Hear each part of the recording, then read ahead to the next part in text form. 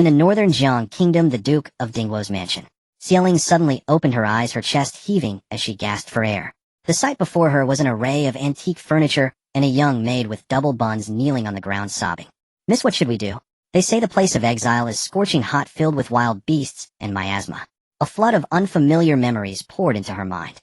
Xia massaged her temples and reluctantly accepted the reality before her. After drowning, she had transmigrated into the illegitimate daughter of the Prime Minister's mansion, the newly wedded wife of Gu Wei, the Prince of Jinbei. Gu Wei was a man of extraordinary talent, his mother from a noble birth, his father holding high power. The Gu family army he led was brave and skilled, making countless contributions to the kingdom. At only 20, he was granted the title of prince of a different surname, and after his elder brother's death, he was named the heir. He possessed a face of unparalleled beauty, radiant as the wind and moon, the dream of every young lady in the capital. But a few months ago, after returning from the battlefield, he fell into a coma. All the imperial physicians said he would never recover, remaining a living corpse for life. Originally, the Prime Minister's legitimate daughter Xia Yunyan was betrothed to him. Upon hearing the news, she cried for 3 days and nights at home. The Prime Minister, doting on his daughter, replaced the betrothed with the illegitimate daughter Xia Ling.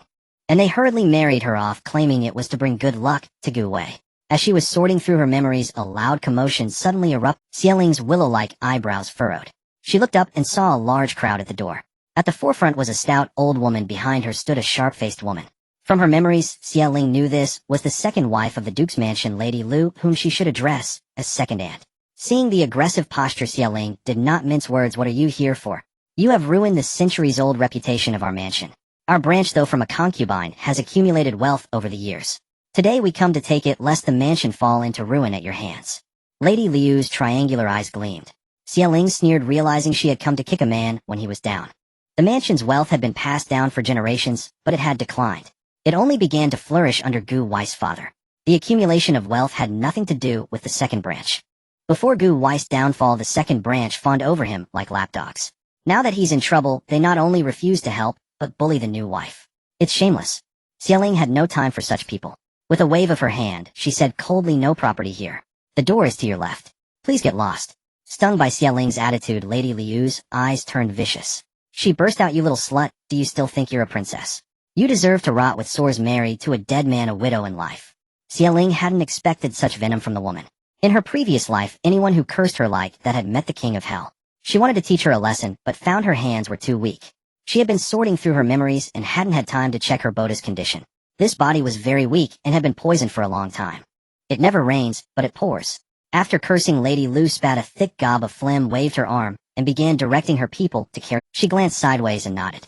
2 ferocious-looking servants understood her signal and walked toward Xia Ling. As the leering servant drew closer, Xia Ling's mind raced, searching for a piece of jewelry to use as a weapon. She only found a jade pendant given by her mother-in-law on the wedding night, taken from her husband.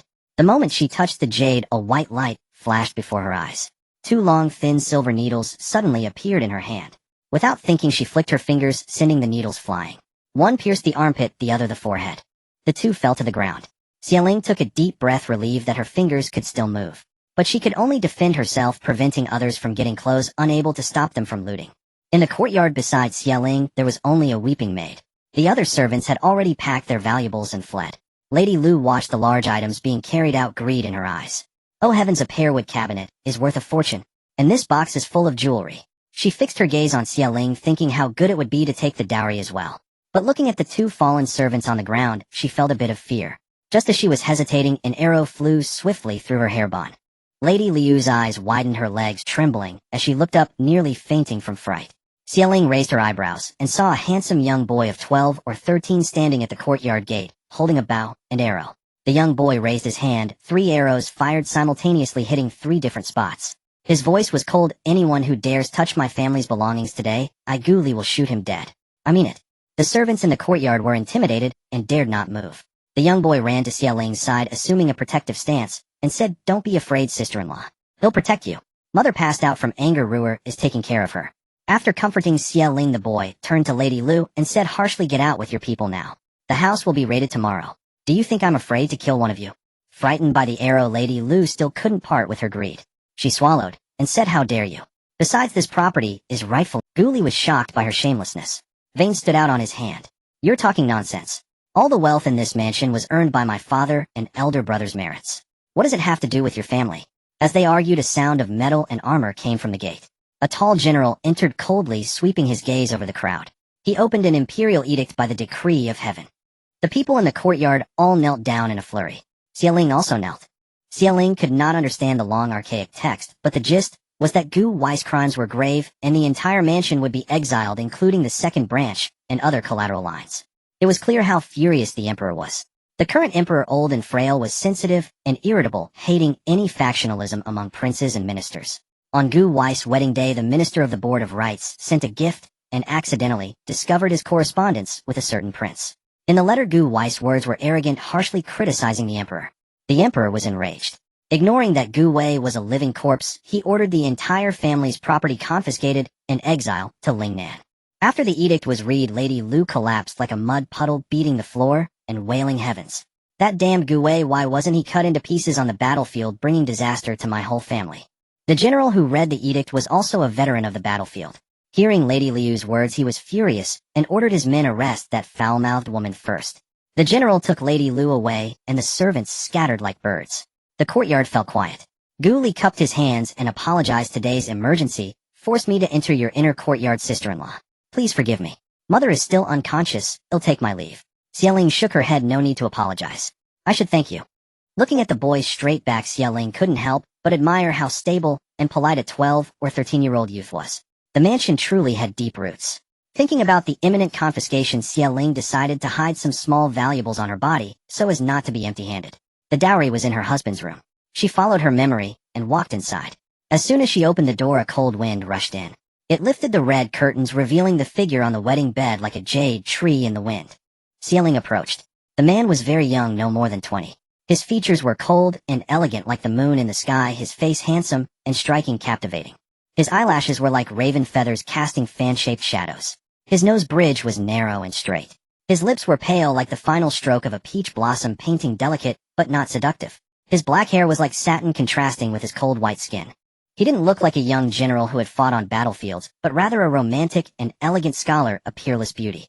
But now the handsome man was extremely weak, adding a touch of fragility.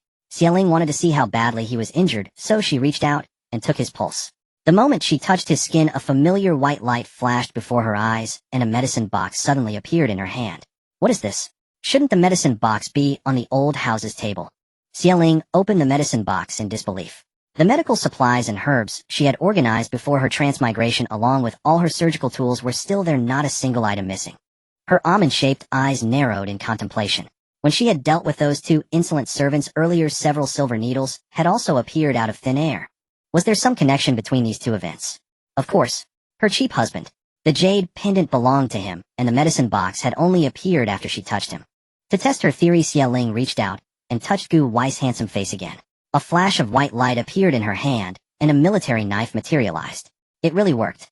Xialing instantly transformed into a groping fiend, running her hands all over Gu Wei's body from head to toe.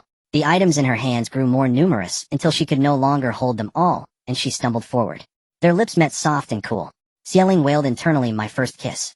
But in the next second the scene shifted, and Xialing found herself staring at an ancient, elegant mansion in a daze. She was back. Xialing was from the apocalypse. Although she had never awakened a supernatural ability, her exceptional medical skills and mastery of poisons allowed her to thrive. She had carved out a prosperous territory, establishing her base across 5 or 6 mountain peaks. One peak was for growing fruits and vegetables. Another was for storing weapons and living supplies. A third was for raising chickens, ducks, and geese. She was just looking forward to a comfortable retirement when she accidentally drowned. She stepped forward to push open the door, only to discover that the windows and doors were all welded shut. Looking down, she saw she was still wearing ancient robes. It seemed she hadn't returned to the apocalypse. Rather, the mansion had come with her. With a thought, Xialing's consciousness effortlessly withdrew from the mansion, finding herself still lying on top of Gu Wei. She quickly got off him. After all, he was still a patient. Just by kissing Gu Wei, the mansion had appeared. What would happen if they did something even more intimate? Xialing coughed lightly, a faint blush creeping onto her cheeks. She couldn't think about that now. The priority was healing him. They were in the same boat now, and curing him would benefit her as well. And if Gu Wei ever tried to harm her, Xialing had plenty of ways to make him sick again, worse off than a living corpse. She used her will to transfer all the items she had just pulled out into the mansion, keeping only the medicine box. Xialing placed her slender hand on Gu Wei's. Almost instantly, Xialing knew what was wrong with him. Poisoning. Someone had first broken his limbs, then injected this colorless and odorless toxin, disguising it as an injury that left him in a vegetative state. The poisoner was meticulous. Only a genius physician like Xia Ling, who had been trained to identify toxins and medicines since early childhood, could have detected it. But wait, this poison allowed the victim to perceive some external sensations. Did that mean he could feel her 18 touches just now? Xia Ling held her forehead and sighed. The poison wasn't difficult to treat.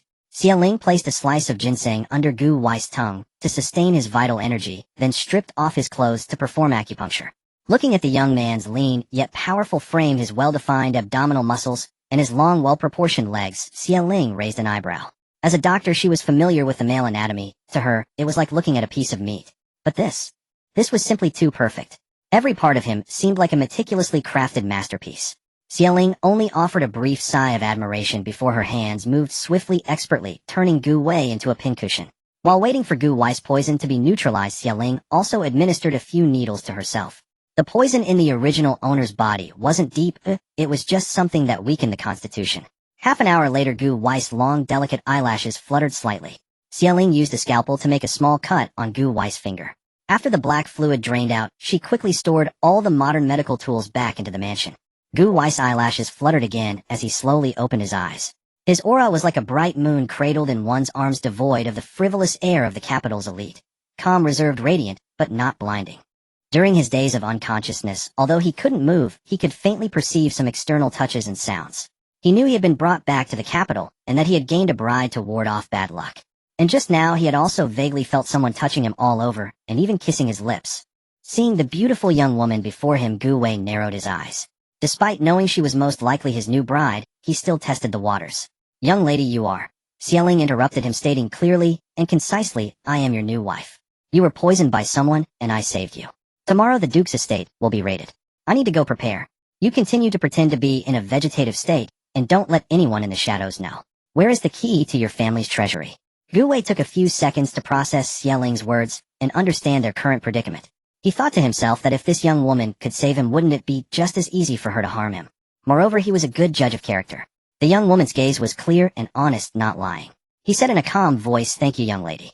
The key is behind the cabinet in the 4th row, 5th column of my bookshelf."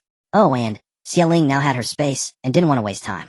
She removed all the silver needles from his body, went to the bookshelf, found the key, and swiftly left the room. Gu Wei tried to move, but found his limbs completely useless, as if they weren't his own.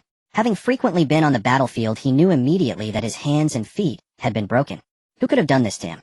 Not only harmed him, but also had his entire family exiled. His mother was frail, his younger siblings were still young, his elder brother was missing, and his sister-in-law was pregnant.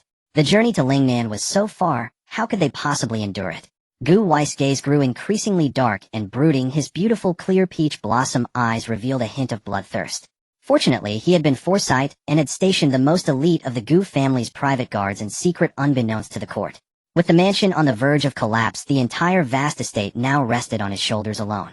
He was determined to safely escort his family to Lingnan before slowly plotting his revenge. A cold wind swept through the window, chilling his body. Gu Wei cast a cold glance downwards, and was horrified to discover that he was completely remembering that he had just been conversing so calmly with his new bride in this state. Even Gu Wei, who was usually unflappable, couldn't help but show a hint of embarrassment. But now he couldn't move his limbs, so he had to wait for Xia Ling to come and dress him. And so Gu Wei lay there naked, staring at the ceiling with a complex expression all night long. Meanwhile, Xia Ling, who had completely forgotten about Gu Wei's clothing issue, quietly made her way to the Duke's estate treasury. Since the estate was to be raided tomorrow and all property confiscated, she had no intention of letting the emperor get his hands on the Gu family's wealth. After the Duke's estate fell, most of the guarding soldiers had fled. Those who remained were sent away by Gu Wei's mother, who didn't want to implicate them. Xia Ling opened the door and walked straight into the treasury. 1,000 words condensed into one rich. Damn, this family was seriously rich. The 2 legitimate daughters of the prime minister's estate had fought fiercely over a single handkerchief-sized piece of soft smoke gauze. The Duke's estate had 2 entire cabinets full of it. The Duchess mother drank only a small cup a day of green tea that cost 100,000 taels of silver per caddy. Here, there were several hundred caddies of it. After all, the Duke's family had served the nation for generations, amassing wealth and treasure that the prime minister's estate couldn't hope to match. The treasury had 7 floors, with each ascending floor holding more precious items.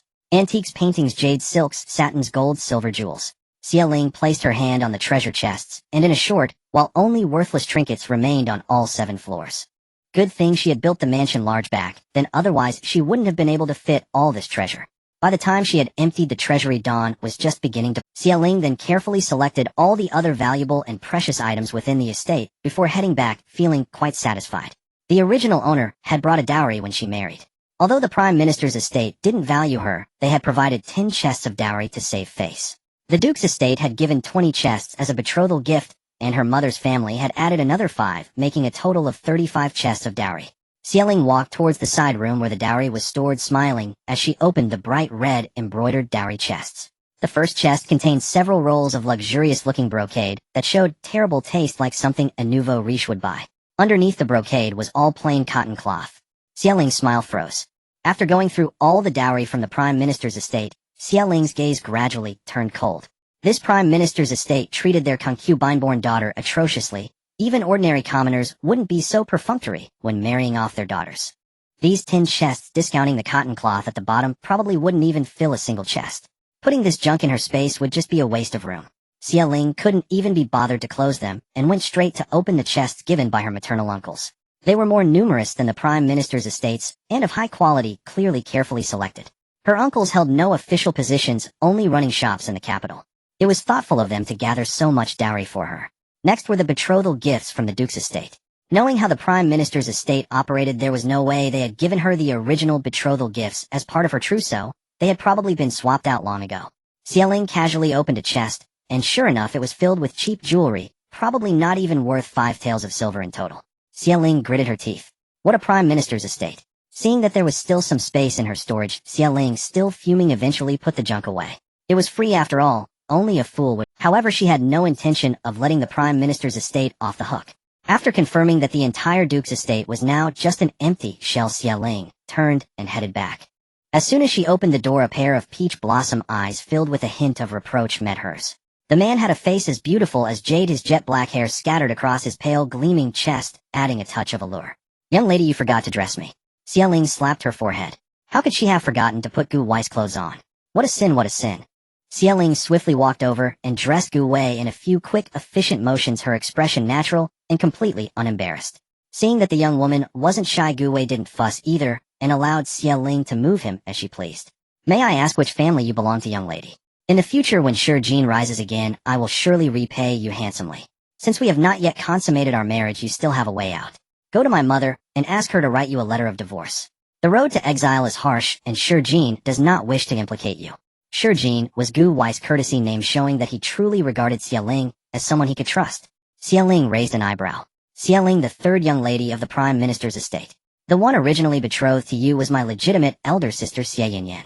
You should know that I have no way out. She certainly wasn't going back to that hellhole of a Prime Minister's estate.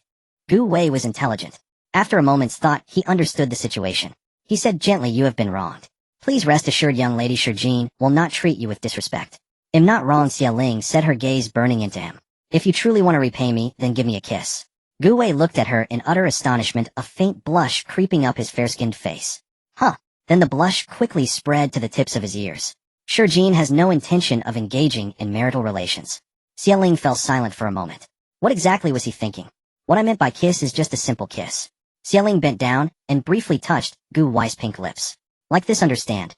Gu Wei tried to shield himself, but his limbs were weak and the tips of his ears grew increasingly red, tinged with a hint of embarrassed indignation. Recalling the sensation of being kissed and touched while unconscious, he was even more certain it was Ling's doing. He wanted to ask, but felt that since a young lady like her didn't mind, it would be too coy for a grown man like him to make a fuss. Ling found it amusing. The decisive and ruthless young lord was actually a pure-hearted youth. Just then a commotion erupted outside. Ling frowned, signaled Gu Wei to feign unconsciousness, and went to open the door. The young maid from yesterday stumbled in, crying, Miss, the Imperial Guards are here. They're confiscating the estate. Everyone is ordered to the... Ling patted the maid's back, soothing her, don't panic. Come with me to the side room to fetch the young lord's cart. We'll push him out. The maid took a deep breath, calmed down, and followed Ling to retrieve the cart, pushing Gu Wei to the main hall. This maid named Xiao Yue had grown up by Ling's side, and was fiercely loyal. Though all the other servants in the estate had fled, she, despite her timid nature, stayed by Ling's side. In the main hall, all members of the Gu family. Gu Wei's mother, Lady Pei, looked weary, her eyes swollen like walnuts, with a small girl of 5 or 6 nestled in her arms. As the eldest daughter of the prestigious Pei family of Qinghe, she was usually dignified and composed. But after enduring her husband's early death, her eldest son's disappearance, her second son's vegetative state, and the family's decline, she could no longer muster the strength to carry on. The eldest sister-in-law, Lady Song, sat with a fragile willow-like grace, her gaze vacant. Her belly was slightly prominent, suggesting she was 4 or 5 months pregnant. Guli was bustling about, tending to one person, and then another, his feet barely touching the ground. Seeing Xia Ling pushing Gu Wei in, he hurried over. "Second sister-in-law, you've worked hard. Let me take care of second brother." Xia Ling placed a hand on his shoulder. "It's fine. He'll look after your brother." Lady Pei coughed twice, reaching out a bony hand to pat Xia Ling's shoulder. "You've been wrong, child. You married into our family and met with such misfortune. You and Shurjin haven't yet consummated the marriage, so there is still a way out. I will write you a letter of divorce. Gather your dowry and return to your family." She then said to Guli, "Shiyu, bring me paper and a brush." Xia Ling gently held Lady Pei's hand and said warmly, "Having married into the Gu family, I am now a member of the Gu family. I, Xia Ling, am willing to follow you into exile, and I shall have no regrets in this life." Lady Pei was stunned, then tears welled up in her eyes. Good child, good child. So many who depended on the Gu family have fled upon seeing our plight. Yet you, a young lady, are so loyal. Shurjin is fortunate to have you. Don't worry. If Shurjin never wakes up, I, as your mother-in-law, will find you a good husband." Xia Ling lowered her eyes, nodding shyly. But inwardly she thought that the entire Duke's family were reasonable and good people. Following them into exile was far better than returning to the Prime Minister's residence. Going back to the Prime Minister's residence would only mean being a pawn to pave the way for her elder sister. It was better to go into exile where she could find her own path. The Imperial Guards had searched the outer courtyards and quickly reached the main hall. The man leading them had piercing eyes which swept over the room coldly. His aura was intimidating. "Hand over all your valuables. You may keep only the clothes on your backs. Don't make me use force." Lady Pei put down the little girl Ru Jie and stepped forward to shield the family. With great dignity, she began to remove her jewelry. Seeing Lady Pei's composure, Lady Song and Guli also steadied themselves, straightening their backs and calmly removing their valuables.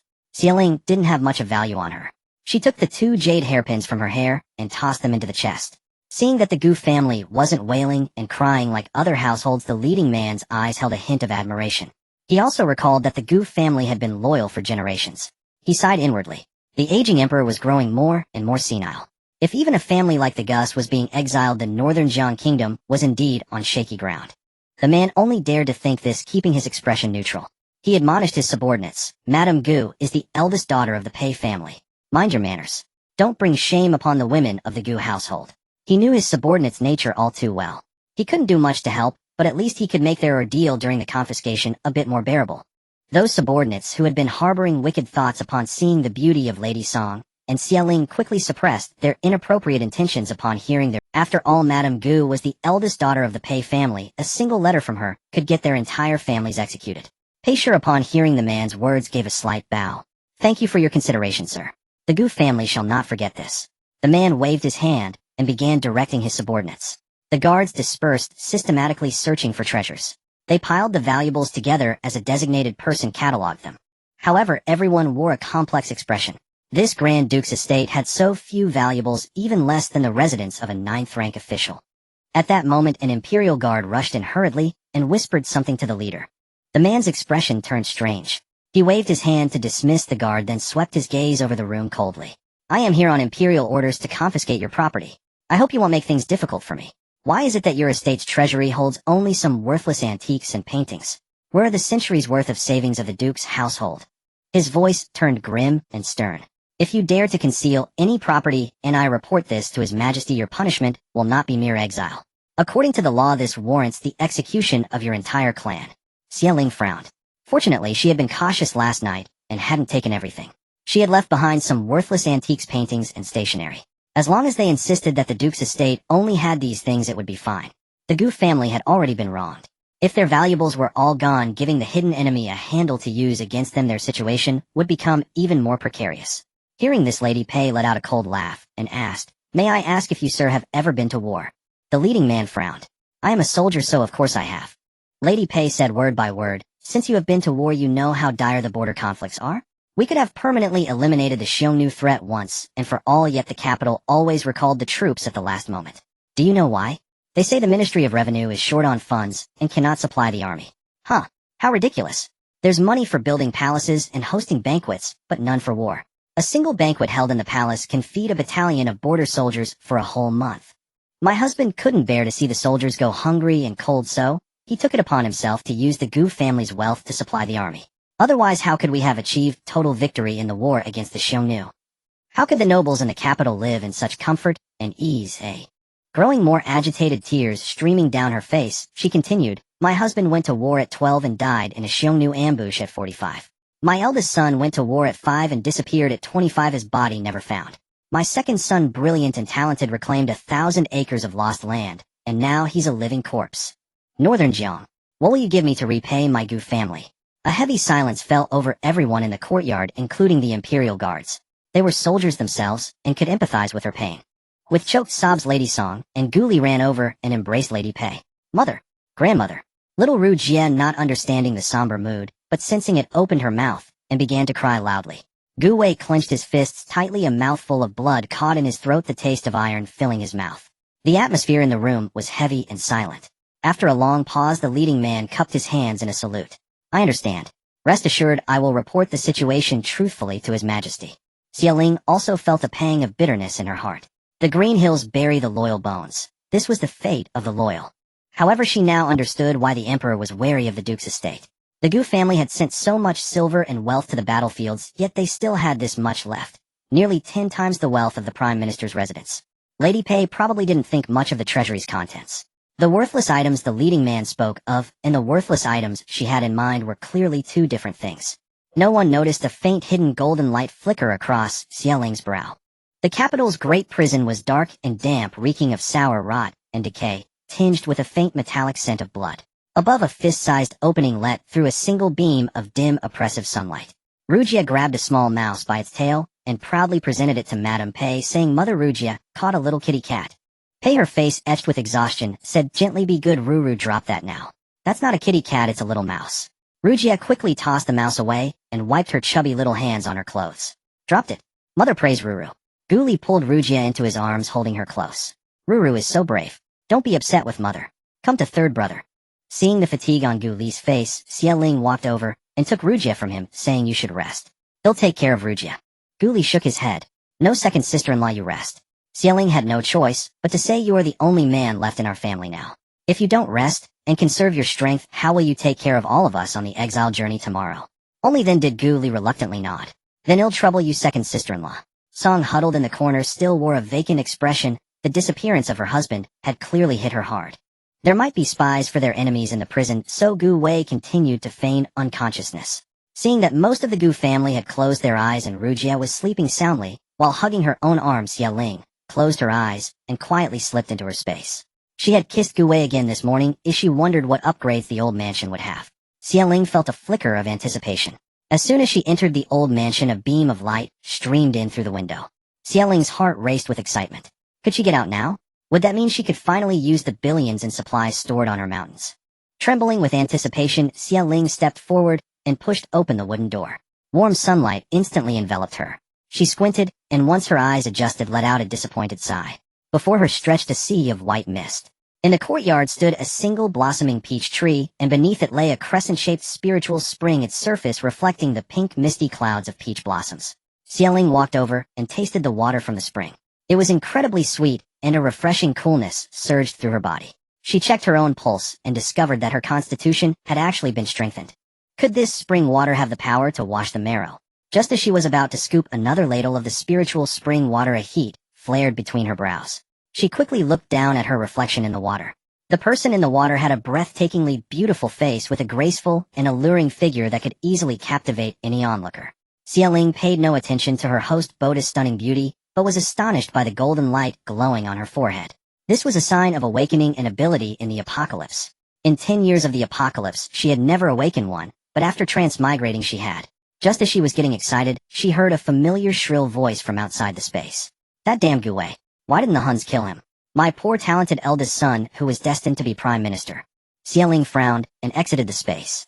Looking up, she recognized the foul-mouthed woman as Lu, the wife of the second branch of the Duke's mansion.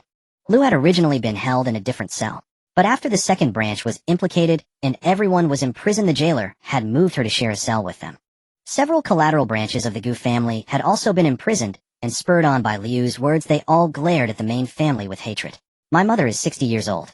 Who would have thought she'd suffer imprisonment at her age? My third daughter just got married, and now she can't even hold her head up in her husband's home. What a tragedy. My son was betrothed to the daughter of the cousin of the Vice Minister of Revenue, but yesterday they hurriedly called off the engagement. A chorus of sobs and complaints followed. The old duke's generation had many brothers, but his son's generation, Gu Wei's fathers, was There were only two legitimate sons, the eldest Gu Yunxiao, Gu Wei's father, and the youngest Gu Yunting, who died in infancy. The second branch was headed by the old duke's only concubine-born son. His mother Zhang had merely been a maid who tended the horses in the stables. The old duke was carefree and loved his horses like his own children, often visiting his war horses. One day while the duke was drunk and asleep in the stables, Zhang seized the opportunity to slip him an aphrodisiac. She got lucky and became pregnant, which forced him to take her as a concubine. But the old duke never visited her again after that. He even disliked the son she bore, Gu Dong, giving him a name without any thought. A bad penny always turns up is a saying that holds true. The old duke and his wife died early, but this concubine lived on, even shamelessly usurping the title of the old madam of the duke's mansion. Gu Dong's wife Lu was a distant niece from Zhang's own family. Her temperament was exactly like Zhang's, narrow-minded, mean, and petty. Pei, being of noble birth, naturally wanted nothing to do with such people. To secure the family division, she had promised the second branch countless riches. Recalling all this from her host's memories and knowing she would have to travel with this family, Xie Ling rubbed her temples in frustration. As luck would have it, the second branch's cell was right next to the Gu family's, and everyone in the second branch was now glaring at them with murderous intent, as if they wanted to devour them whole.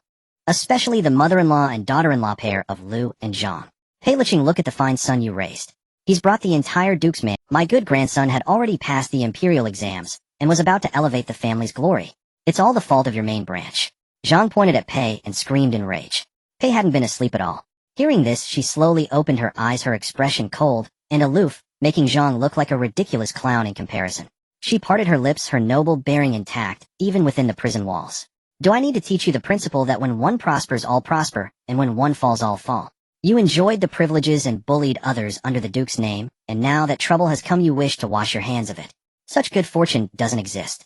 The string of elegant highbrow words left Lu and Zhang utterly bewildered. Zhang spat on the ground. You disrespectful little slut. No wonder your husband and son are dead or missing. Her venomous eyes fixed on Gu Li. I see this son of yours will die too, right there on the road to exile.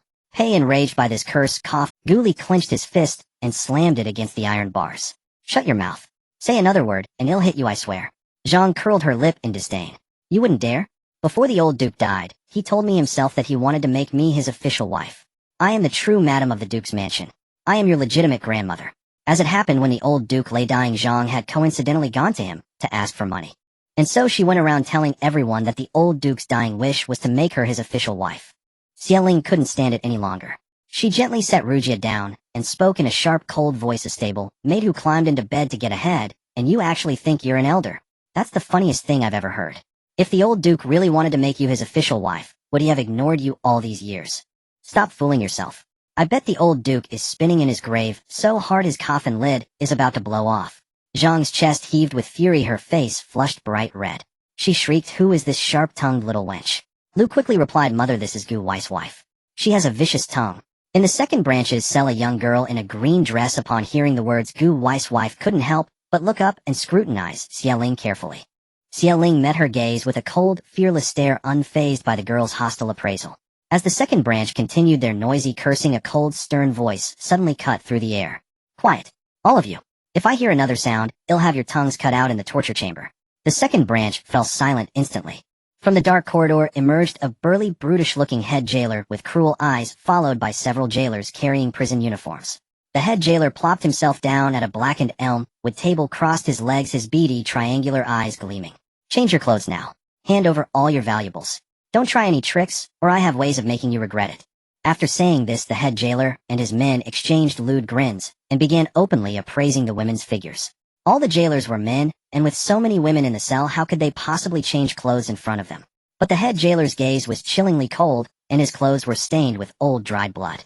For a moment, even the shrewdest and most foul-mouthed among them, Lu and Zhang, were struck silent. After he finished speaking, a flicker of excited light appeared in his cold, triangular eyes. He relished watching women from noble families undress before him, savoring their humiliated and helpless expressions. It satisfied his twisted psyche. Gu Wei lying down thought of his mother, sister-in-law, and wife having to change clothes in front of these vile jailers, and clenched his fists. Even with enemy spies around, he had to step forward now. If he couldn't even protect them from this, what kind of man was he? These jailers were just bullying them because there was no patriarch to protect the family. If he woke up, at least he could. Xieling discerned Gu Wei's thoughts. She pressed his hand and whispered into his ear, "I am here." Gu Wei froze for a moment, then nodded gently. To outsiders, Xieling seemed merely to be lowering her head to straighten Gu Wei's collar, an intimate gesture. Yet all of this was observed by the girl in the green gauze skirt in the adjacent cell. Her eyes brimmed with jealousy as she tugged fiercely at her own skirt. Paisher gazed at the arrogant jailer across the way and let out a soft sigh. She smoothed her furrowed brows, straightened her spine, and was about to speak when she saw her frail daughter-in-law stride to the front of the cell. Xieling first made a curtsy, then declared in a clear voice, "I dare not hide from you, officer, but I have indeed concealed a few things."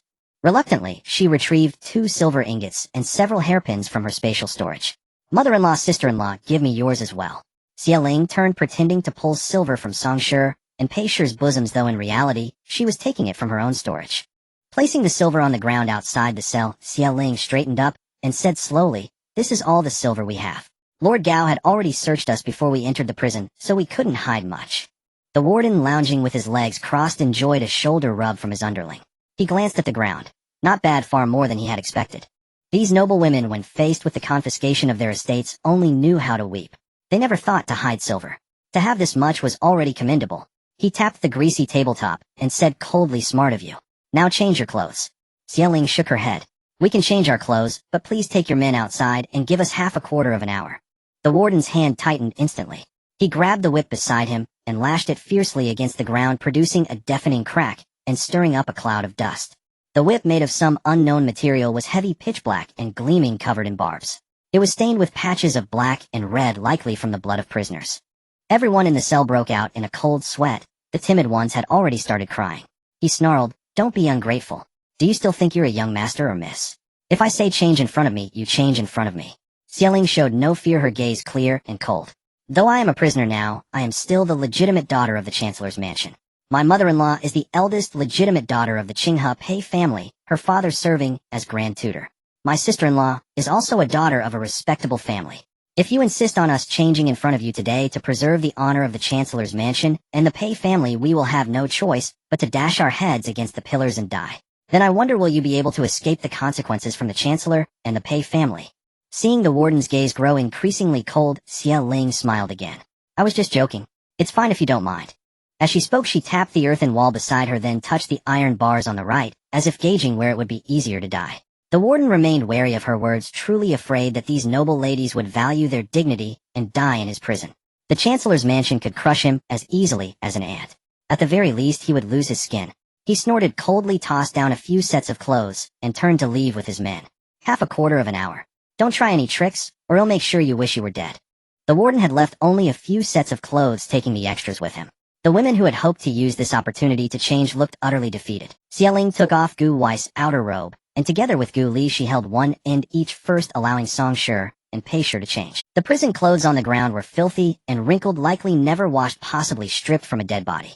Paisher, true to her upbringing as a woman from a noble family, understood the principle of bowing to circumstances. She kept only a set of undergarments and expressionlessly put on the prison uniform.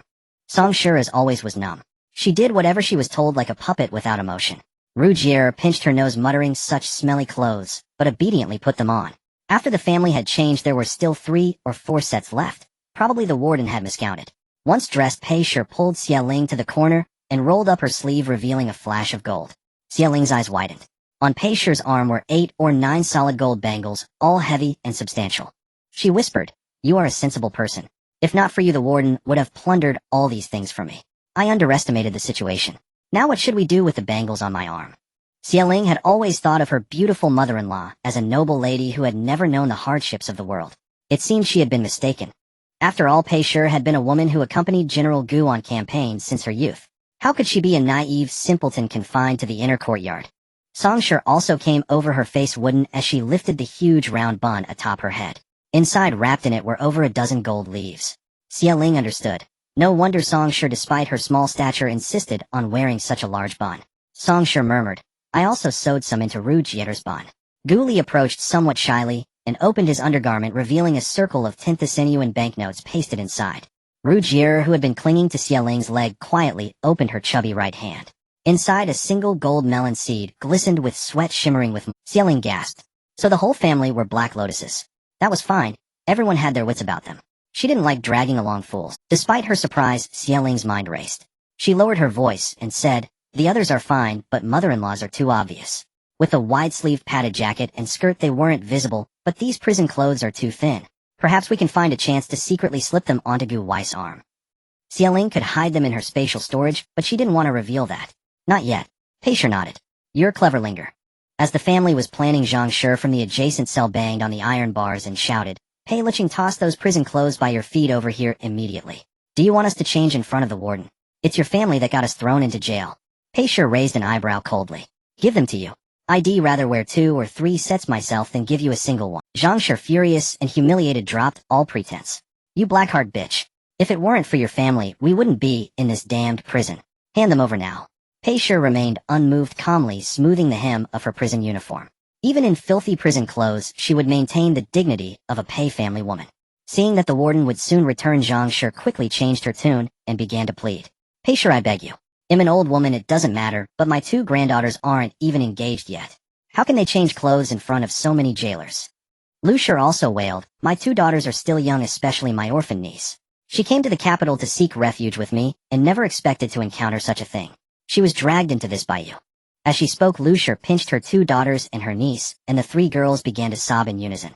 Xie Ling sneered at their exaggerated performance. The girl in the green gauze skirt was likely Lu Shi's niece. If Xie Ling guessed correctly, this girl was probably secretly in love with Gu Wei. Earlier, the way she looked at Xie Ling was clearly the gaze of a rival.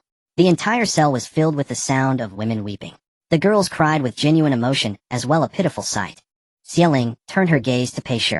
She wanted to know whether her mother-in-law would have a soft heart and give them the prison clothes. After all, when Lu Shi and Zhang Shi had cursed them with all sorts of foul language, those 3 girls had not held back their own taunts.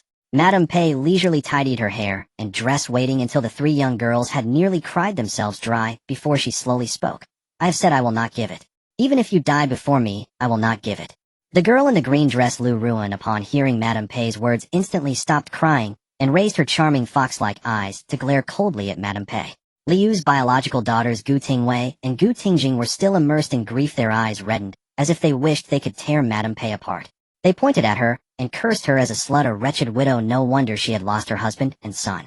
Madame Lu and Madame Zhang also pointed at Madame Pei and cursed, unleashing a torrent of foul language and obscenities. Madame Pei's expression remained calm, as if she had anticipated this outcome, not even furrowing her brow. At first, hearing these words would make her angry, but what use was anger?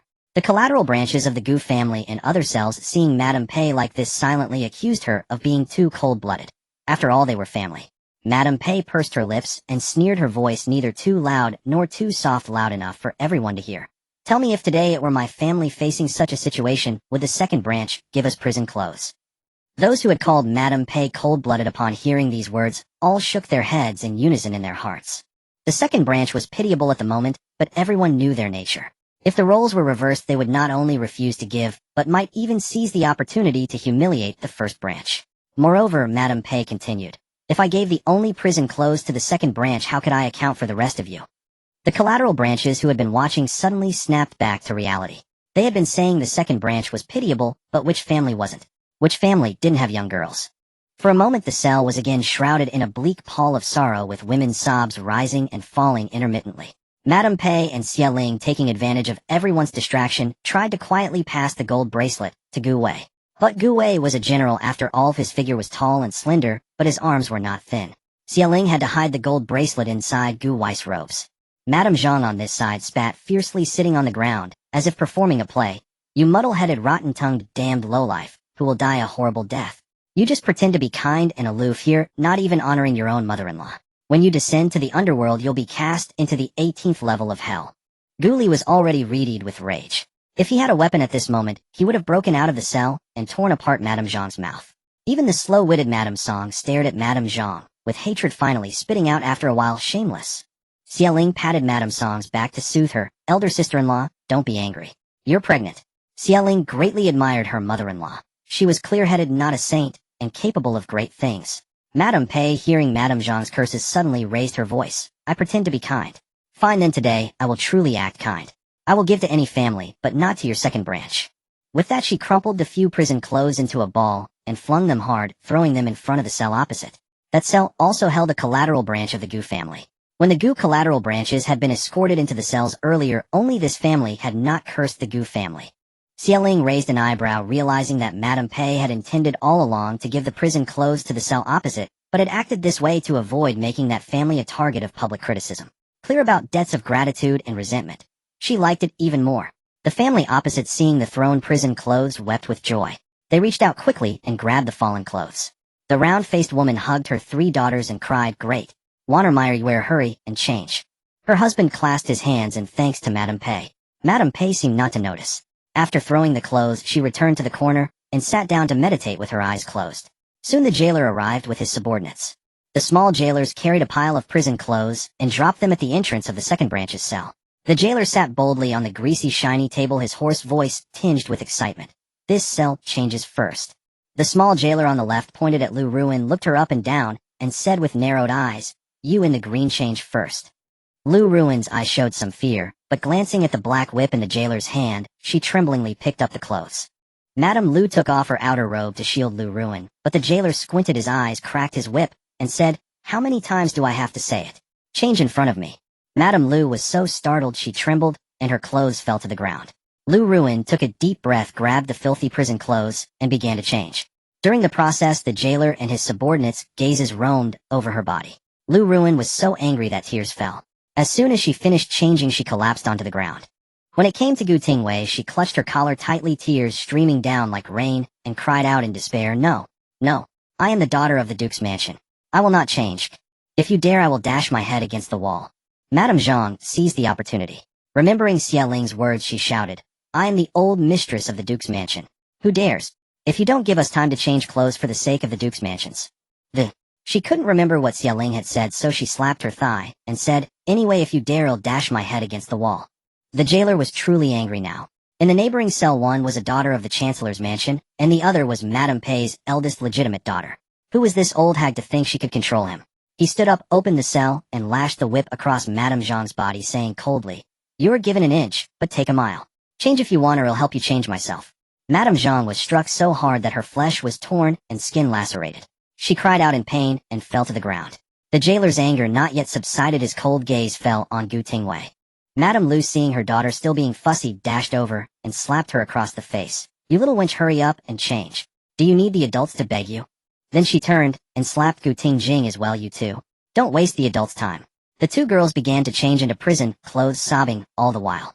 After changing, the jailers began to ransack their hidden silver. Madame Lu watched as the banknotes she had hidden in the soles of her feet were found. She was so furious that snot and tears streamed down together, and she started cursing Gu Wei again. "Damned Gu Wei, I'll have you cut into 1,000 pieces. You've ruined my family. My banknotes." With the lesson of the second branch before them, the other cells behaved themselves. Fortunately, the weather was cold, so everyone wore several layers of inner and middle garments, and it wasn't too revealing. The jailers didn't push too hard. Seeing that the women had only taken off their outer robes, they said nothing. After everyone had changed, the jailers left contentedly, clutching the silver and expensive clothes they had seized. The cold night gradually descended. Wearing their own clothes with fox fur and mink, no one had felt cold. But once they changed into prison clothes, the chill set in. The cold penetrated straight to the marrow, as if thousands of insects were crawling inside their bodies. The soles of their feet were stiff, and many people's lips had turned blue from the cold. Xie Ling closed her eyes and pretended to sleep, but she was actually preparing a knockout drug in her space. Once it was ready, Xie Ling opened her eyes and quietly dispersed the drug into the air. The effect was excellent. In just 1 or 2 minutes, everyone fell asleep, entering a deep, dreamless slumber. A golden light flashed across Xie Ling's brow, and she turned into the wind and vanished from the cell. She had just mastered and fluently applied her ability. The wind element ability. Come like a shadow, go like the wind. A single moon hung over the capital, the rhythmic pounding of washing mallets echoing from 10,000 households. On the capital's most prestigious divine Marshall Avenue, the masters of the Prime Minister's estate had yet to retire their grand 7-courtyard mansion ablaze with light. Prime Minister Xie Buiyuan was still reading in his study, a vibrant array of chrysanthemums adorning the entrance to his courtyard. In terms of ability and talent, he could indeed be called brilliant, but his heart was too black, too wicked, with self-interest as his sole creed. The court's most incorruptible imperial tutor once visited the prime minister's estate as a guest. Catching sight of a pot of chrysanthemums, he left a single remark. The chrysanthemum is the flower of the noble man. It is unbefitting for the prime minister's residence. Remove them.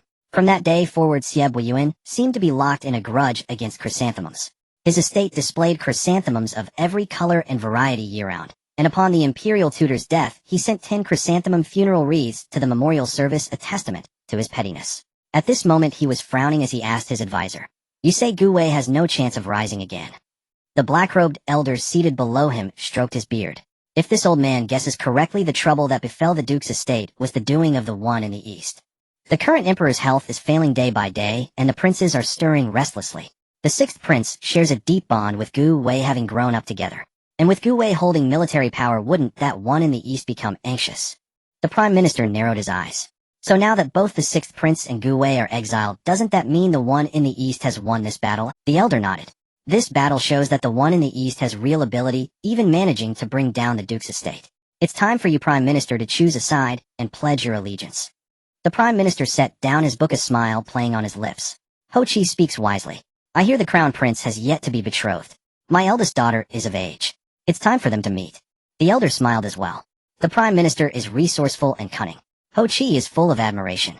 The prime minister patted the elder's shoulder. That's only because I have Ho Chi as my wise counsel. Your wisdom rivals that of Kong Ming. Xia Ling, who was standing invisibly beside Siebuyuan, listened to the two men's mutual back-patting and felt a wave of second-hand embarrassment so intense she nearly broke out in a cold sweat.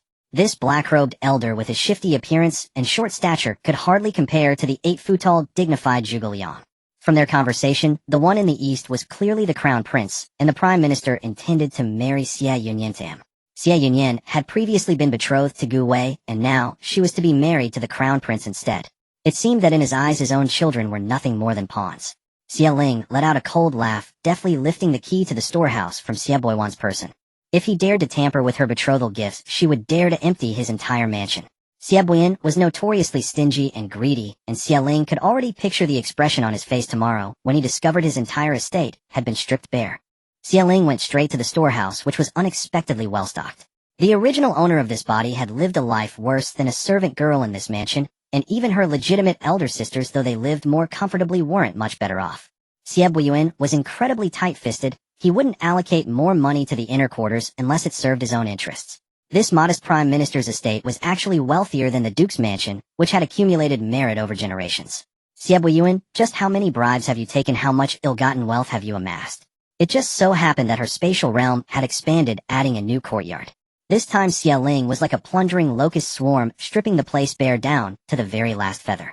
Whether it was antiques, calligraphy, paintings, mountains of gold and silver, or exquisite jewelry, she took it all, not missing a single piece. Collect, collect, collect. In no time the storehouse was empty. Xia Ling refused to believe that was all there was. Siebuyuan was cunning by nature. Even a wily rabbit has 3 burrows. How could he have only one place to store his treasures? It wasn't until she spotted a filthy chamber pot toppled in the corner that Xia Ling's almond-shaped eyes narrowed. Why would there be a chamber pot in the storehouse? Where there's an anomaly, there's bound to be a demon. She grabbed a gorgeously painted silk fan woven with gold thread and pressed it into the chamber pot. Sure enough, she felt an abnormal protrusion. Xia Ling pressed down hard, and a secret passage suddenly opened, emanating a faint golden glow. After dealing with all the hidden traps and mechanisms, Xia Ling descended the steps. A dazzling golden light nearly blinded her. Gold, it was all gold. The pile of gold was so tall it nearly reached the ceiling. Xia Ling frantically began hoarding. After she had cleared the gold, another secret chamber was revealed. She pushed open the door and was met with a rich, fragrant aroma of rice. Looking up, she saw mountains of dried provisions on one side and gleaming cold armor and weapons on the other. Take it all, not a single piece left behind. It was only after she had completely emptied the space that Xia Ling noticed the dragon throne, an exquisite dragon robe tucked away in the corner. She raised an eyebrow. She had thought Siebuyuan was merely greedy and wicked, but it turned out he was also plotting a rebellion. And he had clearly spent a considerable amount of time here indulging in his fantasies. The dragon throne was polished to a high sheen, and the dragon robe showed significant signs of wear. Confirming the storehouse was completely bare, Xia Ling headed straight for Xia Yunyan's courtyard. When the original owner was still alive, Xia Yunyan was the one who tormented her the most viciously. The reason was simple: the original owner was too beautiful, and Xia Yunyan was consumed by jealousy. She was also the one who had poisoned her. Xie Yunyan's courtyard was called Xiaoxiang Pavilion, planted with a large grove of emerald bamboo and orchids. Unfortunately, like her father, she was unworthy of these flowers of the noble man. It was merely a pretentious display of elegance. Knowing that her looks couldn't compare to others, Xie Yunyan put all her effort into her studies. She became proficient in poetry, song, calligraphy, painting, chess, and music, earning herself the title of talented beauty. The noble families of the capital all praised her as being as aloof and pure as an orchid. Of course, there were also those who disliked her, calling her a hypocrite and a phony. At this moment, Xie Yunyan, dressed in a water blue garment, was lounging on a soft couch, allowing her maid to apply a hair oil worth a fortune to her long black tresses. She cherished her beautiful hair above all else, applying the oil 3 times a day to ensure it remained silky and fragrant like orchid mist. Although Xie Buiyuan was stingy, he allowed her this expense, knowing that a beautiful legitimate daughter could be married off to a prestigious family or the royal house. When a young maid accidentally pulled her hair, Xie Yunyan slapped the girl across the face, her brows arched in anger. Clumsy fool. Can't you give a person a moment's peace even at night? Qingzhu, take her away and give her 50 strokes of the cane. 50 strokes in this bitter winter would be enough to kill a person, but Xie Yunyan didn't care in the slightest. A human life meant less to her than a single strand of her own hair. This cruel and overbearing demeanor was a far cry from the gentle and aloof facade she presented at the capital's banquets. Qingzhu hurried over to personally apply the oil to her mistress' hair. Don't be upset, first miss. Think of something happy. That wretch Xie Ling is being exiled to Lingnan. With her frail constitution, she's sure to die on the road. Xie Yunyan's brow smoothed out. True. While she was in the mansion, I had her drugged every single day. With a body like that, she'll probably die within 2 or 3 days of starting her exile. And that face of hers, so seductive and alluring, just seeing it infuriates me.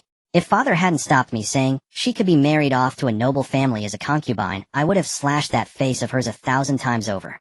As she spoke, Xie Yunyan's willow leaf brows furrowed again. It's a pity about that little wretch getting to marry Brother Wei. He's the most talented and handsome man in the entire capital. All the other men in the world combined aren't worth one of his toes. Alas, how did he end up a living corpse? Qingzhu knew exactly what to say to please her mistress. Heaven is jealous of genius, I suppose. If the young lord were still alive, he would have made a perfect couple with you, the envy of all. Every woman in the capital would have been green with envy. That moon-chasing princess, that Miss Jiang, they'd all be furious. Xie Yunyan chuckled lightly. Even with Gu Wei dead, I can still make them envy me. Xie Yunyan was born to be the most esteemed woman in this world. Oh, bring me the betrothal gifts from the duke's estate that were meant for Xie Ling. Looking at them soothes my heart. Qingzhu replied with a yes, and brought over a small treasure chest. Xie Ling looked at the chest, which could be carried by a single person, and sneered at Xie Buiyuan's stinginess. She had clearly seen the betrothal gifts from the duke's estate in the storehouse earlier. They were more than 20 times the size of this small chest. Yet Xie Buiyuan had only given his own daughter such a pittance. Xie Yunyan, however, clutched the chest tightly to her bosom, cherishing it dearly, her eyes filled with greed and pride. She curled her lips. Thank goodness mother was clever and suggested the plan to father. Just thinking about Xie Ling's dowry makes me laugh. I wouldn't even give jewelry of that quality to my own servants. Standing nearby, Xie Ling had to restrain herself several times to keep from slapping her. She took out some sleeping powder from her spatial realm and knocked out Xie Yunyan and her sycophantic headmaid. So Xie Yunyan treasured her hair the most, did she? Well, she would shave it all off and turn her into a baldy. Xie Ling took out a small knife and sliced off all of Xie Yunyan's hair. The small knife wasn't as effective as a proper razor, leaving Xie Yunyan's head patchy and utterly grotesque. Xie Ling smiled in satisfaction, then sprinkled a powder on both her and the maids' faces that would cause them to break out in pimples for months. Her work done, Xie Ling stripped Xie Yunyan's courtyard bare and left it in complete disarray. By now the masters of the Prime Minister's estate were mostly asleep. Xie Ling wasn't about to let them get away with anything. She swept through every courtyard, leaving nothing behind. She even pried the green gauze from the windows and stuffed it into her spatial realm. She also gathered up all the beautiful pebbles from the garden. Her spatial realm was just missing a pebble path. With everything completely ransacked, Xie Ling made her way to the courtyard of the original owner's mother. Concubine and had not yet gone to bed, and was crying over the bed where Xie Ling used to sleep. There was no denying that Concubine and was exceptionally beautiful. Under the lamplight her tears were breathtakingly stunning. No wonder she had survived all these years in the mansion. She had always held a place in Xie Buiyuan's heart. Xie Ling thought for a moment, then decided to drug Concubine and with some sleeping powder and mess up her courtyard as well to make it less conspicuous. However, she didn't take any of her valuable belongings. There probably wasn't anything of value in this courtyard anyway, though anything valuable had already been given to Xie Ling as part of her dowry. The original owner's mother had been genuinely good to her with all her heart. Xie decided that once she was settled in Lingnan, she would come back for concubine. She tucked a few banknotes into concubine An's bosom and then slipped out of the prime minister's estate. The only valuable thing left in the entire mansion now was the silk fan Xie had used to open the secret passage still stuffed in the chamber pot. Xie headed for the crown prince's residence in the imperial palace. The imperial palace was not far from the prime minister's residence, situated at the very heart of the capital Shanjing. Beneath the ink blue sky, the golden glazed tiles and layered eaves of the palace halls gleamed with extraordinary splendor. The towering palace walls rose to the height of 8 or 9 stories, as if isolating the very moon itself. The heavy lock on the vermilion gate glinted with a cold metallic sheen. Several soldiers patrolled the palace walls with long spears, their expressions stern and resolute. The security here was far stricter than at the prime minister's residence. Xie, cloaked in invisibility, soared up to the high palace wall and gazed down upon the sleeping city of Shanjing. Under a crescent of cold moonlight, the thousands of towers and pavilions appeared as misty ink washes. The upturned eaves at the 4 corners were exquisitely elegant, intertwining and winding in a graceful dance. The buildings clustered densely, towering high, countless in number, stretching endlessly into the distance. On one side stood the majestic and imposing imperial palace, on the other the bustling and flourishing Shanjing. Xie turned her head and leaped onto the clean white marble platform. At the hour of the tiger, the palace streets were already empty of courtiers, leaving only squads of patrolling soldiers, their footsteps echoing in unison. Xie pressed close to the palace wall, moving cautiously. The term master of the inner court was no empty title. Should any extraordinary individuals appear, her unfamiliarity with the terrain would put her at a disadvantage. She was always prudent. Even though Beijiang Kingdom was the most insignificant among the 7 states, its palace was still so intricate that it dazzled Xie. Every 5 steps a tower, every 10 steps a pavilion, corridors winding like sashes, eaves soaring like beaks. In the cruel, dark, post-apocalyptic world where human civilization had nearly perished, how could one ever behold such perfect ancient architecture? In the apocalypse, there were only streets paved with blood, broken and dilapidated walls, and scenes of devastation everywhere. Perhaps this time travel wasn't so bad after all. One day she would traverse thousands of mountains and rivers, beholding all the beautiful scenery in this world. How wonderful! But a sigh filled with hatred shattered her thoughts. Gu Yun is finally dead. Gu Wei didn't expect this day to come for you, did you? Gu Yun. Wasn't that Gu Wei's elder brother? Xie eyes widened. She strode directly over, fixing her gaze on the young crown prince before the desk. The old eunuch beside the prince smirked fawningly. Congratulations, your highness, for fulfilling your long-cherished wish. According to reports that came back, when Gu Yun's body was discovered, it was already mauled by wild beasts, his face unrecognizable. The crown prince sneered. Gu Yun, Gu Wei. Compared to me, what are they? The more he spoke, the angrier he grew. He hurled the brush in his hand to the ground with force. I am the crown prince, yet I have lived in the shadow of Gu Yun and Gu Wei since childhood. Among the 7 states, when Beijiang Kingdom is mentioned, people only know of the Gu brothers, praising their brilliance and talent. And what about me? I am the crown prince.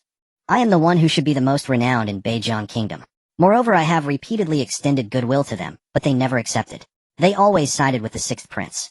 What do I lack compared to the 6th prince?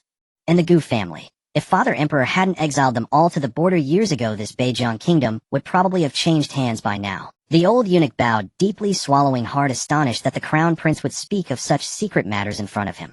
Extreme fear seized the old eunuch's heart.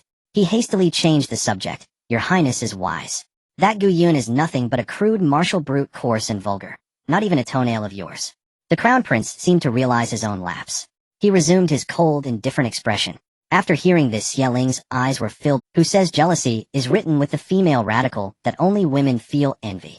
The jealousy between men is even more profound and nauseating. That despicable crown prince, jealous of the Gu brothers' superiority, resorted to such despicable means. His mind and vision were utterly narrow. Didn't he see how the peace and tranquility of Beijiang Kingdom had been achieved? It was built on the bones of the Gu family. The green hills bury loyal bones. The remains of General Gu and his wife still lie at the border, guarding the splendid rivers and mountains of Beijiang. Disk, if I don't turn your crown prince's residence upside down today, my name isn't Xie. Xieling's chest blazed with righteous fury. Unable to hold back, she walked over and slapped the despicable crown prince.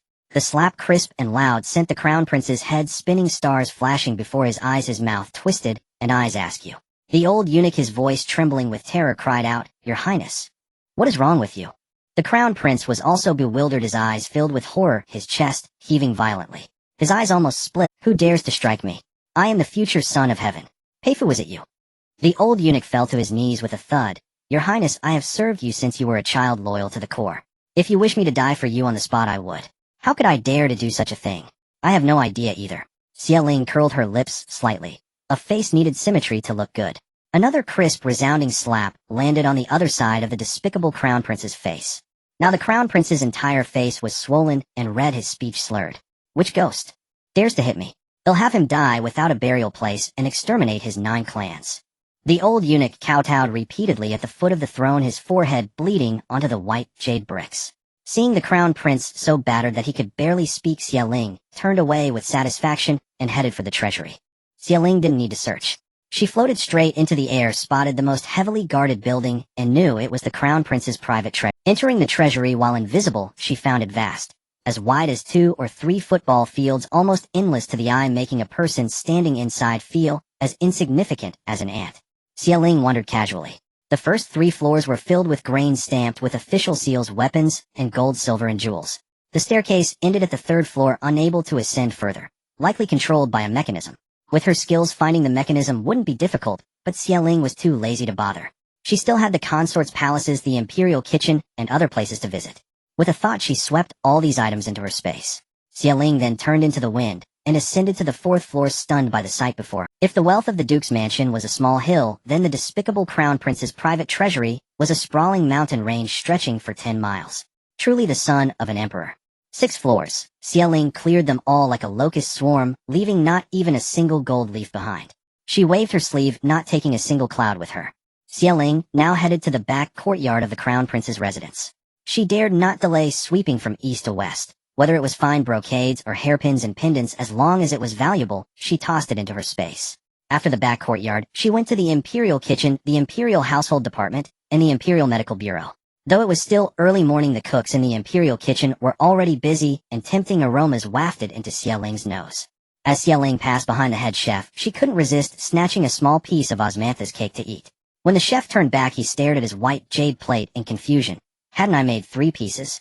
The Imperial Kitchen's storeroom was behind the kitchen, piled with all kinds of ingredients and seasonings. Unfortunately, to ensure freshness, the kitchen's supplies never exceeded 2 days, so the quantity was relatively small. After storing everything in her space, Xia Ling went directly to the Imperial Household Department behind the kitchen.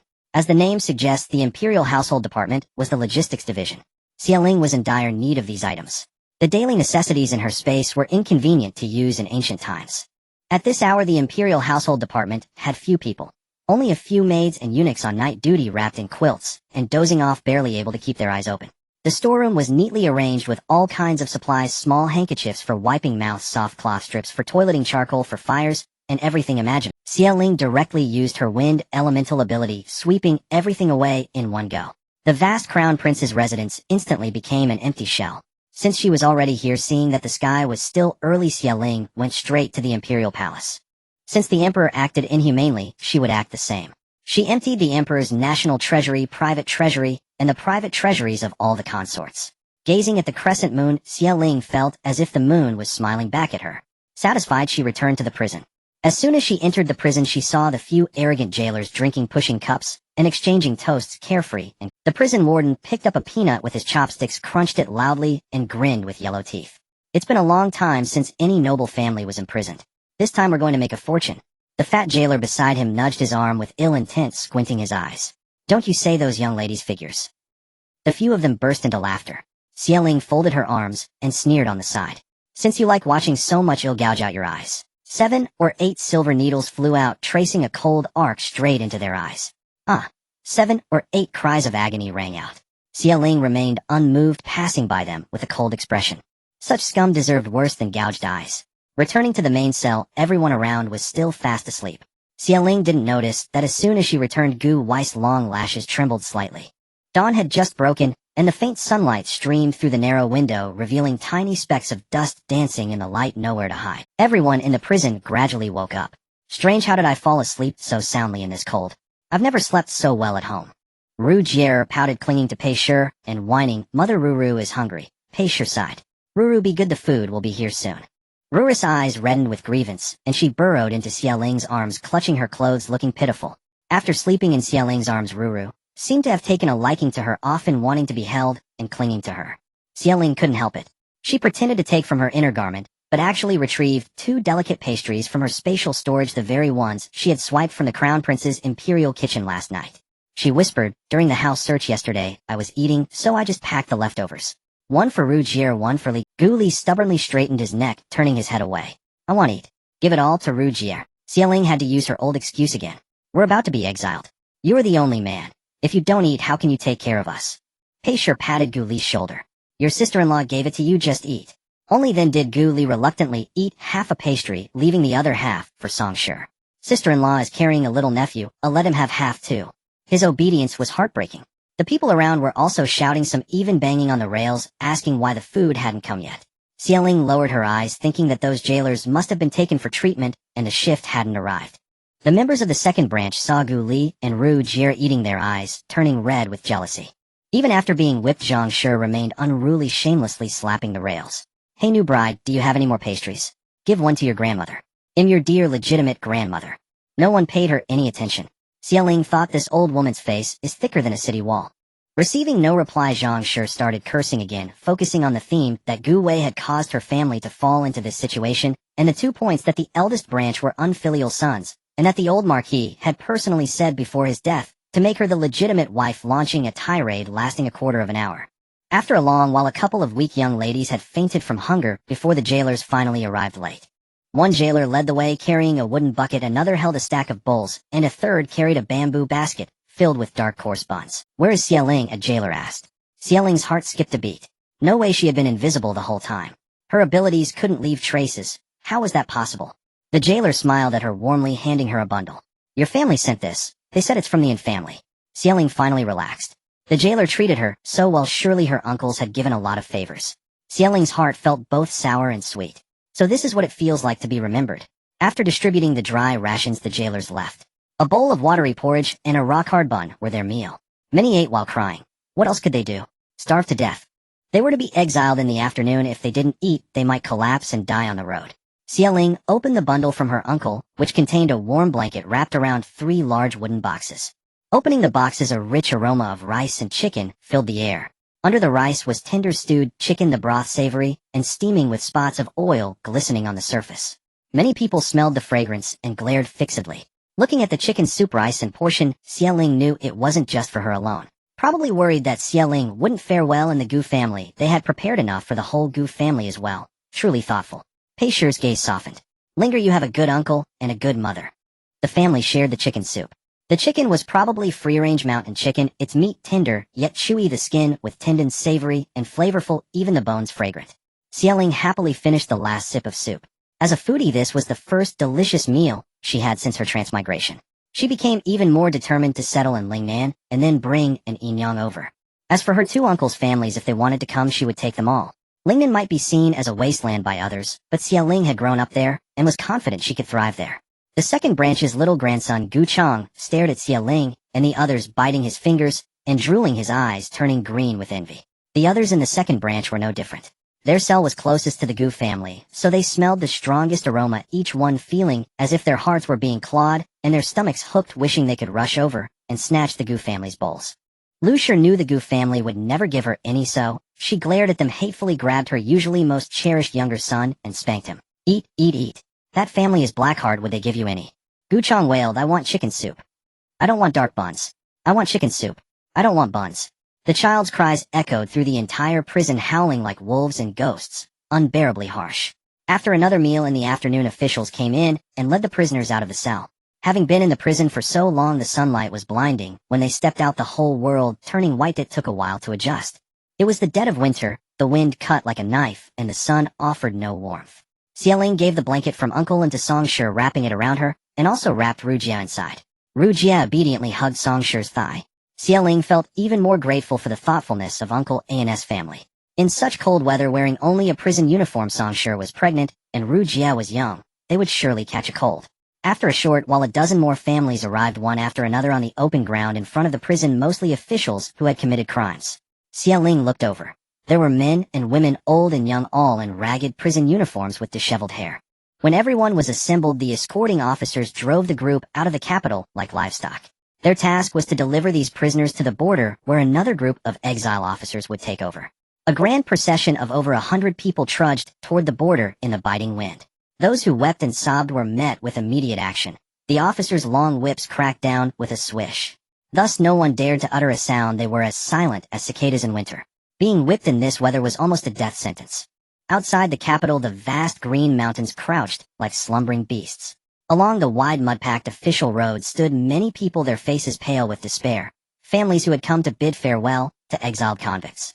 The escorting officers who took charge of the prisoners were imposing figures wielding long blades, their fierce demeanor unmistakable. After all, the journey from the capital to Lingnan stretched over 5,000 li, a treacherous path through wild, untamed lands. Only those with sturdy constitutions dared take on such a task. The leader of the escort officers, surnamed Shun, had broad brows and wide-set eyes, a rather dignified appearance. He announced in a loud voice, "This is your last afternoon in the capital. Those with family may see them, those without make your preparations. We depart in a quarter of an hour." The moment he finished speaking, the officers lowered their blades, and the crowd waiting by the roadside surged forward. Nearly every family had relatives present to see them off. The Gu family was no exception. Pei's mother, siblings, and younger relatives had all come, speaking softly among themselves. Song's parents clung to her, weeping. Even the second branch of the family had sent several kin.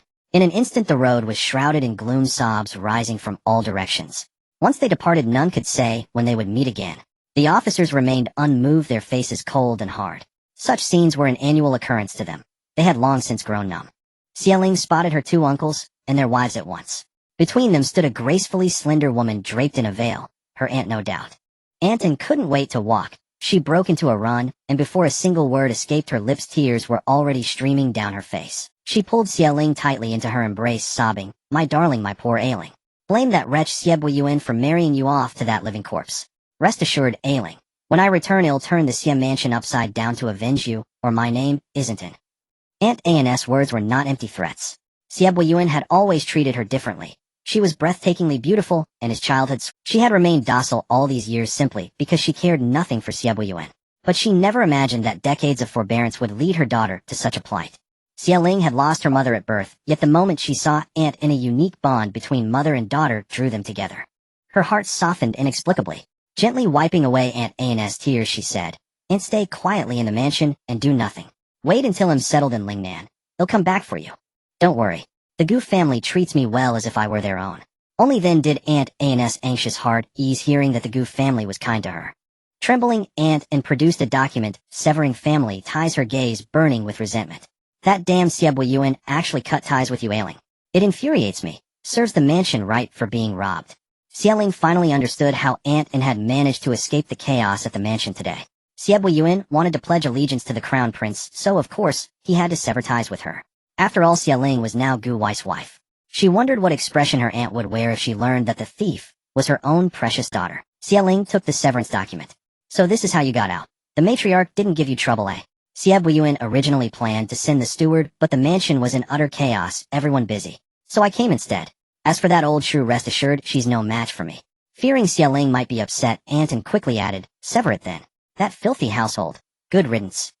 Besides, you're not even Xie Yuan's flesh and blood." Xieling sneered, "Of course. ID asked for nothing more." Then she froze, her eyes widening. "Mother, what did you just say?" "I'm not Xie Yuan's daughter." Anton lifted her chin proudly. "Why would I bear a child for a man I despise? Besides, look at yourself. So beautiful, how could you possibly resemble Xie Yuan?" Her expression dimmed.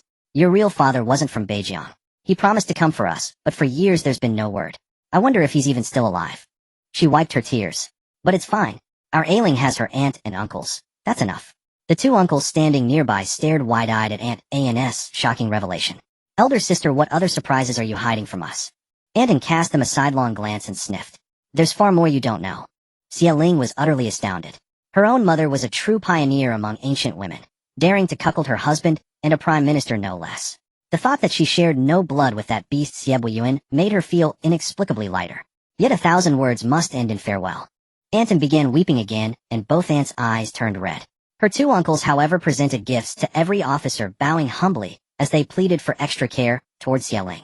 Especially toward Leader Shun. The eldest uncle smiled, so broadly his eyes nearly vanished, discreetly pressing 2 gold bars into his palm. "Sir, my niece Ling, the prettiest young lady there. I entrust her to your care. When I return to the capital, I shall prepare a grander gift for you." Leader Shun weighed the gold bars in his hand, thinking how tactful this family was, and replied with a grin, of course. Running from the capital to Lingnan, such a distance, wasn't at all for money. He turned to Xieling and flashed a row of white teeth. Xieling observed it all, a bitter ache swelling in her chest. How fortunate she was to have such wonderful family. Anton handed Xieling a pair of thick, sturdy cloth shoes. Ailing, the road ahead is long, over mountains and rivers. I stitched these soles myself. Keep them safe, don't lose them. Even when they wear out, hold on to them as a keepsake. As she spoke the words shoe soles, Anton squeezed Xieling's wrist firmly. Xieling understood instantly. Her aunt must have hidden something inside. A quarter of an hour passed. An officer bellowed, "Time's up. We're moving out, finished or not, that's how it is." Under the officers, urging the prisoners, parted reluctantly from their families. Aunt N and the others accompanied them for 6 li, stopping only when the surroundings turned utterly desolate. "Ailing, take care of yourself. They'll be waiting for you to come get me." Xieling shouted back a resounding yes. Turning to look, she saw the figures of Aunt Un and her uncles shrink into tiny black specks, vanishing into the... A question lingered in her mind: who exactly was her real father? Little did Xieling know that Aunt Un truly had the audacity to throw the Prime Minister's mansion into utter chaos. After only a few li, someone collapsed.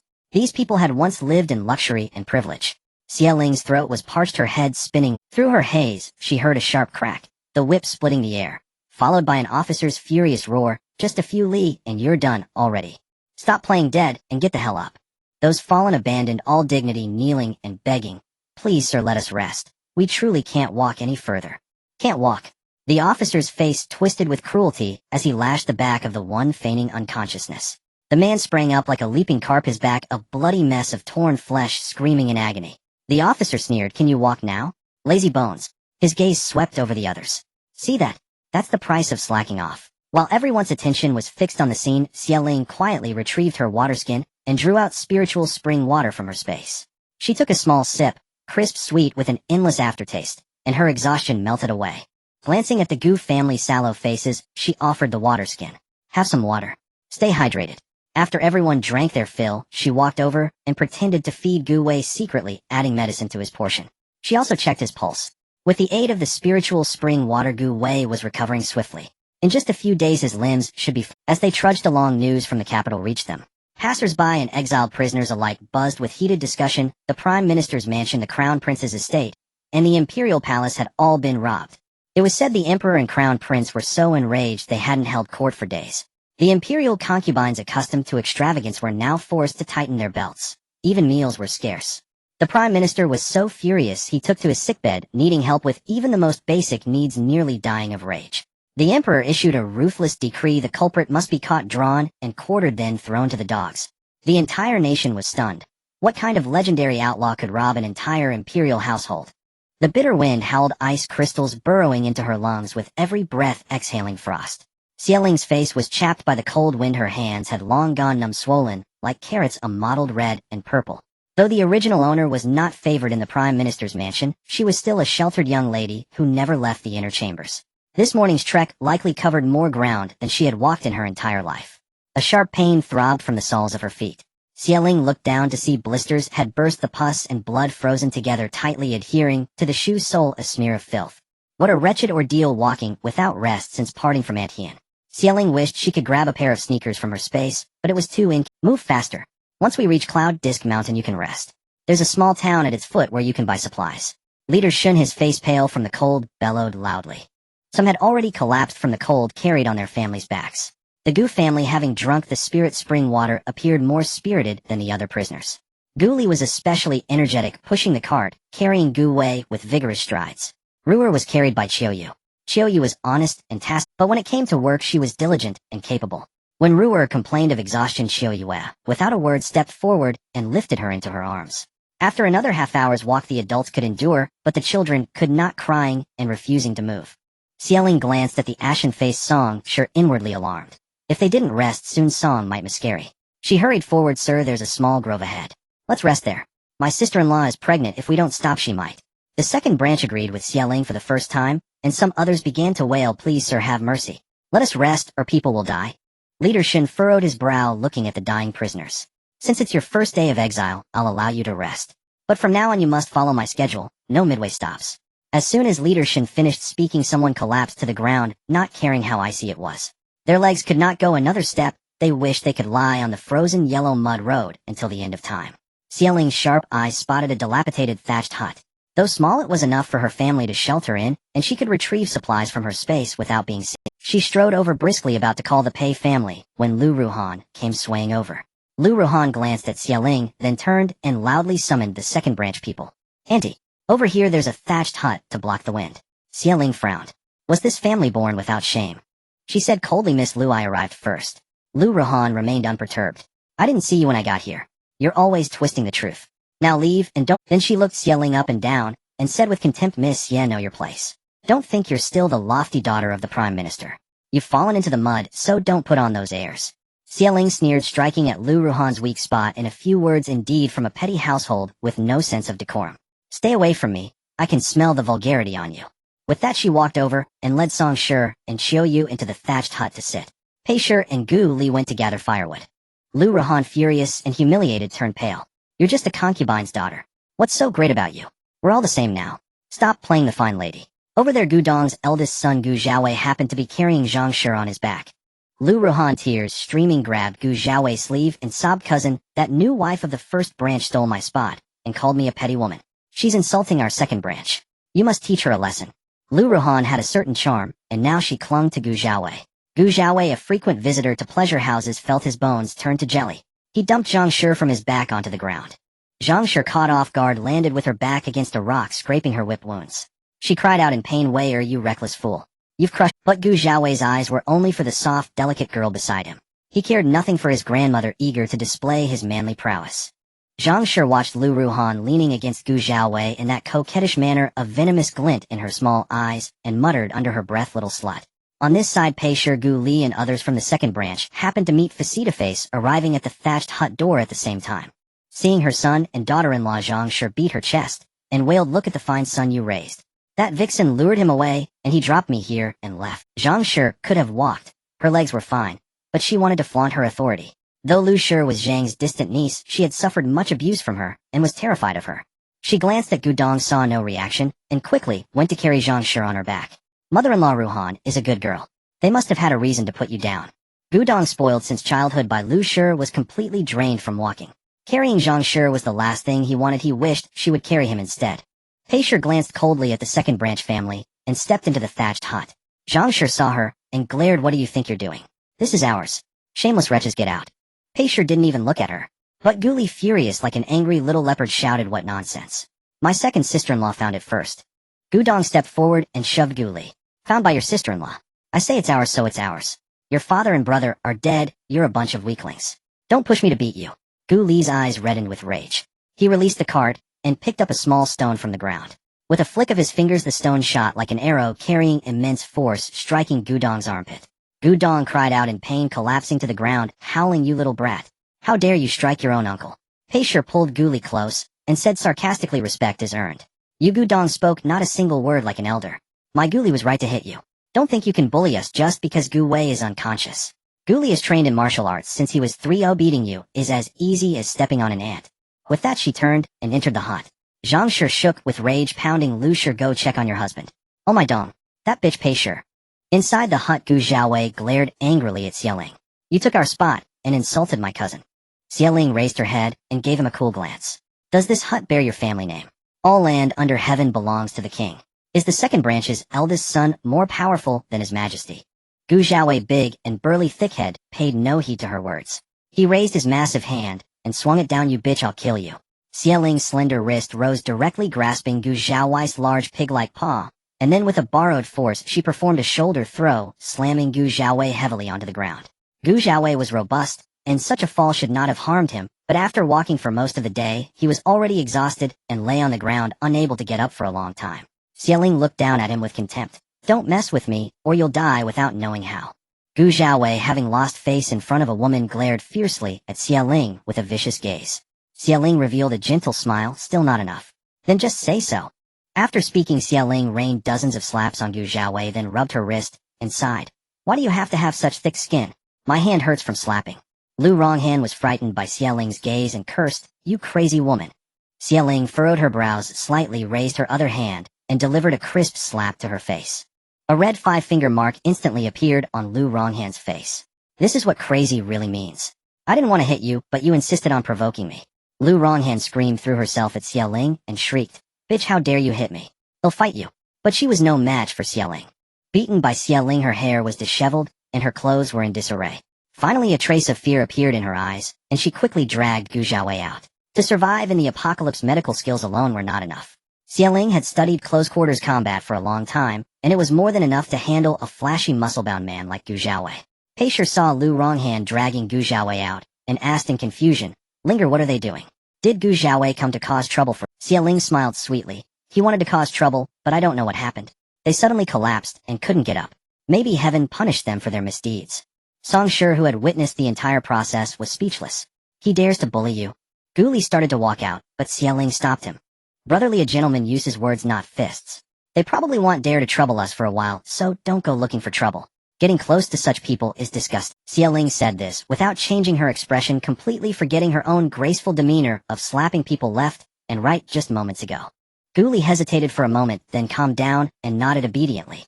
Pei also realized that her youngest son, since their family's misfortune, had become like a firecracker ready to explode at the slightest provocation and wanting to solve everything with force. Protecting the family was good, but his fiery temper made him easy to manipulate. Pei thought even more highly of Xiaoling and said gently, "Did you remember what your second sister-in-law said? Brotherly, we Gus are not hotheads."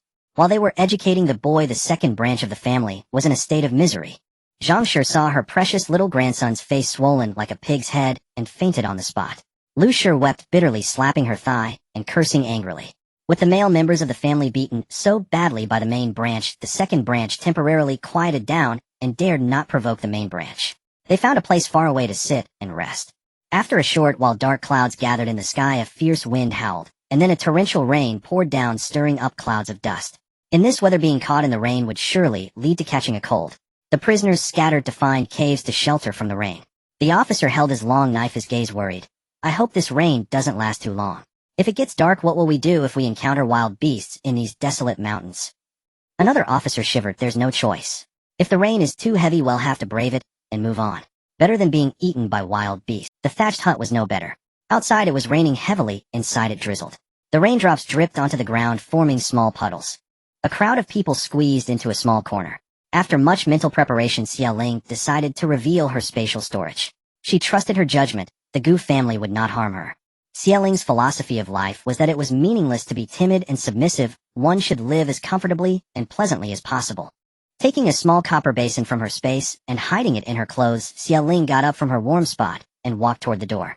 Pei was terrified. Linger, what are you doing? You'll catch a cold if you get wet." Xiaoling crouched at the door. "Don't worry about me. I'm catching water." Pei sighed. "This child is kind-hearted. If only my son Shijin were still alive." Speaking of Gu Wei, Pei gaze dimmed again. Gu Li had already run over to join Xiaoling in catching water. The Gu family's principle was that men should not let women work alone. Gu Li looked at the small copper basin in Xiaoling's hand with surprise. "Second sister-in-law, is this a copper basin? How can it be so small and light?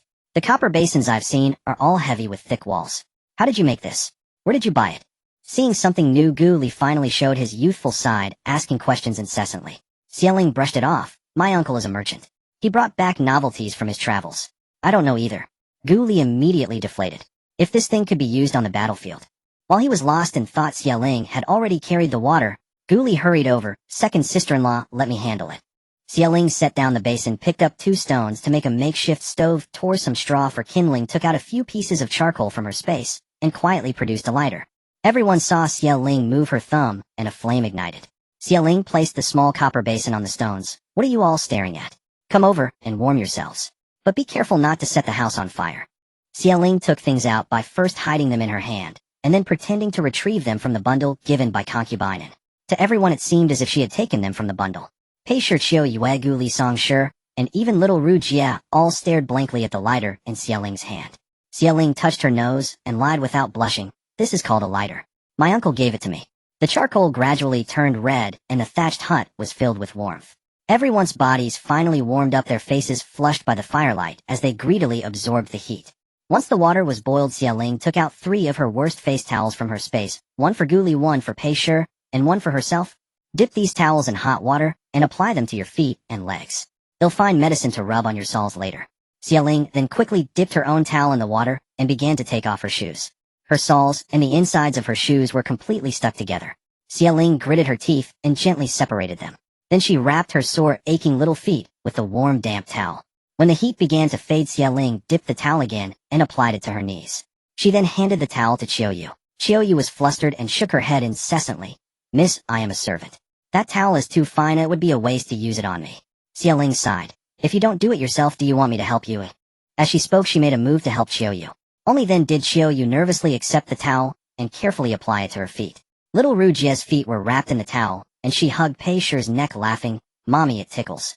Gu Li dipped the towel and first went to the cart to apply it to his brother. When he took off Gu Wei's shoes, he felt a familiar large hand gently stroke his head. Gu Li looked up in disbelief. His brother had opened his eyes and was looking at him gently. His eyes reddened with excitement, and he was about to speak when Gu Wei gently shook his head. Gu Li had to suppress all his excitement and joy, tears welling up in his stubborn eyes. Gu Wei looked at his younger brother and sighed. His injuries would take some time to heal fully. Waking up now would only cause trouble for his family.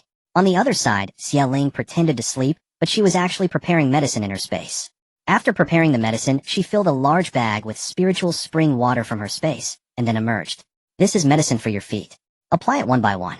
There's water in the pouch. Remember to drink after applying." After giving instructions, Xia Ling walked to Gu Wei's bedside. She had been taking care of him these past few days. Sensing her familiar presence, Gu Wei opened his eyes, his strikingly beautiful peach blossom eyes glistening.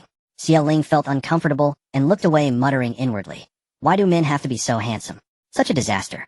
She quickly stuffed a pill into Gu Wei's mouth and poured a large gulp of spiritual spring water into him. Then she returned to the fire to apply medicine to herself. There was still water in the pouch. Xia Ling drank it all in one gulp, feeling all her fatigue swept away and her body becoming much lighter. The Gu family felt the same. Their feet no longer hurt, their legs were not sore, and they were all full of energy. The sound of rain outside gradually diminished. From not far away came the voice of an officer, "Prepare to move out." Xia Ling felt a bit regretful. She had wanted to cook a meal. Seeing the Gu family about to put on their tattered shoes, Xia Ling acted decisively. She quickly pulled out 7 or 8 down vests and snow boots from the bundle on her back. Facing the shocked expressions of the Gu family, Xia Ling scratched her head. "Well, my uncle gave them to me." Pei Shi was the first to react. "Linger's uncle is truly a good man. He gave our Linger so many fine things. Remember, it was Linger's uncle who gave them. Don't forget this kindness." Everyone understood and quickly put on the snow boots and wore the down vests under their prison clothes. Fortunately, the prison pants were loose enough to cover the snow boots. Lu Ronghan stood behind a tree, her cold gaze fixed on the direction of the Gu family's thatched hut. She tore several pieces of cloth with her small hands to Xia Ling. One day she would make Xia Ling wish for death, but be unable to die. The rain had completely ceased.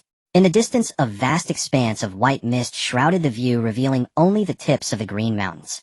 The air carried the unique scent of mud after the rain, yet it was exceptionally refreshing, invigorating the whole body. The yellow mud official road was washed into potholes by the rain, muddy everywhere with puddles. After a brief reorganization, the official escort announced the continuation of the journey. After the rest, the prisoners had regained some energy, but still showed obvious signs of weakness. The Gu family members were different. They held their heads high and chests out, looking radiant, and even more spirited than the officials, drawing sideways glances from many prisoners. The members of the second branch had notably quieted down, not daring to continue cursing the first branch, but they kept glaring with their eyes. Especially Gu Xiaowei, bulging his ox-like eyes, looking as if he wanted to devour Xia Ling. The collateral branches of the Gu family observed this, each harboring their own thoughts. After walking about 5 li shun, leading raised his hand to signal a stop, then hurriedly ran into the nearby woods. It turned out he needed to relieve himself. Xia Ling also needed to use the toilet. She asked if anyone from the Gu family wanted to join her. Only Ru Jie nodded. The little girl insisted on being carried, so Xia Ling had to bend down and pick her up. A soft, tiny bundle. Even after being in prison for so long, she still had a milky scent. She obediently wrapped her arms around Xia Ling's neck, pressing her cool, chubby little cheek against Xia Ling's face. Xia Ling's heart almost melted. She couldn't help taking a small cake from the refrigerator in the old house and feeding it to her bit by bit. After finishing, Ru Jie was as happy as a little bee buzzing around Xia Ling nonstop. Licking her fingers, she smiled and said, "Sister-in-law Ru Jie are like sister-in-law." Xia Ling's heart softened again. Worried that the wind might be too strong for Ru Jie, she found a large rock to block the wind and quickly relieved herself. From the original owner's memory, in the Prime Minister's residence, they used bamboo toilet sticks to wipe themselves. Due to the Prime Minister's stingy nature, sometimes they would wash and reuse them. The thought of bamboo scraping back and forth made Xia Ling wince in discomfort. She tightened her muscles, quickly pulled out 2 or 3 sheets of paper from her space, and cleaned herself and Rougier thoroughly. After relieving herself, she had just brought Rougier back when she saw an old woman lying beside a young woman weeping. The young woman's face was purple, her lips pale white, and she lay curled up on the ground like a corpse. The old woman beside her was sobbing breathlessly. "My poor one, your husband had just been promoted a few months ago, and now you're implicated in exile, and now you've been bitten by a snake. How could you be so unfortunate?" The young man squatting beside them also looked anxious, holding the woman's hand, his eyes red with worry. Xieling asked, "What's wrong with that woman lying there?" Pei sighed and said, "That's the new bride of the Qin family, Wang. When she went to relieve herself, she happened to disturb a hibernating venomous snake, and it bit her. In that place." "That place?" Xieling was puzzled. Pei looked embarrassed. It's right there." Seeing Pei's ashamed expression, Xieling finally understood what she meant. Being bitten there was indeed quite embarrassing. No one dared to look at the injury. Xieling observed for a few more minutes. The young man took a deep breath as if he had made up his mind. "Mother, there's only one way now. I have to suck the venom out of Yunyang." The old woman was stunned for a moment, her silver hair swaying in the wind, her back hunched. "This is the only way. Yunyang was implicated by us. The Qin family owes her this." The man kowtowed heavily, hoarsely calling out, "Mother." The onlookers understood that the man had hesitated before saying this, actually giving his mother time to think. If he sucked the venom from his wife, he would likely be poisoned himself with a 70 to 80% chance. If both he and his wife died, the old woman would be left alone on this exile journey. However, there was no doctor among the prisoners. If they waited until reaching the town, the woman would be beyond cure. Now the only hope was for the man to suck out the venom first, giving the woman a slim chance of survival. The old woman's gaze was gentle. "My son, do what you must." The man stood up, walked straight to the official escort, and asked for some time. The group of officials looked at each other, all seeing shock in each other's eyes. One official looked at Shun Leading and asked, "Chief?" Shun Leading nodded. "Don't take too long." They were paid per head. The more people they delivered to the place of exile, the more reward money they received. Naturally, they didn't want anyone to die on the road. What surprised the officials was that this man loved his wife so deeply. Everyone present changed their gaze at him. The men looked down on him, thinking that a grown man sucking venom from that place on a woman was disgraceful and degrading. The women, however, were envious. To have such a husband in one's lifetime would be worth it. One woman inadvertently spoke her thoughts aloud, only to be ridiculed by her own husband. "Get lost. I would never do such a degrading thing." In this feudal society where women had low status, this man was indeed an anomaly. The man scooped up the woman, who was barely breathing, bowed to the surrounding crowd, and said, "Sorry to delay everyone." Both Lu and Zhang, who had never been loved by their husbands, showed the same contemptuous expression toward the man. Liu's eyes were dark as she spat. How could she be bitten by a venomous snake for no reason? Probably she's been with some man, and heaven can't stand it, so it punishes her. Zhang straightened up and said indignantly, "Why should we waste our time for one person?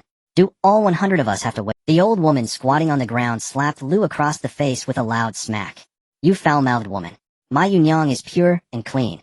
How dare you slander her like this?" The man's face also darkened. "We have permission from the chief to take this time. Are you going to challenge the leading official?" Shin Leading heard the commotion and turned his sharp gaze straight at them. He also disliked gossiping women. He said sternly, "Anyone who wants to leave may do so, but they will be treated as fugitives, and their descendants will be entered into the slave registry." The surrounding women also stared at the mother-in-law and daughter-in-law with contempt. A warm-hearted woman stepped forward, looking disdainfully at the two women from the second branch, and said, "Young master, go save your wife quickly. Don't waste time. Why bother with those inhuman beasts? You'll only get dirty." Hearing this, the man thanked her and carried his wife away. Lu and Zhang were furious. That wretch actually dared to call them beasts. Just as they were about to teach the woman a lesson, the woman gave a signal, and all the men from her family gathered around. 5 or 6 of them tall and sturdy with hostile expressions. Since the two men of the second branch were both injured, Zhang and Lu dared not say anything more and swallowed their anger. Xieling, watching the man's retreating figure, greeted Pei and quietly followed. A healer's heart is compassionate. Xieling couldn't let someone die. The practical reason was that this family were upright and good people. The man had an extraordinary aura, clearly not someone ordinary worth befriending. Xieling took a detour from the other side, pretending to look for something she had dropped, as she didn't want to reveal her medical skills. She was a doctor, not a living bodhisattva. She didn't want every family to come to her. Whenever something happened, she would be exhausted and unappreciated. Little did Xieling know that her detour had been clearly observed by Gu Sanling, a member of the collateral branch. Xieling walked swiftly, fearing the man might actually lower his head to suck out the venom, which would leave her having to save 2 people. Too much trouble. Behind a massive boulder, the man muttered an apology to his wife and began to remove her trousers. Seeing the man bowing his head, Xiaoling shouted urgently, "Please wait." The man quickly grabbed a nearby garment to cover his wife's lower body, glanced around, and upon seeing a young girl his gaze turned wary. "Young lady, why are you following me?" Xiaoling stated succinctly, "I know medicine. I can save your wife." Hearing this, a glimmer of joy spread across the man's narrow eyes without a hint of doubt towards her words. Why would a young girl deceive him? He stammered, "Forgive me, miss." "Thank you, miss." "If you truly can." Xiaoling cut him off. "Enough. Go stand watch over there, and keep others away. For the sake of your wife's reputation, I'd rather not reveal my medical skills." The man cast one last reluctant glance at his wife before walking over to keep watch. Once the man was out of sight, Xiaoling retrieved her medical kit from her spatial storage, cleaned the woman's wound, and produced a syringe to administer the antiserum. The woman's complexion gradually returned to normal. Xiaoling pondered for a moment and decided to go the extra mile, preparing a scar removal ointment. After all, no woman would want a scar in such a place. Especially for a woman of this era, a scar might leave a lasting psychological shadow. With everything taken care of, Xiaoling called the man over. The man had been keeping a close eye on them. At the sound of Xiaoling's voice, he rushed over like the wind, barely catching his breath before bending down to check on his wife. Seeing his wife's complexion return to normal, the man's eyes reddened with emotion. His chest heaved, and he managed to choke out a few fragmented words, "Yunyan." Ignoring the fact that Xiaoling was just a young girl, he bowed solemnly. "Thank you, miss. May I ask which family you belong to? Su Xingji will remember your kindness for a lifetime, and will surely find a way to repay it." Though clad in tattered prison garb, he carried himself with an air of unrefined elegance, like a tall, upright bamboo. Su Xingji. Xiaoling had heard that name before. It was in the original owner's memories. Even the original owner, a sheltered young lady who rarely left her chambers, knew of Su Xingji, a testament to his fame in the capital. He was the youngest Tanhua third-ranked scholar of the current dynasty, a true scholar from a humble background. He lived alone with his widowed mother, was upright and incorruptible, and truly deserved the title of an honest official who could stand tall between heaven and earth without shame. He had even refused a princess' offer of marriage, honoring his promise to wed his childhood sweetheart back home. This woman bitten by the snake was evidently that very sweetheart. A sense of genuine respect welled up within Xiaoling. She nodded slightly. "I am Xiaoling, former wife of the Duke's heir. Your words of profound gratitude are too heavy. It's just that my husband is unwell and the women of the Gu family face many inconveniences. We may have to trouble you from time to time." Su Xingji was aware of the Duke's mansion situation and had previously felt deep regret, planning to submit a memorial to plead their case. But before he could even finish writing, a disaster struck his own family that very night. Su Xingji gave a wry smile. "It's only right. I also hold the young Duke in high regard. Our families are but fellow sufferers in this fallen world." Xiaoling exchanged a few pleasantries with him, handed over the scar removal ointment, and returned to the group.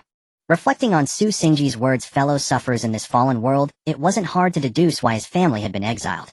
The crown prince must have tried to recruit him, and when Su Xingji declined, he found a pretext to have his family banished.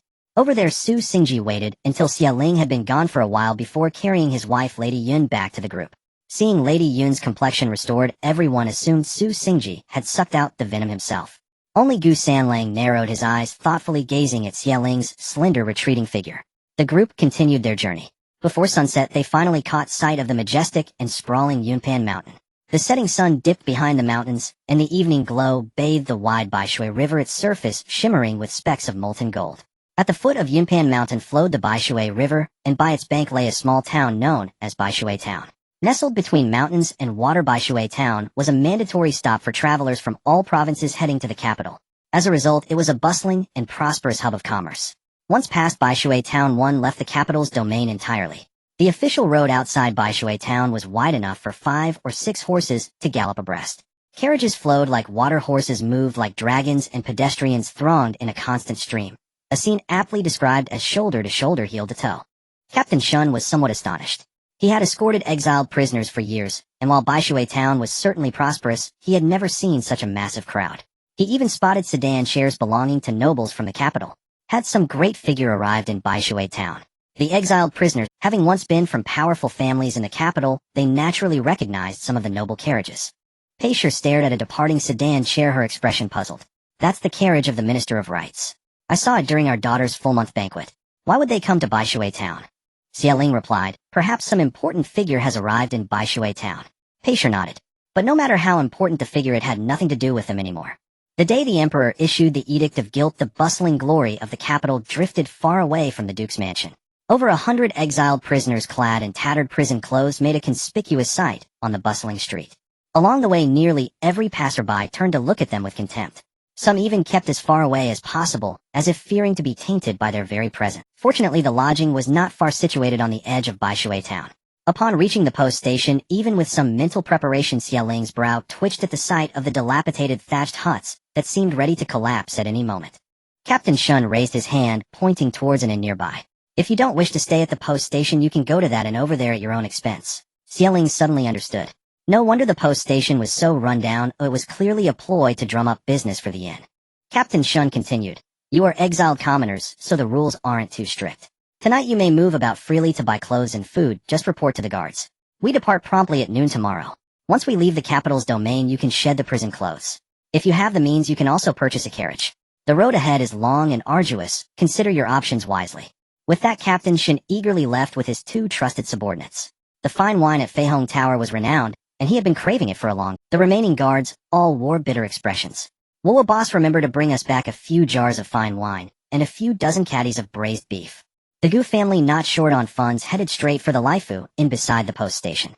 Just as they reached the entrance, a waiter greeted them with a beaming smile, showing no disdain for their prison clothes. Honored guests, Baishui town is exceptionally crowded today. All our standard rooms are fully booked. Only our heavenly suite is available at 10 times the usual price. Would you like to stay? Xie Ling inwardly scoffed at the inn's blatant price gouging, but reluctantly nodded. If you can stay somewhere better, why not? We're not short on money. The waiter's smile broadened into a chrysanthemum. Right away. This humble servant will help carry your belongings up. As they ascended the stairs, Xie Ling couldn't help but ask, May I ask which great figure has arrived in Baishui town today to cause such a crowd? The waiter raised an eyebrow and said with great pride, The ones who have come are living immortals. The living immortals haven't visited the northern Jiang kingdom for 10 years. Their last appearance was in the capital of the Chuyu kingdom, and now they've chosen our Baishui town. What does that say? It says our Baishui town has excellent feng shui, attracting even the living immortals. Living immortals? There was no such concept in the original owner's memories.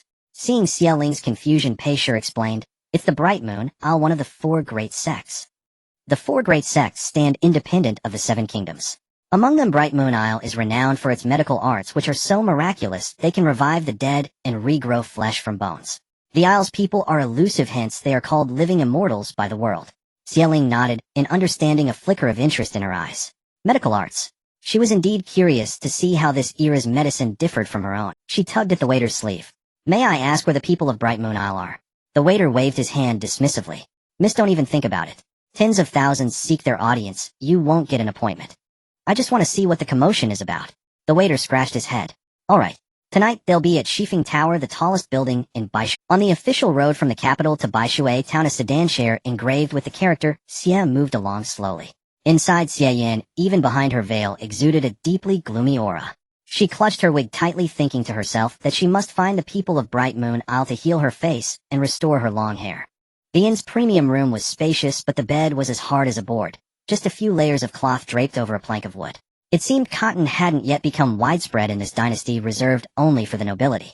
Xie Ling retrieved the down comforter and spring mattress from her old residence's room. She also brought out 2 spare quilts from the wardrobe, laying them on the smaller bed and the nearby couch. Gu Li and Gu Wei shared one bed. Xiaoyu took the couch, while Song Pei, Xie Ling, and Little Ru squeezed onto the large bed. Once the bedding was arranged, Little Ru climbed in without even removing her clothes, burying herself in the plush quilts. Seeing this, Pei hurried over to strip off her prison garb, leaving only the down vest Xie Ling had given her. The Gu family, noticing Xie Ling conjure a quilt from thin air, all averted their eyes, pretending not to see. Since Xie Ling didn't offer an explanation, they naturally didn't pry. Soon the attendant arrived with hot water. Xie Ling set up a folding screen and went to bathe. As steam filled the air, Xie Ling closed her eyes, her consciousness drifting into the space. It was eternally a warm spring day there, neither hot nor cold. Peach blossoms drifted gently, landing beside the spirit spring, creating a scene of serene beauty. She had acquired so many items without paying, and they were all piled up in the courtyard, still unorganized. The food and vegetables from the imperial kitchen remained as fresh as the moment they entered the space, not a single trace of spoilage. She tried to organize them with her mind, and to her surprise it worked. It took less than 5 minutes to sort everything. While going through the clothes, Xie Ling found a few plain outfits, intending to give them to the Gu family. With everything done, Xie Ling stared blankly at the hazy white mist beyond the courtyard, wondering when her own mountain peaks would materialize. The supplies at the old residence were limited, her hoarded goods and weapons were all up in the mountains. Exiting the space, Ling changed into a redan blue jacket and skirt, her long hair loosely pinned with a jade hairpin, giving her an elegant and graceful appearance. Pei and the others sat or stood, not daring to touch the bed, fearing their prison clothes would dirty Ling's bedding. As it was still early, Ling handed the clothes to Pei and left, intending to ask the innkeeper about borrowing the kitchen. The attendant happened to be at the door. Ling called out to him, "Could you change our hot water? Also, is it possible to borrow your kitchen?" "Of course. The kitchen is in the back courtyard. He'll show you the way." The attendant's eyes lit up, surprised at how beautiful this woman looked without her prison clothes, and eagerly led the way. Who doesn't appreciate beauty? In the kitchen, cooks were bustling about, smoke curling upward, steam rising, and the aroma of food filling the air. The attendant pointed to an empty stove. "That one's free. You can use it, but you'll need to pay the cook for any ingredients." Ling nodded and gave him a smile. "Thank you." Dazzled by her smile, the attendant wandered off in a daze. Ling surveyed the kitchen, taking stock of the ingredients: eggs, cabbage, pork, and mutton. The seasonings were sparse, however, only salt and cornelian cherries. This dynasty had no chili peppers, and the cooking methods were simple: steaming, boiling, or stewing with no stir-frying. Ling decided to make a simplified version of hot pot. But as she searched, she realized there wasn't a single pot suitable for it. The pots in this era were made of aluminum. Due to backward smelting techniques, they were heavy and had exceptionally thick walls, making them impossible to lift. After a moment's thought, she remembered there was an alcohol lamp at the old residence. She could just prepare the broth and ingredients, then use porcelain bowls to eat in the room. Luckily, this stove wasn't conspicuous. Ling discreetly retrieved hot pot base, Sichuan peppercorns, MSG, and various other seasonings from her space. First, she prepared the spicy broth. She poured oil, added scallions, garlic, cilantro, and chili, stir-fried until fragrant, then added bay leaves, cinnamon, and star anise. Finally, she added the hot pot base and simmered it over low heat until it melted. A rich, layered spiciness instantly filled the entire kitchen, tantalizing and mouth-watering, making everyone involuntarily swallow. The cooks began searching for the source of the aroma gathering around Ling. She was just packing up the broth when she looked up and was startled to find so many people standing around her. One cook asked, "Miss, what is this red stuff? It smells incredible." "It's called chili pepper. My family's merchants brought it from the western regions." The cook rubbed his hands together. "Miss, would you consider selling me a little? They'll pay a high price." Ling shook her head. "It's quite rare. My family only has a tiny bit, so I can't sell any. If you like it, you might ask about caravans heading to the western regions in the future." All the cooks shook their heads in disappointment, casting longing glances at Ling's hot pot base before returning to their stations. Ling cleaned the pot and started on the clear broth. The steps were the same, except she omitted the chili and used a mild hot pot base instead. The clear broth base turned out rather ordinary. Ling could have made her own broth. Hers would have been even more fragrant, but time was short, and she still wanted to check out the West Wind Pavilion later. After packing up both broths, Ling began preparing the ingredients, washing vegetables, and marinating the meat. She worked quickly, and by the time she returned to the room, the hot pot base was still warm. As soon as she entered, Gu Li ran over. "Second sister-in-law, you went to the kitchen. Why didn't you call me to help?" Everyone in the room caught the spicy aroma and involuntarily swallowed. Ling replied, "I wanted you all to have a proper bath." The family had all changed out of their prison clothes, looking refreshed. Ling took out an alcohol lamp and a double-flavored hot pot from her space, then rummaged around to find an iron stand for support. In the apocalypse, she could set up a stove and cook anywhere, so she had plenty of outdoor cooking tools. She never expected them to come in so handy after transmigration. She could continue cooking even after they were exiled. Pei looked at the raw vegetables and meat in Ling's basket, puzzled. "Linger, are you stir-frying now?" "He'll help. I'm a decent cook." Hearing Pei claim she was a decent cook, Gu Li immediately jumped up. "Second sister-in-law, don't believe mother. Last time my brother and I ate her porridge, we had diarrhea for 3 days." Even the usually dull-witted Song chimed in with a look of concern. "Mother's cooking is indeed not great." Pei blushed. "That's not true. You two just have weak stomachs." Ling laughed. "They'll handle it. You don't know how to make." She lit the fire, poured the 2 different broths into the double-flavored pot, and added spirit spring water. Soon the pot began to bubble and gurgle. The air was filled with a tantalizing, spicy, savory aroma that made everyone's heart itch and mouths water. Ling took out leftover beef meatballs and ham sausages from the fridge and dropped them into the pot first. Then she added the marinated lamb and pork belly. The bubbling red oil seemed to calm down, becoming still and silent. After a minute or two, the red oil bubbled up again. The ingredients turned a vibrant red, tumbling in the broth, and a rich, numbing spiciness filled the entire... Ling looked at everyone frantically swallowing and laughed. "Dig in. I haven't put everything in yet. Add whatever you like. That tripe, just swish it in the pot for a couple of seconds, and it's ready. Any longer, and it'll get tough." Everyone, as if grabbing treasure, fished out a piece of food and quickly popped it into their mouths. Delicious. Unbelievably delicious. The lamb was sliced so thin it had no gamey taste, tender and succulent, so fresh it felt like their tongues might melt. The beef meatballs had a unique texture with a burst of savory sauce inside when bitten into. The tripe was especially chewy, smooth, and refreshing. And the cabbage and potatoes boiled until soft and tender were soaked through with the spicy broth. One bite, and the fiery juice burst out, flooding the mouth, burning from the tip of the tongue down the throat, the numbing spiciness shooting straight to the scalp, only to eagerly take another bite. Everyone ate until their noses were red and their eyes were watery, the spicy fragrance filling the entire room. Even Song, who had lost her appetite during pregnancy, ate 3 bowls of rice. Little Rue couldn't handle the spice, so she could only mix some clear broth with her rice and watch with longing eyes. The worst off was Gu Wei. The spicy aroma seemed to have hooks pulling at his heart and stomach, his mouth constantly watering. If not for his strong willpower, he would have gotten out of bed and joined them by the pot. But Whitewater Town was a complicated place. There could be the Crown Prince's spies near the guest rooms. He couldn't afford to let his guard down. What puzzled him even more was why people from Bright Moon Island would come to Northern River Nation. Could they be after him? After a moment's thought, Gu Wei dismissed the idea. His identity shouldn't have been exposed. But the people of Bright Moon Island were proud and aloof. Their sudden appearance in a small town in Northern River Nation was truly strange. Just as he was pondering this, a familiar rhythmic chirping sound came from outside the room. Gu Wei snapped his head towards the window. A flash of a figure in green whisked past.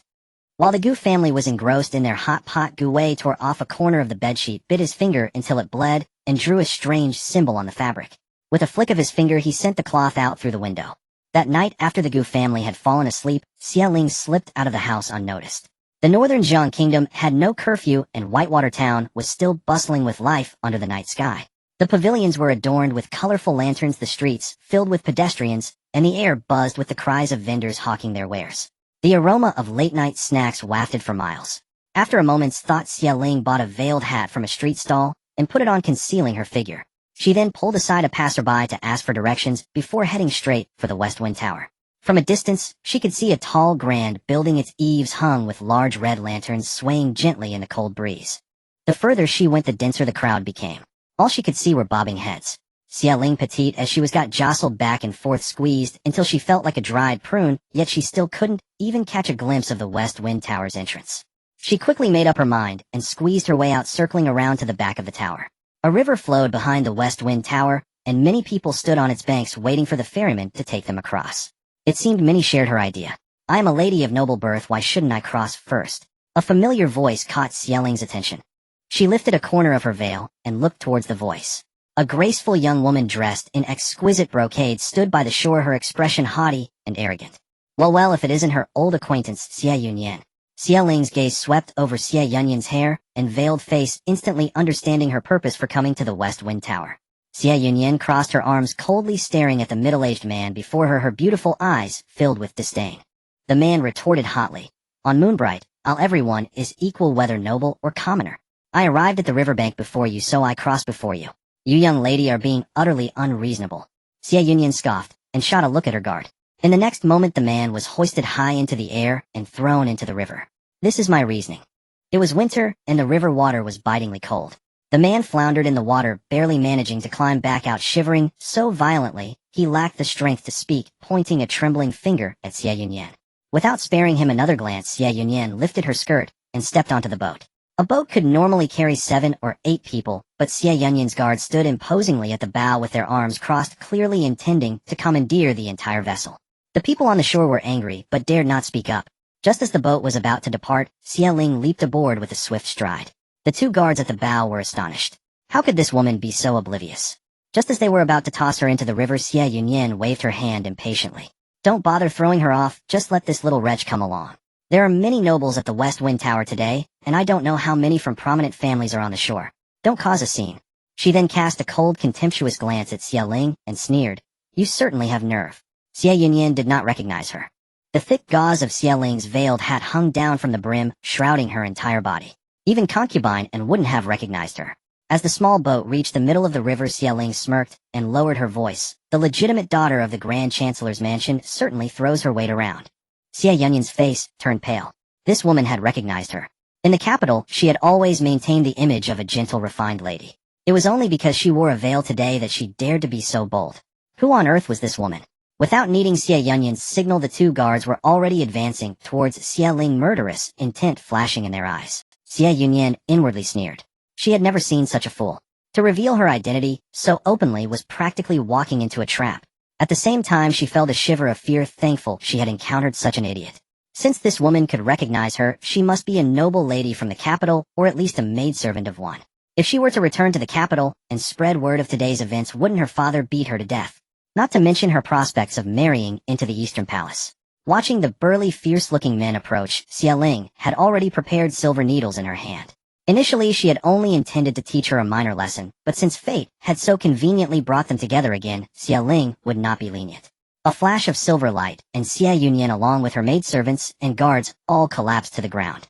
Xie Ling disdainfully kicked them all into the river. The boatman turned back in terror only to see a figure in a veiled hat standing there while all the others had sunk into the water.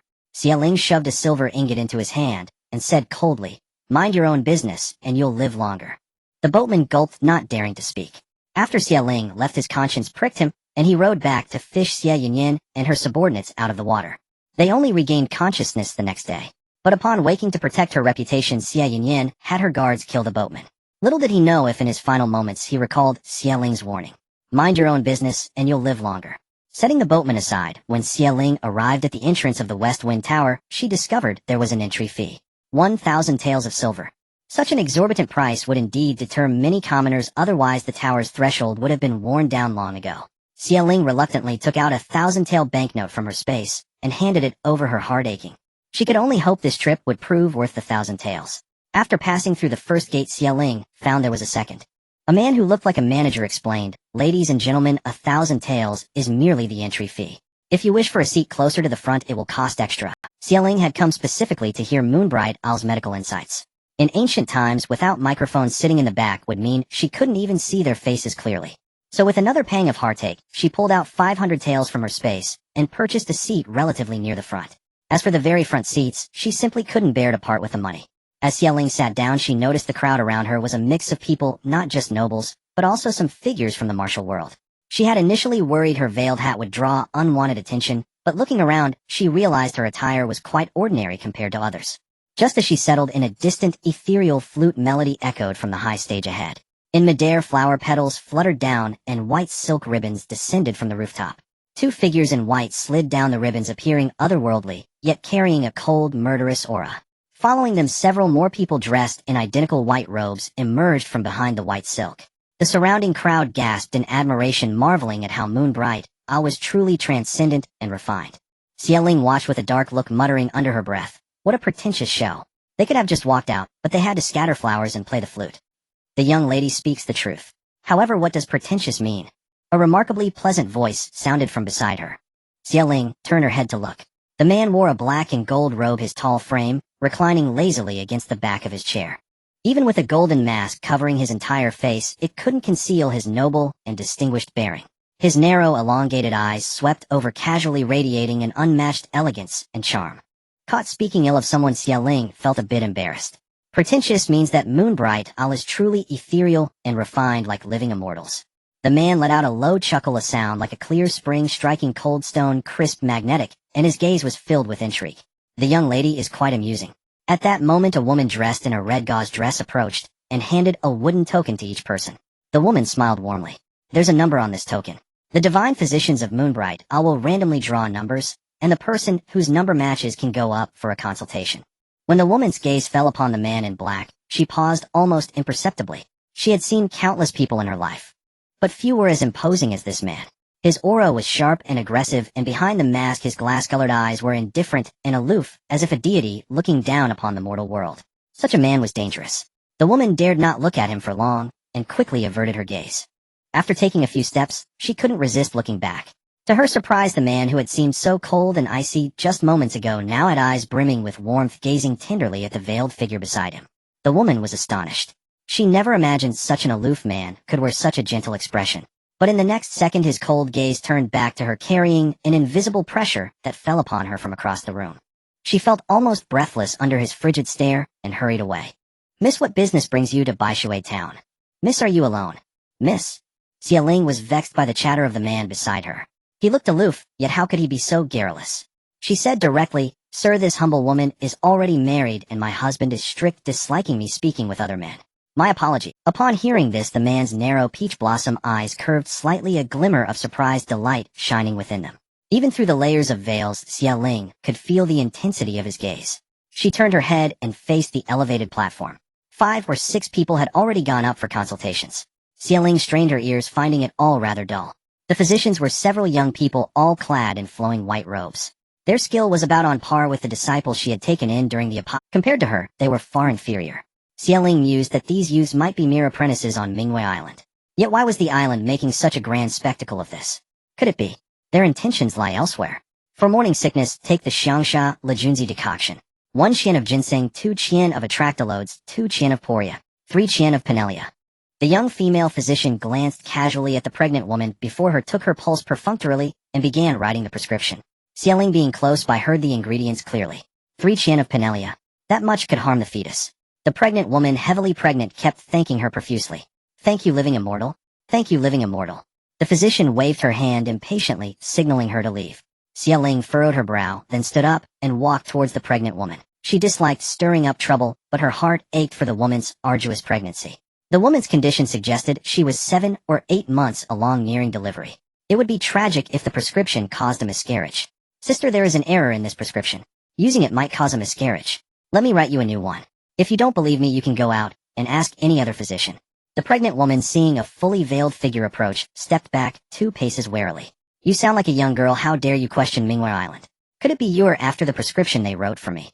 Prescriptions from Mingwei Island were worth a fortune, so her suspicion was understandable. Xia Ling sighed. She had said her piece. If the woman wouldn't believe her, so be it. But the pregnant woman wouldn't let it go. She grabbed Xia Ling's hand and pulled her forward. The woman's grip was surprisingly strong. If Xia Ling tried to break free forcefully, she might hurt her, so she was dragged along to the physician. Pointing at Xia Ling, she announced loudly, "Living immortal. This little girl dares to question the prescription you gave." The physician, already irritated from seeing so many patients, rolled her eyes at the woman's words and sneered mercilessly. "This was personally compiled by my senior master Jiang Yunzi. Who is this clown making a fool of themselves here?" Xia Ling said calmly, "Penelia is acrid and hot. In small doses it won't harm the fetus, but in large doses it will. In your prescription the penelia is as much as 3 qian, which will certainly damage the fetus." The physician raised an eyebrow disdainfully. "I am a direct disciple of Mingwei Island. I've been identifying and handling herbs since birth. You little girl with your superficial knowledge dare to show off in front of me. Do you know that consultations on Mingwei Island are sought after even for 10,000 gold? Every moment you delay means someone behind you won't get seen." The people behind them all glared at Xia Ling, pointing and whispering. "Girl, stop talking, don't waste our time. What kind of nobody tries to show off before an expert?" A man in gray clothes even rushed over, attempting to pull Xia Ling away. But before he could touch her, a hand with distinct knuckles clamped down hard on his shoulder blade. He cried out in pain and knelt halfway down. It was the masked man in black who had been sitting next to Xia Ling. He cast a calm glance at the man in gray. Then his cool gaze turned to the physician, and he said in a low voice, "A slight error in a prescription can lead to a vast difference in its effect. As a healer, when faced with doubt, you don't first reflect on yourself, but instead incite the crowd to berate this young lady. Is this the medical ethos of Mingwei Island?" The physician flushed with anger. "As the direct disciple of the island master of Mingwei Island, how could I possibly make a mistake? 3 qian of penelia is absolutely correct. 3 qian of penelia is a mistake." A deep, aged voice resonated through the hall. Xia Ling looked over to see an elderly man with a fair complexion and white hair, clad in a white Taoist robe, emerging from the inner chamber. The moment he appeared, all the disciples in the West Wind Pavilion seemed to sense his presence and bowed in unison in his direction, including the arrogant female physician from before. The old man moved with swift, energetic steps, and in the blink of an eye stood before Xia Ling. He cupped his hands in salute. "May I ask, young lady, who is your master?" Xia Ling quickly returned the gesture. "I don't dare to be called a master. I have no teacher. I am entirely self-taught." Hearing that Xia Ling had no master, a light flickered in the old man's eyes. When his gaze turned to the female physician, it became as calm as an ancient well. "Miaoyin, recite the Xiangsha Lejunzi decoction for me." Miaoyin bit her lip, unable to utter a word for a long time. The old man then called over a male disciple beside him. "Shanling, recite the Xiangsha Lejunzi decoction for your senior sister." The youth named Shanling, upon being addressed by the old man, was so excited his face flushed. He shook his head and recited 1 qian of ginseng, 2 qian of atractalodes, 1 qian of penelia. Miaoyin's face turned pale, but her gaze remained stubborn. "Junior brother, are you sure you recited it correctly?" Shanling stiffened his neck. "Impossible." The old man stroked his beard, his voice turning stern. If I hadn't appeared in time today, a life would have been lost because of you. Penelia is acrid and hot. How could it be used in 3 Chien? Even from a pharmacological standpoint, it's an unforgivable error. Miaoying still refused to admit fault, glaring at Shanliang with her almond-shaped eyes. Junior brother, you were closest to me. Why didn't you tell me?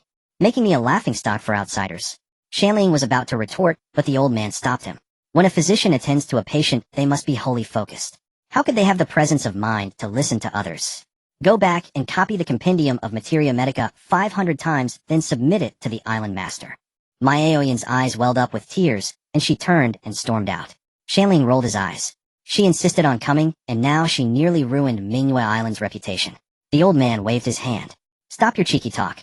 Get back to your seat, and continue the consultations. The pregnant woman who had heard the whole exchange was so frightened she threw the prescription away. She brazenly grabbed Xiaoling's sleeve. Miss, could you write me a new prescription? I was blind not to recognize your skill earlier. Xiaoling's gaze was calm as she shook her head. Helping you is a kindness, not an obligation. Your little scene just now has exhausted all the sympathy I had for you. The pregnant woman began to wail and cry, sitting on the ground in a tantrum. Xiaoling remained unmoved. The old man watched Xiaoling's actions with an appreciative eye. May I ask where you are from and where you are headed? I have a presumptuous request. If you know it's presumptuous, why even ask? Xiaoling thought to herself. But considering the old man seemed upright, she gave him a chance. Oh, what is it? The old man's eyes lit up. Become my successor. Xiaoling's eyes widened, and she, along with the masked man in black behind her, wore a look of shock. They both said in unison, no way. Xiaoling turned her head and stared directly at him, her voice tinged with doubt. Why do you say it's not possible? The man spoke gently. Did the young lady not just say she already has a family? On Bright Moon Island, one cannot marry before completing training, hence I said it was not possible. Xiaoling narrowed her eyes slightly, deciding to trust this explanation for now. Hearing the man's words, the old man grew anxious like a child hopping in front of Xiaoling. Young lady, don't listen to his nonsense. Although the island rules say that my disciples don't need to follow such rigid formalities. Xiaoling was caught between laughter and tears. It's not that reason. I've always been born carefree and unaccustomed to being confined in one place. I prefer a life of unrestrained freedom. The man in black raised a slender brow slightly. Hearing Xiaoling's words, the light in the old man's eyes grew even brighter. He grabbed a corner of Xiaoling's veiled hat. Truly, you are the most agreeable person I've met in my entire life, second only to my own I must take you as my disciple to carry on our sect's legacy, or I won't rest easy even in death. Xiaoling laughed helplessly. But I truly don't wish to go to Bright Moon Island. The old man's eyes lit up. So you don't want to go to Bright Moon Island? That's easy. They'll follow you instead, and once I've taught you medicine, they'll leave. With that, he tightened his grip, puffing out his beard, and glaring, clearly determined to stick with Xiaoling. The man in black said calmly, Sir, why not take on a disciple within Bright Moon Island? Your medical skills are unrivaled across the 7 nations, and your fame has spread across the seas. People on the island would surely be fighting for the chance to be your apprentice. Jiang Yunzi stroked his beard. I value fate and destiny above all. If there's no connection, even if they kneel before me, I wouldn't Young lady, you truly won't take me as your master. Xiaoling didn't know who Jiang Yunzi was, but from the man's words, he must be a renowned physician in this world. She gently shook her head. I'm sorry, it's not that I look down on you, sir, but I simply don't have time to study right now. Jiang Yunzi let out a long sigh, his expression heavy with dejection. Ah, very well. Then keep this old man company for a walk.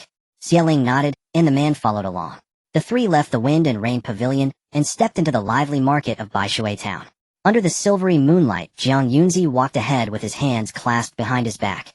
Seemingly lost in thought, he gazed at the surging Baishui River, his mind brimming with 1,000 emotions. In youth I listened to rain in a song tower, red candles dimmed the silken canopy. In middle age I listened to rain on a traveler's boat, the river wide, the clouds low, a lone wild goose crying in the west wind. Now I listen to rain beneath a monk's eaves, my temples already streaked with gray. Come, let's go buy some wine. With that he led Xiaoling and the man in black to a tavern. Jiang Yunzi slammed the table. Bring out 10 jars of willow leaf green. The tavern keeper, who had been on the verge of sleep, roused himself at the arrival of new customers, shuffling over in his slippers with drowsy eyes to serve the wine. Yet the trio's attire looked peculiar no matter how one saw it. One was shrouded entirely in white gauze, gender indistinguishable. Another wore a black robe and a golden mask, his face hidden. The only normal one was the old man with youthful features and white hair. Xiaoling and the man in black didn't touch a drop of wine. Only Jiang Yunzi drank himself into a stupor. Slumped over the table like a mischievous old child, he pounded the table and shouted, Master, your tomb was hidden so far away, so secretly, yet they still found it. They want to dig up your grave, and your disciple couldn't stop them. As he wailed, he suddenly grabbed Xiaoling's arm. Young lady, just become my disciple. My only wish in this life is for someone to carry on my sect's medical arts. If anyone from Bright Moon Island or the royalty and nobles from other nations who had sought Jiang Yunzi's treatment were to see him in such a state, they would be utterly astounded. Jiang Yunzi, the peerless healing hand of Bright Moon Island, was renowned for his pride and aloofness. He had refused countless people who begged for his medical care or vied to become his disciple. Never had he begged so humbly before. Xiaoling felt somewhat helpless. Why me? Anyone with even a bit of knowledge in pharmacology could spot the error in that prescription. Jiang Yunzi shook his head. I can tell your understanding of medicine goes far beyond that. Most importantly, you live with such ease and freedom. You suit my fancy. With that, he shot her a pitiful glance. It's a pity you're unwilling. Watching an old man throw such a tantrum before her, Xiaoling's heart softened. She let out a sigh. I can agree to be your disciple. Jiang Yunzi's eyes lit up like two lanterns. But, Xiaoling shifted her tone. A term of 3 years. I need 3 years to settle my affairs. After that, I will send a letter to Bright Moon Island to discuss how the lessons will be conducted. Fine. No problem at all. 2 red clouds flew to Jiang Yunzi's cheeks. Whether from the wine or sheer excitement, it was hard to tell. Having accepted him as her master, Xiaoling didn't stand on ceremony. She lifted her veiled hat and performed a kneeling bow. Master above, please accept this disciple's bow. Jiang Yunzi quickly pulled her up. I told you I don't care for such empty formalities. Only those on Bright Moon Island like all that red tape. Xiaoling was puzzled. Aren't you from Bright Moon Island? A hint of sarcasm crossed Jiang Yunzi's face. Bright Moon Island is fraught with undercurrents. It's too much to explain in just a few words. He'll tell you in detail later. His gaze settled on Xiaoling's face, and he remarked in surprise, I thought you were a young girl from your voice, but I didn't expect you to be this young. How old are you? Xiaoling answered, 15. Jiang Yunzi nodded. Young is good. Have you read classics like the Yellow Emperor's Inner Canon or the Compendium of Materia Medica? Xiaoling nodded. The two then plunged into a lively discussion about medicine. The more Jiang Yunzi listened, the more excited he grew. He had stumbled upon a treasure. Xiaoling was equally delighted. Though the medical arts of this world weren't as flourishing as those of her own era, they still had their merits. This trip, after all, had not been in vain. It wasn't until the man in black tapped the table that the two were pulled out of their discussion. Leaning lazily against the back of his chair, exuding an air of noble elegance with slender snow-white fingers, he reminded them calmly, the tavern keeper is about to fall asleep. Jiang Yunzi cleared his throat and turned his attention to him. Right, what's your name, young man? And what relation are you to my disciple? Xiaoling said, he and I are merely passing acquaintances. The man in black lifted his gaze to Xiaoling, a complex look in his eyes, then said to Jiang Yunzi, Sir, my name is Jing Xian. Jiang Yunzi's eyes widened in sudden recognition. You're that little Jing Xian from the Listening Snow Pavilion. You've grown so big. No wonder you look familiar. What brings you here? Xiaoling grew more confused. What on earth was the Listening Snow Pavilion? A flash of insight struck her as she recalled the 4 great sects that Pei had mentioned. The Listening Snow Pavilion was apparently one of them. Jing Xian gave a slight nod, not bothering to hide his identity. I happened to be passing by when I heard Bright Moon Island was making a move, so I came to see the excitement. Jiang Yunzi lowered his head, lost in thought. After a long moment, he looked up at the sky as if he had made a decision, and said with a solemn expression, would the two of you be willing to do something for this old man? Xiaoling furrowed her brow. Master, speak freely. If it's within my power, I'll see it through to the end. Jiang Yunzi took a deep breath. Tomb raiding. Xiaoling's eyes widened. Tomb raiding. Jiang Yunzi pulled out a map and a key from his robe, handing them to Xiaoling. He glanced at the sky and said hurriedly, there's still time before dawn. Go quickly, don't let those from Bright Moon Island get there first. All the gold and treasures in the tomb are yours. Just bring me back half a medical book. In the peach blossom forest of Baishui town, the blossoms stretched for over 10 miles, shrouded in thick mist, separated from the town by a surging river. Legends spoke of treacherous beasts and venomous snakes lurking within, and eerie cries heard on the 15th night of each month, so few dared to step foot there. At that moment, within the withered peach forest, over a dozen figures clad in white robes moved through the trees, nearly blending into the dense white mist. Senior brother, we've been wandering around for half a day now. All we see are peach trees and white fog. When will we find the entrance? Su Qinghe is skilled in formations. Let's walk a bit more. If that fails, we'll report to the island master. After all, the Mingyue Island must obtain that medical book. Muffled voices drifted from beneath the trees. Xiaoling and Jing Xian stood on a tree trunk. From above, the forest was veiled in swirling white mist, exuding an air of mystery. Once the group had moved away, Jing Xian leaped nimbly from the 7-turtle tree. He landed with his arms crossed, his posture as graceful as a jade tree, his ponytail arching in a clean curve, and looked up at Xiaoling in the branches. A faint smile played on his lips. Miss Xia, aren't you coming down? Xiaoling narrowed her eyes. Her current persona was that of a skilled physician but a mere village doctor with no martial arts. So she said bluntly, "I can't." Hearing no plea from the girl, Jing Xian felt a hint of regret. With a light leap he appeared before Xia Ling murmured, "Forgive the intrusion," and wrapped an arm around her waist to bring her down. Xia Ling marveled at the lightness skill that allowed one to scale walls and leap over roofs. It was similar to her ability, but her power conjured wind from nothing. Too conspicuous to use in front of others, unlike the freedom of Qinggong. She didn't know Jing Xian well, and she didn't want to reveal her ability. Moreover, this journey was fraught with unknown dangers. Playing dumb was the safest strategy. She had no intention of being the vanguard. Playing the fool was the best approach. Suddenly a cold gust of wind swept by, tearing off her hood and sending it into the thick white mist, revealing a delicate peach blossom-like face. Willow leaf brows, cherry red lips, she was as beautiful as the first peach blossom of spring, exuding a rich fragrance. Jing Xian studied Xia Ling's face and suddenly spoke. "I wonder who Miss Xie's husband is to possess such a stunningly beautiful wife. Truly enviable." Xia Ling smoothed her stray hair, her long lashes fluttering. "Definitely not you." Jing Xian stood with his hands behind his back, his peach blossom eyes reflecting the bright moonlight, smiling without a word. The map, given by Jiang Yunzi, only showed the interior of the tomb. The entrance was for Xia Ling and Jing Xian to find themselves. Jing Xian strolled leisurely through the peach forest, occasionally carving marks with a small knife. The peach trees grew sparser, and the path widened. Suddenly Jing Xian stopped. "Miss Xie, do you see anything different about the moon, eh?" Xia Ling followed his gaze. The sky was dark blue, the moon a half-circle obscured by a cluster of dark clouds. She frowned. "Has the moon shrunk?" Jing Xian nodded, his voice gentle. "Clever." The moment the clouds parted, he swiftly snapped a peach branch beside him and thrust it straight toward a peach tree. Clear moonlight poured down, casting a cold gleam on Jing Xian's golden mask. He tilted his head slightly, observing the path of the stars and moon, and kept breaking peach branches to carve marks on surrounding trees. Before long the trees parted to reveal a rugged path. Without a moment's hesitation, Jing Xian's strong bony hand gripped Xia Ling's waist and pulled her. The moment they entered, the thick white mist dispersed, and the peach trees slowly closed behind them, leaving only a crescent moon. Though she had only stepped onto a narrow path, Xia Ling felt as if she had plunged into an endless abyss, the surroundings falling away. She could only hold tightly to Jing Xian's waist. After what felt like an eternity, her feet touched solid ground. Xia Ling regained her senses.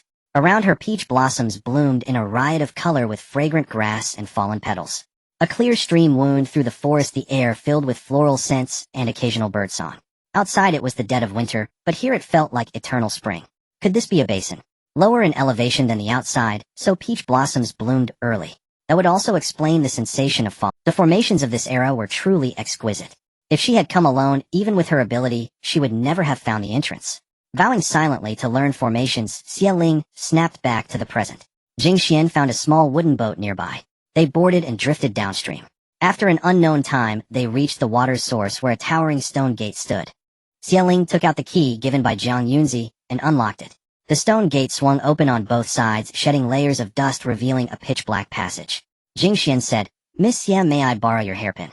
Xia Ling removed her wooden hairpin and handed it to him. He tossed it into the passage, and seeing no traps, he pulled her inside. Xia Ling thought to herself, Jing Xian was indeed cautious. The path grew narrower, and the walls of the passage were covered in moss. Though seemingly casual, Jing Xian was deliberate in every step, shielding Xia Ling under his protection. Even if danger struck, he would be injured first, not her. After walking for an unknown time, the passage widened, and a faint light appeared ahead. After a few dozen more steps, the darkness suddenly gave way to brightness. Xia Ling blinked. Dozens of enormous luminous pearls hung around, illuminating the chamber like daylight. On a central platform, chests upon chests of gold and silver treasures were piled high, almost blinding her. Su Qinghe, Jiang Yunzi's master, was the most eminent physician of the age, surpassing even the renowned Jiang Yunzi. The nobles and royalty of 7 kingdoms had sent countless priceless treasures to seek his healing. Su Qinghe was incorruptible, leaving these things carelessly stacked here. Xia Ling's entire fortune, plundered from the prime minister's mansion, the duke's estate, and the crown prince's palace, amounted to less than a third of what lay before her. "Miss Xie, this is your sex property. I have no right to look. Tell me when I may open my eyes." Jing Xian's clear voice rang out. Xia Ling turned to see him indeed, standing obediently with his eyes shut. She quickly gathered all the treasures into her storage space, stuffing even the refrigerator with jade and gems. After a flurry of activity, a third remained. Without a blush, Xia Ling said, "All right, you can open your eyes now. My master asked me to retrieve some secret treasures of the sect, so I couldn't let you see. The remaining jewels will split equally.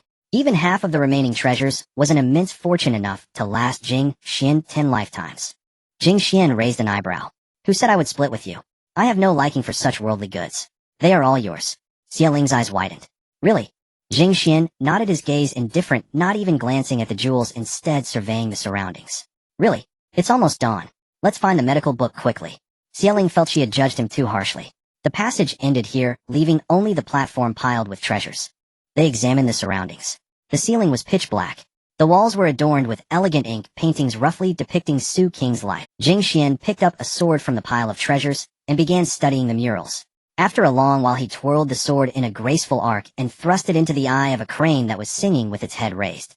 A line of bloody tears trickled from the crane's eye, and the wall cracked open, revealing a seemingly endless corridor. Just as they were about to enter, faint voices echoed from the passage behind them. Could it be the people from Mingwei Island? How did they get the key? Without a second thought, the two dashed into the corridor. But this passage could only be opened, not closed. The footsteps drew closer. Seizing the moment when Jing Xian was examining the wall, Xie Ling hastily swept the remaining gold, silver, and jewels outside into her spatial storage. She was determined not to let the people of Mingwei Island get a single thread of wool. Miraculously, the moment the valuables were cleared away, the stone door slowly slid shut. Jing Xian did not notice Xie Ling's actions, assuming he had triggered the mechanism himself. Without delay, he swiftly took her hand and led her inside. This passage was wider than the one they had entered through, with massive luminous pearls hanging on both sides. Over the years, the walls had become covered in moss. Every few steps, a stone door and a fork appeared, forming a labyrinth. Fortunately, they had Jiang Yunzi's map, or else they would have been wandering inside for who knows. Just as they were about to exit the maze, a tremendous crash echoed from behind.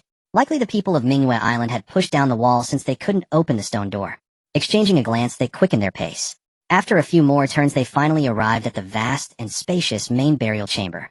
A canal about 7 or 8 meters wide encircled the suspended coffin in the center. Beside the coffin stood a tall green tree that would take 5 people to embrace. The water in the canal was pitch black, churning with a dark green hue, clearly poisonous. Xie Ling casually tossed a stone from beside her foot into the water, and it dissolved instantly. Looking around, she noticed faint inscriptions on the wall behind her. It was Su Qing's self-written epitaph spanning thousands of characters. She felt this item was important and silently committed it to memory. Time was of the essence. Jing Xian said, "Wait here," then lightly tapped his toes and flew toward the underground river. Midway, thousands of arrows shot out from all directions, densely surrounding him. Xie Ling watched from the side, her heart pounding with fear. The gold and treasures outside had no traps, but this medical book inside was surrounded by layers of mechanisms. How mysterious could that medical book be? Amidst the rain of arrows, Jing Xian moved as light as a swallow, weaving through effortlessly, and finally landed gracefully before Su Qing's coffin. He bent down and picked up the medical book that the entire world coveted. Without even glancing at it, he handed it to Xie Ling, then skillfully wrapped his arm around her waist and carried her up toward the canopy of the tree.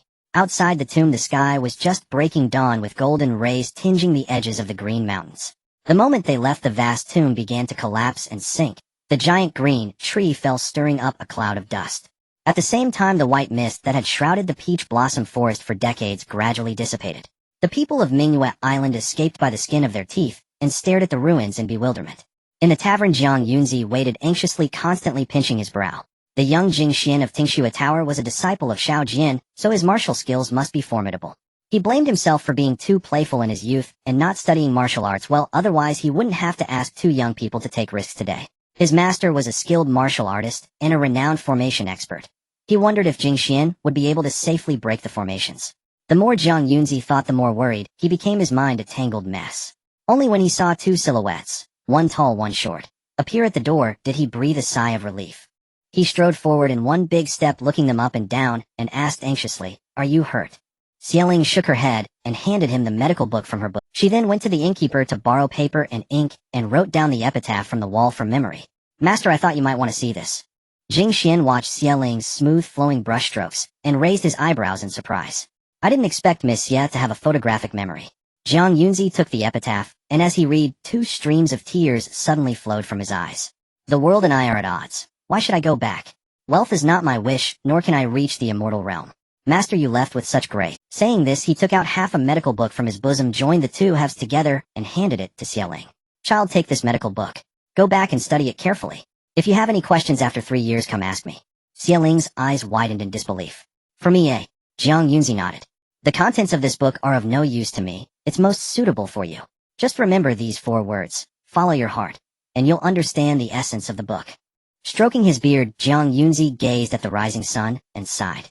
The shackles in my heart have finally been removed. I'm going to travel the 7 kingdoms starting today. Thinking of something, he pulled out a finely carved jade token. Keep this. Whether among the noble families or the royal houses of the 7 kingdoms, showing this token will earn you some courtesy. Your master is as poor as a church mouse. This is all I can give you. Little disciple, see you in 3 years. Xieling thought her master was truly a free-spirited old child at heart. Jiang Yunzi had just taken 2 steps when he turned back and winked.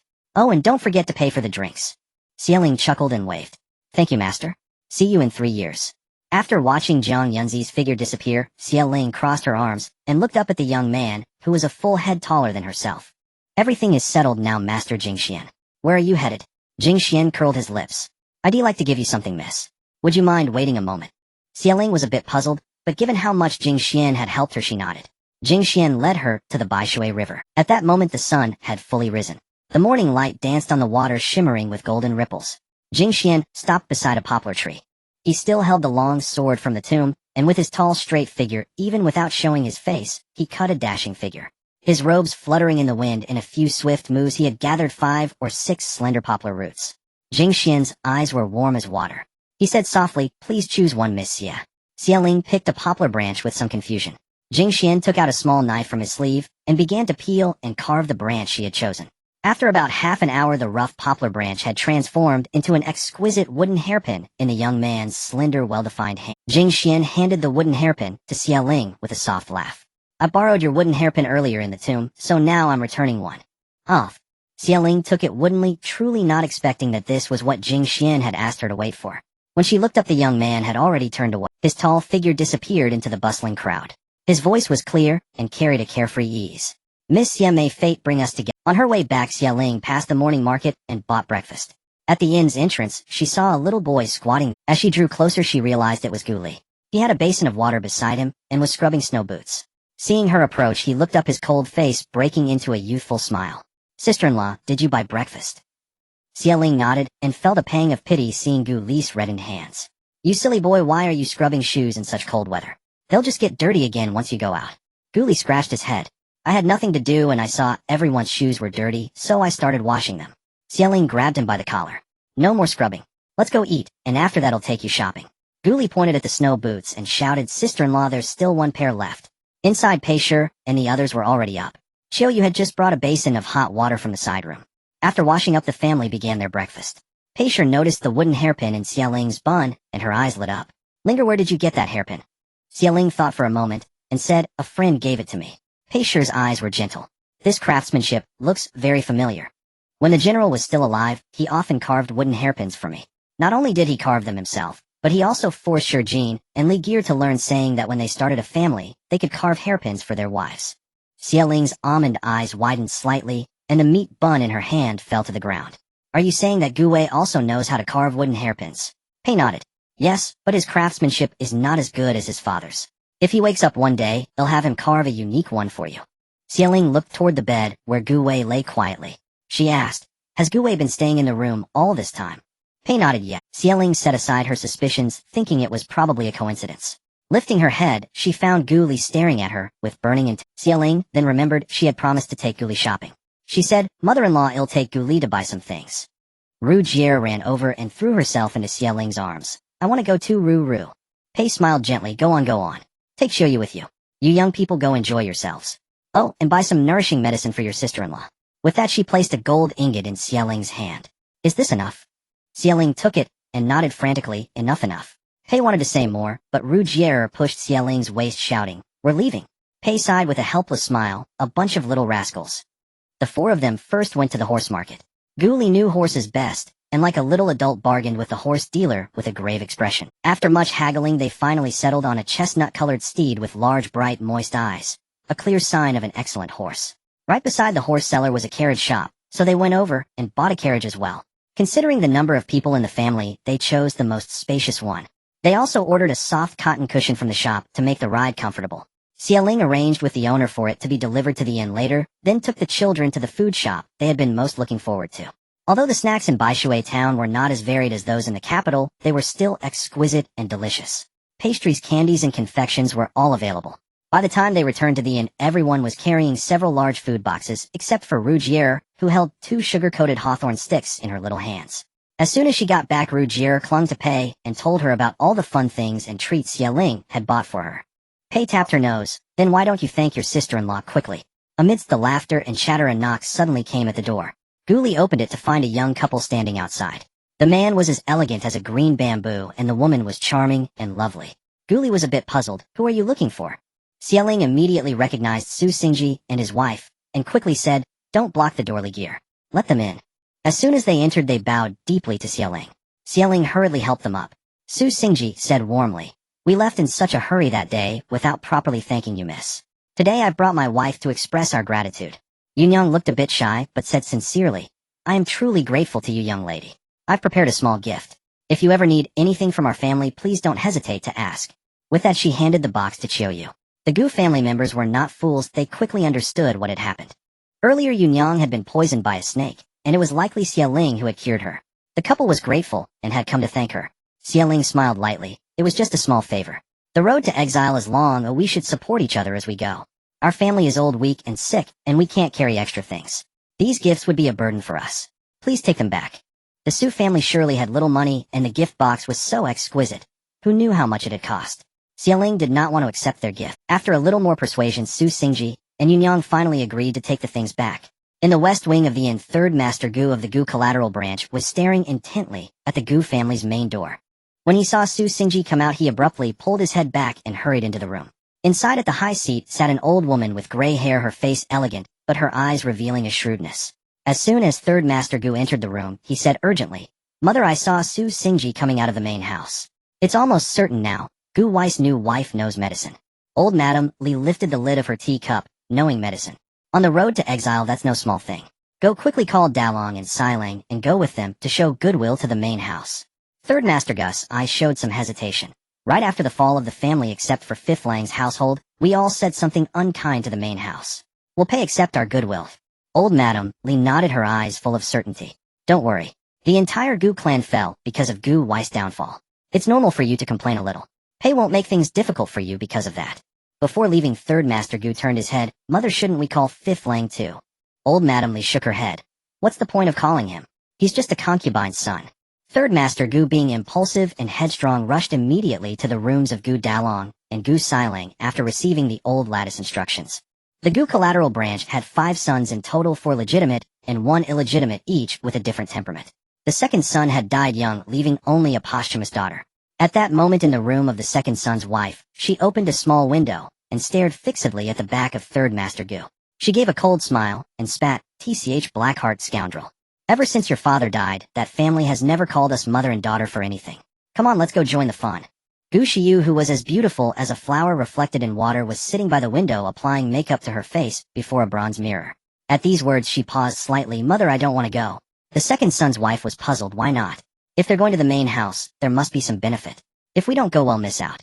Gu Shiyu smiled faintly, her jade-like hand caressing her delicate face. She said softly, "Mother, our way out has never been with the Gu family, let alone the main house."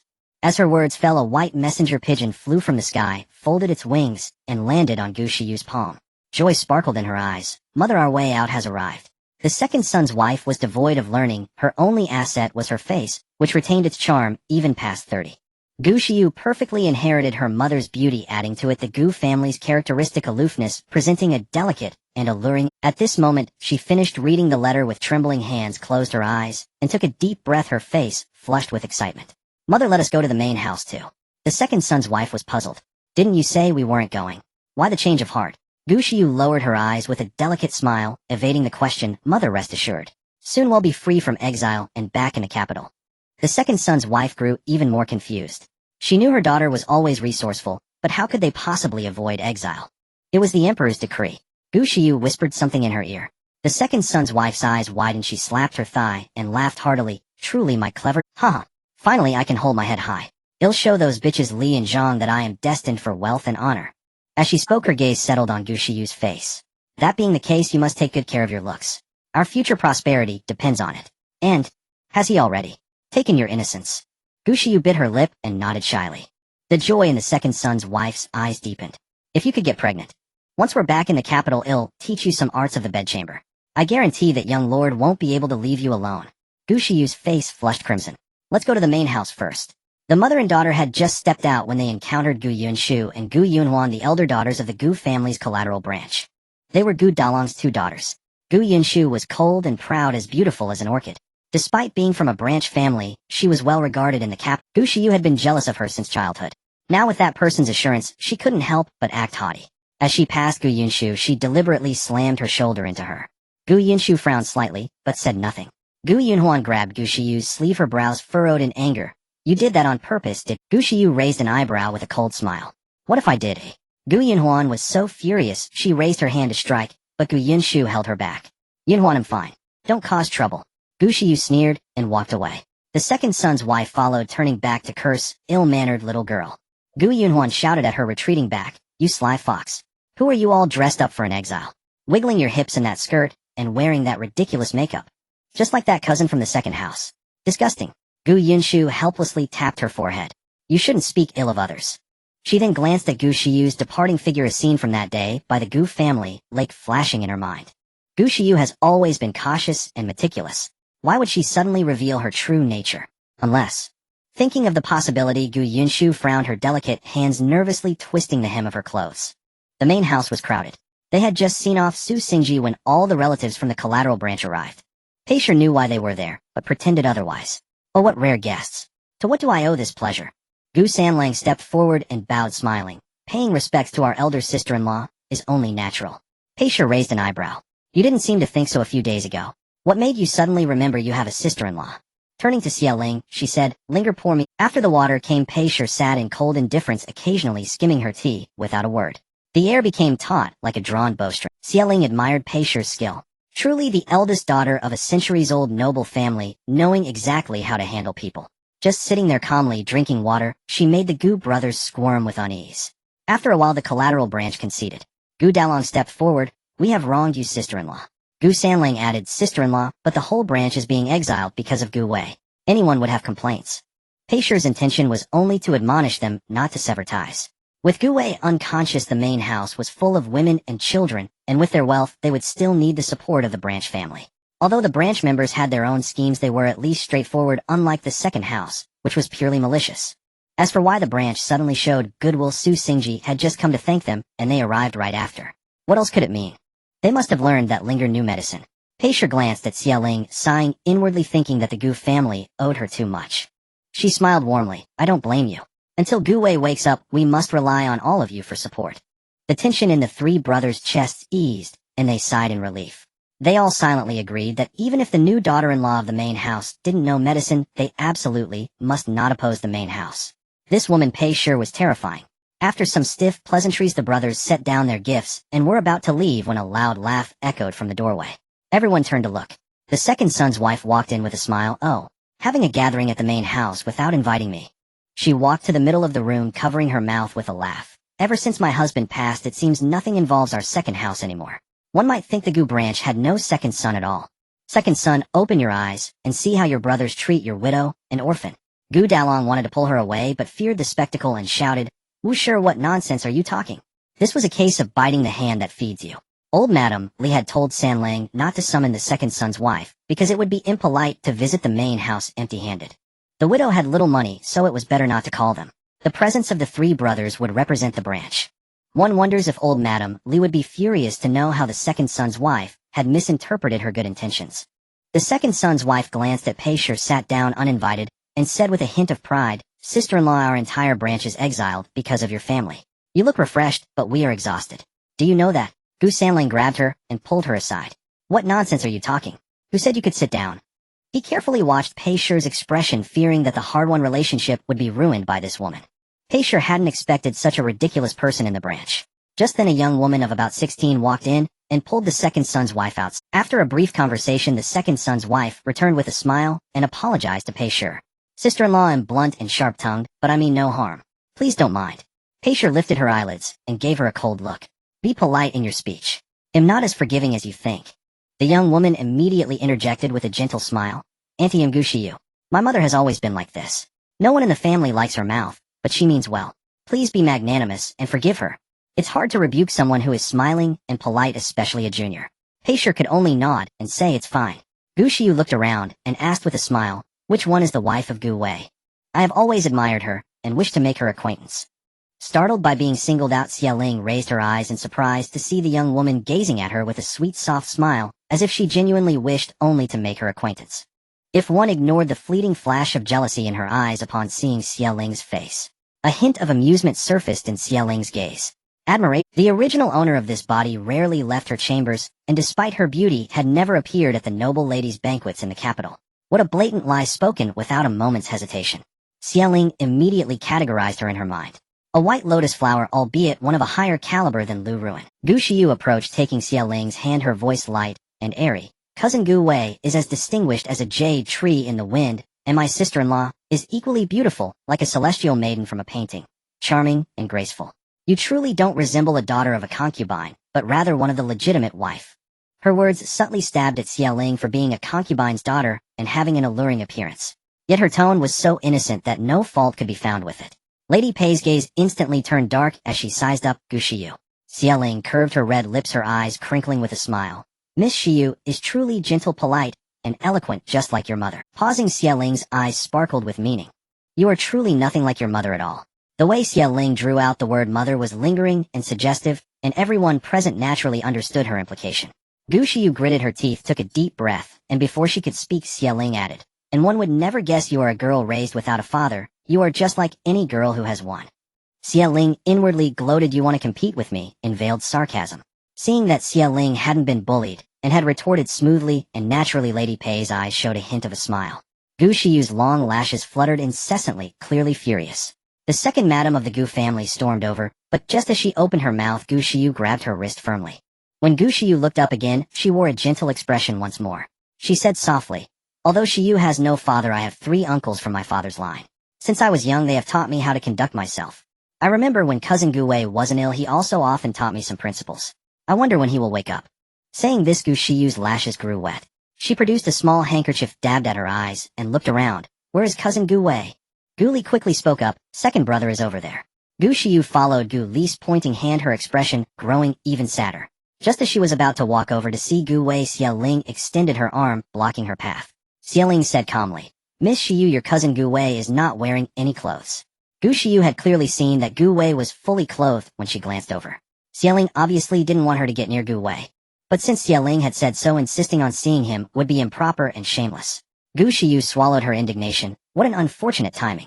I shall visit my cousin another day. As her words faded, the sound of bailiffs, beating gongs, and drums echoed from outside the inn. Time to move. Rest is over, time to hit the... The members of the Gu family's collateral branches dispersed. Xie Ling looked at Gu Shiyu's retreating figure, puzzled. What was that woman's real intention? A quarter of an hour later, all the prisoners were gathered outside the inn. The bailiffs were counting heads.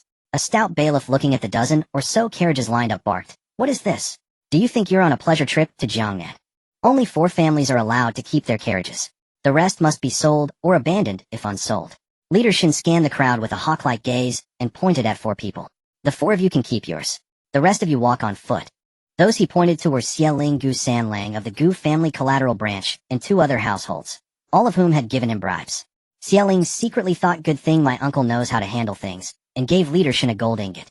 As a chorus of wails arose, another bailiff stepped forward to play the good cop. We're not being unreasonable, but you're being exiled, not going on a holiday. If the one up in the capital hears how leisurely you are, do you think you'll get off lightly? Besides, the roads are rife with bandits. With all these carriages, you'd just be an easy target. A man jumped out, protesting indignantly. Then why can those 4 families keep theirs? We've bought so many things and loaded them onto our carriages. Leader Shin, what are we supposed to do? Leader Shin pointed at Xie Ling's group. That family has a pregnant woman. That one there has 2 elderly people.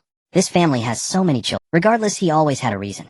The other prisoners could see clearly that Leader Shin was playing favorites with those 4 families. Looking at the agitated crowd, Leader Shin sighed. Fine. He'll give you half an hour to go buy some carts. We leave in exactly half an hour. Anyone not here by then will be considered attempting to escape. As if by some coincidence, the horse market owner happened to be next door and had brought dozens of carts. The prisoners surged over, selling their carriages and buying carts. Xie Ling strongly suspected that Leader Shin and the horse market owner were in cahoots, with the owner getting a cut for every cart sold. The second branch family was livid.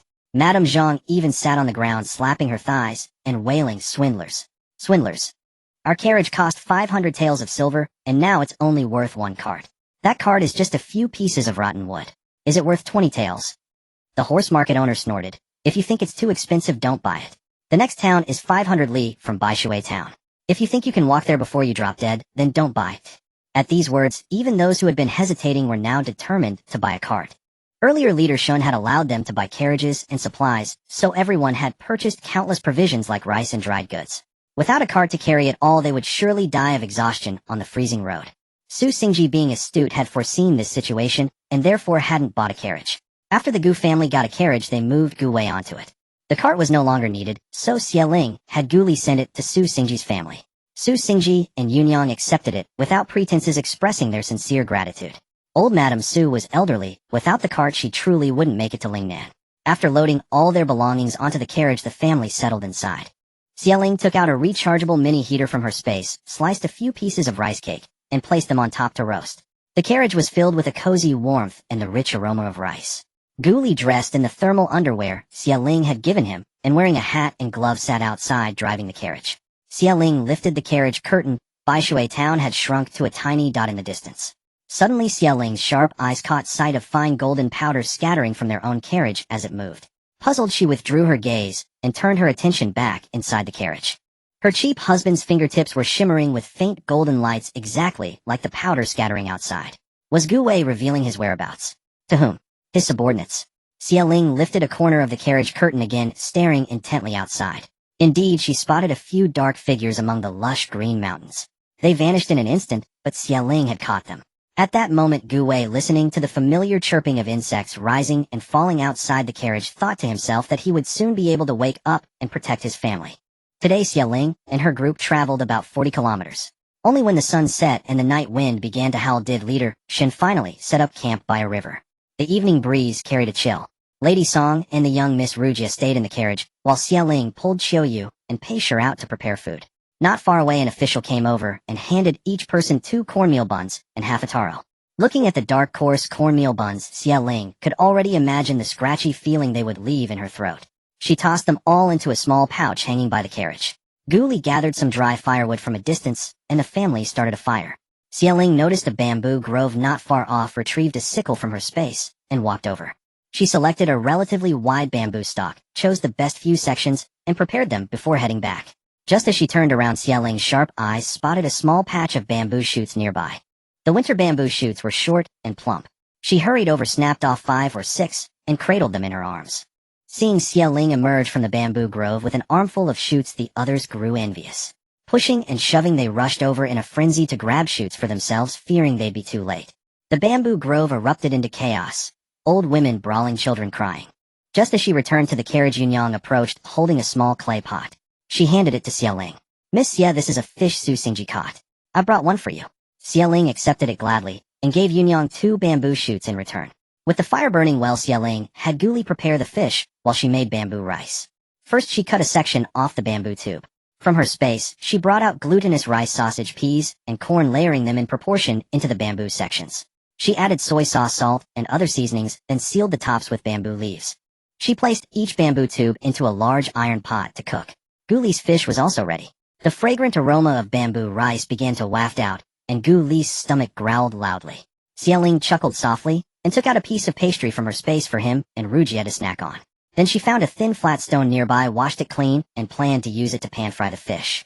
Her frying pan, neat, perfectly shaped, and beautiful, would have frightened these ancient people if Shed brought it out. She fried the plump fish in oil until both sides were golden brown, added a spoonful of her secret sauce, and placed it in a small clay pot to simmer over low heat. The bamboo rice was done as well. The fresh scent of bamboo leaves mingled with the fragrance of rice, wafting across the entire camp. Everyone craned their necks, trying to find the source of the delicious smell. Gu Li reached out to grab one, but Xie Ling tapped his hand. "It still needs to be roasted." Xie Ling thought for a moment, and decided to skip the bamboo shoots. Shed saved them for the next meal. While everything was arranged in perfect order here, the second branch of the Gu family was in complete disarray. Zhang Shi twisted Lu Shi's ear, and scolded harshly, "Aren't you from a farming family? How can you not even cook? Look at what you've done, ruined perfectly good rice." In the clay pot, the white rice had clumped into a sticky mess, blackened and reeking of burnt smell. Lu Shi wailed in misery. Mother-in-law, I never cooked after marrying into the Gu family. I've forgotten everything. Weren't you from a farming? Zhang Shi glared. Am I the same as you? Am a jewel born to nobility? Lu Shi muttered inwardly. Before you were sold to the slaver you were worse off than me. Just then the aroma of the first branches cooking drifted over, tantalizing everyone's taste buds and making their tongues water on control. Gu Dong swallowed hard, then slapped Zhang Shi across the face. Hurry up and keep cooking. If it doesn't taste good, I'll beat you. The second branch's little grandson Gu Zhaofeng started crying from the delicious smell. Angrily imitating Gu Dong, he slapped Lu Shi across the face. I want food. Cook now. Lu Ruhan watched the chaotic scene, walked over, picked up the clay pot, and said, I know a bit about cooking. Let me do it. Lu Shi was moved to tears, thinking that even her two biological daughters were less useful than an outside niece. Lu Ruhan felt disgusted. She wasn't doing this for Lu Shi's sake, she just didn't want to eat burnt rice. The collateral branches fared better. Gu Siling's wife knew how to cook, so their family had porridge. As for those who couldn't afford extra ingredients, they had to make do with dry plain cornmeal buns. Setting that aside, back at the first branch, Xieling used 2 wooden sticks to fish all the bamboo tubes out of the pot. The bamboo shells had been scorched black, but when she lifted the leaves, a burst of steaming hot air filled with the sweet fragrance of glutinous rice rushed out. The rice inside was glossy and plump, its fragrance fresh and inviting. Taking a big bite, she tasted the rich aroma of rice mingled with the delicate scent of bamboo, soft, sticky, and wonderfully chewy. Xieling also took a bite of the fish that had simmered gently for half an hour. The bones had turned crisp and the flesh was tender and succulent, coated in savory sauce so delicious it made one want to swallow their own tongue. Qiu Yu hurried over to the carriage to call Song Shi and Rujia. Having spent several days together, Song Shi had become livelier. She smiled and said, I'm so grateful to you, sister-in-law, for making delicious food every day. Once I give birth, I'll help you out. Xieling handed Song Shi a pill for fetal health, telling her to take it after her meal. Then she picked up a bamboo tube, scooped a spoonful of fish, and lifted the curtain to enter the carriage. Gu Wei was intimately familiar with Xieling's presence. He opened his luminous peach blossom eyes and sat up. When the man was lying down, one might overlook his presence, but sitting up, his commanding aura was undeniable. With broad shoulders, long legs, and towering height, even simple clothes couldn't hide his noble bearing. Even though this wasn't the first time Xieling had seen his face, she was still struck by its impact. The ancient saying, autumn water for spirit, jade for bone, could barely describe him. Gu Wei's narrow peach blossom eyes casually swept over the wooden hairpin in Xieling's bun, and he said in a gentle voice, thank you. Xieling handed him the bamboo tube. Gu Wei gently shook his head, a few strands of hair falling by his temples, beautiful as an ink painting. Wife, my hands can't move. That call of wife was deep and husky, stirring something in her heart. Xieling had no choice but to feed him bite by bite. After he finished, she voiced the question on her mind. Do you have subordinates? Did they follow us? Gu Wei nodded, not hiding anything. Yes, but probably only some of them came. So I released our special contact powder. Xieling was somewhat surprised by Gu Wei's candor. Then she took his pulse. His hand resting on the cotton blanket was whiter than snow. He kept his eyes lowered, silent, letting Xieling probe him as she pleased. You're recovering well. You should be able to move around in 2 or 3 days at most. But your hands, they don't seem like they can't move. Gu Wei's watery lips pressed together lightly, his expression cool and clear. But they truly can't move. Xieling looked at him with doubt. Fine. Can I have a kiss then? Gu Wei's eyes curved. Wife always says the most surprising things. Xieling frowned. Not allowed. Gu Wei quickly shook his head. Shijin wouldn't dare. Xieling raised an eyebrow and leaned in to kiss. Just as she was about to pull away, Gu Wei bit her lip. Xieling tried to retreat, but his large, well-defined hand suddenly pressed against the back of her head. Their eyes met. Gu Wei's deep, cool peach blossom eyes seemed to hold a galaxy of stars, his handsomeness breathtaking. Their lips pressed deeply, tongues touching. Gu Wei's other hand rested on Xieling's impossibly slender waist as she melted into a pool of spring water in his arms. His crowfeather lashes veiled his eyes as he deepened the kiss. When he finally released her, Xieling gasped for air and exclaimed, you. Gu Wei's long eyes darkened slightly, his voice hoarse. Didn't my wife say she wanted to kiss me? Xieling flung open the carriage curtain and stormed out fuming. Gu Wei's eyes held a smile as he naturally pulled the blanket over himself. Where was the fragile, helpless man had pretended to be in front of Xieling? When Xieling came out, Pei Shi and Qiu Yu had already cleaned up all the pots and dishes. They had also heated a basin of water for Xieling to warm her feet. Xieling recalled the strange sensation in her mouth, her face flushing. She kept reassuring herself, it's fine, it's fine. It was just a kiss. Miss Xie, Miss Xie. The woman's gentle call snapped Xieling back to reality. She turned to see Yunyang standing beside her, looking as if she wanted to ask something.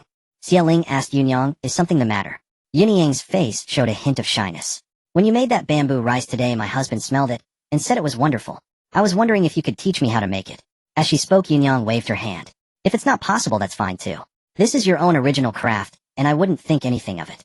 Xiaoling smiled. It's no trouble, I'll teach you. This isn't some secret technique. I learned it from someone else myself.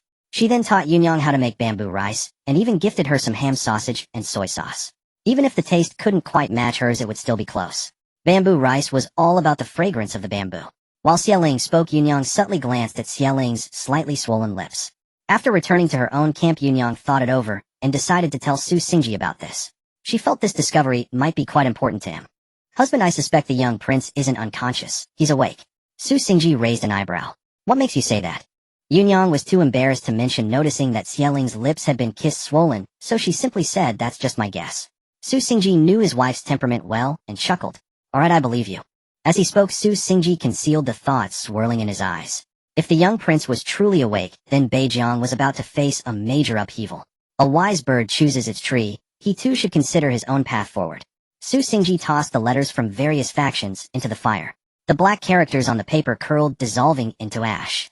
Sir, your talents are outstanding. Why cling to Beijiang? Why not come to our kingdom and serve our lord? In these turbulent times, talent was rare. Su Xingji, with his extraordinary intellect and strategic brilliance, was no ordinary man. The moment news of his exile spread, various powers began scheming to win him over. The rising flames illuminated Su Xingji's clear pupils, and the fragrance of bamboo and wood lingered in his nose. He looked up surprised. Yunyang, how do you know how to make this bamboo rice too? Yunyang smiled lightly. Miss Ye taught me. She said it's not called bamboo rice, it's called bamboo tube rice. She also gave me some seasonings and food. This dark stuff is called soy sauce, and this long thing is called ham sausage. Miss Ye is truly a kind person. Su Xingji's brow lifted slightly, thoughts churning in his long eyes. After a moment, he asked Yunyang, do you like Miss Ye? Yunyang said happily, I do. Miss Ye is someone with a cold exterior but a warm heart. She's good to those who are good to her. Su Xingji took a deep breath, his decision made. Then from now on, well, follow Miss Ye's family, alright. Alright. Yunyang had no idea that her simple words had just decided the fate of the Su family, and of countless others. Su Xingji stood with his hands behind his back, wide sleeves gently swaying, gazing at the ink-blue sky, where the bright moon was rising. From this moment on, Su Xingji would follow Gu Wei. When later historians wrote about how the renowned Prime Minister Su Xingji came to serve the greatest emperor of the age, they affectionately referred to it as the bamboo. Leaving Su Xingji aside, the main branch of the Gu family, after extinguishing the fire, all climbed into the carriage to rest. The officials had set up canvas tents, but the Gus chose not to sleep in them. Not only was the canvas tent too thin to shield from wind and rain, but the ground was also damp. Moreover, since the Gu family was small, they would certainly be assigned to share the tent with other families. A communal sleeping area could never compare to the comfort of their own carriage with thick mattresses. The carriage was spacious, and even after the whole family lay down, there was still room for one or two more people. Chiao Yu had originally refused to sleep with them, insisting that as a servant, she should sleep outside to keep watch. It was only when Pei Shi asserted her authority as the matriarch that she was coaxed inside. Even after entering, she curled up into a tiny ball, trying not to take up space, and staying as far away from everyone as possible. Xiaoling, a light sleeper, opened her eyes in the middle of the night, and saw Chiao Yu wrapping her outer robe tightly around Xiaoling's feet. No wonder Xiaoling's feet felt warm. A complex feeling stirred in Xiaoling's heart. She sighed softly, took out a small blanket from her space, and covered Chiao Yu with it. Just as she was about to fall asleep, Xiaoling heard a rustling sound outside the carriage. She immediately pricked up her ears. Mother, are you sure this is Gu Wei's carriage? Yes, I checked it many times today. I can't be wrong. Then the thick curtain was gently lifted and a thin reed tube was inserted. Xiaoling sneered, and suddenly threw a large handful of chili powder out the window. Two screams followed. Xiaoling lifted the curtain and saw that it was Gu Shiyu and Gu Er's wife. The two were now red-faced from the spice, their eyes tightly shut and tears streaming down. Xiaoling took out 2 burlap sacks from her space, threw them over the pair's heads, and proceeded to give them a thorough beating. Gu Shiyu and Gu Er's wife writhed in pain, but dared not make a sound. Xiaoling said coldly, "What thieves are you? Get lost now. If you dare come again, it won't be this simple." With that, she gracefully lifted the curtain and climbed back into the carriage. As soon as she entered, she met Gu Wei's clear, cold eyes, which gleamed in the dark night, fixed intently on her. Gu Wei leaned close and whispered, "Don't worry, there are hidden guards around." His tone softened, becoming tender and affectionate. "Be good. If this happens again, just sleep peacefully." Xiaoling didn't reply. She turned over and slept facing the other side, leaving Gu Wei with a graceful back view. In the middle of the night, the sound of wind and snow rustled. The next morning, the world was a vast expanse of white, with snow piled up to calf height on the ground. The snow was still falling thick and dense like goose feathers dancing wildly, so heavy that one couldn't see the distant scenery. Rugia and Guli, being still children, were excited. They put on their shoes and socks, donned their small felt hats, and ran out to play in the snow. Paisher looked at the snow-covered landscape and sighed. This will be hard to travel through. Similarly, Leader Shin frowned and lamented. I've never seen such heavy snow. We'll have to rest for 2 days and wait for the snow to stop before moving on. With the snow obscuring the roads, it would be easy to get lost and hard to advance. If someone caught a chill and fell ill and the exiled prisoners started dying, their whole trip would be in vain. An official banged a gong and announced, listen up. We're heading to the nearest mountain cave to rest for 2 days. We'll move on once the snow stops. At this, most people cheered, praising the heavens for their kindness. Of course, not having to walk was better. At the Gu family's branch quarters, Gu Shiyu and Gu Air's wife still hadn't come out of the Old Madame Li's face turned cold, and she scolded, what lazy wives and daughters. Still not up. If the exile group leaves, you two can stay here and feed the wolves. Yinshu, go call them out. Just as Gu Yinshu reached the tent entrance, Gu Shiyu and Gu Air's wife came out covering their faces. Seeing their faces, everyone gasped. What had they been up to? Not only were their faces bruised and swollen, but their eyes were puffy like walnuts. Being family, Old Madame Li's eyes showed a hint of concern. What happened to make you look like this? Gu Shiyu gritted her teeth and said, last night Mother and I went to relieve ourselves and accidentally fell. Old Madame Li continued, the new wife of the main branch knows medicine. He'll prepare some gifts and you can go to her to get checked. Both of them shook their heads violently and blurted out, grandmother, mother-in-law, no need. It'll heal in a few days. We don't need to owe her a favor. If we get seriously ill later, well, ask her then. Old Madame Li sighed. All right then. Wife of the eldest, give some silver to the second son's wife to buy some wound medicine from the officials. They're always on the road, so they should have some.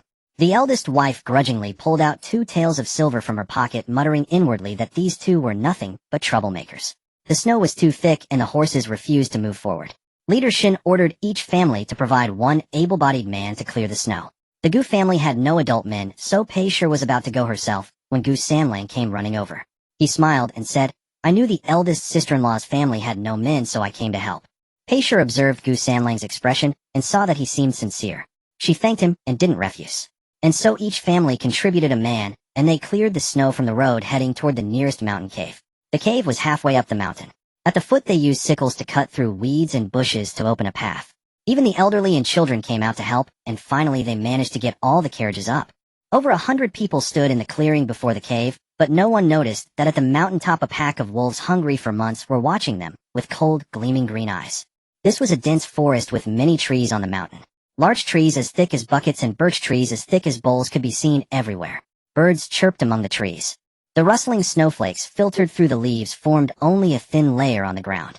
There was a clearing in front of the cave. Leader Shin, mounted on his horse, announced loudly, a few men come with me to inspect the cave. Several constables led the way with torches, and 1 person from each family followed. Xieling pulled Guli along, curious to see what the cave looked like inside. The cave was pitch black, its walls covered in moss. A chilling dampness seeped from the soles of their feet straight into their hearts. Xieling immediately decided they would sleep in the carriage, absolutely not in the cave. The constables surveyed the area, then took out powder from pouches at their sides and sprinkled it evenly around. Xieling recognized it as realgar powder, meant to ward off snakes and insects. A tall, thin constable shouted from the cave entrance, families with carriages, spare some hay meant for the horses to spread on the ground. Women, find a water source. Half the men go cut trees. The other half come help set up tents. Children, don't be idle, go gather firewood. At the command, everyone bustled into action. Apart from the constable's designated spots, the remaining space was clearly up for grabs. Standing her ground inside the cave, Zhang Shi constantly criticized Lu Shi for being clumsy and scolded her family's concubine to keep her eyes open lest their belongings be stolen by sneaky thieves. Old Madame Li was equally unyielding, getting into an argument with Old Madame Chun. Old Madame Chun, I clearly got here first. Old Madame Chun retorted, hands on her hips. Just because you turned around, this spot is yours. My second daughter-in-law had her eye on this place and arrived long before you. The cave erupted in chaos. Outside, however, work proceeded with fervor. Most prisoners were from wealthy families, though there were commoners like Su Xingji among them.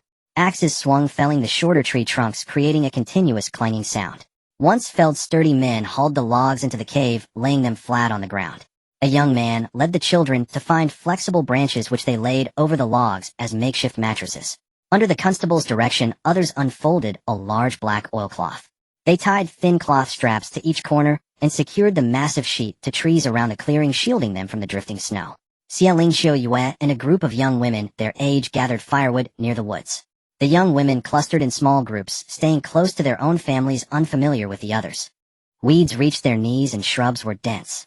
A young woman surnamed Wu, hitching up her skirt and holding a sickle, took the lead to clear a path for the others. The mountain was dangerous, so the group didn't dare venture far. They gathered firewood near the cave and looked for edible wild vegetables. Watching them pick randomly, even gathering poisonous herbs, Xia Ling thought for a moment and spoke up. I have some knowledge of plants. Let me teach you how to identify what's edible. The young women immediately crowded around, craning their necks curiously. Xia Ling crouched by a tree and pointed to a bright red fruit. This is called a snakeberry. It's not edible. One young woman looked horrified. Not edible. I already ate 2 just now. She stuck her finger down her throat, trying to make herself vomit. Xia Ling grabbed her hand. It's fine if you ate some, but the fruit has a waxy coating that can cause diarrhea. Upon hearing this, the young woman clutched her stomach. The others found this amusing. This is called fish mint, best served cold. This is shepherd's purse, delicious boiled. And this is dandelion, also good boiled. The tall trees in the forest blocked some of the snowfall, allowing these wild vegetables to survive, though they were all wilted. The group followed closely behind Xia Ling, digging up the vegetables she pointed out and placing them in their bamboo baskets. Soon each basket was piled high. As they reached a certain spot, Xia Ling frowned slightly, sensing something odd about the ground. Just as she suspected, the next moment the earth gave way beneath them, and the whole group tumbled into a 3-meter deep pit. It must have been a trap for wild animals. Fortunately, 2 who had been lagging behind didn't fall in. They stood at the edge looking down in horror at the young women, panicked, most of them bursting into tears. Xia Ling said calmly, "Don't be afraid. There are still 2 people up there. They can go for help." One of them replied, her voice trembling with tears, "I am lost." The girls in the pit asked, "What about the other one?" "We're twins, equally bad with directions." At that, the girls in the pit started chattering anxiously. "What do we do now? I'm so scared. I wish I hadn't come to gather firewood. What if wild animals come? It's all Xia Ling's fault. If she hadn't led us to find wild vegetables, we wouldn't have fallen in." Gu Tingwei from the second branch of the Gu family suddenly pointed at Xia Ling. Her sister Gu Tingjing immediately chimed in, glaring at Xia Ling with resentment. "That's right, it's all her fault. If it weren't for her, we'd never have fallen in." "That's not fair," a young woman with a high bun said, stepping forward with her arms crossed and a mocking look. "She kindly taught us how to identify wild vegetables. How is this her fault?" The other girls echoed her sentiment. "Yeah, it's not Xia Ling's fault. This pit was already here. We were just unlucky." A round-faced girl looked the 2 Gu sisters up and down with contempt. "Aren't you both from the Gu family? How can you blame your own kin? I've never seen such black-heart sisters." In great families, harmony among siblings was paramount, so they naturally looked down on the Gu sisters' behavior.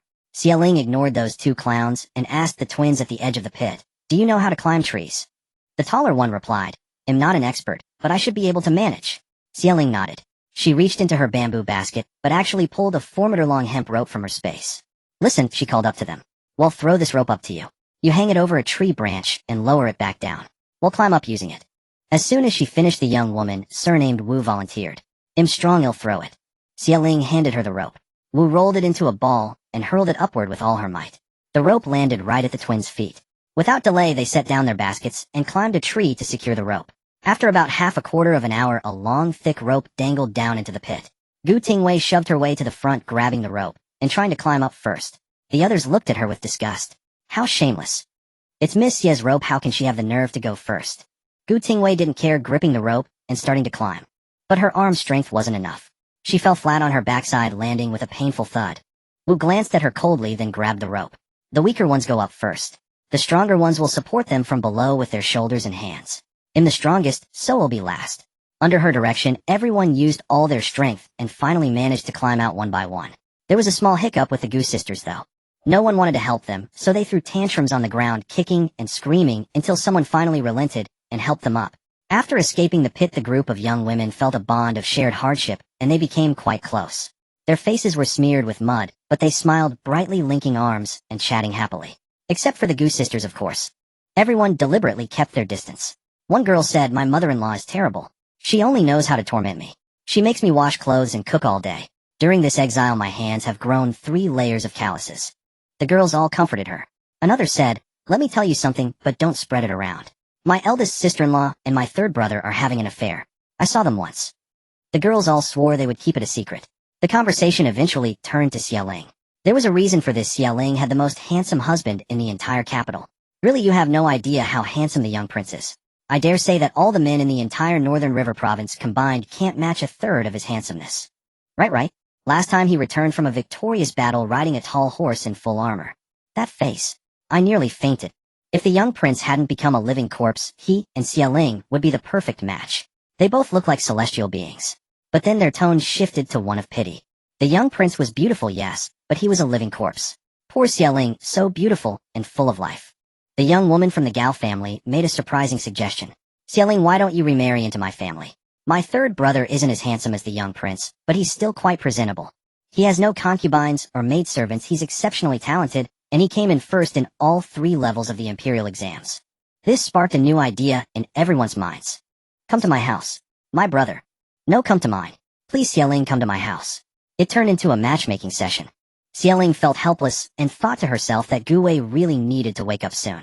Otherwise his wife would be betrothed to someone else. The young women continued chattering away. As they passed a large boulder, they overheard the faint sounds of a man and woman talking. One girl's eyes widened as she whispered, "Shh, listen. I think I hear." They all fell silent, straining their ears. The sounds from behind the boulder grew louder, filled with obscene language. The young women all... Then came the rustling sound of clothes being removed, followed by a woman's soft moans and a man's low grunts, growing increasingly intense. The couple was clearly lost in the moment, unaware that anyone was behind them. The young woman with the high bun blushed and spat. Which young master and lady are so shameless? Everyone else is working hard, and there. Most of the young women were unmarried, and they hurried away, their faces burning red. Xie glanced back and caught a glimpse of a light pink hem of a garment. She felt a nagging sense that the woman's voice was familiar. Who could it be? By now the cave was mostly set up. Families had started fires in the clearing, sitting or standing around the flames. Some families had cut a wooden stump to use as a chair, and another as a table, already beginning to cook. When Xie and Xiaoyu returned, Pei Shi had already started a fire and filled 2 hot water bottles. As soon as they sat down, Pei Shi handed them the hot water bottles. "Sit down, warm your feet and hands." Xie cradled the warm bottle and took a few sweet potatoes from her space, tossing them into the fire. This weather was perfect for roasted sweet potatoes. Guli came back, carrying a bucket of water. He set it down and immediately tried to scoop some out to drink. "Wait." Xie called out to him. "What's wrong, sister-in-law?" Guli was exhausted from cutting trees, climbing to tie the oilcloth, and trekking over half the mountain for water. He wished he could stick his whole head in the bucket. Xie produced a small iron kettle. "You have to boil the water before drinking. There are invisible bugs in it that will give you a stomach ache." Guli trusted Xieling's words. He sat down obediently, but kept swallowing, clearly parched. Xieling took a bottle of cola from her space and handed it to him. "Drink it quietly, don't let anyone see." Guli's eyes lit up. "What is this?" He turned it over in his hands, then shook it. "Is it water?" Xieling then remembered that Guli wouldn't know how to open a can of cola. She opened it for him and handed it back. Guli took a cautious sip, his eyes widening in disbelief as he smacked his lips. "What kind of water is this? It feels like it's bouncing around in my mouth. It's amazing. And so sweet." Xieling chuckled. "It's called cola. Don't throw away the can when you're done. It might be useful later." Ruer watched with her big dark eyes, clearly wanting a sip, but sitting obediently without saying a word. After Guli took a drink, he offered it to her. "Here, Ruer, you have the rest. I'm full." Ruer shook her head earnestly. "Brother is very tired today. Brother should drink. Ruer doesn't want any." They went back and forth, each trying to give the other the last sip. Seeing that there was nothing pressing to do, Xieling leaned against Pei Shi's legs, saying she would rest her eyes for a moment, and entered her space. She had kissed Guli again yesterday, and she wondered what the space would have upgraded to this time. Upon entering, she was greeted by mountains of gold and silver treasures gleaming with radiant light, nearly piled up to the ceiling. Xieling carefully carved out a path, fearing she might be swallowed by the gold and silver at any moment. Arriving at the courtyard, she found more mounds of gold and silver treasures like small hills. Xieling clasped her hands together in prayer. "Please, please, let it upgrade." She nervously pushed open the courtyard's wicker gate and looked into the distance. The white mist lingering outside the courtyard gradually dissipated, revealing the peak of a green mountain. Xieling recognized it as the mountain stocked with food supplies containing all kinds of provisions. Paper soap, shower gel, sanitary pads, instant noodles, grain seeds, various seasonings, rice flour. It seemed she would need to kiss Gu Wei again for this mountain to fully materialize. After organizing all the gold and silver from the old residence into the courtyard, Xieling walked to the kitchen. There were still plenty of salt, MSG rice and flour, along with over 10 jin of sweet potatoes and potatoes. Snacks and drinks were scarce though. As for cola, there was only the 1 can shed given to Guli. She had 4 or 5 bags of biscuits, bread, and potato chips. Xieling also unearthed 2 packs of instant noodles.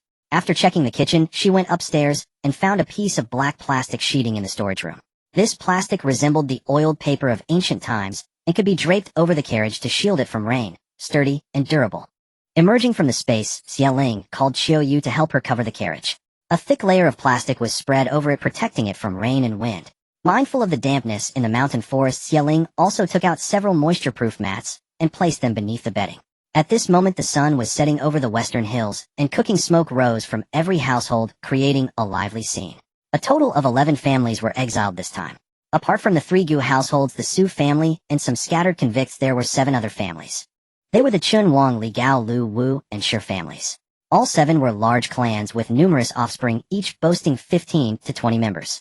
As she passed the Wu family, Lady Wu ran over to Xiaoling and handed her a white flour cake. Xiaoling, my mother made this. It's especially delicious. Please take it. The Wu family was a lineage of generals. General Wu had 3 sons, but only 1 daughter, Wu Zhengqing. Raised in indulgence, Wu Zhengqing nonetheless possessed no trace of haughtiness. Her equestrian skills, archery, and martial arts rivaled any man's, and she was spirited and forthright. Seeing Wu Zhengqing giving something to Xiaoling, Lady Wu was delighted. Zhengqing, is that your friend? Why only 1 white flour cake? Come over and take some airdried cured meat. Wu Zhengqing had always been boyish in nature and had few female friends. Seeing her daughter make a friend filled Lady Wu's heart with comfort. Xiaoling accepted the white flour cake, but declined the cured meat. The road of exile was bitter, and a piece of cured meat carried too much weight.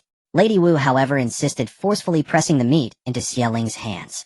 After learning that Xiaoling was the young wife of the Gu family, she also brought out a bag of rice and said warmly, "Take it, don't worry. The young lord doesn't know when he'll wake up. Your family has it hard. Go on now." Xiaoling had no choice but to accept the cured meat, thinking she'd send something in return later. A gesture of mutual courtesy.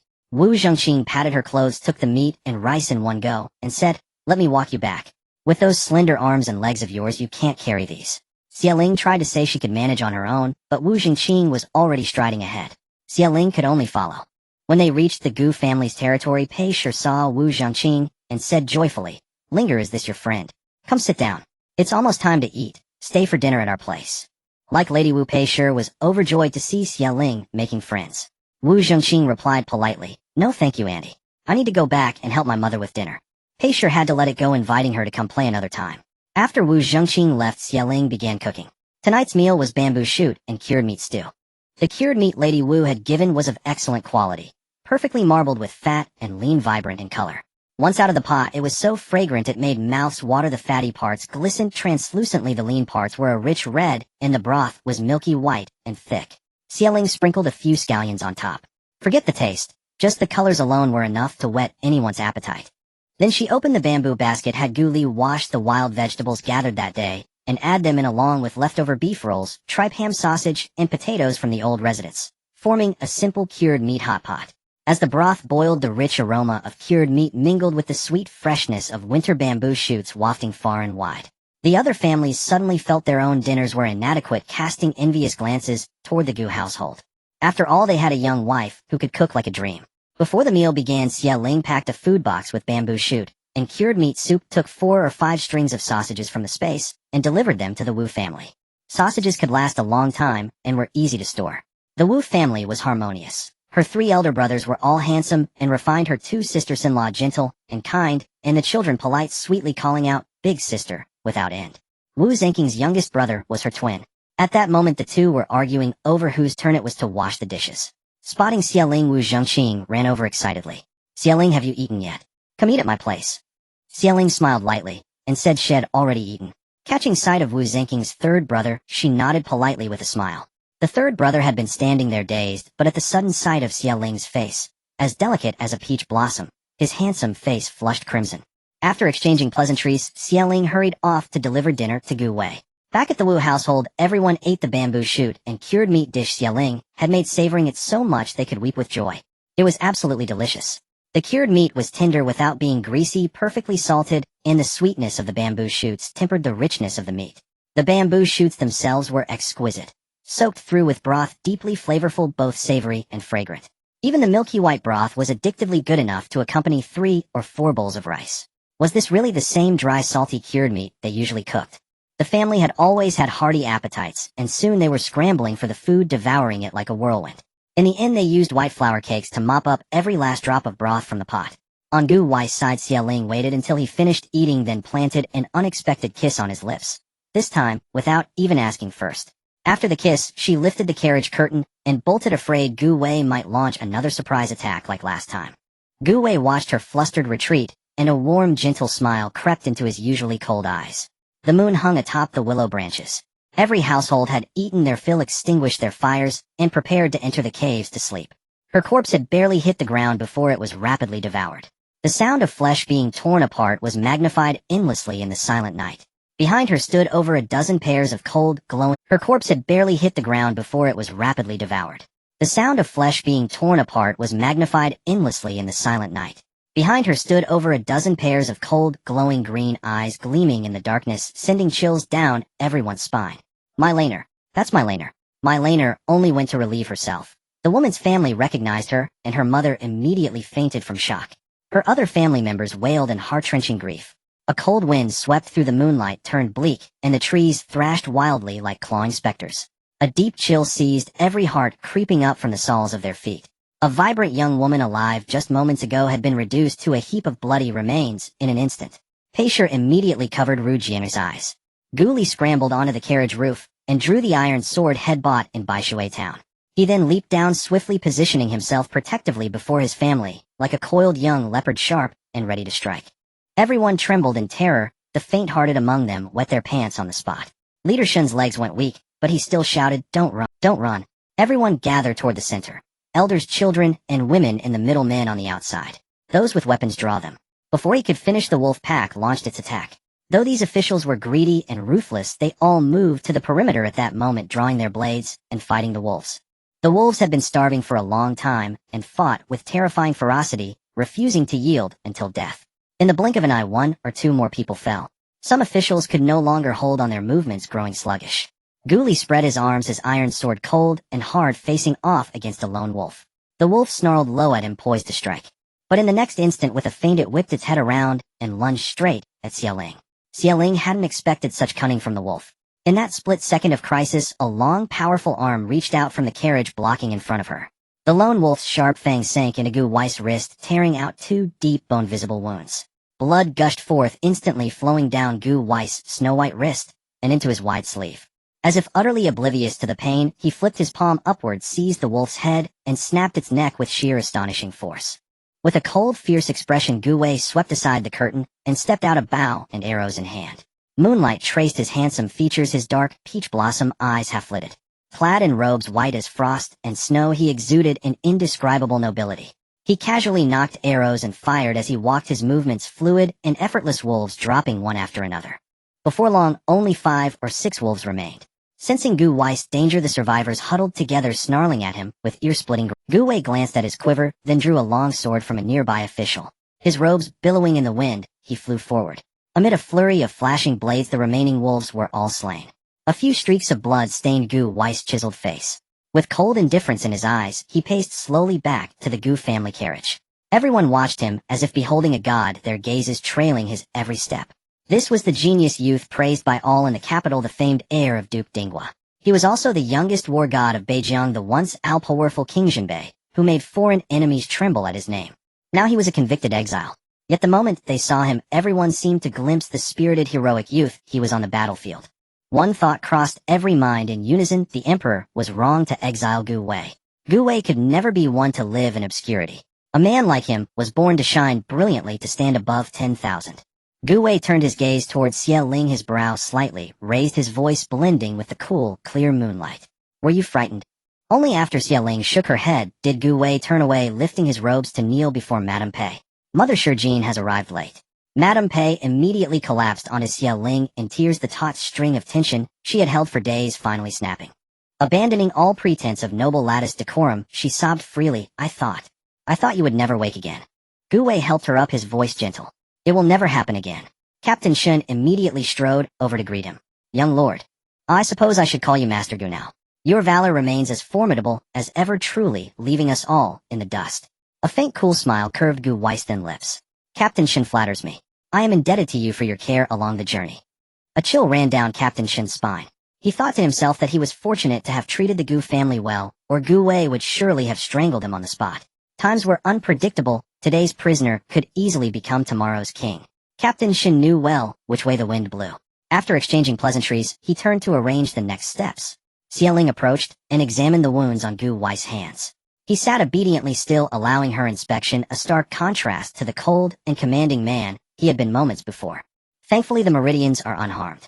These are just surface wounds, they will heal with rest. She took his pulse and gasped. Your hand hasn't fully recovered. How did you manage to kill those dozen wolves? Gu Wei's dark eyes narrowed slightly, carrying a lazy smile. It was nothing. Killing 10 wolves was more than manageable. My only regret is having frightened my wife. I will forever bear that guilt. Such a charmingly flirtatious remark would make any young maiden's heart flutter with romantic dreams. But for the utterly pragmatic Xia Ling, only a few words echoed in her mind. Gu Wei was truly terrifying. After such an ordeal, no one could sleep. Every household turned out to help dispose of the bodies and clean away. Families who had lost loved ones wailed in heart-wrenching grief, a scene of utter desolation. Captain Shun came running over again to ask Gu Wei for his counsel on what to do next. Gu Wei lounged lazily by the carriage, washing clothes, yet still exuding an air of nobility. He said in a calm voice, I suggest we dig a pit in the open ground tomorrow, set wooden stakes within it, and erect a palisade of tree trunks around its perimeter. If Captain Shun finds this proposal agreeable, you may adopt it. Captain Shun nodded hastily. At dawn the next day, he led a team to cut trees and set up the traps. Haunted by the shadows of the previous night, everyone worked with fervent diligence, felling the thickest trees and sharpening the most lethal stakes. Gu Wei's clothes from the previous day were stained with blood. Being fastidious, he washed them himself that very night. The next day, he wore a set of clothes Xia Ling had produced from her storage space. The garment was a vibrant crimson round-collar robe with tightly cinched sleeves. It suited him impeccably, accentuating his broad shoulders and narrow waist. 3 parts elegance, 3 parts valor, and the remaining 4 parts pure breathtaking handsomeness. Everyone appreciates beauty. The moment he appeared, every young maiden's gaze found its direction. The morning sun seemed to cast its light upon him, as if even the spring branches leaned his way. When Xia Ling awoke, she saw the handsome young man, leaning by the carriage holding a wooden basin. He said softly, in the past my wife has always served me. From now on let me take care of you. It must be said being handsome has its advantages. In that moment Xia Ling admitted that her rarely stirred maidenly heart had for once wavered. Madame Pei had been awake for some time. Seeing her son and daughter-in-law get along so harmoniously, her face bloomed with a spring breeze of a smile. Honestly, she believed that no one in the world was worthy of Xia Ling except her own son. The two standing together were a perfect match of beauty and talent, a truly pleasing sight. The young girls who had been watching them saw Gu Wei personally wash Xia Ling's face, and a wave of envy washed over them. A husband like this, what more could a woman ask for? After attending to Xia Ling's washing, Gu Wei turned and walked towards Captain Shin's group. Meanwhile, a pair of eyes hidden in the shadows which had been fixed on him secretly followed as he left. When Captain Shin saw Gu Wei approaching, he immediately greeted him warmly. The people working nearby all looked over. The young man stood tall and graceful in the morning sun, his countenance as stern and cold as a deity's. For a moment, a single thought crossed everyone's mind. How could one person be so perfect? Not only was he well-versed in both letters and martial arts, but he was also this handsome. He truly left no room for other men. Gu Wei didn't ask for any special treatment. He rolled up his sleeves and joined the others in felling trees and setting traps, working harder than anyone and never slacking off. Midway through the work, family members from each household arrived with meals. Seeing Xia Ling approach, Gu Wei immediately ran over, calling out in a clear voice, "Wife." The deep magnetic call of "wife" sent a tingling sensation through Xia Ling's heart. She set down the food box and hurried away. When the box was opened, the aroma from Gu Wei's meal was the strongest, instantly drawing everyone's attention. The meals others brought were simple fare: white flour buns, cornbread, or at best a bowl of rice with soup. Gu Wei's food container, crafted from an unknown material, faintly glimmered in the sunlight, and had 3 tiers. The first tier held a braised pork hock stewed until impossibly tender. The second tier contained fragrant, spicy stir-fried meat. The third tier was a rich, milky white bone broth. As soon as it was opened, it dazzled everyone present. General Wu, who happened to be beside Gu Wei, smelled the tantalizing aroma from the food box and stared at his own dry, plain rice, his heart filled with silent misery. Why did he have to be stationed right next to Gu Wei? He couldn't even taste it, yet the scent alone tormented him. Mid-meal, a person suddenly approached and told Gu Wei to go to the woods on the right, saying someone wanted to see him. Gu Wei frowned, carefully set down his food box and covered it with several layers of cloth. He then picked up a short sword lying nearby, concealed it in his sleeve, and followed. After leading Gu Wei into the woods, the person ran off. Gu Wei's dark gaze swept coldly across his surroundings, landing on a graceful figure standing amidst the dense verdant trees ahead. He immediately understood what this was about. His gaze turned icy, and he turned to leave. The figure called out to him in a hurried, urgent tone. Gu-wei, there is no one around here. If you dare to leave, I will say you molested me. Then you will have to marry me, and you won't even get a good reputation. That person urged, breathlessly shouting at Gu-wei's retreating figure.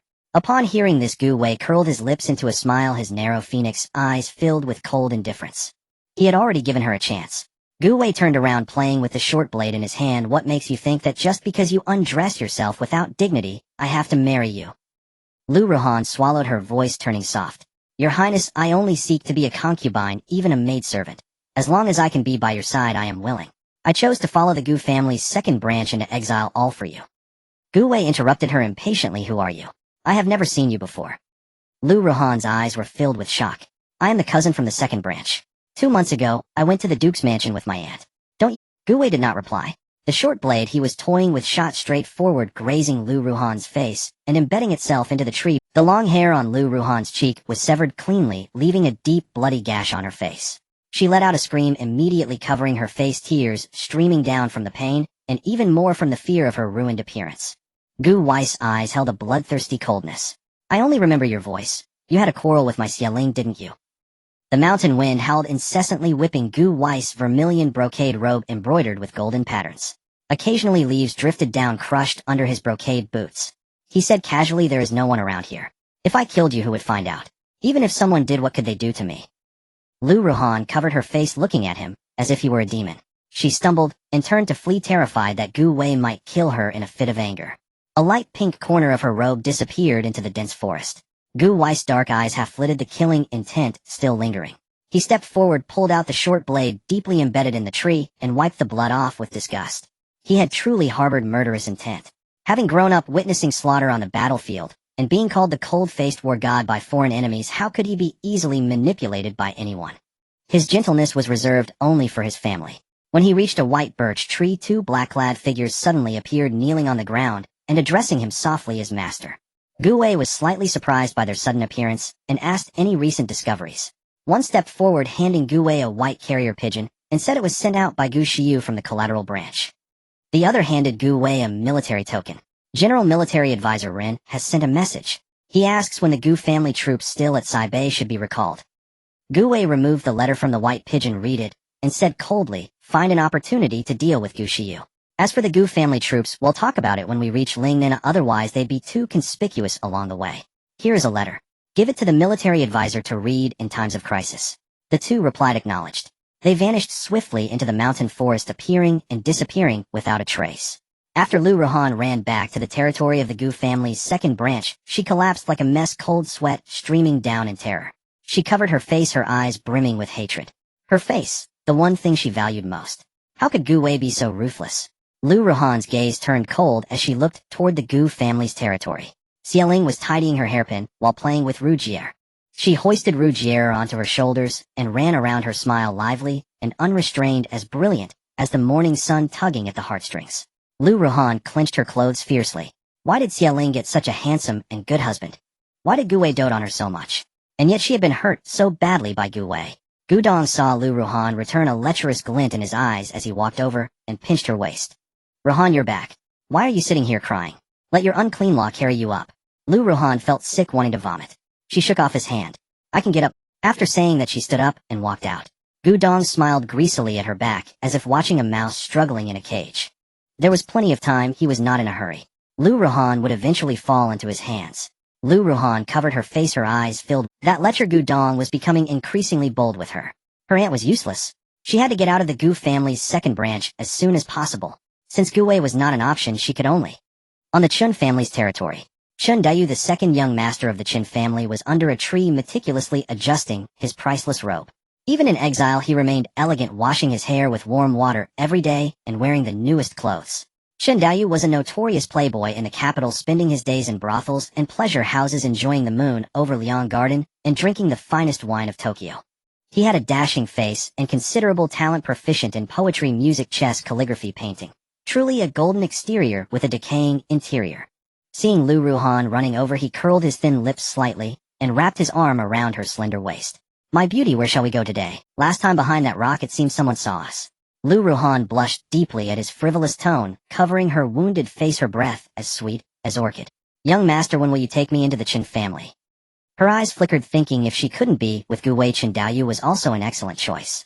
The Chen family had deep pockets. Even in exile they still feasted on rich food every day. Chen Daoyu, though a womanizer, was not bad-looking and knew how to amuse women. Few could resist his charms, and she was no exception. So that day she gave in half-heartedly. Hearing Lu Ruhan's words, Chen Daoyu released his hand, his phoenix eyes flashing coldly. Little beauty, we were just having fun, a mere dalliance. Do you think I would bring you into the Chen family? Lu Ruhan's eyes widened in disbelief. What are you saying? Chen Daoyu stepped back, distancing himself, and said coldly, this relationship ends here. Don't contact me anymore. Lu Ruhan seemed like a puppet drained of life. I gave you a woman's most precious body, yet you speak such words. A sneer hung on Chen Daoyu's lips. A woman who so easily shares the clouds and rain with a man. How could she be a virgin? Moreover, if I brought every woman I slept with into the Chen family, the backyard would be overflowing. With that, Chen Daoyu flicked his sleeve and left, leaving Lu Ruhan stunned in place. She covered her face, then burst into loud laughter, her eyes wild with madness. Her monthly cycle had been absent for half a month, which was why she had rushed to find Gu Wei. In her heart she still liked Gu Wei the most, but more than that she wanted to disgust Xie Ling. But she never expected Gu Wei to be so cold-blooded, and Chen Daoyu even more heartless. She glanced at the Chen family's luxurious carriage. She was determined to enter the Chen family. She would live better than Xie Ling. Back at the Gu family's main branch, Gu Wei returned home tired after a day's work, and dinner was ready. Looking at the table full of delicacies, then at his beautiful wife and warm family beside him, Gu Wei felt he was the most fortunate man, and after dinner Su Xingji came to visit with Yunyang. Su Xingji and Gu Wei hit it off immediately, chatting happily. The two men talked, and eventually went into the woods, discussing something in secret, leaving Yunyang to chat with the women of the Gu family. Yunyang was a gentle and sincere woman, quietly listening when others spoke. Even Song Shi, who rarely spoke, could exchange a few words with her. Knowing that Song Shi had been depressed since her husband disappeared, Yunyang's eyes were full of sympathy. She took Song Shi's hand, and said she would visit her often to chat. After a short while, Gu Wei and Su Xingji returned. Both had somewhat solemn expressions, yet still appeared pleasant. Xie Ling observed them, and based on her experience judged that they had formed some alliance. The next day, while Xie Ling was washing vegetables, Gu Yunshu from the collateral branch suddenly came to find her. She wiped her hands, and asked curiously, Miss Gu, are you looking for me? Gu Yunshu nodded, pulled her into a secluded spot, and told her about Gu Shiyu. Xie Ling frowned after listening. You mean Gu Shiyu has been sending messages to the crown prince, and wants to harm Gu Wei? Gu Yunshu nodded. Miss Xie, every word I say is true. I saw with my own eyes Gu Shiyu and the crown prince by the lake at the Gu family estate. She hesitated a bit, then continued, anyway, tell cousin Gu Wei to be careful of Gu Shiyu. Xie Ling nodded. I will tell him. Thank you. During dinner, Xie Ling relayed the matter to Gu Wei. Gu Wei felt a bit helpless. He had originally planned to quietly eliminate Gu Shiyu, but now that Xie Ling knew, he couldn't do that. He was afraid Xie Ling would think him cruel and bloodthirsty. What if he frightened his delicate little wife? In the middle of the night, he quietly slipped into the forest and summoned his two subordinates. Leave Gu Shiyu alone for now, just scare him a bit. The two were utterly confused. This morning he said kill, now he said don't. Why? Thinking of Xie Ling, Gu Wei's cold phoenix eyes softened. Never mind, you're not married, so you wouldn't understand. The two looked at Gu Wei's smug expression. Was he? Gu Wei continued, continue searching for my elder brother. The corpse that the crown prince's men brought back is definitely not him. As for the people of Tingxua Tower, they are my subordinates, just like you. I won't play favorites. You must work well together and never fight among your... The two replied, seriously acknowledged. A stream gurgled and snowflakes bent the branches. Su Xingji and Gu Wei sat face. Su Xingji held a map of Lingnan and smiled. I have been waiting for you. Gu Wei sat down, lifting his robe, and got straight to the point. Gu Shiyu from the collateral branch is the crown prince's spy, but I think the crown prince must have more than one spy. That's not his style. Su Xingji nodded. Then the crown prince must already know that you have awakened. He will surely send assassins to kill you. What do you plan to do? Gu Wei said bluntly, I have men. Su Xingji was quite surprised by Gu Wei's candor, but also deeply moved. In an alliance, trust was the most important thing. He pointed to the map. Lingnan is mountainous, easy to defend, and hard to attack, rich in minerals, convenient for smelting iron. Our place of exile is by the sea, making salt production easy. What do you think, your highness? Gu Wei curled his lips. I think the same as you, sir. To contend for the empire. The Beijiang royal family had treated him unfairly. Why should he treat them well? The disappearance of his elder brother was surely the crown prince's doing. His father's sudden death on the battlefield was also abetted by the emperor. These grievances would be settled one by one. Gu Wei was never blindly loyal. On the contrary, he was ambitious. The founding emperor of Beijiang had shown kindness to Gu Wei's ancestors, and the Gu family had served the country loyally for over a dozen generations with countless sons dying on the battlefield. It was time to repay that debt. Gu Wei had no regrets. Su Xingji's heart surged with excitement. Which scholar did not dream of shaping the world and achieving great? He suppressed his excitement. Your Highness, among the exiled are many talents. If we can win over these families, it will benefit our great cause. The Wu family is a martial lineage. The Gao family's patriarch once served in the Ministry of Revenue, the Shi family. In the blink of an eye, they had already spent 4 or 5 days on the mountain. This morning Xia Ling watched the tiny snowflakes drifting down in her hand, thinking that in a few more days everyone could descend the mountain. During this time, Gu Xiu from the collateral branch had been stimulated by something unknown and gone mad, screaming at the sight of anyone. Xia Ling felt that it was Gu Wei's doing. She was quite relieved that Gu Wei had not shown mercy simply because Gu Xiu was a member of the Gu family. Such a person was a worthy ally. Xia Ling even regretted that Gu Wei hadn't just killed Gu Xiu outright to avoid future troubles. But she was too embarrassed to ask, lest Gu Wei think her too cold-blooded for a woman. After eating breakfast, Xia Ling prepared to go into the mountains to gather herbs. A few days ago, while digging for wild vegetables, she had noticed that this mountain was blessed with a spiritual essence containing many precious herbs recorded in the medical book given by Jiang Yunzi. Xia Ling had read that medical book, but due to her unfamiliarity with the pharmacology of this era, she felt as if a veil still separated her from full understanding. She estimated that she would need to wait 3 years until she met Jiang Yunzi again to truly comprehend it. Taking advantage of the fact that Gu Wei was hunting on the western slope today, Xia Ling quickly put on her hiking boots and a windbreaker, then headed into the mountains. Gu Wei, though appearing cold and aloof as a man, was actually quite clingy. If he knew Xia Ling was going into the mountains alone, he would insist on Xia Ling preferred to act alone. Being alone also made it more convenient to use her abilities. Thus she employed her wind-based powers and instantly reached the deepest part of the mountain. The trees here were far taller than those at the periphery, their branches and leaves blotting out the sky. The weeds and shrubs on the ground reached waist height, covered in thorns that could cut flesh with the slightest carelessness. This place was untouched by human feet, still maintaining its most primitive state, teeming with snakes, insects, and beasts. Speaking of wolves alone, Xia Ling had already encountered 7 or 8 of them, each with sharp fangs and towering bodies that could tear a person to shreds. If Gu Wei had encountered such wolves that day, even he would have had a tough time.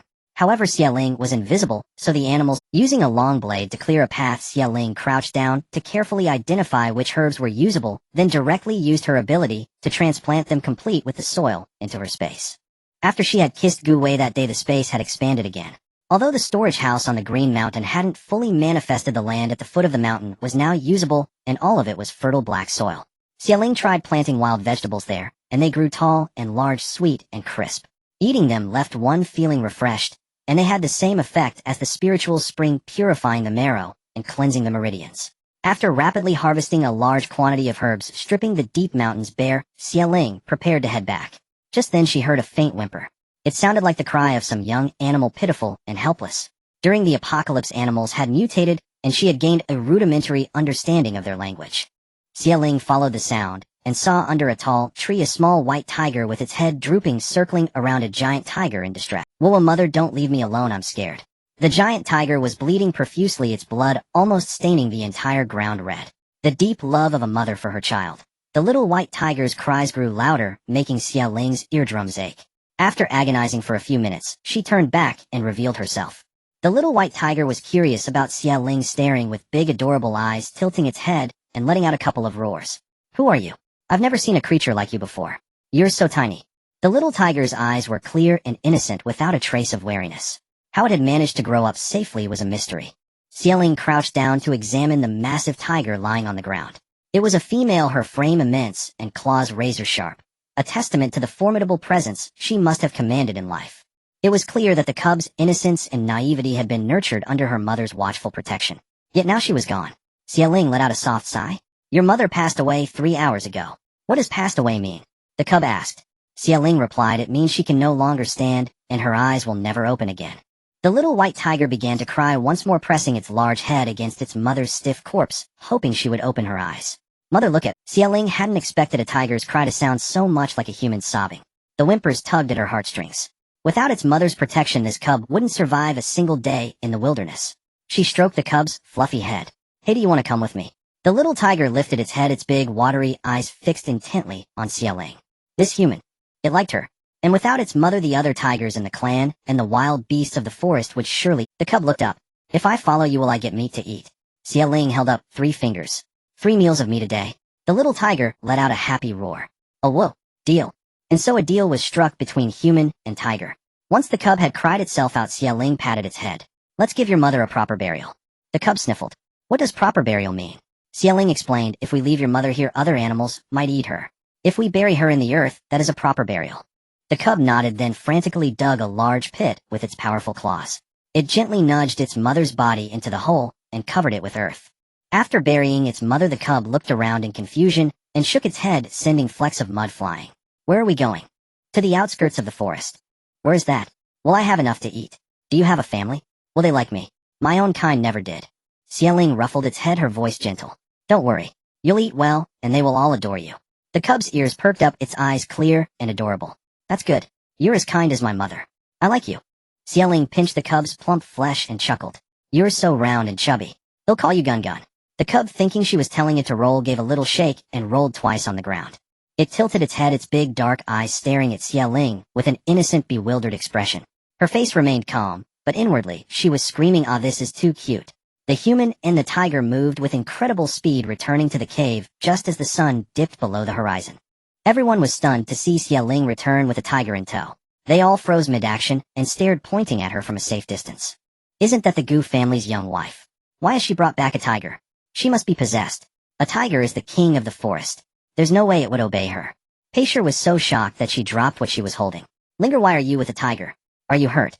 Ruer and Ligir, however, were filled with curiosity, craning their necks to get a better look at the round white tiger cub. Xia Ling patted its head, signaling it to show off a bit. Gun Gun understood and let out 2 soft awooz, batting its big round eyes. Its intention was to be cute, but the sound sent a jolt of pure terror through everyone in the cave, making them shudder involuntarily. This was a tiger after all, a beast that devours humans without a trace. Xia Ling reassured Peisher, mother-in-law, don't be afraid. He's very gentle and obedient. Peisher suppressed her fear and approached. Gun Gun, sensing this was one of Xia Ling's kin, rubbed its fluffy head against her in a placating manner. It even let out a soft, delicate meow. Peisher, initially tense, felt her guard drop at the cub's docile behavior. She said gently, why, he's just like a big kitten. Ruer and Ligir could no longer contain their excitement. They scampered over and began to rub Gun Gun's head from both sides. Gun Gun had never been well liked among the tiger clan. The other tigers thought him too gentle and weak, unworthy of being the son of the However, they all kept their distance. Whenever Gun Gun let out a roar, they would jump and shriek. Oh my god, the king of the forest is roaring. He quickly became fast friends with Ruer and Ligir, carrying the 2 children on his back and strutting around proudly. Seeing how unique this tiger was, the other families also came over out of curiosity. However, they all kept their distance. Whenever Gun Gun let out a roar, they would jump and shriek. Oh my god, the king of the forest is roaring. Oh dear, I'm so scared. Hey, is that tiger being cute? It just winked at me. When Gu Wei returned, he saw his younger siblings riding on the back of a massive tiger. His heart leaped into his throat. He rushed over, shouting, Ruer, Ligir, get down now. Where did this tiger come from? Ruer tugged on Gun Gun's ear and giggled. Big brother, this is sister-in-law's little pet. He's super well behaved. Gu Wei frowned, his eyes wary, subtly shifting his bow and arrow into a defensive stance. If the tiger were to suddenly attack, he was prepared to kill it in a split second. Gun Gun obediently stopped in front of him, lowered its head, and let out 2 soft awooz. Xia Ling happened to walk over and gently pushed his bow down. He's truly harmless. Don't worry, I know what I'm doing. Gu Wei lowered his weapon and tentatively reached out a hand. Gun Gun eagerly leaned its head into his palm. It had figured out by now, they all love a good head pat. Only then did Gu Wei's apprehension finally dissipate. Still, he asked, where did you get this cub? Xia Ling rubbed her nose. I found him in the mountains. Gu Wei's brow furrowed instantly. The mountains? A girl like you going into the mountains alone. It's dangerous. Why didn't you ask me to accompany you? Bombarded with questions, Xia Ling quickly made an excuse and scurried off, saying she was going to visit Wu Zhengqing. Xia Ling went to the Wu residence. A short while later, as the 2 girls were chatting, Gu Wei strolled over with his sleeves rolled up and said with a warm smile, wife, it's time to come home for dinner. Xia Ling felt like a schoolgirl caught playing outside and being dragged home by her parents. She followed Gu Wei back. That day, Gu Wei did the cooking. After tasting Gu Wei's hodgepodge stew, Xia Ling decided that cooking was a task best left to her from now on. Since Gu Wei had awoken, Peisher had arranged for the 2 of them to share a separate tent. As Xia Ling drifted between sleep and waking, a devastatingly handsome face suddenly appeared before her. The young man's voice was low. Wife, don't run off like that again. The world outside is dangerous. Sure, Jean would be so worried. Xia Ling nodded, groggily half asleep. After a few days, Gun Gun had completely bonded with the Gu family.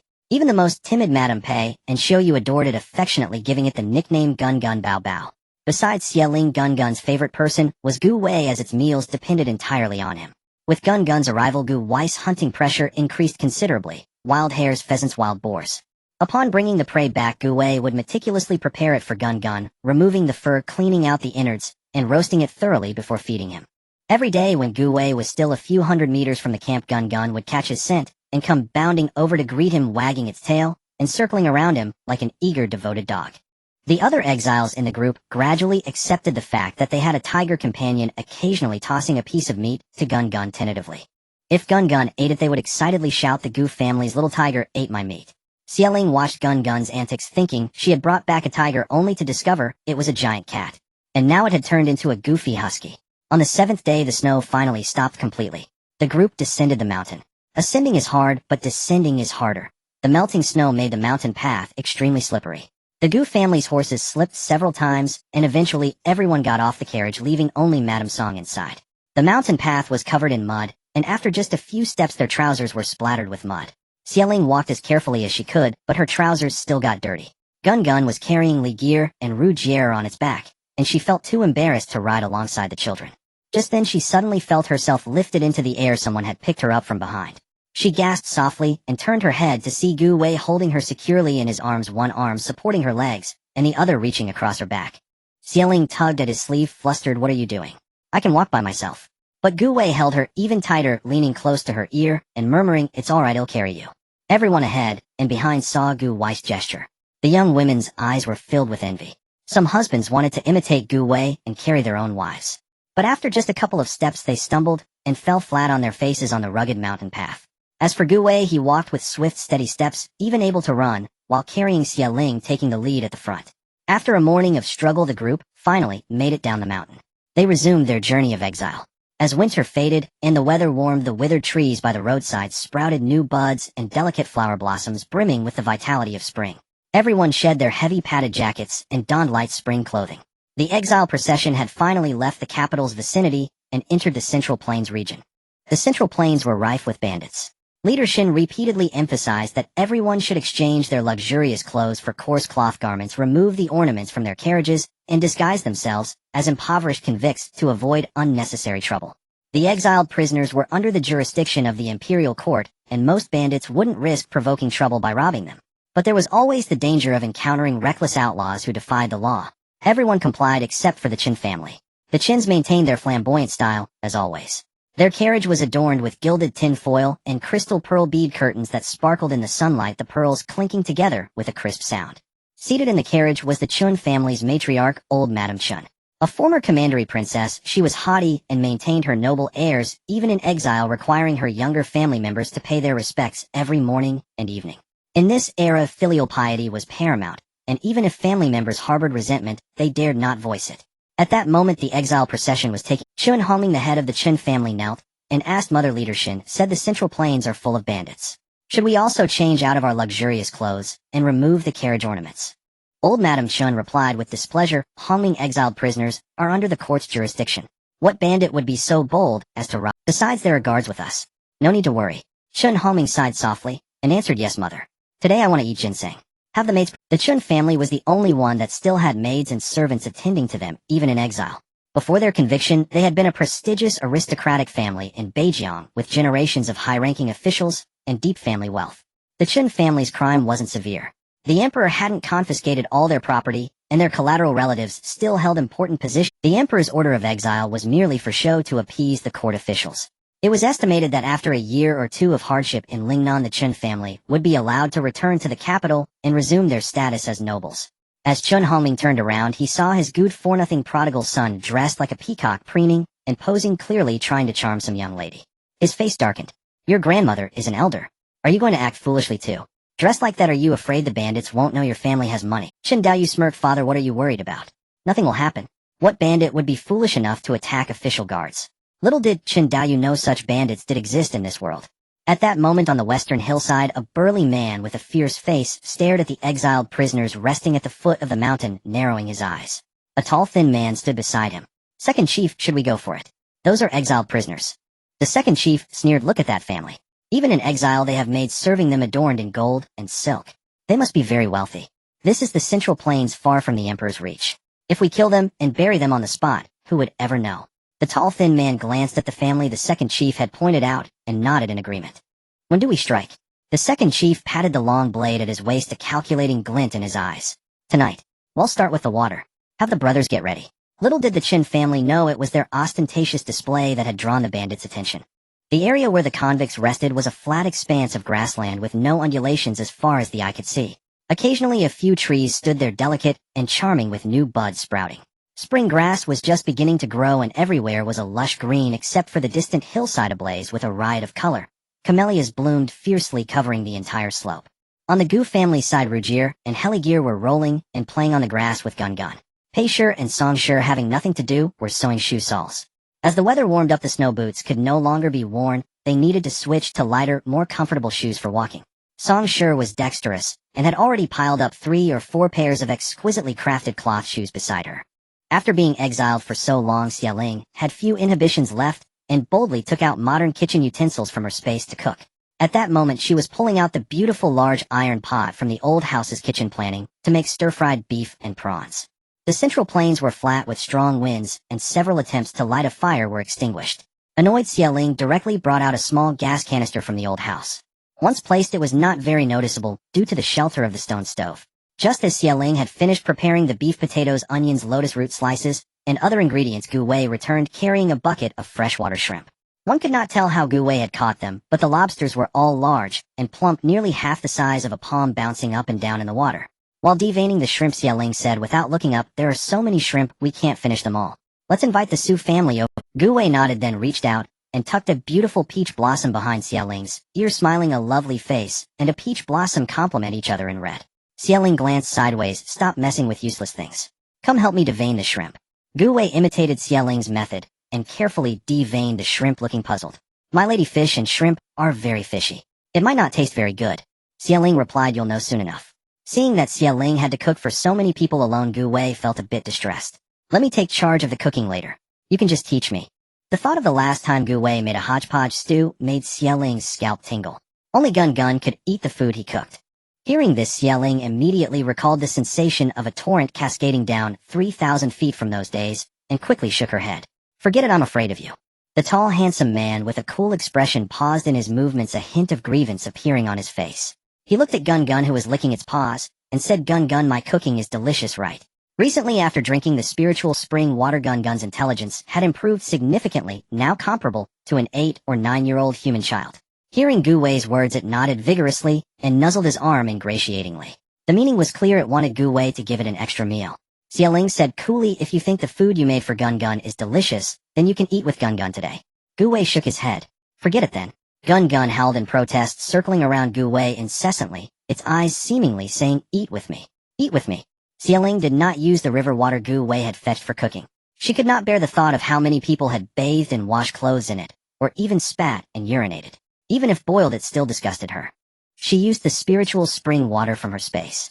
It was sweet and refreshing and could strengthen the body. Chiyue assisted, and Xialing took charge of the cooking. Half an hour later, the spicy and flavorful beef stir-fried prawns and the sweet, refreshing white fungus soup were ready. Without a large table, Xialing placed the dishes on a flat rock about waist-high.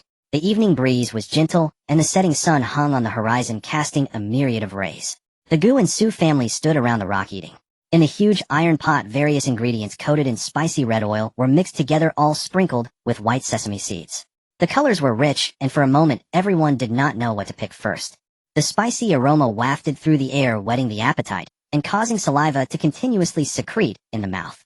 The lotus root slices were extremely fresh and spicy, leaving a faint aftertaste of sweetness after the spiciness subsided. The potatoes were soft and thoroughly absorbed the flavors of chili and Sichuan pepper, making them very flavorful. And the lobster meat was even more delicious than the texture was unique, both soft and glutinous, yet with a bit of chewiness, fully absorbing the flavors of the spices and chili. The saltiness was strong, so one had to immediately take a mouthful of plain rice to neutralize it. The oil from the shrimp meat seeped into the rice, creating a sweet, spicy, and numbing flavor that lingered endlessly. Xialing asked Gu Wei, "How is it?"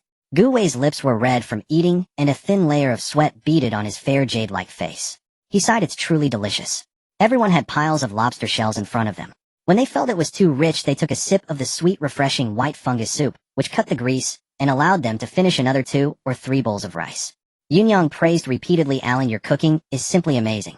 I consider myself somewhat skilled in the kitchen, but compared to you, I am far behind. Su's mother also nodded continuously. Before Xingji became an official, there was a river in front of the village where we lived, and there were lots of these shrimp. I never knew they could be so delicious in a dish. Haha, I just know some novel dishes. If you like, I'll teach you when we get to Lingnan. As Xiaoling finished speaking, she looked down and saw a pile of various dishes in her bowl. The shrimp were all peeled. Glancing sideways, she saw Gu Wei sitting upright peeling shrimp slowly and methodically. His long, cold, pale hands and the bright red lobsters created an extreme contrast of red and white, a very pleasing sight. He placed the peeled shrimp into Xiaoling's bowl with an expression of indifference and composure. Xiaoling thought to herself that only Gu Wei could make peeling shrimp look so ethereal. After the meal, Su's mother and Yunyang insisted on cleaning up, washing the dishes, and tidying the mess. Both mother-in-law and daughter-in-law were hard-working and not the type to take advantage of others. They thought that since the Gu family had treated them to such a delicious meal, they should reciprocate the next day, and it must be a good one. The two were already mentally taking stock of their own supplies and planning what to treat the Gu family to. By now the moon was rising above the willow trees, and every family's cloth tents were set up. The 3 Su family members bid farewell to the Gu family and went home to sleep. In the middle of the night, Xiaoling was fast asleep when she was suddenly awakened by footsteps. She opened her eyes and met the pitch-black pupils of Gu Wei. Gu Wei extended his cold hand and covered her mouth, whispering, "Don't speak yet." Xiaoling nodded gently. Outside, the tent figures were walking back and forth, all tall and burly with terrifying long knives at their waists. They were bandits. "Third Chief, the sleeping drug we put in the river has taken effect. These convicts are all unconscious. Should we kill them? The official road is right next to us. Are you out of your mind? Take them back to the mountain first. The big brother is planning to build a moon-viewing tower for the beauty he kidnapped, so we can use these people as labor." The 2 voices faded away. Gu Wei frowned slightly. He himself was not afraid, but Pei Shi and the others. He did not know how many people were outside, and could not act rashly. Most of his men had been sent to search for his eldest brother. Xiaoling saw Gu Wei's anxiety. She whispered, "Mother-in-law is very clever, as she will surely figure it out. Since these bandits won't kill us for now, let's play along and wait until we get up the mountain to make plans." Pei Shi had already been startled awake. She tried hard to suppress her panic, woke up the others in the carriage, and told them not to speak yet. She listened carefully to the sounds outside. The bandits were talking and walking loudly, yet no one else in the group had been woken up. They must have drugged the others, leaving only them unaffected. Pei Shi took a deep breath, knowing that for now they could only go along with the plan and not provoke the bandits. "Damn, why is there a big tiger here?" A man pointed at Gun Gun and shouted. All the bandits turned to look. Gun Gun had gone to the river to drink water today, its big eyes blinking, trying to stand, but failing. One man approached hesitantly to inspect. "Third Chief, this tiger has fainted. It must have been drugged too." The 3rd Chief's eyes were filled with delight. "Take it back? Such a magnificent tiger would look imposing in a cage." The women of the Pei and Xiu families were all loaded into iron cages by the bandits. Everyone pretended to be unconscious, showing no signs of stirring. In the shadows, one of Gu Wei's men asked another, "Shujian, what should we do? The young master's family has been taken. Should we reveal ourselves? With our skills, taking them down would be easy." Shu Jin punched him. "Are all you people from the Listening Snow Pavilion this foolish? Killing them is simple, but what if these bandits in a last-ditch effort kill the master's family? The main road is nearby, they shouldn't be so bold. Let's follow them up the mountain. Remember, the Crown Prince's assassins are also lurking in the shadows. We are the master's final card, and we must not show ourselves until the very last moment." On Xiaoling's side, the 2 of them, feigning unconsciousness, were also loaded into a cage and carried up the mountain. As expected, the bandits locked everyone in a single location. After the bandits left, the Gu and Su family members opened their eyes. Only their 2 families were awake. The others were still unconscious, sleeping like logs. Su Xingji's face was filled with indignation. The Central Plains are plagued by bandits, but the Imperial Court sends troops to suppress them every year. Why is it still like this? Could it be that officials and bandits are colluding, bringing disaster upon the people, eh? Gu Wei sneered. That's just how the officialdom is in North River. The 2 were discussing their strategy. Xiaoling fiddled with the lock on the cage with a piece of wire, and with a click it sprang open. Everyone stared in astonishment, not expecting Xiaoling to possess such a skill. She pushed open the cage door, ready to leave. "I heard Gun Gun was injured earlier and going to save him." Gu Wei grabbed her hand. "I'll go with you." Su Xingji, looking solemn, said, "Rest assured, I will protect your families with my life." After the exchange, the 2 pushed open the wooden window and quietly slipped out of the thatched hut. Apparently, they assumed everyone was too drugged to cause trouble, as there were no guards outside. Gu Wei pressed his hands to his lips, letting out a clear, sharp whistle. Two elegant figures landed silently before Gu Wei. Master, young master, what are your orders? You two keep watch over the people in the hut and ensure their safety. Understood. It was a tall green mountain with rugged terrain, towering trees, and winding paths. The prisoners were held halfway up the mountain with a wide mountain road extending towards the summit. Not a soul was on the road, but the faint sound of music and song drifted down from the peak. Gu Wei used his lightness skill to leap onto a tall tree, surveying the entire mountain. He descended and said to Xiaoling, their stronghold is likely at the summit. They're probably holding a victory feast. With that, he scooped Xiaoling into his arms, leaped into the air, and glided effortlessly over leaves and branches, weaving through the forest until they arrived before a massive mountain gate. Leaning against Gu Wei's chest, Xiaoling felt a strange sense of familiarity. The last time she felt this way was when Jing Xian held her and traversed the peach forest at Su King's tomb. Two bandit guards stood at the gate chatting. When do we get to enter the inner gate? Those inside are feasting on meat and wine while we're stuck guarding the gate. Ye had come at this hour. Before he could finish, a heavy blow struck the back of his neck. He saw stars and collapsed to the ground. The other bandit, seeing the tall, jade-like handsome man behind his fallen comrade, was so terrified his eyes nearly burst. He tried to scream, but felt a sharp pain in his neck. His vision went black, and he lost all consciousness. Xiaoling withdrew her tranquilizer dart, exchanging a glance with Gu Wei. The two swiftly stripped the outer robes off the two lackeys, snatched the tokens from their waists, dragged them into the woods, and then strode through the mountain gate. After a few steps, Xiaoling looked at Gu Wei's coldly handsome face, pale under the moonlight. She took out cosmetics from her storage, stood on her tiptoes to darken his eyebrows, and smeared a handful of mud on his face before nodding in satisfaction. She did the same to herself, and the two now looked like they had just been pulled from a coal pit. They hadn't walked far into the gate when they were stopped by a middle-aged man. Gu Wei frowned, tightening his grip on the short sword in his hand. Xiaoling thought to herself, is our disguise that bad? Spotted this quickly. The man glanced at their waist tokens and said hurriedly, you're from the outer sect. The kitchen needs 2 hands. Follow me. Without waiting for a reply, he grabbed both by the sleeves and rushed toward the building to the east. The kitchen tower on this mountain stood tall, adorned with rows upon rows of red lanterns. From the outside it blazed with light, and wisps of white smoke curled from its rooftop. The man pulled them inside and directed, you two help with plating and serving. Move it, move it. The chiefs are waiting to eat. Then he patted Gu Wei on the shoulder. Do well, and you'll be rewarded. Hurry up. Xiaoling and Gu Wei exchanged a glance, then lowered their heads and walked in. The kitchen was thick with smoke, and people bustled between the stoves, some carrying dishes, some passing water, each movement a seamless relay. The cooks were frantic, their feet barely touching the ground, tossing woks, and adding seasonings as if they wished they had 3 heads and 6 arms. No sooner had they entered than a stout cook grabbed them. Come over here. A tall, thin man nearby scowled at the sight. Old Huang, that's not fair. These two were brought from the outer gate by my request to Steward Wang. The stout man kept his head down, hunched over, pretending not to hear. He picked up his ladle, poured oil into the wok, and muttered, just do whatever I tell you next. And be quick about it. They both nodded in unison. The cooking methods of this era were simple, mostly stews and boils with few stir-fried dishes, and even those lacked appealing color. Xiaoling had Gu Wei keep watch while she crept over to the water vat. Glancing around to ensure everyone was busy, she quickly dumped 2 large pouches of knockout powder into the water. This powder was specially formulated in the apocalypse to subdue mutated beings.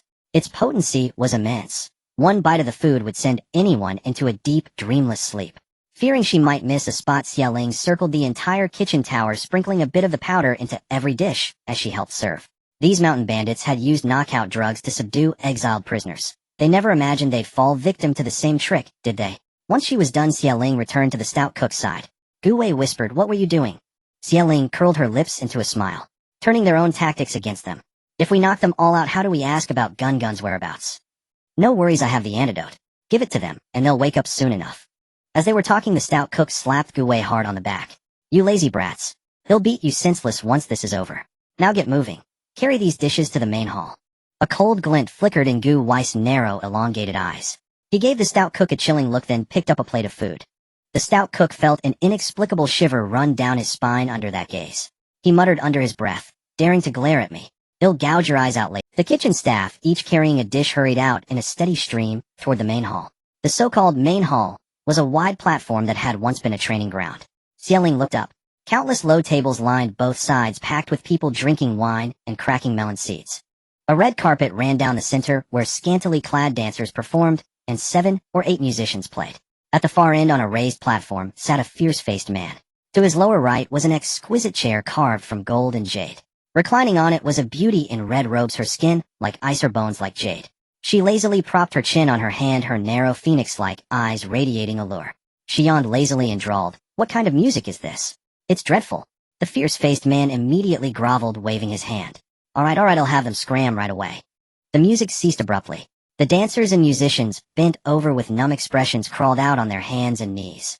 Gu Wei set down his jade plate and whispered to Xie Ling, "This mountain king lives more lavishly than an emperor. These dancers and musicians, probably all kidnapped by them." Xie Ling nodded in agreement, her eyes gleaming with excitement. This mountain king was clearly loaded. Her spatial storage had just upgraded. Once these bandits were unconscious, she'd sweep up all their supplies. As they were about to leave the main hall, a man grabbed Gu Wei's shoulder hard. He squinted, his voice cold and sharp. "Isn't this the little dog who guards the mountain gate? How'd you get so tall?" At his words, everyone around set down their cups and turned to scrutinize Gu Wei from head to toe. "I remember those two gate guards were pretty short. This one's definitely not that height. Could someone have snuck in? Ask him about the mountain. See if he can answer." The man demanded, "Tell me, what are the names of the current leaders of Qinglong?" Gu Wei narrowed his eyes. One hand moved to his waist where he had concealed a soft sword in his belt. Xie Ling's heart pounded like a drum. She slipped her hand into her wide sleeve and quietly retrieved a German-style pistol from her spatial storage. "Can't answer, can you?"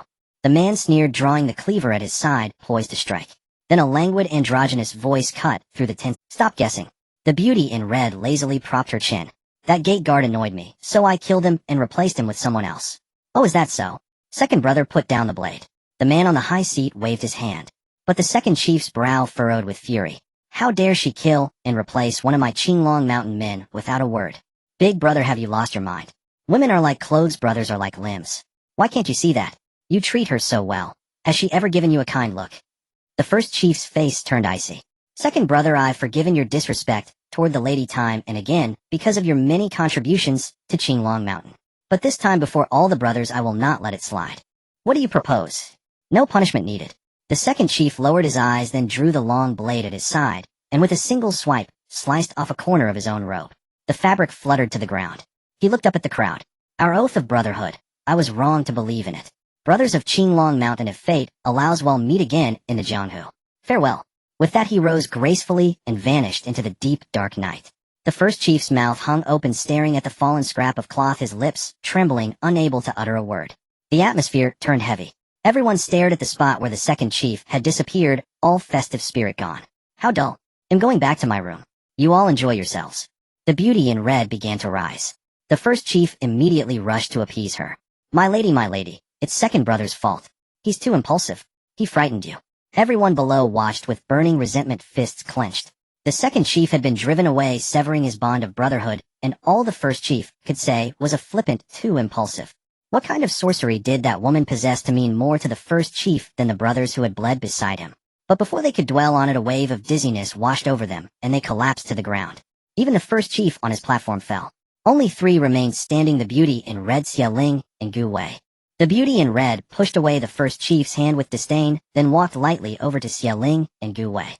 "You're here for that tiger arm." Xie Ling nodded, puzzled as to how she knew. She also noted with silent amazement that though she hadn't seemed tall on the platform up close, this woman was remarkably tall. With broad, straight shoulders and a frame larger than most women's, she nearly matched Gu Wei in height. Xie Ling, well-versed in human anatomy, thought this person looked less like a woman and more like a man. But the ancient robes were so voluminous that she couldn't be entirely certain. The beauty, catching the doubt in Xie Ling's eyes, said, "The captives are all kept halfway up the mountain.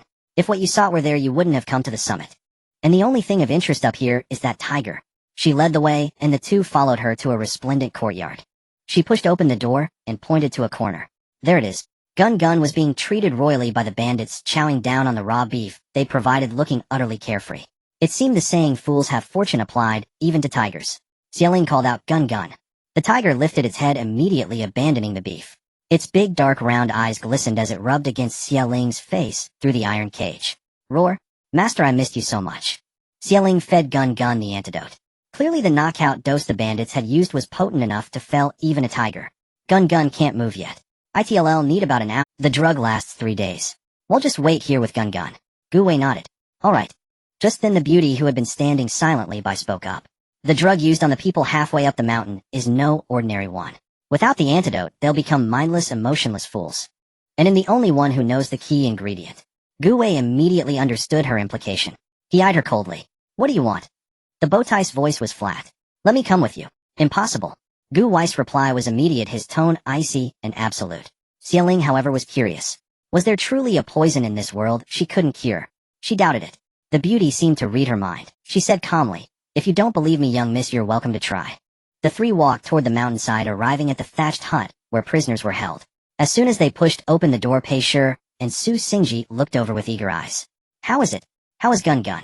Shijin, are you hurt?" Gu Wei walked over and explained to them succinctly. Xie Ling casually grabbed a person's hand, took their pulse, and began to prepare an antidote. Perilla leaf, 2 qian, black nightshade, 3 qian, al asram, 5 qian. Xie Ling closed her eyes and fluently recited the names of herbs. But when it came to the last one, she paused. Frowning, her mind flashed through one herb name after another. From the Binxiaogongmu to the Huangdi, Neijing, Xie Ling reviewed every herb in the world and found that none could match. Opening her eyes, Xie Ling's gaze was cold and clear. "All right, I agree. Tell me, what is the last ingredient? Is it not a herb at all, but human blood, or heart, liver, lungs?" The beauty lifted his eyelids, a hint of surprise flashing in his eyes. "Yes, the last ingredient is my blood." Xie Ling looked him up and down, her gaze cold and expressionless. "Are you a medicine person?" The beauty frowned and said nothing. He had exceptionally beautiful eyes, like the hazy rain and mist of the Jiangnan spring. At this moment, those eyes ignited with a flame-like light, casting a faint blush at the corners. Throughout his short life, because of his appearance and being a medicine person, everyone he met looked at him with curiosity or greed. He had long seen through the ugliness of human nature. Only this woman was so calm and indifferent. She truly treated him as a person, not as a beautiful object or a highly precious medicinal ingredient. There was even a trace of sympathy. The beauty clenched his fists. His eyes reddened. Could he himself be worthy of sympathy? Su Qing's medical book had mentioned medicine people. Medicine people could be male or female, worth a fortune and unattainable even with money. They were the highest grade medicinal ingredients refined by the medicine god Valley. They required innate jade-like bones, and from childhood they were soaked in a cold spring infused with thousands of herbs, enduring the pain of needles piercing their skin day and night. Very few succeeded in the refinement. Those who failed would die of festering all over their bodies. Even those who survived did not have it easy, suffering daily the pain of drilling into the heart and marrow. In the modern world, such bizarre things did not exist. When Xie Ling turned to this page, she skimmed past it hastily. She did not like things that defied human ethics. Unexpectedly today, she encountered a living medicine person. If Xie Ling had hesitated about keeping this person, who was neither male nor female, after learning he was a medicine person, that hesitation vanished completely. Even if the medicine person hadn't proposed to follow them, Xie Ling would have found a way to make him stay. Because Xie Ling was a medical fanatic, she wanted to understand why the blood, organs, and flesh of a medicine person had medicinal properties. At this moment, Xie Ling looked at the red-clad beauty, as if he were a lively little white mouse. She took out a bowl and a small knife, her eyes gleaming. "Cut it." The beauty took the knife, rolled up his sleeve, revealing an arm covered in scars, and without hesitation cut into an old wound. His blood was not red, but pale pink. The moment it flowed into the bowl, everyone smelled a sweet fragrance, extremely enticing, making one want to lick it. After taking the bowl, Xie Ling secretly stored a little in her space for future research, then began to refine the antidote. After a short while, she handed the antidote to Pei Shi, Su Xingji, and the others, asking them to help feed it to the unconscious people. When they reached the cage of the second house, everyone silently skipped it in tacit understanding. After drinking the medicine, everyone quickly woke up. Finding themselves locked in cages after sleeping, they all looked bewildered. Su Xingji briefly explained what had happened. Everyone suddenly understood, and their eyes toward Gu Wei and Xie Ling were full of gratitude. Shin Lingtu frowned. Qinglong Mountain. That's the largest bandit gang in the Central Plains. Why would they target us? I already made everyone change into linen clothes. At these words, everyone simultaneously looked toward the Qin family. In the Chun family's cage, every person was dressed luxuriously, and the women were adorned with pearls and emeralds. Who else would the bandits kidnap, if not them? Everyone's gazes toward the Qin family were filled with resentment. If not for Gu Wei and Xie Ling, wouldn't they have become corpses under the blade? The Qin family knew how to behave. The family head, Chen Hongming, immediately bowed in apology. "I'm sorry, it's all our family's fault for involving everyone. After we get out, our Qin family will certainly compensate everyone as much as possible." Old Madame Chen's lips moved, and she felt a bit ashamed of her previous arrogance. Among the Qin family, only Chun Dae's expression remained unchanged, without any guilt. His gaze was heavy, full of scrutiny, as he looked at Gu Wei and Xie Ling. What exactly are these two hiding that they could save so many people from Qinglong Mountain? It seems he needs to inform that person. Everyone was discussing their own lost belongings and property in a hubbub. No one noticed that behind the Chun family's concubine-born son, a woman on the Gu family side, Pei Shi pulled Xie Ling to a corner. "How can you let that woman follow us? Look at her appearance. What if she intends to seduce? Xialing laughed, thinking, I don't even know if that medicine person is female. But she still felt a warmth in her heart at her mother-in-law's concern.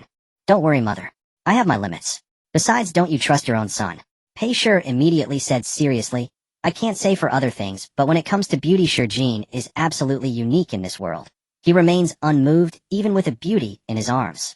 He never liked to play with girls since childhood. No matter which girl set her heart on him, he never even gave them a glance. The marriage contract was also something I secretly arranged while he was at the battlefield, fearing he would end up alone in life. I thought he would never meet a woman he liked in this life until he met you. Xialing interrupted Pei Shi's long speech. All right, mother, I trust my husband's character.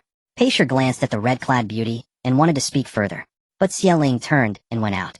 She asked the red-clad beauty for the bandits' warehouse address, then entered the woods and used her special ability to fly swiftly to the warehouse. These mountain bandits were truly wealthy. That was the only thought that crossed Xialing's mind as she entered the treasury. The bandits lived and ate on the mountain, taking whatever they wanted from passing travelers. Gold and silver were amassed in abundance, piled into small mountains with silk, satins, antiques, and paintings scattered everywhere. After clearing out the treasure, Xialing opened the floorboards, descended into the cellar, and her eyes lit up. These bandits had even secretly stored tons of rice and an arsenal of blades and weapons. These bandits were plotting a rebellion, though it was understandable. With the 7 kingdoms locked in strife and chaos sweeping the land, which ambitious hero didn't dream of unifying the realm. Inside her space, Xialing had recently, in a moment of leisure, chopped down some trees and built a large house, more than enough to store all the supplies.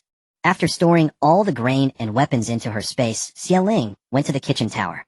It was well stocked with various ingredients and spices, so she simply took everything in one go. After ransacking every courtyard clean, Xialing went to Gun. He had mostly recovered by now, and she rode him towards the mountainside. Meanwhile, she thought to herself that she needed to start training Gun. How could a few bandits have subdued him? Where was the majesty of the king of the forest? She hadn't raised him purely for his cuteness, she also intended for him to protect her family. Passing a wooden cabin, Xialing glanced inside casually and found carriages and supplies belonging to various families. The bandits hadn't had time to sort through them yet. She picked out the Gu family's belongings and continued down the mountain. A gentleman loves wealth but obtains it ethically. Xialing was no gentleman, but she wasn't so greedy as to take other families' possessions. She had only gone halfway when she spotted a tall, slender figure in the distance. Gu Wei saw Xialing and rushed over, a hint of helplessness in his brow.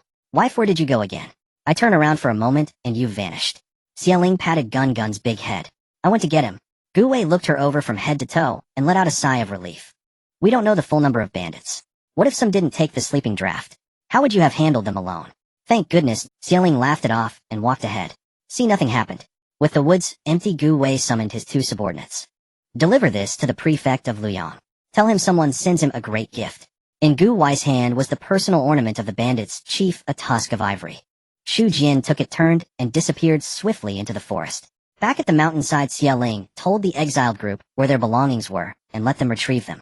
Everyone was immensely grateful to Xialing and hurried off to fetch their possessions, fearing that if they were late, someone might slyly pilfer them. After organizing their supplies, the group descended the mountain. The Chen family had indeed sent each household a valuable gift. Any lingering displeasure in everyone's hearts dissipated. Thus, the second branch of the Gu family was forgotten on the mountain. Even if someone noticed, no one mentioned it. Their unpleasant temperaments were well known, and no one liked them. No one in the exiled group wanted to travel with them again. Leader Shin initially wanted Xialing to refine more antidote, as the heads delivered to Lingnan were tied to his salary. But after accepting the 2 banknotes Gu Wei handed over, he fell silent. The only survivor from the second branch of the Gu family was Lu Ruhan. At this moment, she had a scarf wrapped around her head, trailing at the very end of the exile procession. Chun, by the concubine-born son of the Chen family, glanced back, hurried over, and grabbed her hand, his voice full of concern. Are you really not going to remind Leader Shen that your family hasn't caught up? Lu Ruhan pretended to weep. The antidote was refined by Xialing, and Gu Wei is on good terms with Leader Shen. Xialing holds a grudge against my aunt's family, as she won't help them. Speaking up would be useless. Inwardly, Lu Ruhan was actually grateful to Xialing. The second branch of the Gu family would only ever be a burden on her path. Shinbai sighed. Luckily you were with me that day, not with your aunt. Otherwise that vicious woman Xialing would have deliberately left you behind too. Lu Ruhan cried, and threw herself into Chun Bei's arms. With her soft, fragrant body in his embrace, Chun Bei's mind wandered. Ruhan, come with me. I won't treat you poorly. A woman like you, how could you endure the long journey alone? Lu Ruhan stiffened. She looked up and scanned Chun Bei's plain, unremarkable features, disgust rising within her. She thought to herself, if it weren't for the medicine to remove the scar on my face, I wouldn't be with you at all. What a toad lusting after swan's flesh. But on the surface she whispered, Chun-bai, if I follow you now it will surely stir up rumors. For the sake of both our reputations, let's forget it. Chun-bai thought Lu Ruhan was such a sensible and virtuous woman, and his fondness for her grew. Alright, don't worry. Once we return to the capital, I will immediately marry you. Return to the capital. Lu Ruhan's eyes widened. What do you mean return? Aren't we going to Lingnan? Chun-bai curled his lips, put his hands behind his back, and revealed a profound smile. The situation in Beijiang is about to change. Within 3 months our Qin family will surely be back in the capital. Lu Ruhan was thrilled. The Qin family could actually return to the capital as nobles. She placed her hand on her stomach, wild joy spreading across her eyes and brows. It was as if she could already see herself as the esteemed Lady Chun, with Xia Ling kneeling and kowtowing at her feet. At that moment on the Chun family's carriage, Chun Daoyu lifted the curtain, revealing a dissolute face, his gaze coldly sweeping over the surrounding scenery. Lu Ruhan quickly turned around, making sure Chun Daoyu couldn't see her face. A few dark shadows flashed past on both sides of the road. Chun Daoyu dropped the item in his hand and pulled the curtain shut. At that time at the Liang prefect's residence. In the dead of night, Prefect Lu Yinli was still in his study handling documents. He was an incorruptible official, diligent in his duties, and deeply loved by the people of Liang. As the tip of his ink-black brush just finished the character bandit, a dark shadow suddenly flashed past the windowsill. Lu Yinli drew the long sword hidden nearby, his eyes alert, and rushed to the window. The windowsill was empty, with only a letter left behind. Lu Yinli opened it to find just 2 characters, Qinglong, and an ivory tusk inside. He was very familiar with this ivory tusk. It was the personal ornament of the chief of Qinglong Mountain. How could it be here? Lu Yinli's mind raced. He pushed open the door and ordered his servant to summon his advisors. The 3 of them discussed late into the night and finally decided to lead 1,000 elite soldiers to Qinglong Mountain under the cover of darkness. At the 3rd watch of the night, the people of Luyang were all asleep, with a crescent moon hanging high. Lu Yinli led a squad of elite soldiers riding at top speed and arrived at Qinglong Mountain. Seeing the unconscious bandits, everyone was somewhat astonished. Lu Yinli stood with his hands clasped behind his back, his gray robes fluttering in the night wind, his gaze heavy. There were 2 major cities in the central plains, Yuzhou and Luyang. Qinglong Mountain was located at the border between Yuzhou and Luyang. The bandits of Qinglong Mountain were rapacious and lawless, causing every citizen of Luyang to live in fear. Since taking office, he had always wanted to wipe them out completely. But Yuzhou never cooperated. The people complained bitterly, and for years he had spent much effort on this matter. Yet now someone had drugged all the bandits of Qinglong Mountain and delivered them right into his hands. This achievement was enough for him to be promoted 2 ranks from the 4th rank to the 2nd rank. But holding it, Lu Yinli felt uneasy. Just as he was thinking, a subordinate ran over and handed him a stack of letters. Sir, I found letters in the chief of Qinglong Mountain's room revealing his secret correspondence with Tsinrui, the prefect of Yuzhou. Lu Yinli had expected this. He took the letters and said calmly, "You may go." The night wind billowed his wide sleeves. A storm was brewing. 3 days later. Master, according to reports, Lu Yinli wiped out the Qinglong Mountain bandits and exposed the crimes of Yuzhou prefect Tsinrui's collusion with them. The people of Luyang and Yuzhou are overjoyed, praising him as a clear-skied lord. Gu Wei nodded, gazing at the continuous green mountains in the distance. What are the 2nd prince's movements? He's conscripting troops. It seems he's about to rebel. Su Xingji, standing nearby, said calmly, Lu Yinli is upright and merciless. With his promotion to the capital, he's bound to clash with the crown prince's faction. Combined with the 2nd prince's unrest, the crown prince will likely be overwhelmed, leaving less energy to focus on us. But Gu Wei had even more considerations in mind for sending Lu Yinli to the capital. Years later, Su Xingji would finally understand. Every time he recalled this scheme, he felt like applauding in admiration. He would praise Gu Wei for his strategic mastery, his ability to command the wind and rain, a truly born strategist. Recently, Xiaoling had noticed more and more refugees on the road. Most traveled in groups of a few families or entire villages. There were few places to rest along the main road. Most of the time, the exiled prisoners rested alongside the refugees. However, those refugees were quite tactful, keeping their distance, resting, and leaving on their own without disturbing them. In this era, commoners didn't fight with officials, even exiled ones. But most importantly, Gun Gun was too conspicuous. A giant tiger lying there majestically. Who would dare come near? Today the group was resting at a courier station. Wu Jingqing, having nothing better to do, came to chat. As they talked, the conversation turned to the refugees. Wu Jingqing, being from a military family, had a good grasp of the current situation. She glanced out the window and whispered, I heard from my father that it's because the 2nd prince rebelled and is conscripting soldiers everywhere, which is why these people are fleeing. Xiaoling nodded. That explains it. In prosperity, the people suffer. In chaos, the people suffer. Taxes and corvée labor always peeled a layer of skin off the common folk. Xieling turned her gaze to the muddy road outside the station. The refugees looked like black specks, heads bowed, hurrying on their way. Gu Wei was washing his hands by the station's pond. Under the frosty white moonlight he appeared elegant and refined. A familiar killing intent surged from behind. The chilling fierce sword Qi lifted the strands of hair at his temples. Without even turning his head, Gu Wei swiftly grabbed a nearby branch, deflected the blade in reverse, and thrust it into the throat of the attacker behind him. The black-clad figure fell heavily to the ground. Shu Jian appeared from the shadows and dragged the body away for disposal. As Su Xingji had said, after this wave of assassins was dealt with, no new ones appeared. Meanwhile, Chun Daoyu frowned deeply as he received a letter from the capital. They had just left Qinglong Mountain, and now the former Liang prefect Lu Yinli had been promoted precisely because of Qinglong Mountain. Lu Yinli was a tough opponent, who had thrown this sticky plaster into the capital. At that moment on Qinglong Mountain, the entire second branch of the Gu family on Lu Yinli was a tough opponent, who had thrown this sticky plaster into the capital. At that moment on Qinglong Mountain, the entire second branch of the Gu family, unconscious for 3 or 4 days, was slowly waking up. With the poison of the sleeping draft still in their systems, everyone had vacant, dull eyes, appearing foolish. Driven mad by hunger, they began eating the mud from the ground. When they had devoured everything edible around them, they turned on each other. A few months later, only a pool of blood and bone remained, easily washed away by the water. As the weather grew warmer, the group crossed the borders of the Central Plains and arrived in the Jiangnan region. Jiangnan, a land of beauty whose charms I once knew well. At sunrise, river blossoms outshine fire, and in spring, river waters are as green as blue. The spring breeze seeped into the bones, willow tips brushed against the green waves, and in the misty rain, apricot blossom boats swayed past. It was undeniably a scene of exquisite beauty, if one could ignore the refugees with pallid faces lining the roads. At some point, the number of refugees on the road began to swell. Sometimes an entire road would be filled with them, their clothes in tatters, and their faces gaunt and They stared at Xieling and her group with fierce, bloodshot eyes, as if they might rush forward at any moment and devour them. Were it not for the officers led by Shun leading the way with their long blades, and the immense tiger gun providing a formidable deterrent, Xieling felt those refugees would have surely torn them apart. The rivers they encountered along the way grew increasingly shallow. Sometimes a wooden ladle couldn't even scoop up water, forcing them to use small spoons to collect it bit by bit. Spring and summer were meant to be rainy seasons, yet not a single drop of rain had fallen for an entire month. The earth grew increasingly parched. Whenever they came upon a river, every household scrambled to collect water, using wooden buckets, basins, and any vessel capable of holding it, for no one knew when the water would run out. What caused even greater panic was the rumor that began to spread: a plague had emerged in the west. The second prince's army was retreating in defeat, with countless soldiers perishing. Their piled-up corpses, combined with the heat, had given rise to the disease.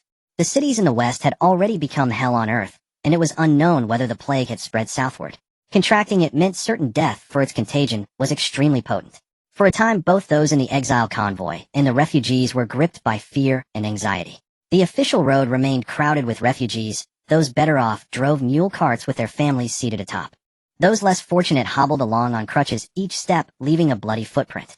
Xieling lifted the carriage curtain. Beside their own carriage was a family of refugees.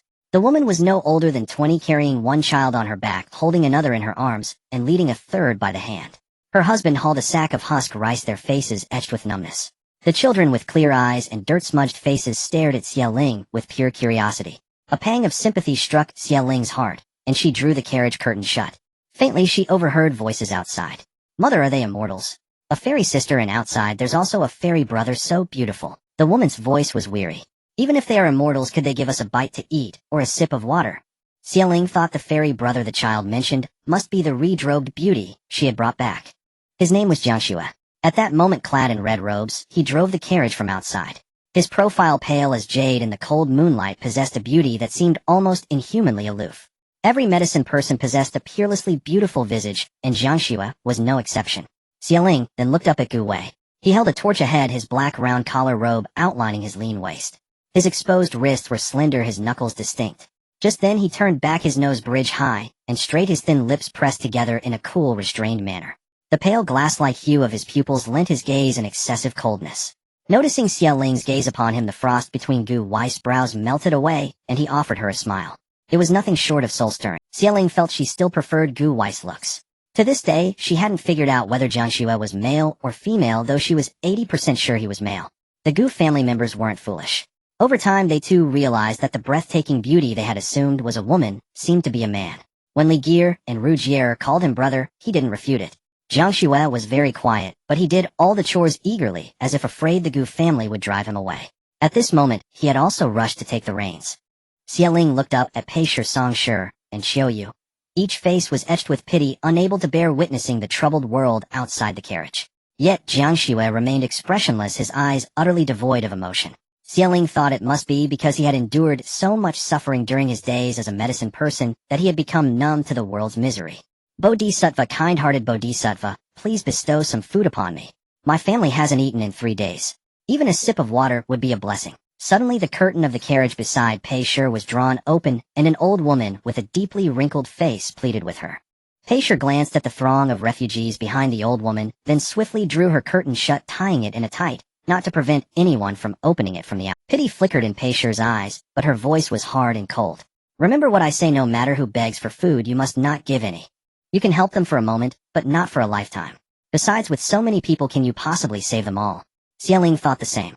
Just as Pei Shi finished speaking, a commotion erupted from behind. Xieling lifted the curtain to look.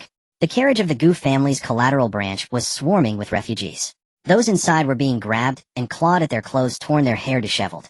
Some refugees even tried to bite them. All the refugees were shouting, crying, and some even knelt outside the carriage, kowtowing incessantly, indifferent to the blood on their faces. Give some to my family too, I beg you. Kind Bodhisattva, my family hasn't eaten for 7 days. Like a spark igniting a prairie fire, the refugees suddenly rioted, surging towards the collateral Gu family's carriage, climbing aboard and looting their supplies. The flood of refugees was overwhelming like a tidal wave. Xieling could barely see the Gu family members on the carriage anymore. The officers quickly arrived, brandishing their long blades. They killed 2 refugees as a deterrent, and only then did the mob disperse. Looking back at the collateral Gu family's carriage, everyone on board had blood-streaked faces, disheveled hair, and torn clothes, utterly terrified out of their wits. Once the Gu family had regained their composure, it became known that Gu Shiyu had, in a sudden fit of kindness, given a steamed bun to a refugee. This had sparked the riot as the others surged forward to beg for food. Shin, the leader, spoke with a stern expression. This is the last time. If anyone else wants to play the living Bodhisattva, they can go and walk with those refugees. I, Shin-san, will not be responsible. By now darkness had fully set in. To reach the next post station, Shun led the group onward through the night. Each household held a torch, forming a fiery dragon that snaked along the rugged mountain path. All of the Gu family supplies had been looted in the chaos, and everyone was blaming Gu Shiyu. Xieling vaguely overheard Gu Shiyu's voice. One day when I become an empress, you'll all be begging me. Xieling snapped back to reality, unwilling to listen to their family's drama. Leader Shin, we truly can't go on. If we walk any further, our legs will be ruined, and the horses can't take it either. Someone called out to Shun. Shin looked at his weary, beloved horse and nodded. All right, we'll make camp here. Fortunately, there was a flat patch of ground nearby, and the group headed towards it. Just then, by the roadside, a refugee suddenly vomited. He collapsed to the ground, clutching his stomach, his face deathly pale. Within moments, the refugee lay completely still, emitting a foul stomach pain, vomiting. Everyone's face turned pale with terror. Shin shouted loudly, "It's the plague. Run, run." The moment those words were spoken, it was like a thunderclap in a calm lake. People whose legs were already nearly paralyzed with exhaustion broke into a desperate run. As Leader Shin bellowed, the refugees nearby heard him and broke into a run as if demons were at their heels. The official road was filled with the thunder of footsteps, the clatter of chaotic hooves, and the frantic cries of the terrified. In the pitch-black darkness, the wind had long since snuffed out the torches during the desperate sprint. People trampled over one another in utter pandemonium. Xieling hastily retrieved the masks she had prepared, handing them to the Gu family and Jiang Xue, who was driving the carriage. She then hurriedly jumped down, intending to deliver one to Gu Wei. Under the heavy darkness of the night, she stepped on something. Looking down, Xieling saw it was a long decomposed corpse crawling with maggots. Her foot had just landed squarely on the corpse's chest, causing it to burst. Flesh and gore splattered, and Xieling quickly shook her foot to fling off the maggots clinging to her shoe. Even as a doctor, she was thoroughly disgusted and couldn't help but dry heave. Suppressing the nausea, she looked up, but couldn't find Gu Wei anywhere. Hadn't he been up ahead holding a torch just a moment ago? Just then the Gu family's carriage passed by. Pei Shi lifted the curtain and called out urgently, "Linger, what are you doing? Get on the carriage quickly, it's dangerous out here." Jiang Xue reached out her hand to pull Xieling up, but from the side a long, powerful arm suddenly shot out, silently blocking Jiang Xue's hand and wrapping around Xieling's waist to lift her onto a horse. Gu Wei had somehow acquired a fine steed. Sitting elegantly in the saddle, he encircled Xieling within his arms. His cold, detached gaze swept over Jiang Shui with a hint of warning. Jiang Shui's expression remained calm, utterly unafraid. Gu Wei held the reins with one hand bent down and whispered into Xie Ling's ear, "What is that you are wearing on your face?" Xie Ling quickly turned and put a mask on Gu Wei as well. This can protect against the plague. Gu Wei had complete faith in Xie Ling's words. His gaze flickered to her shoes, and he asked gently, "You stepped on a corpse earlier. Were you scared?" Xie Ling shook her head. "Not scared, just a little disgusted." Gu Wei's eyes softened, and he patted her head reassuringly. This road was the only official route south to Jinqing, and refugees crowded it endlessly. Even at night, a massive throng moved along it like a bustling market. An official rode back and led the group onto a smaller path.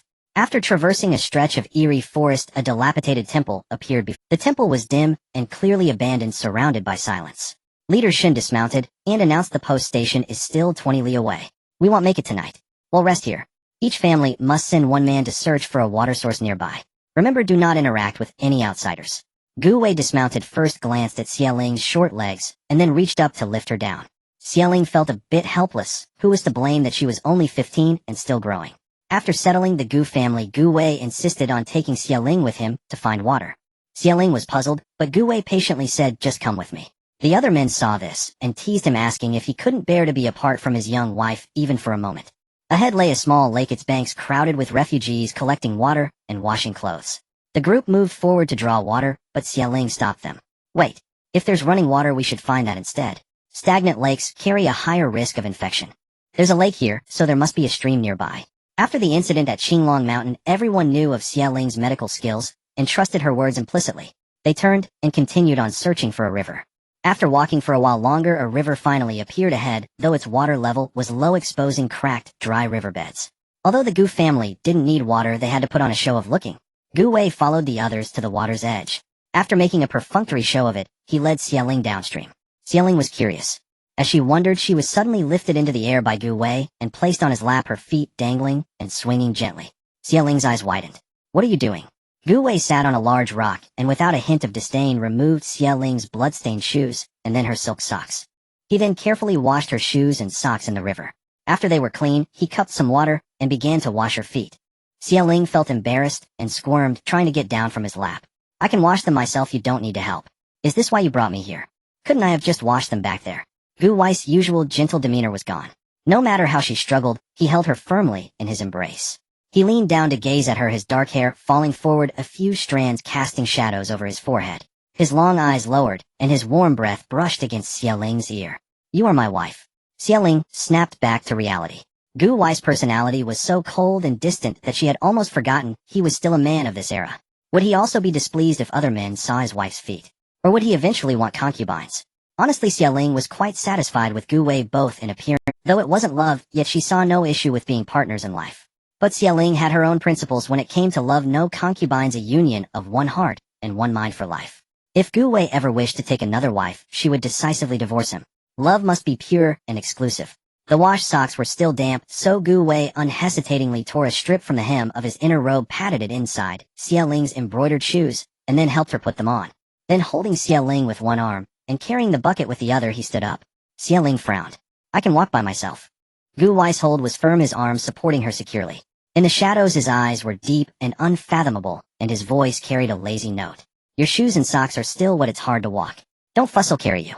Gu Wei's arm was astonishingly strong. Xie Ling felt not a single jolt as he carried her.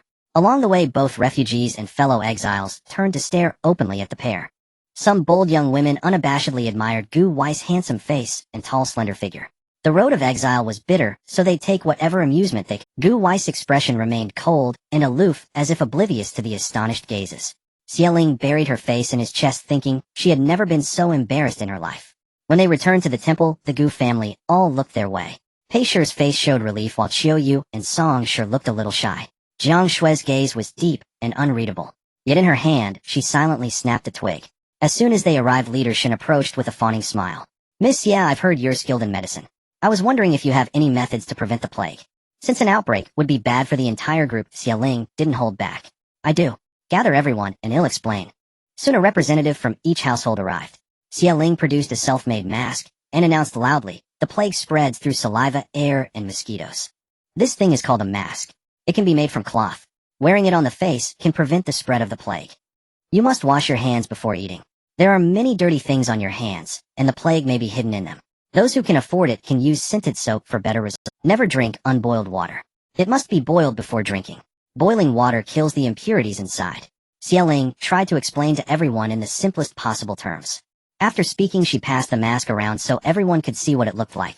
Everyone was deeply grateful to Xie Ling. Gu Shiyu, on the other hand, etched every word Xie Ling said into her mind.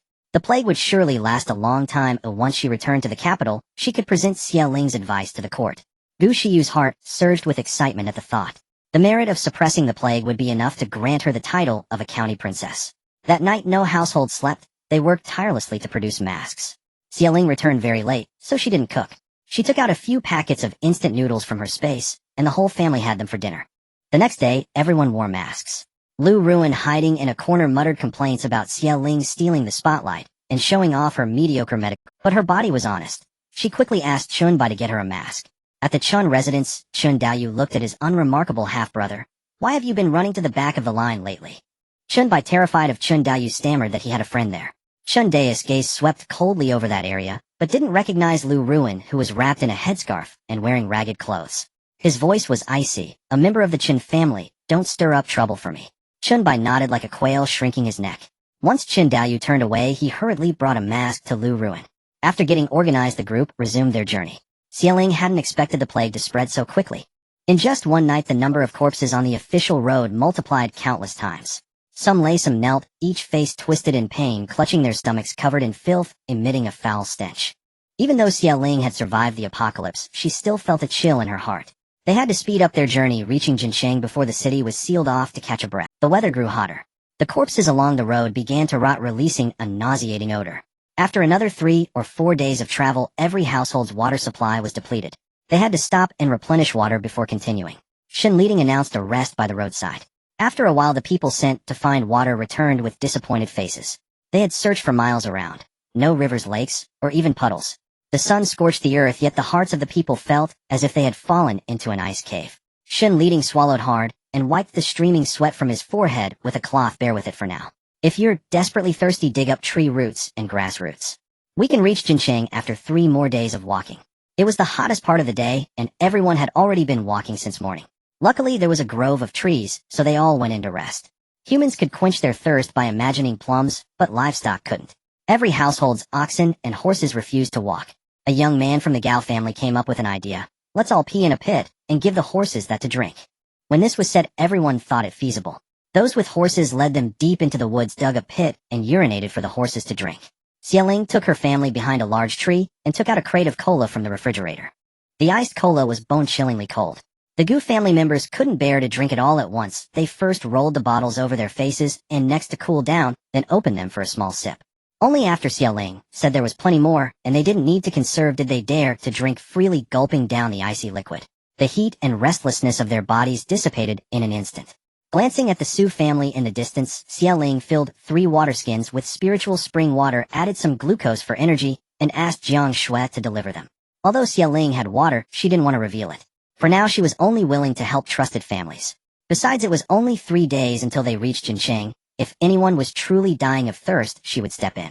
Through these days of acquaintance, except for Gu Wei, who remained cold and aloof toward Jiang Shui, the Gu family had fully come to trust him. Jiang Shui was clever. He waited until no one was around, then quietly slipped the water skins into Su Xingji's arms and left unseen by others. Su Xingji took the water skins and first gave them to his wife and mother. After taking a sip, they were pleasantly surprised. It's sweet.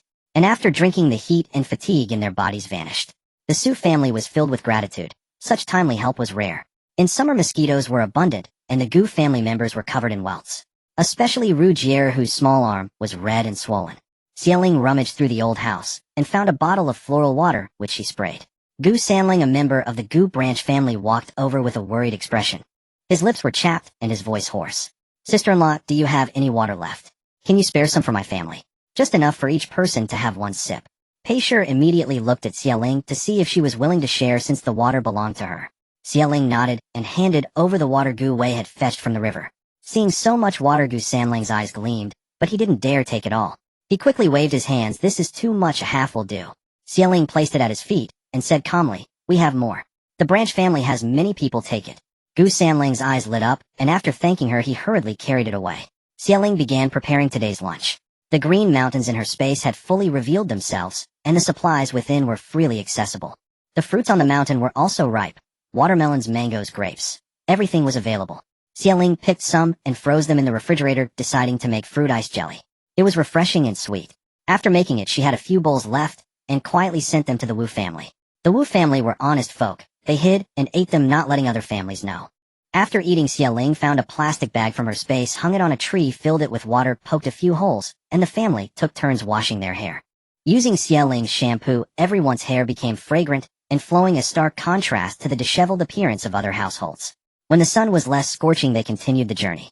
As they walked, a woman suddenly shrieked. The Gao family's youngest grandson has the plague. The word plague instantly ignited the surrounding crowd. The speaker was Lu Rulan, the eldest daughter of the Lu family. Her lips flapped incessantly as she pointed at the infant in the arms of the Gao family's eldest daughter-in-law, yelling, "I just saw this child flushed all over, vomiting and having diarrhea."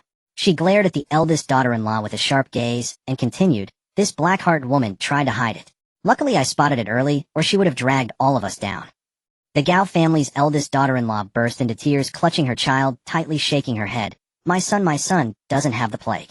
Lu Rulan reached out to snatch the child. "Then show everyone. I couldn't be wrong. What are you afraid of?" The Gao family members all stood in front of the eldest daughter-in-law, blocking her. Gao Wanhua, the young lady of the Gao family, spread her arms and glared at the eldest Lu daughter. "You've always been at odds with my sister-in-law. You must be falsely—" The eldest Lu daughter was furious and shouted to the crowd, "If one person gets the plague, all of us will die. Why aren't you helping me throw this troublemaker out?" Other families started chattering, urging the eldest Gao daughter-in-law to let go of the child. "Young lady, whether it's true or not, just let us see. Yes, we won't wrong you. But the plague is terrifying. If the child is truly infected, he must be abandoned."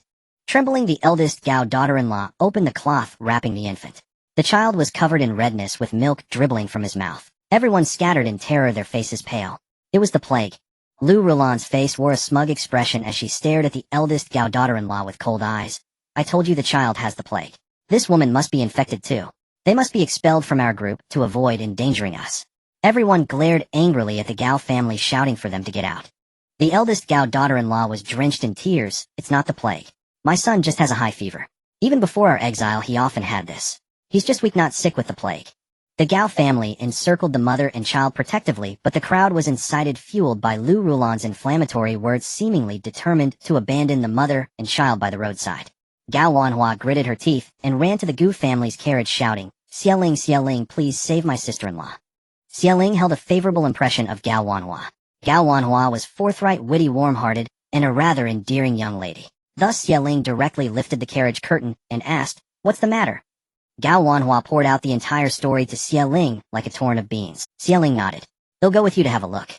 Gao Wanhua's eyes glistened with tears as she exclaimed with delight, "Thank you." Xialing patted her on the shoulder. "It's fine. Let's hurry, or your little nephew might be thrown out by them." Over there the crowd had already stirred into an uproar, shoving and jostling, ready to cast the Gao family mother and son aside by the roadside. The Gao family members were barely holding the line. "How could you be so shameless as to follow us with the plague? Do you want to kill us all? My son does not have the plague. He just has a fever. You say it's a fever, but who knows? Both of you get out. The Gao family, get away from the rest of us. If anyone has a fever, well, throw them out." A tall, vigorous young man slipped like a fish through the human wall the Gao family had formed, snatched the child, raised him high, and was about to dash him onto the roadside. The Gao family's daughter-in-law screamed in despair, "No." Just then a piercing, shrill whistle suddenly rang out, rattling everyone's brains, and the young man paused in his action. Seeing that the crowd had turned to look, Xialing quickly tucked the whistle into her sleeve. The situation had been urgent, so she had taken out the whistle to intimidate them. She strode over quickly, her voice cool and clear. "Whether it's a plague or not, we need a doctor to determine that. Aren't you going too far?" The young man was Lu Rulan's elder brother, named Lu Genie. He looked Xialing up and down with a flippant tone. "Where did this delicate beauty come from? You're quite pretty. Are you also from the Gao family?" Lu Rulan's face turned pale with urgency. She slapped Lu Genie on the shoulder and gave him a hard pinch, whispering, "You fool, do you want to die? She's Gu Wei's precious little wife." At the mention of Gu Wei's name, fear flickered in Lu Genie's eyes, and he barely managed to straighten up. "So it's Mrs. Gu." In this era, doctors were held in high regard, and Xialing was the only one in the group who knew medicine. Everyone treated her with respect, and they finally quieted down, no longer causing a ruckus. Someone asked, "Miss Xia, this child clearly has a high fever and is vomiting. How is that not a plague? Whether it is or not, well, know after an examination. Xia Ling held out her hand to Lu Genie, her expression cold. Give me the child in your arms. Lu Genie curled his lip and tossed the child high into the air toward her. Fortunately, Xia Ling caught him accurately, otherwise a fall to the ground would have killed him. Lu Genie waved his hand. Keep this plague-stricken brat if you want. Whether he's sick or not is all up to Mrs. Gusword. I think if anyone in the group later catches the plague, just go to the Gao family. Don't you all agree? Those words were too venomous. The Gao family members glared at him with wide, furious eyes. Gao Wanhua, who could not tolerate such behavior, burst out cursing. You're spitting blood. My nephew doesn't have the plague. Why should others blame our family if they get sick? Lu Genie shrugged, his expression exaggerated as he raised an eyebrow. Who knows? Since you two are close, once Xia Ling says he's not sick, this little bastard. Xia Ling held the child, her gaze icy. Whether this child has the plague or not, I'll need to examine him carefully. As for you, Master Lu. She paused, then raised her voice. Your complexion is ashen, dark circles under your eyes, thinning hair, slender build. You clearly have kidney deficiency and impotence, and you'll never father a child in this life. No wonder you're so ruthless toward an innocent child. Lu Genie was quick-tempered by nature. His face cycled through white and green, and rage surged through him. At that moment, he cared nothing for Gu Wei or anyone else. He swung his hand directly at her, grinding his teeth. You damn girl, what the hell are you talking about? They'll beat you to death for daring to say I'm not good enough. Xia Ling moved swiftly, kicking him in the groin. Also, Master Lu is actually a eunuch. No wonder he's not up to the task. That kick was both forceful and precise. Every man present instinctively squeezed his legs together. Lu Genie had been born with only one testicle, and his inferiority complex had shaped his extreme cruelty. Now that his shame was exposed, he wished he could tear Xia Ling apart limb by limb to vent his fury. Lu Rilon helped her brother up, her eyes red. Xia Ling, you've gone too far. Xia Ling sneered. If I didn't fight back, was I supposed to stand there and let him hit me? I was only stating his symptoms. Do you know how many people beg me to treat them and can't? Having said that, she ignored the siblings and bent down to examine the child in her arms. The surrounding people fell into an eerie silence. This young wife of the Gu family was a force to be reckoned with. She looked delicate and frail, but her temperament was so fierce. What kind of woman? Only the Gao family looked delighted, and Gao Wanhua's eyes even brimmed with admiration. How satisfying, how incredibly satisfying. Lu Genie was a foul-mouthed, spiteful man who always picked on her family, and she had long wanted to do exactly that. Xia Ling was amazing. After a short while, Xia Ling looked up and announced to everyone, I swear by my name, Xia Ling, that this child is definitely not infected with the plague. It's just a common fever and cold. Infants have poor adaptability. With the weather so hot, a fever is normal. Hearing this, the people around them sincerely apologized to the Gao family. It wasn't entirely their fault. The plague was indeed a terrifying thing that made people turn pale at the mere mention. The Gao family's young daughter-in-law hugged Xia Ling excitedly and cried, Thank you, Xia Ling, thank you. Xia Ling patted her back, taught her some fever-reducing methods, and gave her a few cooling patches. For such a young infant, physical cooling was best. It was better to avoid medication if possible. The Lu siblings were still glaring at Xia Ling. Xia Ling crossed her arms and looked down at them condescendingly. Want to cause trouble for me? Want revenge? Want to make me pay? Lu Genie ground his teeth. What else could he want? Xia Ling curled her lips into a smile both malicious and cold. Well, see if you can beat Gu Wei first. At those words, Lu Genie's spirit instantly deflated. Xia Ling continued, Actually, your condition isn't hard to treat. A few doses of my medicine, and you'll be just like any normal person. But, since you've angered me, forget it. That was the ultimate cruelty, killing the spirit. Xia Ling turned and walked away gracefully. That evening, the Gao family child's fever indeed subsided, and he no longer vomited when nursing. The entire Gao family came to thank her. It was only then that Gu Wei learned what his young wife had done while he was away. After the Gao family left, Gu Wei summoned his two subordinates and asked about the incident. The two men vividly recounted Xia Ling's heroic deeds. Master, you don't know. That kick from the lady was earth-shattering and soul-stirring. Every man who saw it felt it in his bones and wept at the tale. Gu Wei's eyes deepened with coldness. Not enough. What was that man's name? Lu Genie. Gu Wei nodded and headed straight for the Lu family's tent. The next morning, everyone found Lu Genie with a swollen, bruised face, unable to even get out of bed. He had to be carried on a wooden board by Yet the Lu family dared not complain or raise a fuss. Who had done it? It was obvious. Everyone sighed inwardly. It was true. Gu Wei was fiercely protective and utterly devoted to his wife. The plague swept through with devastating ferocity. Nearly the entire northern river region had fallen with countless deaths resembling a living hell. As the epidemic was triggered by the second prince's war, public sentiment naturally leaned toward the imperial court, and the second prince was retreating on all fronts, barely able to hold his ground. After 2 days of arduous travel, the Exile convoy finally arrived at a small town on the outskirts of Jean City, Tiger Ravine Town. No one could walk another step, if they didn't get water soon, they would surely die on the road. In the end, everyone unanimously decided to rest for a day in Tiger Ravine Town before entering Jean City. Nestled near Tiger Gully, the town saw few refugees daring to pass this way, so the plague had claimed fewer victims here. The sun blazed mercilessly upon the earth. At the entrance of Tiger Ravine Town, a portly official sat beneath the shade of a tree, furiously fanning himself with a palm leaf fan. From a distance, he spotted a group of people approaching. A dark, swarming mass, their faces covered with strange contraptions. He ran forward, and called out, "During the plague, outsiders are forbidden from entering Tiger Ravine Town." Shin, the leader of the convoy, dismounted his horse and produced an official document. "We are officers tasked with escorting exiles. Might you permit us to enter and rest for a while?" The portly official took the document, examined it, then scrutinized each person from head to toe.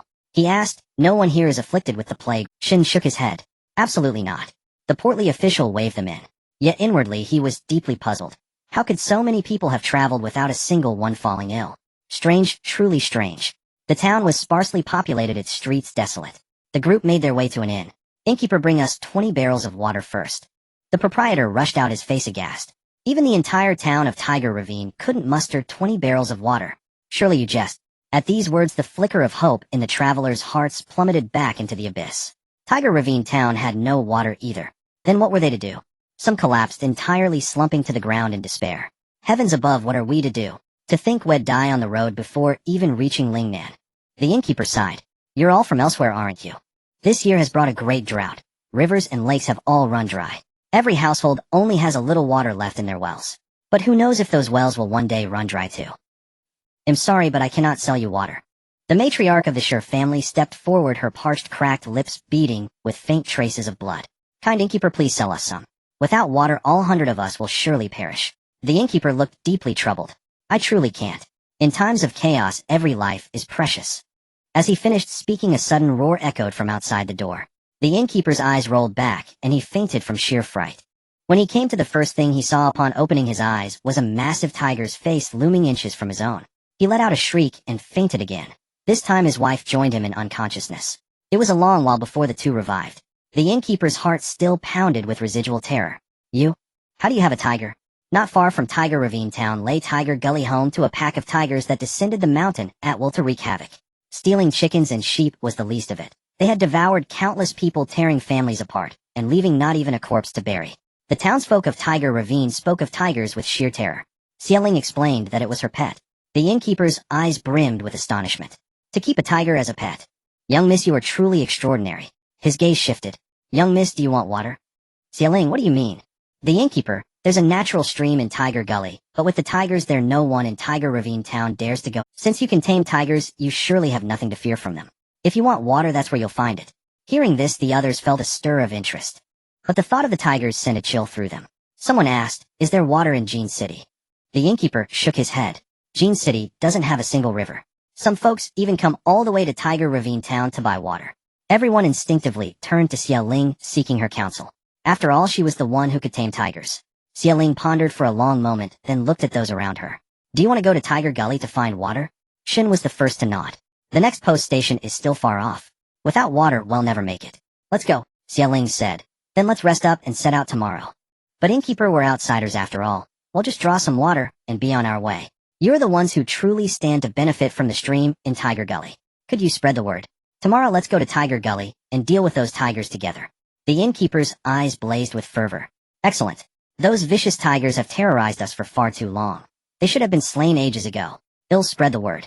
By the afternoon, the entire town of Tiger Ravine had heard the news. Many were eager to join, yet hesitated with fear.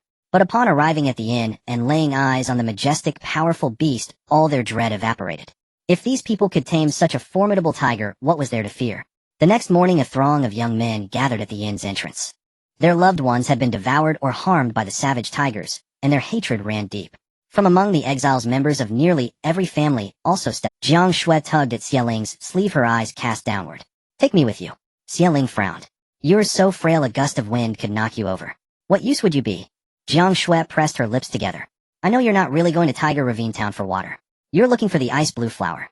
I can lead you to it." Xieling's eyes widened in surprise. Indeed, her true purpose in going to Tiger Gully was not water. She had an endless supply within her spatial realm. There was no need for such a perilous venture. She was after the ice blue flower mentioned in Su King's medical tome. Legends said it could restore the dead to life and regrow flesh from bone. Since she was passing through this region anyway, it was worth a look. Moreover, when Su Qinghe had written that page, his brushstrokes had been noticeably heavier. Xialing didn't understand why, and so her curiosity only deepened. Jiang Shui gestured with her hands. A medicine servant has the innate ability to sense rare herbs and treasures. Xialing nodded thoughtfully. Fine, but don't slow me down. From a distance, Gu Wei spotted Jiang Shui tugging at Xialing's sleeve, whispering something. He dashed over in a flash, shouldering Jiang Shui aside, his dark lashes curving into a smile, as he called out, "Gently, my dear." Xialing acknowledged him with a soft hum, then recalled Shun leading the group's morning assembly. She turned to check on them, leaving the two men face to face. Gu Wei's brows and eyes were laced with coldness. "Why must you insist on following us? They'll give you a sum of money and assign men to protect you. The world is vast. Go wherever you wish, just leave." Jiang Shui lowered her gaze, coughed softly, and murmured, "Young master of the listening snow pavilion." Gu Wei's eyes narrowed, a flicker of murderous intent passing through them. He asked in a low voice, "How do you know that?" 3 years ago, the Medicine God Valley held the 100 Flowers gathering, and you attended as the young master of the listening snow pavilion. My greatest talent is an impeccable memory. Jiang Shui regarded him coldly, her voice utterly flat. "My life was once worthless and death or survival mattered little. But now it seems I've found a reason to. Rest assured I know my limits and harbor no ill intentions. I won't do anything, nor will I affect your relationship." Gu Wei's peach blossom eyes narrowed, and he let out a cold snort. "You'd better be." He then toyed with the dagger in his hand, a flash of cold light appearing. "I hope you keep your mouth shut, or else." "Miss, yeah, everyone is here." Leader Shen gestured towards the group at the inn's entrance. 15 people from Hujian town had come. Each exiled family contributed 2 able-bodied men, and with all the officers the total reached 55. The tiger hunting squad was officially assembled. Each person clutched iron weapons, their faces grim. Xialing swept her gaze over them and nodded. "Let's set out." The people of Hujian town led the way, with Gun Gun striding proudly at the very front. The entire procession marched in force towards Hujian Gully, which lay on a green mountain a dozen li outside the town. By noon, they reached the mountain's foot. The green mountains stretched on, and amidst the deep and shallow shades of jade, a white waterfall stood out strikingly. Even at the base, the group could sense the immense moisture in the air. The damp mist made them all involuntarily swallow hard. Gun Gun led the way at the front, scouting ahead, while the rest followed with hushed steps. Xialing walked beside it, speaking in low tones. "Gun Gun, roughly how many tigers are in there?" Even at the base, the group could sense the immense moisture. Gun Gun raised its head proudly. "Of course. The tigers in here should be the lowest-ranked black-striped tigers. Mother told me these tigers have terrible temperaments, so they can only live with their kin." It was then that Xialing learned tigers also had their own hierarchy of ranks. Halfway up the mountain, the thunderous roar of the waterfall was already clearly audible. Occasionally, a fierce tiger's roar would erupt, making the entire mountain forest tremble and sending all the birds perched in the trees scattering into the air. The people from Hujian town all shuddered involuntarily. The exiles, however, remained utterly unperturbed. They had grown accustomed to hearing Gun Gun's roars daily. Before entering the tiger's territory, Gun Gun licked each person, coating them with a thick tiger scent to avoid alarming the prey. Before arriving, Xialing had already explained the plan to everyone. Now she retrieved the meat from the basket on Gu Wei's back, and in a clear, cold voice repeated the instructions. Shun Dayu stared at Xialing as she spoke with confidence and composure, a look of keen interest in his eyes. He had never seen a woman like her. Calm, powerful, self-assured. She was not a delicate flower cultivated within the confines of a boudoir, but rather a long-winged eagle soaring across the northern frontiers. So the Prime Minister's residence harbored such a rare gem. Once Xialing finished, 2 agile young men carried the bright red meat and placed it beneath a large tree. Xialing had pretreated the pork, spraying it with a hormonal scent irresistible to carnivores. This was developed in the apocalypse to hunt mutated animals. It was more than enough to deal with these tigers. The rest of the group quickly climbed up into the trees. The 2 young men, having set down the meat, also nimbly scaled the tree. Silence fell. Only the sound of wind rustling through leaves remained. Everyone's nerves were taut, their eyes fixed intently on the bright red meat on the ground. Before long, a faint rustling sound came from the distance. It sounded like some beast treading on fallen leaves. Everyone's hearts tightened. They all turned instinctively towards the source of the noise. A massive dark shadow rushed over, rapidly moving so fast that only its color could be discerned. Thud, thud, thud. Everyone in the trees felt the ground tremble. Suddenly someone shouted, "Here it comes." All of them reflexively hurled their spears, striking the dark shadow on the ground with precision. A miserable shriek echoed out. Everyone felt puzzled. It didn't sound like a tiger. They leaned forward to look and saw it was a black wild boar. The boar, now bristling with spears like a porcupine, rolled around on the ground, its sharp tusks still chomping on a piece of its fallen comrade. It seemed the gluttonous boar had gotten here first. The young man who had shouted, "Here it comes," scratched his head, looking embarrassed. "Sorry everyone, I thought it was a tiger." It was Sher Shaoxuan, the youngest son of the Sher family. As he spoke, he leapt down from the tree with agile grace, intending to drag the boar aside. He smiled apologetically. "Let me deal with this boar first, then I'll pass the weapons up to you." Gu Wei frowned. "I think I hear the tiger pack coming." Xie Ling's almond-shaped eyes turned icy, and she shouted down, "Get back up the tree now." Sher Shaoxian looked up at her, startled. "Huh." Before he could even finish the sound, 7 or 8 tigers came charging towards him like the wind, their eyes bloodshot, leaping at him. Gun shot out from the side, sinking its teeth into the neck of the nearest tiger. But another tiger lunged from the flank. Sher Shaoxian raised his arm to block, and in an instant a chunk of his arm was torn away, leaving only a few tendons connecting it. His right ring finger was also severed. Gritting his teeth against the searing pain, Sher Shaoxian snatched a spear from the ground and fought the tiger with his left hand. Gun let out a low growl, its roar piercing the sky as it issued a threatening bellow. The tigers recoiled in fear at the sound of Gun's roar. "You, a descendant of the Tiger King, why do you mix with humans? Mind your own business. My master treats me the best. You are all bad tigers." Xie Ling frowned and shouted at the people around her, "What are you all standing there for? Get down and help him." Before she even finished speaking, Gu Wei had already vaulted down from the tree. As he went, he cast a glance at Jiang Shui, a silent command to keep an eye on Xie Ling. The others were utterly helpless. They had no weapons. Gu Wei moved with extraordinary agility, the tigers unable to even touch a corner of his clothes. Weaving through the fray, he pulled all the spears from the ground and tossed them to the people in the trees. Everyone joined the battle, a blur of flashing blades and clashing steel. Seizing the moment when all were distracted, Xie Ling produced a silenced pistol from her sleeve. Narrowing her eyes, she fired, and with each shot a tiger crumpled to the ground. Her marksmanship had been honed by the most prodigious sniper of the apocalypse. Even amidst such chaos, her aim remained unerring, each bullet finding its mark with lethal precision. With the last tiger slain, Xie Ling blew a puff of smoke from the barrel, twirled the pistol around her middle finger with practiced ease, and holstered it with a fluid, devastatingly cool motion. She gazed at the blazing sun, and for a moment she was back in the apocalypse, fighting side by side with her comrades. Noticing the young man from the Sher family still bleeding, Xie Ling swiftly leaped down from the tree and made her way to him. Only when all the tigers were dead did Sher Shaoxian dare to relax. He collapsed to the ground, his face pale with agony, his lips tinged with blue, and promptly fainted. Xie Ling retrieved his severed finger, instructed Gu Wei to drag him behind a large tree, and took out her medical kit. She stopped the bleeding, disinfected the wound, and administered antibiotics to ward off infection. The wound is deep with significant blood loss and partially severed tissue. There's damage to the bone, nerves, and blood vessels. This will require surgical suturing and skin grafting. After formulating the medical plan, Xie Ling cleaned Sher Shaoxuan's severed finger and placed it into the cryogenic storage unit in her spatial realm. As the two emerged from behind the tree, the others crowded around, asking with great concern what was to be done. Sher Shaoxuan's wit and diligence had endeared him to many during the journey, and everyone was worried for him. Sher Shaoxuan, the eldest son of the Sher family, his eyes red with anxiety, demanded urgently, "Miss Xie, how is my brother? He's not going to die, is he?" Xie Ling replied calmly, "He won't die. You all head down the mountain first. He'll go into the woods to find a medicinal herb, and we'll catch up shortly.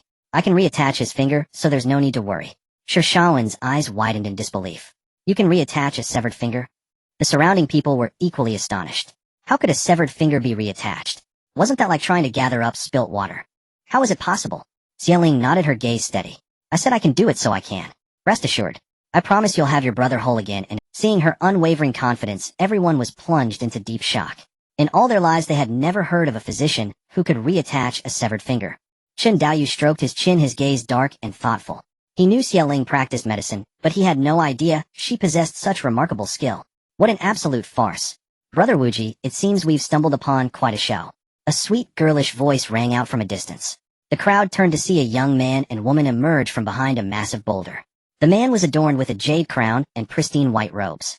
His features were sharply handsome, yet his gentle-tempered aura made him seem strangely approachable and reliable.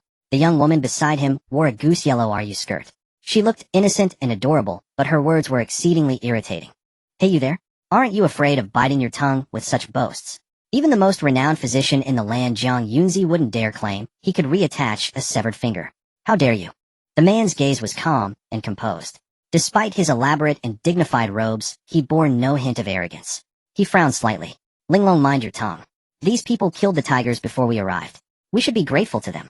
The pair's attire was not from Beijiang. Chen Dai's long, narrow eyes narrowed instantly. He asked, "You two aren't from Beijiang, are you? What brings you to Hujian town in the Beijiang kingdom?" The man clasped his hands in a polite salute. "I am Lu Wuji, and this is my younger sister Lu Linglan. We are medicine merchants from the Weizhou kingdom here to gather herbs in Hujian ravine." The moment the words left his mouth, Chen Daoyu and Gu Wei immediately knew he was lying. The man could not possibly be a mere medicine merchant. Setting aside his luxurious attire, his refined and ethereal bearing was the kind that could only be cultivated by a family with centuries of prestige and affluence. Chen Daoyu let out an "oh" of feigned interest, a smile that didn't reach his eyes playing on his lips. "Just the two of you daring to enter Hujian ravine and unafraid of the plague ravaging Beijiang. You siblings are certainly brave." Lu Wuji replied mildly, "You flatter me." Lu Linglan crossed her arms, gave Xie Ling a once-over, and let out a soft snort. She likely took Xie Ling for a charlatan, a fraud, playing dress-up as a real physician. Lu Wuji surveyed the strewn tiger carcasses and smiled. "I Lu Wuji am but a simple merchant. I have little to offer, but allow me to give each of you 1,000 taels of silver as a token of gratitude for ridding us of these beasts. Would that be acceptable?" His gaze flickered briefly over Gu Wei, a deep, unreadable emotion in his eyes. Gu Wei met his stare. The two clashed in a silent battle of wills, neither yielding an inch. The group thought 1,000 taels of silver was not to be passed up, and they all nodded in agreement. Lu Wuji produced a money pouch and distributed 1,000-tael notes to each person. When he reached Gu Wei, Lu Wuji said genially, "This young gentleman bears a striking resemblance to someone, to the young war god of the Beijiang kingdom, General Gu." Gu Wei took the note, twirling it idly in his hand. One eyebrow arched, his eyes reflecting the lush green of the mountains, radiating an untamed charm. "Oh, then I must be truly fortunate. I've heard that General Gu once conquered 3 cities of Weizhou in swift succession. What do the people of your kingdom admire him as well?" Lu Wuji's expression remained unchanged. "I was merely lamenting that a prodigy such as him would have been a great asset had he been born in our Weizhou." As they were speaking, Lu Linglan suddenly rushed over and grabbed Lu Wuji's arm, shaking it pleadingly. "Brother Wuji, let's go. We need to find the ice blue flower and hurry back to Weizhou." Lu Wuji said helplessly, "Very well." Then looking at Gu Wei, he spoke with a veiled meaning. "You are a man of exceptional presence, sir. I am certain we shall meet." Chen Daoyu watched the two speaking in riddles, a torrent of thoughts running through his mind. Why was Lu Wuji singling out Gu Wei for such a long conversation? What was his aim? Lu Wuji and Lu Linglan soon vanished into the depths of the forest, but before she left, Lu Linglan turned and stuck her tongue out at Xie Ling.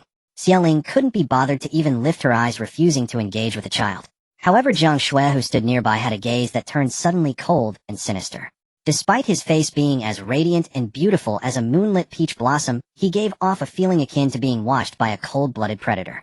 Lu Linglan was startled by his look, thinking how terrifying this handsome man was, and hurriedly turned away. The group quickly fashioned a stretcher from tree branches and carefully carried Shi Shaoxian down the mountain. Shi Shaowen, recalling Lu Linglan's earlier words, hesitated before voicing his concern. "Miss Xie, can my brother's finger truly be reassuring? A patient's family is a necessary part of a physician's duty." Xie Ling said patiently, "Don't worry. It will be done."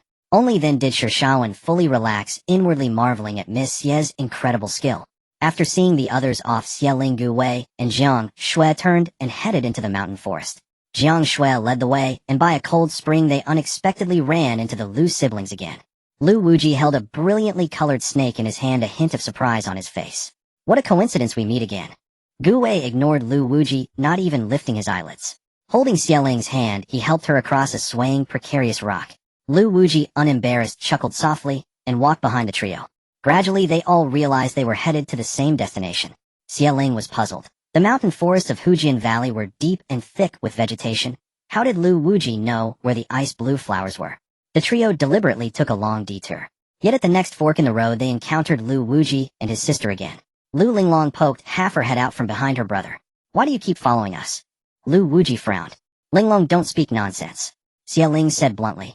"Are you also here for the ice blue flowers?" As she spoke, her gaze settled on the flower snake in Lu Wuji's hand. He probably used the snake to determine directions. Lu Wuji nodded. "A relative at home is gravely ill and needs this flower as medicine. We're also here for the ice blue flowers. Whoever finds them first gets them." Lu Wuji smiled lightly. "Of course." After crossing another valley blooming with flowers, a crystal clear spring appeared before them. Beside the spring, delicate white flowers the petals were white, tinged with ice blue, appearing both mysterious and pure. A breeze carried a cool, faint fragrance. Before they could approach Lu Wuji, and Lu Linglong climbed up from the other side of the valley. Lu Wuji warned in a gentle voice, "There are many snakes around the ice blue flowers. Be careful." The moment he spoke, a flash of sword light from Gu Wei severed a brilliantly colored venomous snake. It was identical to the one in Lu Wuji's hand. There were many ice blue flowers here, and Xia Ling, like she was picking wild vegetables, dug up a basketful with their root. Lu Wuji maintained a proper sense of boundaries, keeping his distance from Xia Ling, and the others only picking the ones in front of him. Seeing many other medicinal herbs, Xia Ling also gathered some. After all, once placed in her space, they would grow into a large patch on their own. Jiang Shui leaned in and whispered, "Xia Ling, the gallbladders of these venomous snakes are also precious." Xia Ling nodded. "Then let's catch a few more." Hearing this, Gu Wei slew 7 or 8 more snakes. Xia Ling picked them all up and tossed them into her basket. Gu Wei pinched one of the snakes behind its head, frowning slightly. "These snakes are troublesome. Without martial arts like mine, one would surely be bitten, and the venom is so lethal, it means certain death. People with martial arts comparable to Gu Weiss could be counted on one hand across the entire world." Xia Ling finally understood why the ice blue flowers were so precious. Turning to look at her full basket, Xia Ling prepared to head back. But she saw Jiang Shui plunge both hands into the cold spring, his long brows slightly furrowed with pain and traces of fresh blood at the corners of his mouth. At his feet lay the corpses of 3 or 4 venomous snakes. Xia Ling widened her eyes and asked, "What are you doing?" Jiang Shui withdrew his hands, so pale they seemed almost translucent from the cold spring, wiped the blood from his lips, and his strikingly beautiful features carried a hint of allure. "Fighting poison with poison. My body is full of toxins. The 7-ring snake is the most venomous, so I deliberately let them bite me." He revealed the bright red wounds on his palms. "I couldn't tell you had toxins in your body." Jiang Shui lowered his gaze. "Because I myself am a kind of poison. But it will be fine soon. These toxins will be expelled shortly." Xia Ling tilted her head, only half understanding his words. "If you have any trouble, you can—" Jiang Shui smiled, his eyes curving like crescent moons. "All right." Then the 3 descended the mountain. Along the way, Jiang Shui's body swayed unsteadily, and his usually light pink lips turned pale. Only he knew the agony he was enduring. The 2 toxins battling within his body were nearly tearing apart every nerve. The pain he had suffered since childhood was not even a tenth of this. If he succeeded, he would live a healthy life. If he failed, he would die. Such was the ruthless nature of the Jade Bone clan's inherited secret art. Lu Wuji and his sister followed closely behind as they descended the mountain. At the foot of the mountain, Lu Wuji handed the ice blue flowers to a subordinate hidden in the shadows. "Take these back to the Weizhou Imperial Palace. Be quick. Master Zhang Yunzi doesn't like to stay in one place for long. Don't keep him waiting." Lu Linglong's almond-shaped eyes widened. "What about us?" Lu Wuji glanced at the backs of Gu Weiss group, lost in thought. "We'll stay a few more days." "No," Lu Linglong shouted. "Beijiang is all barren mountains and poor soil. It's terrible. I want to go back to Weizhou. I still want to become Jiang Yunzi's disciple. What if he's gone by the time we return?" Lu Wuji's gaze was calm, but his words brooked no argument. "It was you who insisted on following me here, and now you're being willful about staying in Beijiang will temper your spoiled and headstrong nature. As for Jiang Yunzi, that man has extremely high standards. He wouldn't take a—" Lu Linglong knew that once her brother made up his mind, it was rarely changed. She took a deep breath and stormed off ahead, fuming. Lu Wuji paid her no mind, and continued giving instructions to his subordinate. Xia Ling and the others walked very quickly, returned. As soon as they reached the entrance of the small town, a crowd swarmed around them. Every household carried eggs and pork, eagerly pressing them upon. "You must be Miss Xia. We heard you led the expedition to Hujian Valley. Thank you so much. This is a small token of our gratitude. And mine, take mine. Take mine first." Xia Ling, resigned, accepted a small symbolic gift from each household. As soon as she entered, the Indishir family rushed up to her. Xia Ling set down her basket and belongings, speaking quickly. "Prepare a clean room for me, heat several basins of clean water, and carry Shi Shaoxian inside." The Shi family moved swiftly and had everything ready in no time. Xia Ling pushed open the wooden door and walked in. She put on gloves and a mask, then took out her medical kit. Dozens of knives of varying lengths and thicknesses gleamed with cold light. Xia Ling's gaze was cool and focused as she began the surgery on Shi Shaoxian. 3 hours later, Xia Ling pushed open the wooden door, a trace of fatigue on her face. She said to the people outside, "For the next few days no one is allowed in except me." With that, she went back inside and fell fast asleep. In the room next door, separated by a wall, was Jiang Shui's room. A pure white snake coiled around his pale, slender neck. Were it not for its crimson forked tongue, it would have been nearly indistinguishable from his skin. The snake's head was fan-shaped with 2 small diamond-shaped horns. Its eyes were a pure ice blue, and its scales shimmered with a jade-like luster. This was the king of all snakes, the Jade Flood Dragon. Only a member of the Jade Bone clan with the purest bloodline could find it, and it could only be tamed by the direct heir. Jiang Shui had deceived Xieling. Not every medicine man possessed the ability to seek out rare treasures. He had found the ice blue flowers because beneath that very patch of earth lay the buried corpses of countless Jadebone clan members. The ice blue flowers took root and grew from among the bodies with the 7-ringed snakes as their guardians. It took 100 years to nurture a single jade flood dragon. Jiang Shui closed his eyes as if seeing his long-forgotten homeland. On a distant mountaintop of the Celestial Mountains, vast expanses of ice blue flowers grew where it snowed all year round.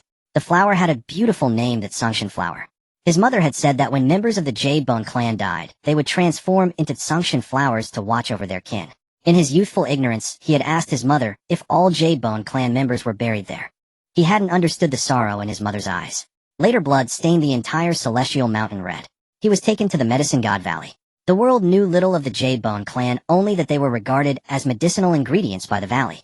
100 years ago, the chieftain of the Jadebone clan had happened to rescue a person from the Medicine God Valley who had come to the Celestial Mountains to gather herbs. Little did they know this would bring everlasting disaster upon the clan. Every 30 years the people of the Medicine God Valley would come to the Celestial Mountains to capture members of the Jadebone clan. Those who were successfully refined into medicine men like him could eke out a lingering existence. Those who failed the refinement were chopped to pieces and cast away to distant lands.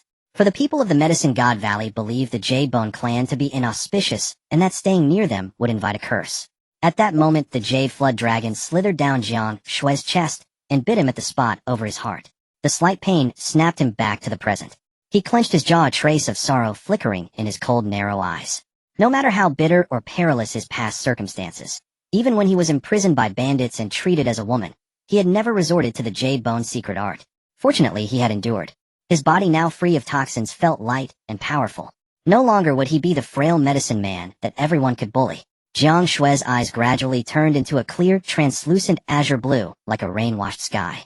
Early the next morning, after washing up, Xieling went straight to Shi Xiaoxuan's sick room. As she pushed open the wooden door, dazzling sunlight, the young man slowly opened his eyes, his gaze filled with confusion at the tubes attached to his hand and the metal stand beside him. Seeing that the foredrip was empty, Xieling replaced it with a fresh bag. Shi Xiaoxuan's lips were cracked and dry, and he asked in a hoarse voice, "Sister Xieling, what are these?" As he spoke, he instinctively looked down at his hand, because he remembered clearly that his finger had been bitten off yesterday. At the thought, pain welled up in Shi Xiaoxuan's eyes. He looked down in despair, but the sight before him nearly frightened him out of his wits, and he screamed, "Ah!" His abdomen had a gaping opening, and his hand was inside his belly. Shi Xiaoxian almost thought he was dreaming. He closed his eyes and opened them again, only to see Xieling's calm, cold face before him. Xieling had anticipated his shock. Crossing her arms, she asked, "Had enough of being scared?" Shi Xiaoxuan's face turned pale. "This? What is this?" Xieling rubbed her temples, unsure how to explain modern medicine to an ancient man with no medical knowledge. After a moment's thought, she said, "It's like letting the flesh in your belly grow the finger back. I can reattach your severed finger, but you must promise me not to tell anyone about what happened these past few days." When Shi Xiaoxian heard that his severed finger could be healed, his eyes sparkled with light. If not for one hand hooked to the fore and the other inside his belly, he would have raised his hand to swear a solemn oath to the heavens. "Sister Xieling, rest assured. Only heaven and earth you, and I shall know." Xieling nodded, fed him a sip of water, and then left the room. "Gu Li is at the door. If you need anything, just call for him, and he'll come find me." Because of Shi Xiaoxuan's injuries, the group halted their journey in Hujin town. Originally, Shi Xiaoxuan's hand would have taken months to heal, but with the addition of herbs from Xieling's spatial realm, it healed remarkably fast, recovering in just 7 days. Xieling removed his stitches. After she finished, Shi Xiaoxian stared at his fully restored finger, his eyes wide with astonishment. He then lifted his clothes and saw a tiny scar on his abdomen. If not for that scar, he wouldn't have believed that Xieling had actually cut him open. "Sister Xieling, I almost think I'm dreaming. Your medical skills are comparable only to those of the immortals." Xieling patted his head.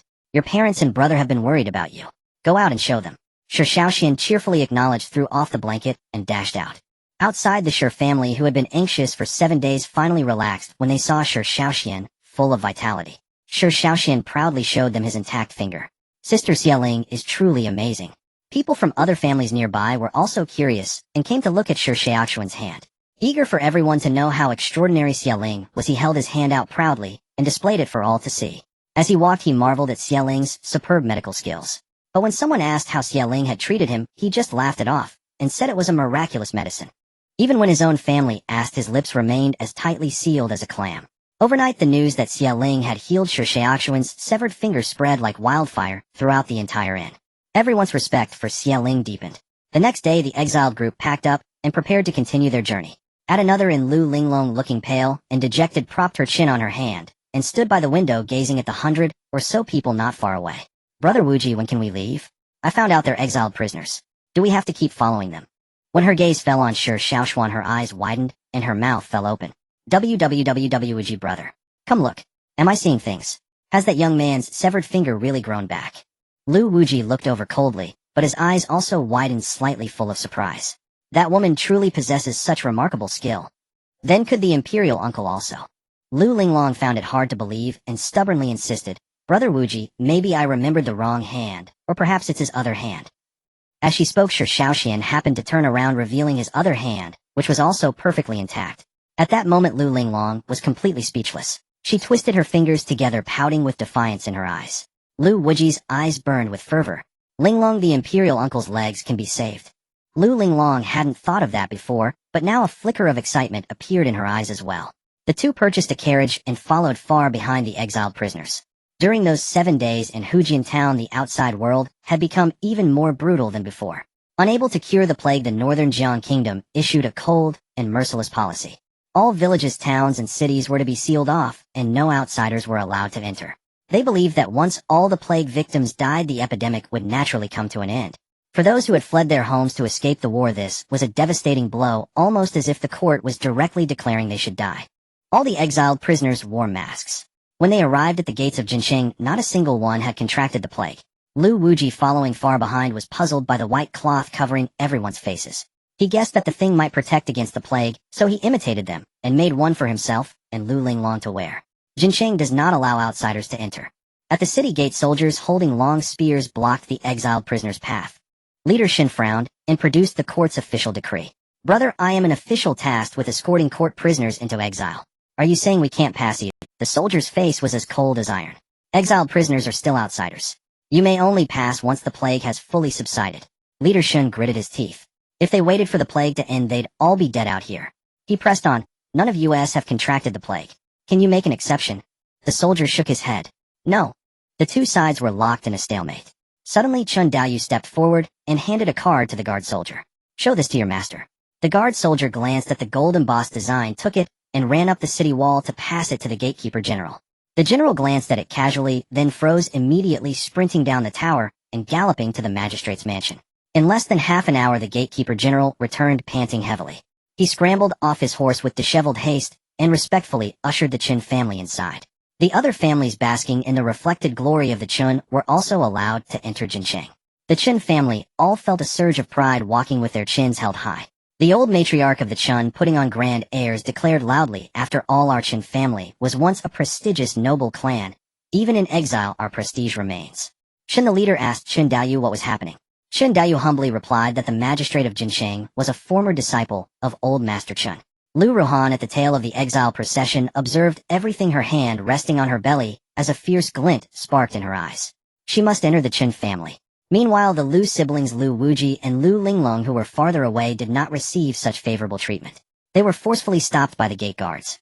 Lu Wuji's attempts to bribe them were futile. Lu Linglong rolled her eyes dramatically. Elder brother Wuji, this is the imperial court of Beijian. They treat the lives of its people like weeds.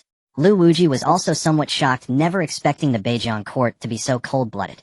If this were in their Weizhou, such a thing would never happen. As the royal heir of Weizhou, the mightiest empire among the 7 nations, Lu Wuji quickly formulated dozens of solutions to handle the epidemic in his mind, none of which were as absurd as Beijiang's approach. The two were forced to stay outside the city. Lu Wuji, having nothing else to do, wrote a letter to his imperial uncle saying he had met a divine physician who could probably heal his leg. Lu Linglong also came over, chattering excitedly and urging him to add her own words. Elder brother Wuji, send my regards to our imperial uncle. Tell him I'll bring him some delicious candied hawthorn sticks when I return. And tell him how many beautiful dresses I bought. The two were raised by their imperial uncle and shared a deep bond with him, even more profound than with their own father. Lu Wuji sighed helplessly, I know. At the same time, he let out a silent sigh in his heart. His imperial uncle, ever since he had broken his leg and disfigured his face 15 years ago, while protecting his father, had become taciturn and withdrawn. He was always staring blankly in the direction of Beijiang, muttering that he had failed to keep a promise to someone. But when pressed for more, he would say nothing. Lu Wuji could barely remember the once aspiring and spirited Prince Yong. This trip to Beijiang, aside from searching for the ice blue flower and investigating the state of the nation, Lu Wuji also harbored the intention to uncover what exactly had happened to his imperial uncle in Beijiang 15 years ago. Thus he added a postscript at the end of the letter: Imperial Uncle Lingnan and I have arrived in Beijiang. Would you like to tell us who the person you failed to keep your promise to is? We can go and see them for you. Inside Jincheng, it was also desolate with few pedestrians on the streets. The wind swept through fallen leaves, and the crisp sound of horse hooves clattered on the bluestone slabs. The exile procession drew the attention of many city residents. As they watched, their gazes shifted to the wooden buckets in front of every household. The buckets were filled to the brim with crystal-clear water reflecting the azure sky, enticing them with envy and longing. They couldn't help but swallow. Jincheng had been suffering from a water shortage for a long time. Where did these outlanders get so much water? The head of the noble Song family happened to be nearby. Witnessing the vast amount of water these strangers possessed, a sinister plan began to take shape in his mind. He hurried back to his mansion and instructed the steward to summon the heads of other noble families. The exiles wandered the city for a long time before finally finding a functioning inn. The inn was run down, yet its prices were exorbitant. The cheapest room cost 10 taels of silver a night. The innkeeper's beady eyes brimmed with greed as he barked, "If you don't like it, get lost. It's generous of me to even take in a bunch of outlanders like you." Refusing to stay meant sleeping on the streets, so everyone gritted their teeth and checked in. Wealthy families like the Gu staying in the premium rooms had slightly better conditions. Those with less money slept in the storerooms and side rooms. After dinner, Xie Ling borrowed a wooden bucket from the innkeeper, boiled some water, and the women of her family enjoyed a comfortable hot bath. Madame Song's movement was becoming increasingly difficult. She was only 2 or 3 months away from her due date. Xie Ling kept a close watch on her condition, knowing that with the intense heat and constant traveling, premature labor was a possibility. Lately, Madame Song was often lost and thought, her eyes downcast. Sometimes Xie Ling would call her name several times without getting a response. It was only after asking Madame Pei that she learned it was the birthday of Brother Gu, the eldest son of the Gu family. Madame Song must be missing him. Remembering the prince's conversation she had overheard, Xie Ling let out a deep sigh. Brother Gu, it was feared, had long since. However, Xie Ling dared not say this to Madame Song. The whole family tried every means to cheer her up. Hearing that Madame Song craved sour plums, Xie Ling searched her storage space, but found none, so she decided to go out and buy some. Ruer clung to her, insisting on going along. They arrived at the eastern market of Jincheng. As dusk approached, many shops were already closed. Xie Ling searched every dried fruit and grocery store, but couldn't find any sour plums. They finally found some at a pharmacy. Xie Ling happened to be missing one ingredient for a summer soup, so she casually asked, "Do you have licorice root?" The pharmacy owner didn't even look up. "Go find it yourself in the herb storeroom on the left. The pharmacy was under renovation yesterday, so I can't find anything either." Xie Ling went to the herb storeroom to search for it, telling Ruer to stand nearby and wait obediently. But the herb storeroom was an absolute mess. Xie Ling rummaged through it, covered in dust and grime, before finally finding what she needed. When she looked up again, Ruer had vanished. Her heart skipped a beat. She rushed out in a panic and asked the shopkeeper, "The little girl who was with me just now, did you see her?" The shopkeeper remained in his dazed demeanor, blurting out, "I don't know." Xie Ling slammed a 1,000 tael silver note onto the counter in front of him and demanded loudly, "And now?" The shopkeeper's eyes widened slightly. He swiftly pocketed the bill and, pasting on a fawning smile, said, "If you had money, why didn't you say so earlier? Why would I make you search for the licorice root yourself? The little girl, she probably left with that you kid." Xie Ling frowned. "Which you family? Take me there." The shopkeeper curled his lip. "Just a poor kid.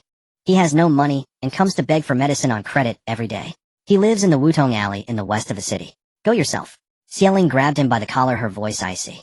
"You took my money, so you'll do as I say. Take me there. Now." Wudong Lane lay behind the North Market. The market dealt in chickens, ducks, and livestock, its entire stretch of street awash in filthy black water and strewn with animal dung reeking of filth. Under the scorching sun, the stench was enough to make one's vision blur. The shopkeeper delivered Xie Ling to the North Market, then pinching his nose slipped away as fast as his feet could carry him. In a hurry, Xie Ling paid it no mind and strode swiftly into Wudong Lane. The lane, as shaded by 7 or 8 towering parasol trees, was pleasantly cool. She grabbed a random passerby and quickly learned the whereabouts of the man surnamed Yu. "You mean Yuicho? His place is just ahead, he'll take you there." The passerby, quite obliging, led her to the doorstep of Yu Yika's residence. Xie Ling pushed open the wooden door without hesitation. The small dwelling was a modest single courtyard affair, not spacious, but kept in immaculate order. The courtyard was paved with neatly arranged blue stone slabs, their seams clean and straight, a testament to the owner's love of tidiness. A tall osmanthus tree stood in the yard. Though it was only the third month, the gracefully spreading branches hinted at the glorious bloom that would. With a cold, sweeping glance, Xia Ling spotted the little girl Ruer sitting beneath the tree, gleefully devouring a candied hawthorn stick. She strode over and a few quick steps grabbed Ruer by the collar and said sternly, "Didn't I tell you to wait for me? Why did you follow a stranger here?" Startled by Xia Ling's fierce tone, Ruer's big eyes welled up with tears of hawthorn still clutched in her mouth. "Ruru just wanted to save someone. You're just a 3-year-old. Xia Ling raised her hand as if to spank her, but looking at the child's pitiful, pleading face, her heart, she could only gently pinch Ruer's chubby cheek. "Do you know you scared sister-in-law half to death?" Seeing Xia Ling's mood improve, Ruer quickly clung to her. "Sister-in-law, please save brother you." Xia Ling frowned. "What brother you?" Just as she spoke, a man in green robes emerged from the wooden door of the inner room. His back was as straight and tall as a slender bamboo, his hair bound with a jade crown. His plain bamboo green robe washed to a pale shade bore no excess embroidery. His eyelids were thin, his lips narrow, giving him a somewhat cold and austere look. "Greetings, miss. I am Yuicho. I took your niece." "Stop." Xia Ling cut him off, crossing her arms and eyeing him with disdain. "What's your motive? But you should never have used a child. My little Ruer is only 3 years old." Ruer rushed over and hugged Xia Ling's legs, speaking hurriedly. "Sister-in-law, I came with the big brother on my own. There's a little brother inside who's very sick, so I just followed. He's not a bad man. He even bought me a candied hawthorn." Xia Ling stared into Ruer's eyes. "No lies." Ruer nodded. Xia Ling was inwardly astonished. Ruer was only 3, yet already so clever. She knew that if Yuicho had come to beg her directly, she would have refused. But by bringing Ruer along, he ensured she would come looking for the child. Thus it left room for negotiation. Still, Xia Ling found it hard to believe Yuicho had no part in this scheme.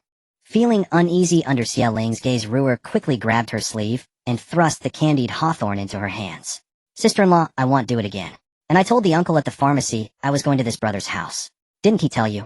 Xia Ling sighed, patting Ruer's head. "Don't ever do that again. Your mother taught you to be kind, but kindness isn't used like this. What if he had been a bad man?" Tears streamed down Ruer's face. "I know, but brother, you look so much like Big Brother.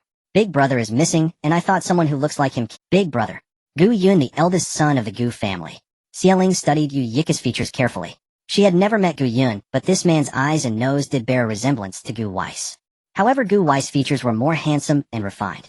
Xia Ling masked her contemplative gaze and turned to Yuicho. "Who is the one who's sick?" Yuicho hadn't expected the young girl's sister-in-law, famed for her medical skills, to be such a young woman. He pointed inside. "It's my nephew." Just as Xia Ling moved to step inside, Yuicho blocked her path. "My nephew has a high fever, vomiting, and relentless diarrhea. I suspect he may have contracted the plague. I fear you might be infected. So that's why I had left Ruer outside."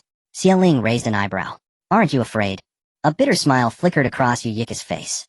"He has only me. What good would fear do?" Leaving Ruer outside and donning a mask, Xia Ling stepped into the house. The interior was sparsely furnished. On the bed in the inner room lay a small boy of about 4 or 5 unconscious. Xia Ling pried open his mouth for a look, then took his pulse. "It's indeed the plague." At her words, a flicker of hatred flashed in Yuyika's eyes. "Give me your hand," Xia Ling said calmly. Yuicho quickly snapped back to attention and extended his hand. After taking his pulse, she asked, "Have you been caring for him personally these past few days?" Yuicho nodded, looking tense. "Have I caught the plague?" Xia Ling shook her head. "Do you mind if I take a small sample of your blood?" Yuicho readily extended his arm. Xia Ling produced a glass test tube and drew out a small amount of blood. In the apocalypse, when the flu had raged, infection led to mutation. Yet some people never fell ill. They possessed a natural immunity. Xia Ling suspected Yuicho might be one of them. If so, there was hope for a cure. Xia Ling had been secretly researching a cure for the plague, but this disease was peculiar, unlike the common cold or flu. Without identifying the source of infection, crafting an antidote was nearly impossible. If Yuicho possessed the antibodies, it would be far simpler. She could find a cure without the source. She tucked the test tube into her sleeve, secretly storing it in the freezer within her space. "I need to go back and research your brother's illness." "Miss, my brother has other ailments besides the plague." Xia Ling frowned, taking the pulse again. She sensed a blockage in one of the boy's nerves. That nerve connected to the brain. Could it be a brain tumor? Her voice turned cool. "Does your nephew experience dizziness, blurred vision, unsteady walking, or a diminished sense of smell?" Yuyika's eyes widened in astonishment, his voice trembling with excitement. "Yes, exactly. You truly are a miracle, doctor. Step outside for a moment. I need to examine your nephew more thoroughly." Yuicho obediently left the room. Xia Ling retrieved a solar-powered X-ray device from her space. After setting it up, a tumor appeared clearly on the display. It was indeed a brain tumor. This would require open skull surgery. Xia Ling's expression grew grave. Given the current medical conditions, such an operation carried a high risk of infection and was unsafe. Yet without the surgery the boy had at most a year to live. Xialing sighed, stored the device back into her space, and opened it. Your nephew's condition is quite complex. I need time to consider whether I can treat it. Yu Icho bowed hastily in gratitude. Thank you, miss. Regardless of the outcome, I am deeply grateful. Xialing paid his words no heed, her gaze fixed on the distance, as she mentally mapped out the surgical procedure step by step. Just then a cry pierced the air. Sister-in-law? Sister-in-law, save me, Wa. Xialing's thoughts shattered. She looked up to see Ruer beneath the osmanthus tree, held in the arms of a burly man over 8 feet tall. A young dandy in embroidered robes strolled into the courtyard waving a folding fan. Oh, Yu Icho, since when did you have a wife? The dandy's gaze landed on Xialing, and stuck there, his eyes lecherous. And a real beauty at that. A poor scholar like you, do you deserve her? Little beauty, why not come with me instead? Yu Icho clenched his fists, shielding Xialing before him. Zhao Yuanduan, this girl is innocent. I warn you, don't touch her. Zhao Yuanduan sneered coldly, his face hideous. Warn me. Who do you think you are? I only keep you around because toying with you amuses me. Killing you would be a mere trifle. As for this pretty little girl, just snatch her back to my mansion. Before he could finish, Xialing reached out and twisted his finger, snapping it. Then with a swift turn she pressed an icy dagger against his throat. Blood trickled out. Zhao Yuanduan's eyes widened in disbelief, fear draining his voice. Xialing's voice was frigid. Tell your men to release the little girl. They'll count to 3. 3. Zhao Yuanduan shrieked. Xiaoda, release the child at once. Xiaoda let go and Jie rushed over, her eyes red. At the same time, a dozen sharp blades descended from the osmanthus tree. Xiaoda, unable to dodge, was struck dead on the spot, blood pooling beneath him. Zhao Yuanduan's eyes bulged. He wet his pants in terror. Xialing wrinkled her nose in disgust and kicked him to his knees. Just then a cold piece of fabric suddenly covered her entire face, obscuring her vision with a veil of green. Before she could pull it off, a blood-curdling scream rang out, and the cloth was lifted. The bluestone floor was stained a harsh red with blood. Xiaoda lay prostrate, a sharp chopping knife piercing his back, his eyes wide open, no longer breathing. Xialing quickly turned to look for Jie, only to see Yu Icho covering the girl's eyes, holding her in his arms to shield her from the gruesome sight. Xialing hesitated.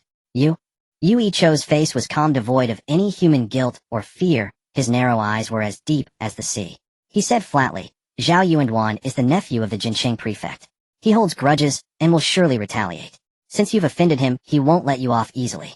I don't mind, but you're different. I can't involve you, so I'll just kill him outright to eliminate the threat. Xialing raised an eyebrow. The nephew of the Jincheng prefect. Aren't you afraid? At the same time, she keenly noticed the deep hatred that flickered in Yu Icho's eyes when he mentioned the Jincheng prefect. A hatred even more profound than what he had shown toward the rogue Zhao Yuanduan. Yu Icho shook his head, tapped a semicircular protrusion beside the wooden door, and the blades beneath the osmanthus tree retracted in unison. He looked apologetic. I'm sorry for startling you. He'll handle this. Take Jie and go home. After the blades retracted, the osmanthus tree returned to its original state, showing no sign of the hidden weapons. If Xialing guessed correctly, this was the art of mechanism, a craft that uses mechanical force to control objects with astonishing effect. In this dynasty, the Qinfeng Pavilion, one of the 4 great sects, was renowned for its mechanism arts. Xialing recalled that during the apocalypse, hidden families had emerged, some of whom were masters of mechanism, known as yenshi or artificers. It was said they could craft wooden birds that flapped their wings and puppets that walked freely. Yu Icho was far more than he appeared on the surface. Xialing placed the wrapped medicine in Yu Icho's hand, instructing him to brew it at regular intervals for the boy afflicted with the plague. Then she took Jie from him, covering her eyes, and left.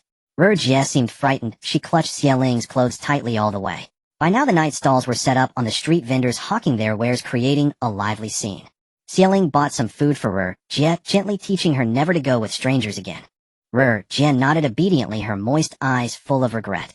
Her chubby little arms wrapped tightly around Xialing's neck. It's all Rur's fault. Sister-in-law, you can hit me. Xialing gave her a light pat on the bottom. Spanked. Jie wriggled, laughing so hard her eyes crinkled. Sister-in-law, that tickles. Xialing, caught up in the moment, began tickling her again. Jie burst into giggles, her face flushed with laughter. When they returned to the inn, Pei Shi and the others were still awake.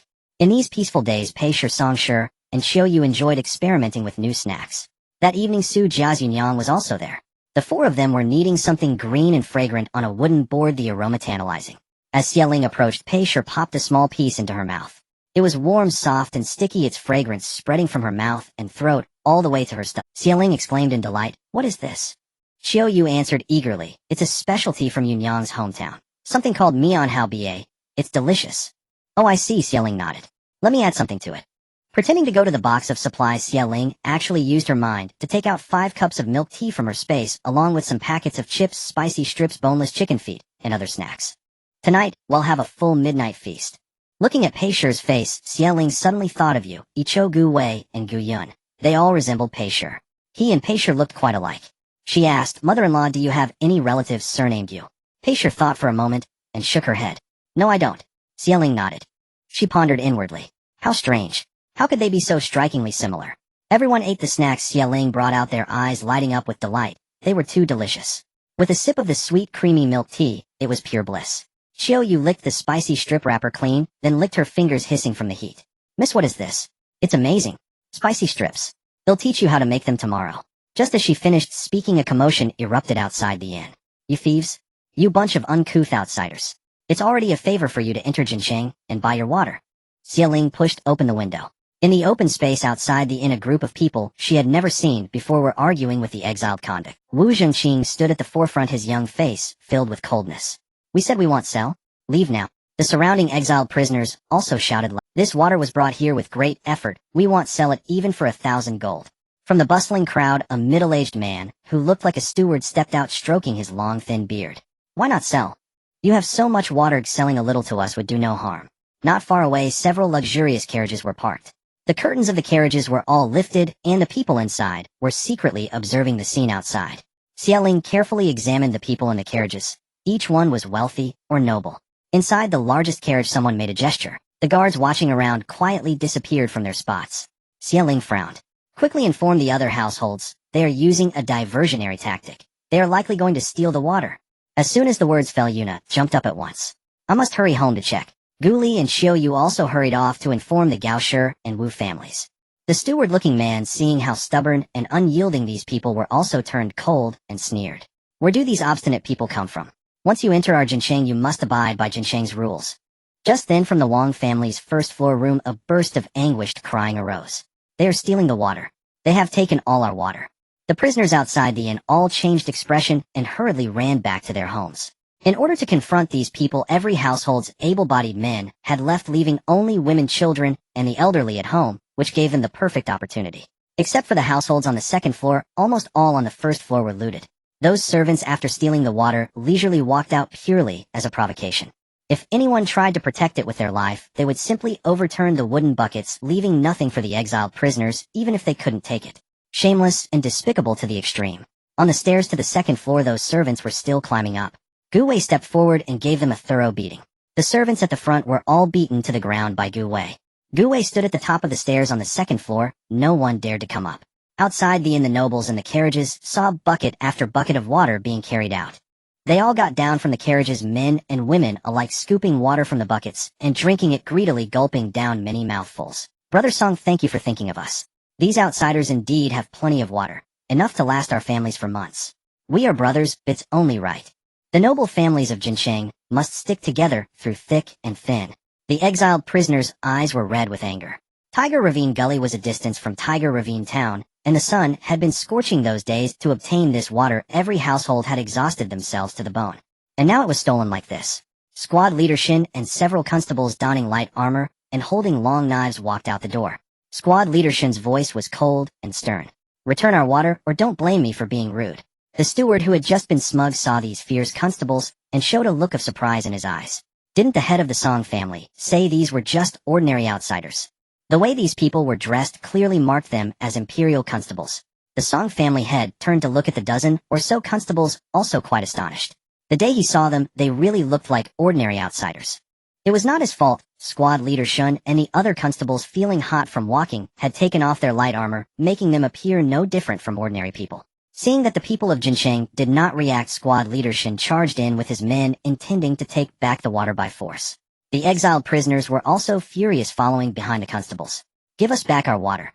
In the chaos, the two groups directly clashed. Xieling and Gu Wei also went downstairs and joined the fray. These Jincheng people were simply too shameless. Gu Wei was about to pull Xieling back when he saw her somehow having grabbed a spatula, moving with agility, and whacking the servants on the head with a series of thuds. In no time, 7 or 8 servants around her were on the ground, clutching their heads. Gu Wei blinked, thinking to himself, had his previous understanding of his wife been wrong? Just then a small green sedan chair happened to pass by not far from the inn. The person inside lifted the curtain to look at the chaotic scene outside, his thick brows tightly furrowed. After a moment's thought, he had the driver turn back and stop in front of the inn. As he stepped down from the carriage, he saw the head of the Song family being struck on the head with a spatula by a young woman. He was so shocked his eyes nearly split. "Brother Song, what are you doing here?" The Song family head, seeing Zhou Hui, shouted excitedly, "Prefect, save me." As soon as he said that, he collapsed on the ground. Zhou Hui hurried over, his face dark with rage. He roared, "Stop." As he approached, he was even more shocked. How could it be that besides the Song family head, every prominent family of Jincheng had someone here? And now these noble families and their servants were being beaten. But in the midst of the chaos, no one listened to him. These noble families were his benefactors. For these people to beat them was like beating his own parents, and they even disobeyed his orders. Where was the authority of the prefect? Zhou Hui's face twisted with rage. He handed his token to the driver, ordering him to return at top speed and bring soldiers. Who dared to provoke him? Were they tired of living? In a short while, the sound of hooves drew closer. The armored soldiers of Jincheng soon surrounded the exiled prisoner. Zhou Hui stood with his hands behind his back, speaking sternly. "Who are you people? How dare you commit violence in the street?" Seeing the constables in light armor, he glared even more. "And you? Where are you from, daring to cause trouble in Jincheng?" With so many soldiers appearing, everyone finally noticed him. Among the exiled prisoners, someone shouted, "Your Excellency, it was these noble families who stole our water. We only fought them because of that." Zhou Hui sneered. "I only saw you people beating others. Throw them all into prison." At the same time, he ordered his men to help up the injured members of the noble families and console them gently. The speaker was the eldest son of the Li family. He couldn't understand. They were clearly the ones being bullied, so how were they the ones being thrown into prison? Gu Wei narrowed his eyes. "They are citizens, and we are not. You refuse to hear the facts and simply throw us into prison. How can you be an official?" Zhou Hui looked him up and down. "Does this prefect need a pretty-faced boy like you to meddle? Prefect." Chen Daoyu narrowed his eyes at Zhou Hui. The Chen family's water had also been stolen. Chen Dao's face was icy cold with several bloody scratches on it. He spoke with disbelief. "Are you Zhou Hui, the prefect of Jincheng?" Zhou Hui cast a glance at Chen Daoyu, feeling that this person looked very familiar, but he couldn't place it. But the way Chen Daoyu stared at him made him very uncomfortable. He snorted coldly. "How dare you utter this prefect's name?" Men beat his mouth. Upon hearing this, two soldiers immediately stepped forward and pinned Chen Dao's arms, slapping him a dozen times. Chen Daoyu didn't even have it. Not only were the slaps quick, but the soldiers also had great strength. Chen Dao's entire face swelled up like a pig's head, and 2 streams of blood flowed from the corners of his mouth. Taking advantage of the soldiers' switching hands, he mustered all his strength and roared loudly. "Fuck your mother, Zhou Hui. I am Chen Zongxian's grandson." Chen Daoyu had never felt so satisfied and relieved in his entire life as when he proclaimed himself someone's grandson. When Zhou Hui heard this, his head felt as if struck by a club. Chen Dao's face merged with Chen Zongxian's, and the presence of those light-armored constables suddenly made sense. He was terrified to the point of his liver and gallbladder bursting, his skull nearly flying off. He almost lost his mind. 3 words swirled in his mind. "It's over, it's all over."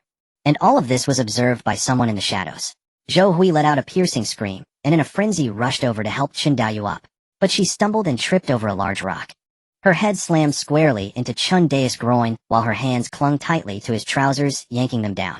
2 pale bare legs were exposed along with a pair of short undergarments. A hole was even visible in them. Chen Daoyu stood there utterly mortified. Zhou Hui looked up in panic, meeting Chen Dao's bloodshot, gloomy eyes. Trembling with rage, he roared, barely able to form words. "Zhou Hui, I want you dead. I want you dead, I want you dead." Zhou Hui hastily pulled his trousers back up and kicked at the 2 soldiers, berating them. "How dare you strike young man? 50 strokes. No, 100 strokes." The 2 bewildered soldiers looked at her with confusion and grievance, speaking in unison. "Milady, wasn't it you who ordered us to strike him?" Zhou Hui delivered a spinning kick, sending the 2 men flying, fearful they would further enrage Chen Daoyu. "Get lost now. Don't defile young Master Chen's sight with your presence." Chen Dao's eyes, one black and one blue, were nearly swollen shut within his puffy face. His mouth twisted in fury as he pointed at Zhou Hui. "Zhou Hui, fine, just fine." With that, he collapsed. Zhou Hui threw herself onto his body, her face a mask of utter terror, and shrieked, "Someone fetch a physician now." Pandemonium ensued. The soldiers stood frozen, not knowing whom to seize. The young nobles were all loaded onto carriages and taken to seek medical help. Taking advantage of the chaos, the exiled prisoners hauled their water barrels back into the inn. They looked at the contaminated water with dismay. What a waste. Their original water had been so clear and sweet. Gu Wei observed Zhou Hui's attitude towards Chen Daoyu, lost in thought. Zhou Hui was a narrow-minded and ruthless man. Why would he be so deferential to Chun Dayu simply because he was Chun Zongxian's grandson? Was he really so respectful and grateful? Especially since the Chun family had been exiled. He felt their relationship was far from simple. A short while later, the best physician in Jincheng was brought in by the soldiers. The physician seemed to have been roused from sleep, his eyes half-closed, wooden clogs on his feet, and his hair unbound. Who's the patient? Zhou Hui, in a state of utter frenzy, so agitated she'd kick a passing dog, snapped, "Can't you see the one lying on the ground?" Startled awake, the physician hurriedly began his examination of Chun Dayu. His expression turned grim. This might leave scars. Upon hearing this, the elder Madame Chun and Madame Chun turned pale. Chun Dayu prized his face above all else. As a young master of a noble house, his appearance was crucial for social grace and maneuvering. To be disfigured would be a disaster. Zhou Hui was the most terrified of all, wishing she could trade places with him. She threatened, "If you can't heal him, I'll slaughter your entire family." The physician trembled. "It's only a possibility, just a possibility." The physician was quite skilled. He first cleaned Chun Dayu's wounds, then applied medicine. After a few moments, he said quietly, "He's stable now. He just needs proper rest." There is, however, one more issue. He trailed off, hesitating, cold sweat beading on his forehead. The Chun family grew frantic with anxiety. The physician gritted his teeth and blurted out, "The young master has sustained some damage down below. It may be difficult for him to perform his marital duties." At these words, the elder Madame Chun and Madame Chun fainted on the spot. Zhou Hu's legs gave way, her eyes rolled back, and she collapsed backward. Chun Dayu, the sole legitimate male heir of the century-old Chun family, could no longer produce an heir. Unless Madame Chun could bear another son, the family's direct bloodline would be severed. But Madame Chun and the family patriarch were both already 50 years old. As Chun Dayu was carried back into the inn, the exiled prisoners, having witnessed the entire spectacle, dispersed in stunned silence. And so the farce came to an end. Back in the inn, everyone was still discussing Chun Dayu's misfortune. Recalling the prefect's head colliding with Chun Dayu's groin, they all clicked their tongues in sympathetic pain. What agony! That night, only one person was excited: Chun, by the concubine-born son of the Chun family. Besides Chun Dayu, he was one of 3 concubine-born sons. The other 2 lacked his scholarly talent and his cunning, being rather unremarkable in scheming. If Chun Dayu's condition was truly irreversible, then he would become the Chun family's heir. It was like a crow transforming into a phoenix. He was so thrilled he couldn't sleep a wink, already envisioning himself commanding the entire family, wielding power, and surrounded by servants. In the dead of night, unable to contain his excitement, he crept to Lu Ruin's room. Lu Ruin had been keeping a low profile, relying on Chun Bei's money to survive. She knew nothing of the day's events. Woken roughly in the middle of the night, her face was full of annoyance. But after hearing Chun Bei's news, she trembled with excitement. Her eyes widened, and she pinched herself hard. "Is what you're saying true?" Chun Bai, thinking she was happy for him, grinned. "Everyone saw what happened today. You can ask anyone." Ruin, "If Chun Dayu really can't recover, I'll be the next head of the Chun family. Once we return to the capital, I'll make you my beloved concubine and shower you with affection." Lu Ruin suppressed the excitement bubbling inside her, thinking to herself, "Who wants to be your concubine? I'm going to be the legitimate wife of the Chun family, the mother of its only true heir." She touched her belly, a gleam of ambition in her eyes. She was 3 months pregnant, though her slender frame didn't show it yet. As Lu Ruin's mind raced with schemes, a hot, grasping hand suddenly reached for her. She frowned, then put on a coy expression, murmuring softly, "My lord, I'm not feeling well tonight. Let's play something else." Her eyes were alluring, her hips swaying invitingly. Chun Bai took a deep breath. "You little vixen, always knowing how to tease me. You're more seductive than any courtesan. You're a real temptress."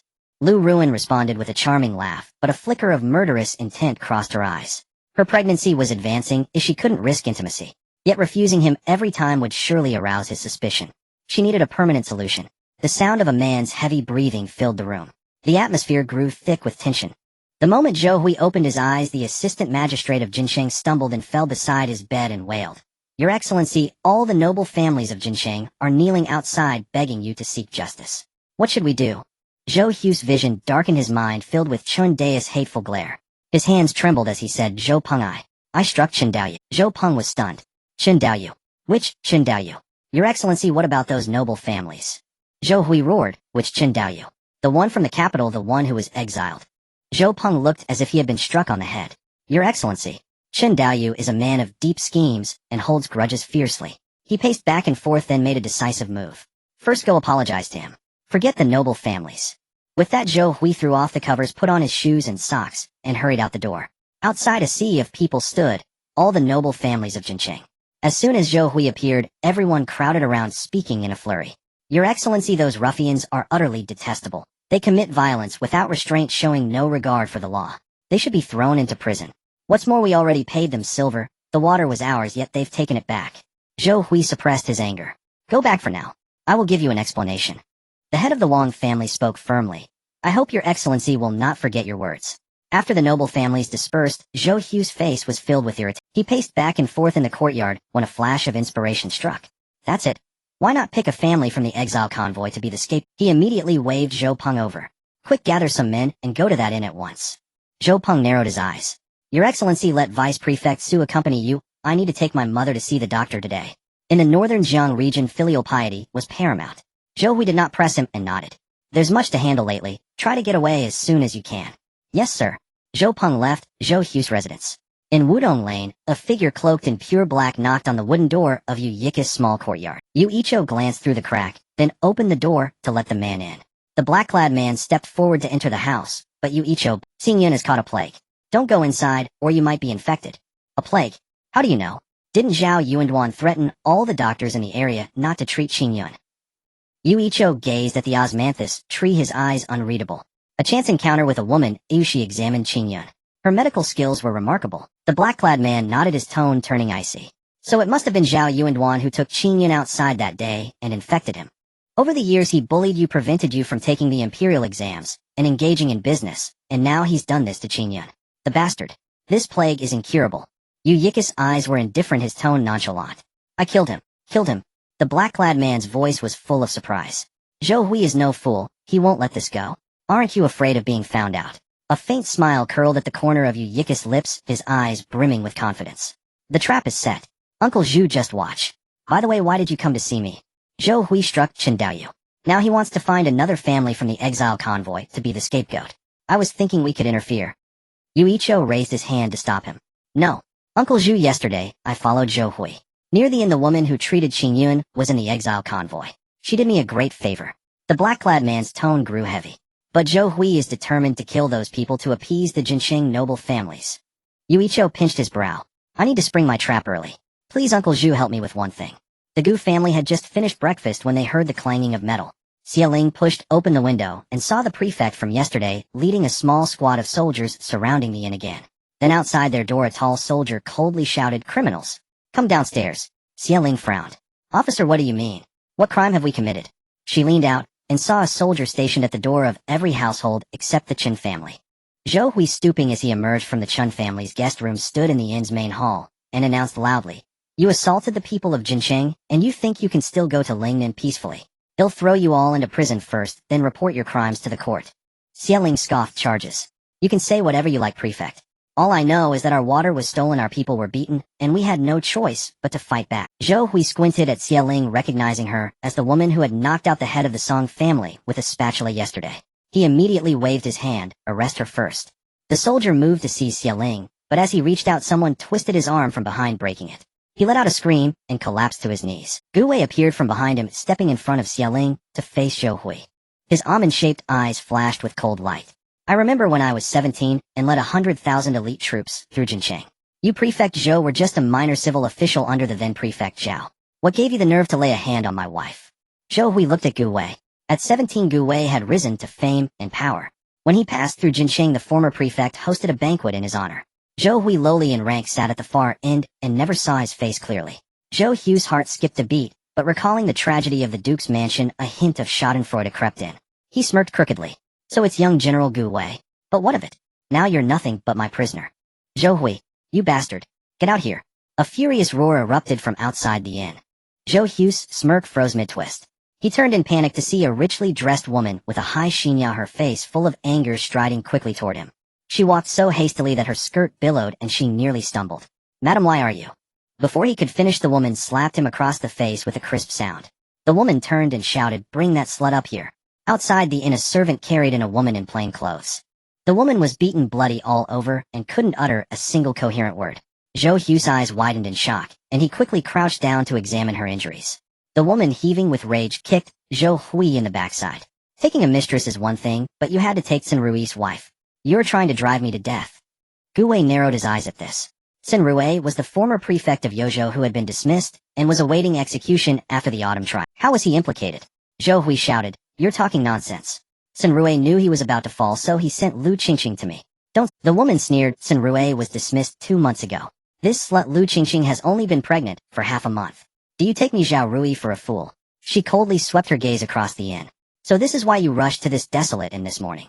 You bought a house for that slut in the hills behind here. Livid, she kicked Lu Qingqing again. The woman's face contorted in pain as streams of blood flowed from her lower body. Zhou Gui's eyes were bloodshot as he roared. You can't conceive a child, so you won't let anyone else bear my child.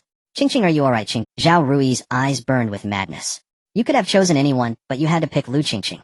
I was betrothed to Senrue since childhood. We were childhood sweethearts. And it was this vile woman who stole him from me. Otherwise, why would I, the daughter of a prefect, ever have looked at you? Now that Senrue is dead, she's come to snatch you away too. She will never let me have a moment's peace. Zhao Rui wished to devour her flesh and drink her blood.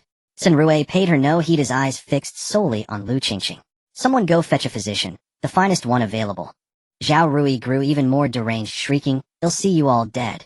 She produced a short blade and drove it straight into Zhou Gui's abdomen. The surrounding soldiers erupted into chaos. At that moment, Zhou Peng, the controller of Jin City, hurried in. He stared in shock at the scene unfolding before him, then spoke rapidly. My lord, someone has discovered Zhao Yanduan's corpse near the residence behind the inn's rear hill. It has already been taken to the Zhao estate. What? Zhao Rui seized Zhou Peng by the collar. Which Zhao Yuanduan? Madam, it's your nephew Zhao Yuanduan. Moreover, some villagers have come forward saying that a few days ago they saw a young master Zhao Yuanduan harassing the woman who lives in that rear hill residence. Zhou Peng's deliberately ambiguous words thoroughly misled Zhao Rui. She lifted her skirts and ran out, her face ashen, crying as she went. Zhou Gui, you dared to kill my nephew for that woman Lu Qingqing. He was the only male heir of the Zhao family. I will tell my father, and he will have you killed. You'll all die. Zhou Gui mustered his last shred of strength. Stop her, don't let her go. But it was too late. Zhao Rui had already boarded her carriage. Zhou Gui collapsed to the ground unconscious. Zhou Peng's expression shifted drastically. What are you all standing there for? Get the lord to a physician at once. A soldier asked. Controller Zhou, should we still arrest these people? Zhou Peng replied anxiously. The grandson of the former prefect is dead. Why waste time arresting these people when you should be hunting the culprit? Can't you tell what matters more? Go to the Zhao estate now. The soldiers scrambled, some carrying Zhou Gui, others carrying Lu Qingqing, and dispersed. The inn returned to its former quiet, as if the whole fracas had never happened. Everyone retreated to their rooms. Squad leader Shun, his face taut with urgency, announced, we leave tonight. We must get out of Jin City now. The city had become too dangerous. Xia Ling's eyes grew thoughtful. She couldn't shake the feeling that it was all too convenient. And besides, hadn't Yuicho been the one to kill Zhao Yuanduan? What did he have to do with any of this?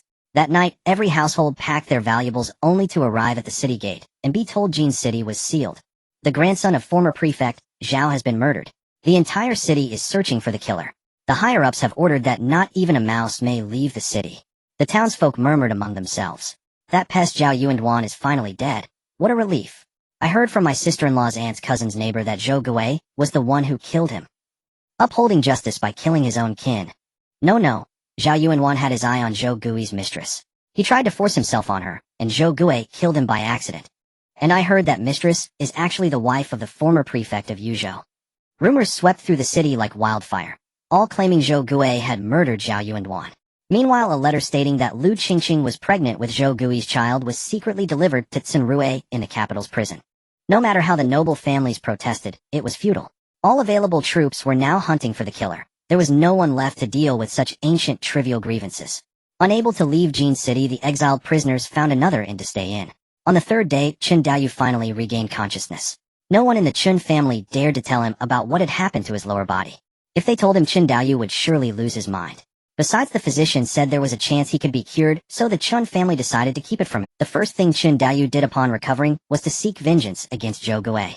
Between the pressure from his wife's family and Chun days, though Zhou Gui had already woken up, he pretended to remain unconscious, lying in bed trembling for 3 or 4 days. During this time, Xia Ling was both researching a cure for the plague and planning the brain tumor surgery. Within a few days, using Yu Yika's blood, she successfully developed a vaccine for the plague. However, it could only be administered via injection into the bloodstream for now. She was still working on formulating it into a pill, which would make it far more accessible. With the brain tumor surgery fully planned out, Xia Ling headed straight to the Wudong Alley. Yuicho saw her coming as if he had been expecting her all along. They sat at the stone table in the courtyard. Before Xia Ling could speak, Yuicho directly revealed his schemes from the past few days. Xia Ling narrowed her eyes. So it really had been him. Zhao Yuanduan's death, Lu Qingqing's discovery, the sealing of the city. Every step had followed his plan. Every outcome had been anticipated. It was a flawless scheme. Xie Ling gazed into Yu Yika's clear eyes, finding it hard to believe that someone with such profound cunning could exist in this world. Even a mind with 7 apertures couldn't compare. Xie Ling probed cautiously, "You hold a grudge against Zhou Gui. Is it because of Zhao Yuanduan?" Yu Yichou shook his head. "No. Zhao Yuanduan merely happened to cross me, so he kept coming to make trouble. But Zhou Gui." Yu Yika's eyes darkened, his knuckles whitening from the force of his grip. "A blood debt that runs as deep as the sea." Xie Ling didn't pry into his personal affairs, and went straight to the purpose of her visit. "I can cure both your nephew's plague and his brain tumor. Heal him today, and we'll be even." Yu Yika's eyes flickered. "You can cure the plague?" Xie Ling nodded. Yu Yichou continued, "Would Miss Xie be willing to treat others afflicted with the plague, as well? Do you have other family or friends who are sick?" Yu Yichou shook his head. "No, I speak of the people of this land." Xie Ling crossed her arms. She never would have pegged Yu Yichou as a man who cared for the world. Though she didn't possess the lofty virtue of a saintly healer as a physician, she couldn't bear to watch countless poor souls perish from the plague. That was precisely why she had researched the vaccine. She nodded. "I'm willing. Why do you ask?" Yu Yichou fixed his deep gaze upon her. "I intend to create a deity. Miss Xie, you will be that deity." Meanwhile, the Lu siblings were desperately searching for a way into the city outside its walls. They had dug tunnels, attempted to scale the ramparts. All to no avail. "Brother, let's go back to Weizhou. We've been here for 6 or 7 days now, and the supplies on the carriage are almost gone. The guards at this cursed Jincheng are far. Also, when will Uncle's reply arrive? I miss him." Lu Linglong's once beautiful and luxurious robes were now wrinkled and disheveled, her hair a tangled mess, with a few strands of dogtail grass caught in it. Lu Wuji was in no better state. He said solemnly, "Not yet. Don't you want Uncle's leg to heal?" At the mention of their uncle, Lu Linglong reluctantly backed down and stopped talking about going home. She shrugged helplessly. "But we can't get in. The dog hole you started digging yesterday was discovered halfway through." Just as she finished speaking, the guards at the gate pointed at them from a distance, snickering amongst themselves. After all these days, the soldiers had come to recognize them. Especially after yesterday's dog hole incident. Lu Linglong had barely gotten her upper body through when she was hauled out. It was utterly humiliating. Her face flushed red with anger. She turned around, burying her head in the sand like an ostrich. Lu Wuji, however, maintained a calm and composed facade, looking as serene and noble as ever. Seeing this, Lu Linglong felt even more agitated. Sometimes she even wondered if she and Lu Wuji were truly siblings. They came from the same womb, so why was he so composed and unflappable, as if he wouldn't even bat an eye if the world crumbled, while she was forever acting like a No sooner had she thought this than Lu Wuji happened to furrow his brow. Lu Linglong's eyes widened. "Brother, you frowned." She reached out to grab his sleeve, ready. Lu Wuji flicked his sleeve away, saying coldly, "Stop messing around. Look over there." Lu Linglong pouted, used to his aloofness. She envied those who had doting, overprotective brothers. Following his gaze, she saw a carriage quietly slipping out of a side gate in the distant city wall of Jincheng. How come that person can leave?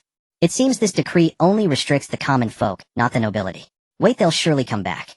Lu Wuji judged calmly. The carriage headed towards the direction of Hujiangu.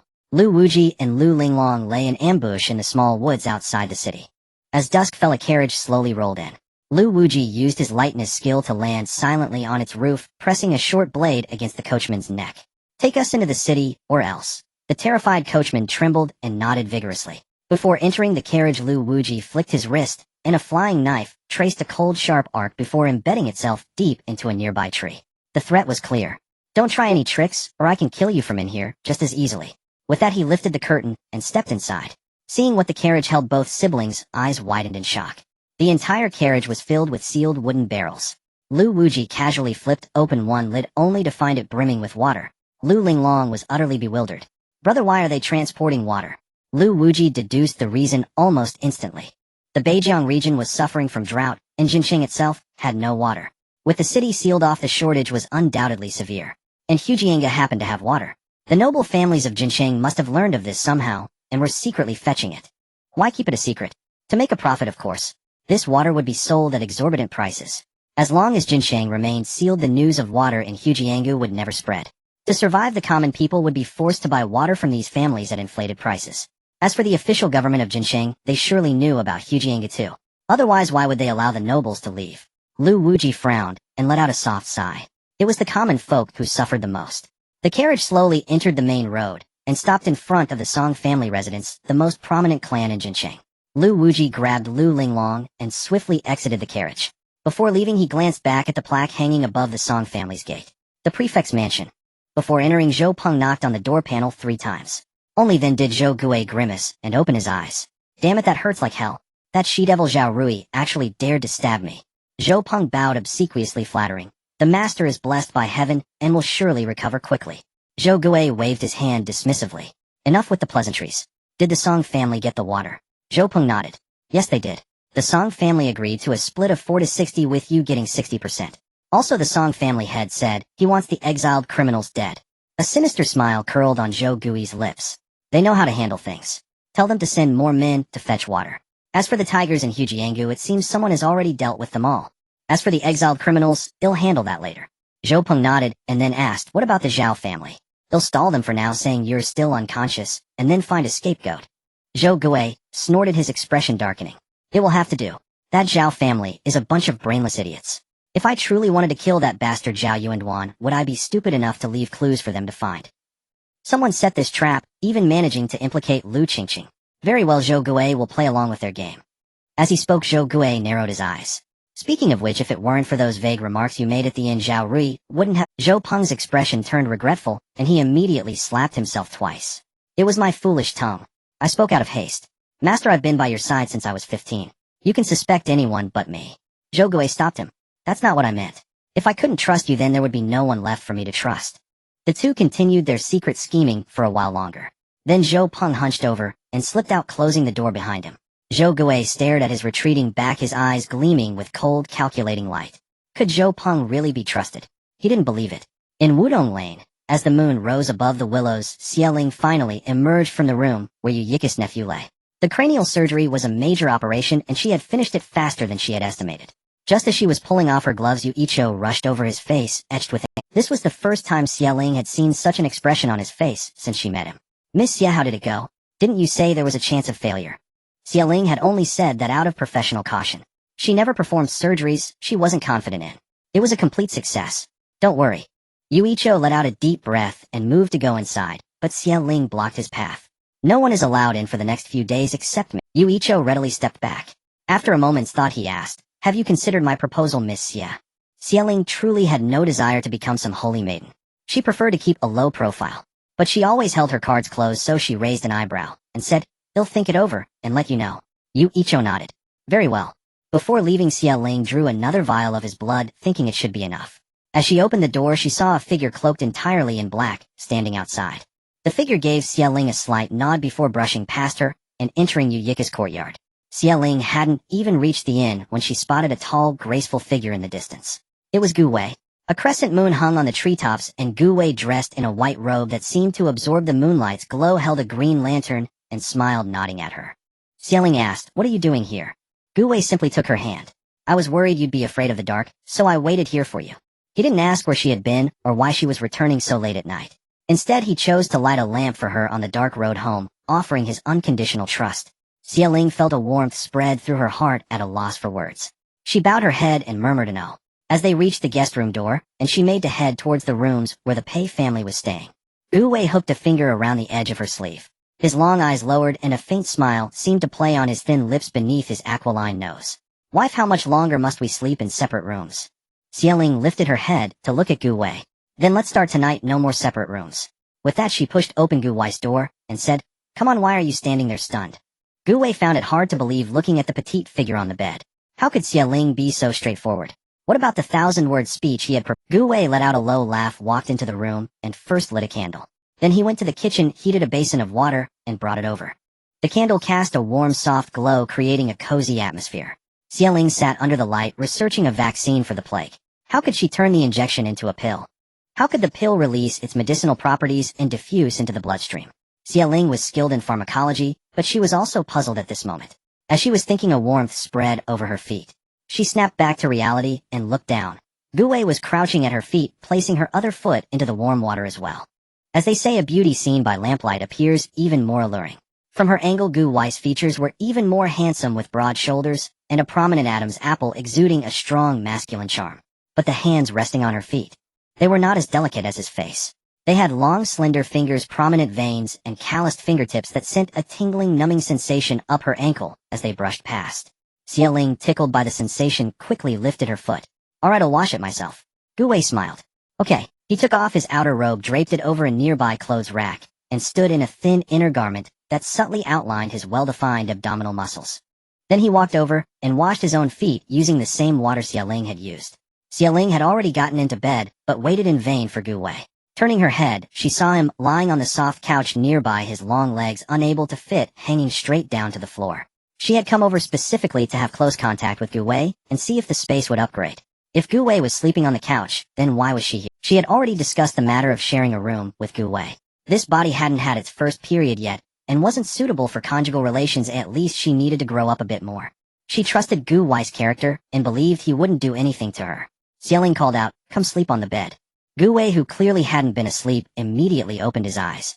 His expression showed a hint of hesitation. Under Xialing's urging, Gu Wei slowly walked over, and lay down lightly on the edge of the bed. Xialing soon fell asleep, her breathing soft and gentle.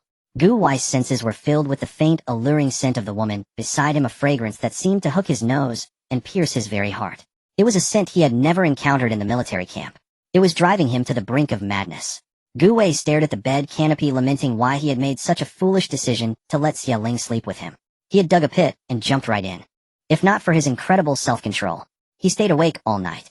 The next morning, Gu Wei glanced down, and indeed saw his brother standing. It stood tall and proud, almost lifting the blanket. Gu Wei felt a rare sense of embarrassment. He turned his head to look at Xialing, seeing she was still asleep. Just as he was lifting the blanket to get out of bed, Xialing suddenly opened her cool, clear eyes. Her gaze landed directly on Gu Wei's brother. A flicker of rare panic crossed Xialing's eyes before she turned over, facing away from Gu Wei. She thought to herself, it's just a normal physiological phenomenon. I don't need to. Although she had seen Gu Wei's body before, it had been soft, limp then. Now, even through the fabric, it was still that impressive, nearly as thick as her wrist. Gu Wei's face was hot, his earlobes bright red. He hurried out the door to the kitchen to fetch water for Xialing to wash her face. After carrying the water back into the room, he threw out a quick, "I'm going to practice swordsmanship," and fled out the door as if running away. Xialing, being a doctor with a strong mentality, only felt embarrassed for those few seconds before returning to normal. After washing up, she delved into her space. The verdant mountain still only revealed the one peak containing supplies, the rest remained a blank, white expanse, unchanged. The armory was nowhere in sight. She only had 500 bullets for her pistol. She needed to work harder. Xialing strolled along the mountainside where all the fruits were ripe, bending the branches with their weight, and filling the air with a sweet, fragrant aroma. She casually picked a juicy peach, wiped it on her clothes, and took a bite. Sweet, succulent, and crisp. Delicious. She then headed towards whom that was also thriving nicely. So did the space upgrade, or not? Xialing was puzzled. Just then she felt the ground beneath her feet felt different from the surrounding area. It was harder, as if made of iron. Xialing's eyes widened in surprise. Her medical depot. Oh, her medical depot had appeared. Xialing's medical depot was hidden within the verdant mountain, also serving as an emergency shelter. Her ultimate trump card from the apocalypse. If the apocalypse led to humanity's downfall, and there was truly nowhere left to go, she could survive for a lifetime inside the depot. It contained not only various medical supplies and sophisticated surgical equipment, but also a large stockpile of food and weapons. Xialing was so excited her eyes turned red. She quickly recalled the mechanism's entrance. Moments later, a crack split open the flat ground, revealing a winding staircase. At the end of the staircase, a faint blue light glowed. Xialing hurried down the steps. The medical depot was just as she remembered it, with test tubes containing experimental materials still on the lab bench. The moment she stepped inside, a cute, childish voice sounded.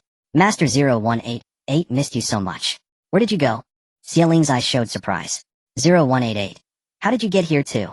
0188 was the latest generation of intelligent AI developed at the pinnacle of human technology, possessing boundless knowledge.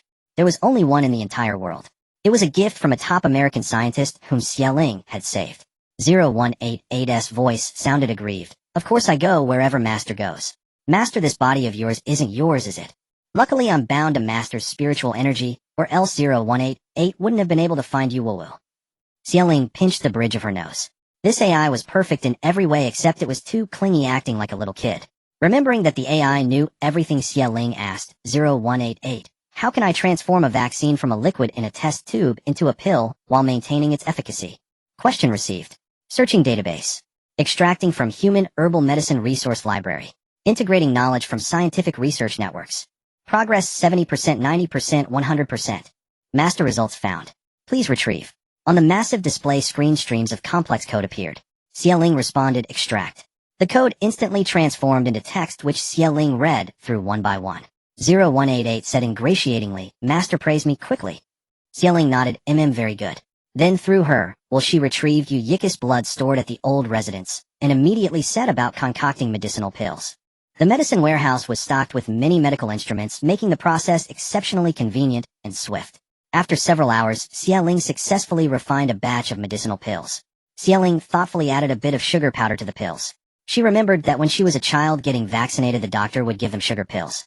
But the effectiveness was still unknown, so Xie decided to test the medicine on herself. 0188 immediately cheered her on. Master is amazing. Master, during your pill refining, I have already learned all the human knowledge in this world and read all the classics. Aren't I great? The learning ability of AI is truly terrifying.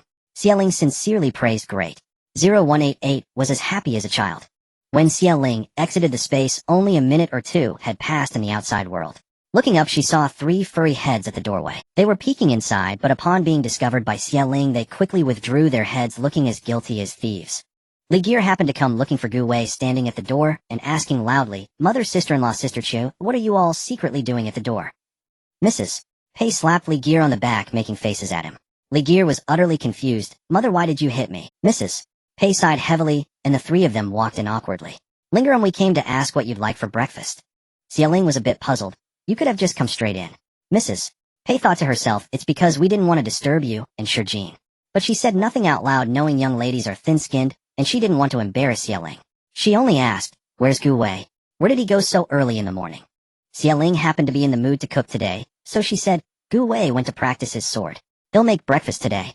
With that, she turned and headed to the kitchen. Mrs. Pei wished she could give Gu Wei a beating, thinking he was foolish to leave his wife alone in the room to go practice swordplay at dawn. She shooed the others away. Mrs.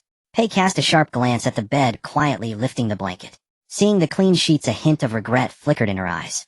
But it was fine. Linger was still young, probably couldn't handle Gu Wei's vigor anyway. Gu Wei was at least sensible about it.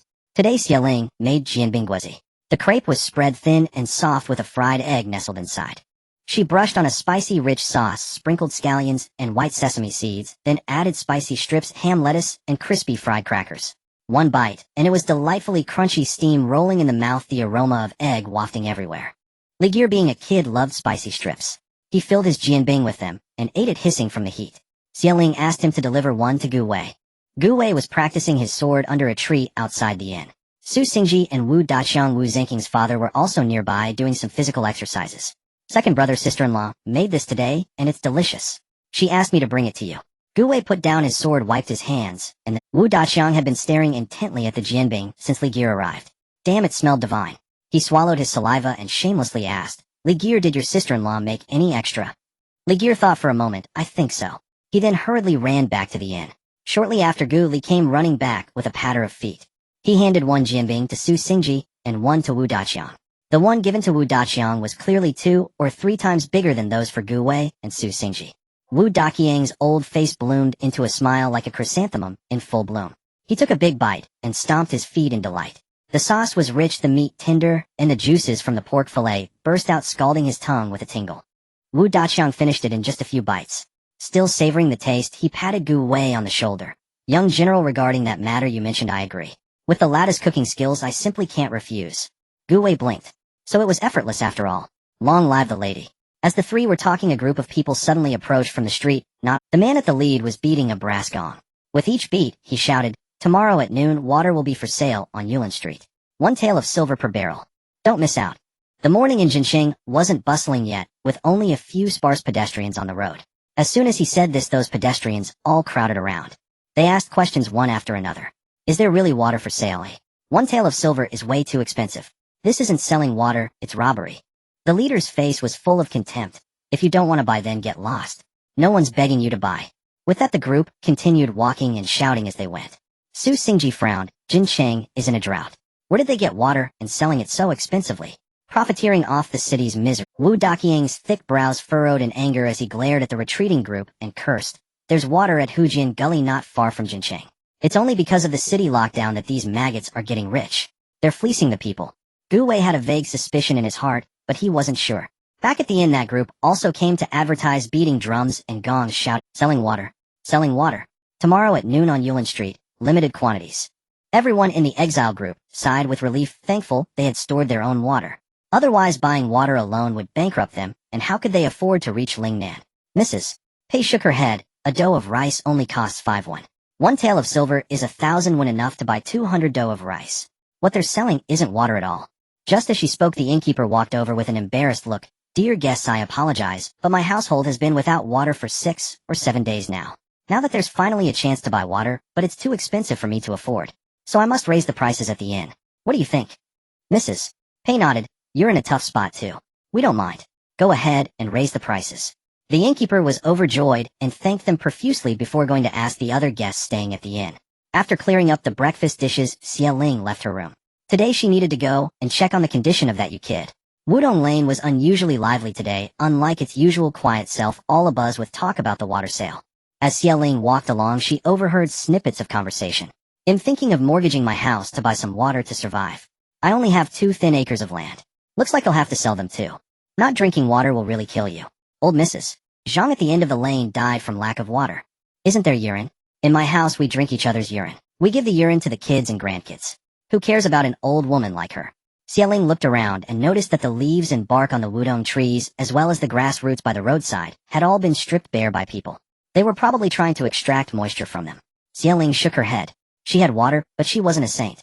She couldn't save this many people. Pushing open the door to the Yu residence, she saw Yuicho holding a bucket cooking porridge at the stove. Upon seeing Xia Ling, he asked, Miss Xia, should I make some for you too? Xia Ling shook her head. How come your family still has water? Yuicho pointed to the sky. I know a bit about astrology.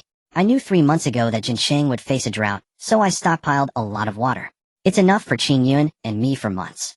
Do you want some? No need, I have water. After Xia Ling finished changing Yu Qinjian's bandages and came out, Yu Yika's plain porridge was just done, and he was sitting under a tree eating. Both had things to say. Xia Ling gestured for Yuicho to speak first. Yuicho didn't hold back and told Xia Ling all the information. This included the reason for the water being sold these past few days, as well as Zhou Gui's plan to deal with the exiled prisoners. A flash of anger crossed Xia Ling's face, and she slammed her hand on the table. How treacherous. We were the ones who killed the tiger at Hujian Gully, and now it's become a tool for Zhou Gui and those noble families to amass wealth. Yuicho continued, Miss Xia, let me take you somewhere. The place Yuicho took Xia Ling to was the mass grave on the outskirts of the city. Corpses were piled on top of each other, and the ground was covered in filthy yellow putrid water. It was a horrifying sight, and the stench of decay could be smelled from a distance. As Yuicho smelled it, he couldn't help but retch and hurriedly ran to a tree. After a while he returned holding his waist. Although Jinsheng is under lockdown, people are still getting sick. To maintain his political image, Zhou Gui dumps all the sick people there. Those who haven't died yet are killed and thrown in too. He looked at Xia Ling with a hint of admiration in his eyes. This place was so terrifying that even he, a grown man, felt nauseous. How could Xia Ling remain so expressionless? Xia Ling asked, how long has this place existed? Yuicho replied, half a month. The corpse water seeped into the ground, spread out, infected countless plants, and the air was now carrying many viruses. She estimated that many people were already infected, just still in the incubation period. Within 3 days the plague in Jinsheng will definitely break out in full force. Yuicho was somewhat surprised that fast. Xia Ling glanced once more at the distant mountain of corpses and sea of blood, then turned back. I agree to become the Divine Maiden, but you must tell me your plan. Yuicho admitted that his words and his decision to bring Xia Ling to the mass grave were all part of his plan to persuade her to become the Divine Maiden and join his revenge scheme. He had successfully sown discord between Zhou Gui's 2 main protectors, the former Jinsheng prefect, Zhao Wendi, and Sun Rui, who currently sat in prison. Only one final step remained: winning over the emperor's heart and the people's faith. Yu Yika's family had for generations possessed the ability to read the stars and divine the fates of men. His claim that Xia Ling was destined to be the Divine Maiden was not without basis. He had seen that Xia Ling was extraordinary. Her destiny star was misaligned with this very dynasty.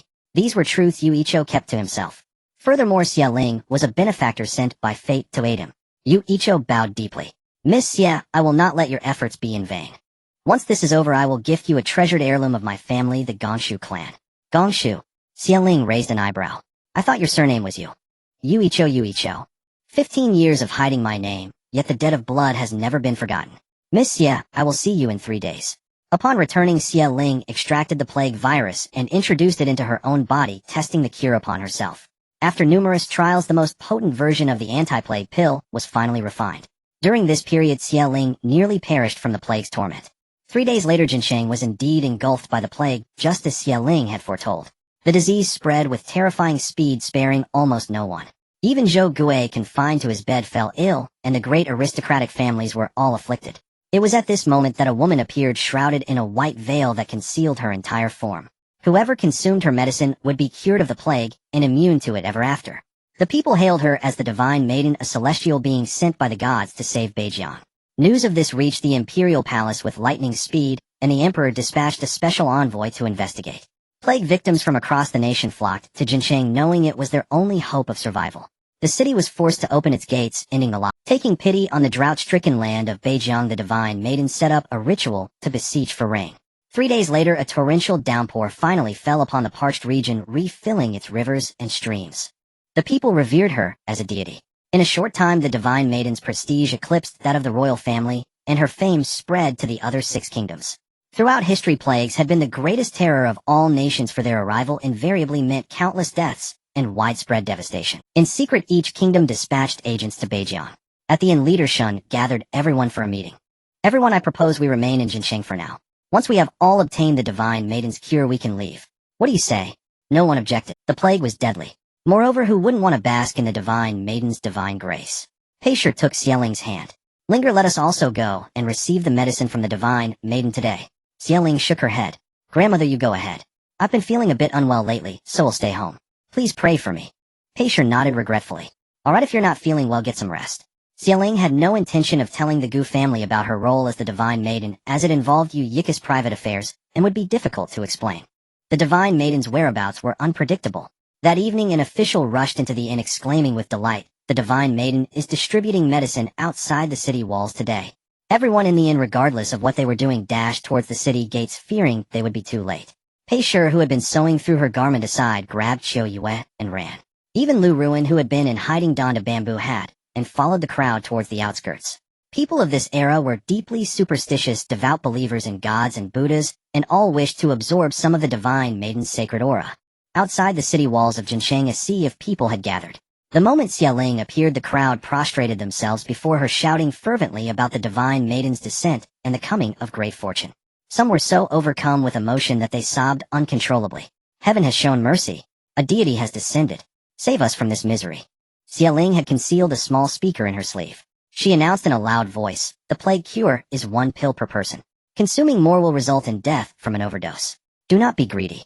The speaker's amplification carried her voice to every corner of the crowd. The people looked upon her with even greater reverence. Surely she was the Divine Maiden, for her words were so clear and powerful. The medicine from the Divine Maiden is sweet. Those who received the pills savored the taste with delight. In this ancient era where medicine was primitive, a single tiny sugar pill had cured the plague. To the common folk, this was indeed a miracle. Xie Ling spotted Peisher in the crowd and instructed Yu Ichou to deliver the medicine to her. Yu Ichou wore a white mask and was dressed entirely in white, giving him an air of celestial elegance. The people instinctively made way. "That's the little immortal attendant beside the Divine Maiden. What is he doing here?" Yu Ichou placed the medicine in Peisher's hands and intoned solemnly, "Your virtues are boundless. The Divine Maiden has sent me to deliver this to you." As Yu Ichou looked at Peisher's face, a flicker of surprise crossed his otherwise calm eyes. This woman. She bore a striking resemblance. Peisher's face lit up with joy as she bowed in gratitude. "Thank you, little immortal." Everyone around her watched with envy. Lu Wuji and Lu Linglong were also in the crowd. Having stayed at the inn, they had not contracted the plague. Lu Wuji's gaze was fixed intently on the white-clad figure in the distance. There was a prophecy circulating among the people: when the Divine Maiden descends, the 7 kingdoms shall unite. But why had the Divine Maiden chosen to appear solely in Beijiang? Could it be that the people of Beijiang were perpetrating a hoax? Yet that reasoning didn't hold up either. If Beijiang truly possessed a cure for the plague, the emperor would surely have taken credit to bolster the royal family's prestige. Why invent a Divine Maiden? And the torrential rain from a few days ago seemed genuine. Could she truly be the Divine Maiden?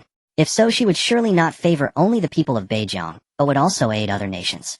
He merely needed to probe her a little to discern the truth. Just then a column of soldiers in light armor emerged from the bustling. The soldiers bowed respectfully, and their leader addressed Xie Ling. "Divine Maiden, the prefect of Jincheng invites you to a banquet tomorrow evening." Xie Ling turned to glance at Yu Ichou beside her. Yu Ichou nodded. Xie Ling replied, "Granted." Meanwhile, at the prefect's residence, Zhou Gui lay bedridden, afflicted with the plague.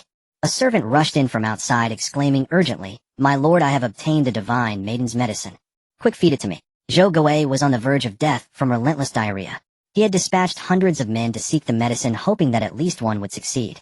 The soldiers he had sent to invite the divine maiden also returned reporting that she had accepted the invitation. Zhou Guo felt a surge of pride.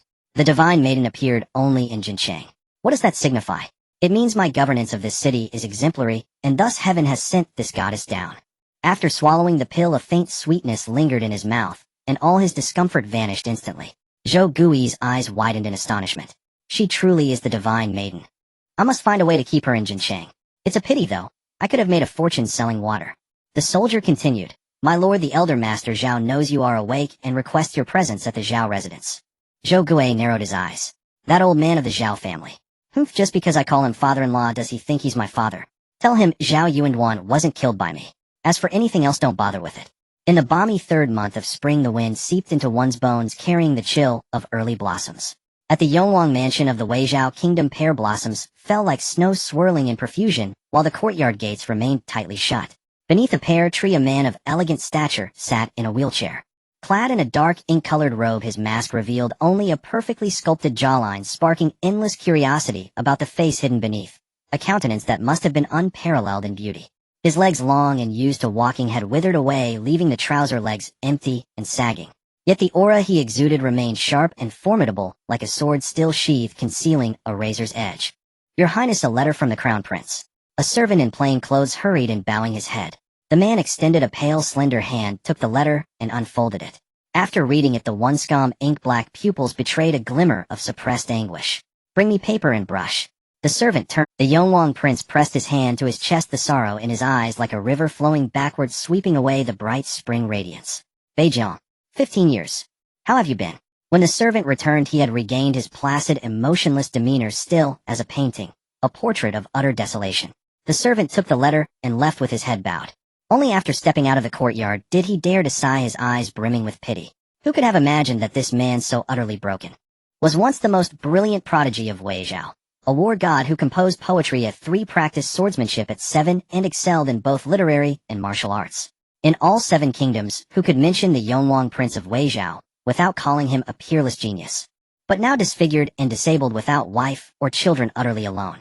Which citizen of Weizhou did not feel pity and regret?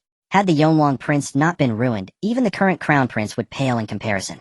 The servant shook his head and disappeared into the depths of the spring garden. Outside the city of Jincheng, though the moon had already climbed the willow tops, the townsfolk remained fervent. Xialing found it impossible to leave toiling away with Yuichou. To maintain an ethereal celestial bearing, she discreetly placed a small blower beneath her to lift her wide embroidered sleeves. And indeed it gave her a truly divine aura.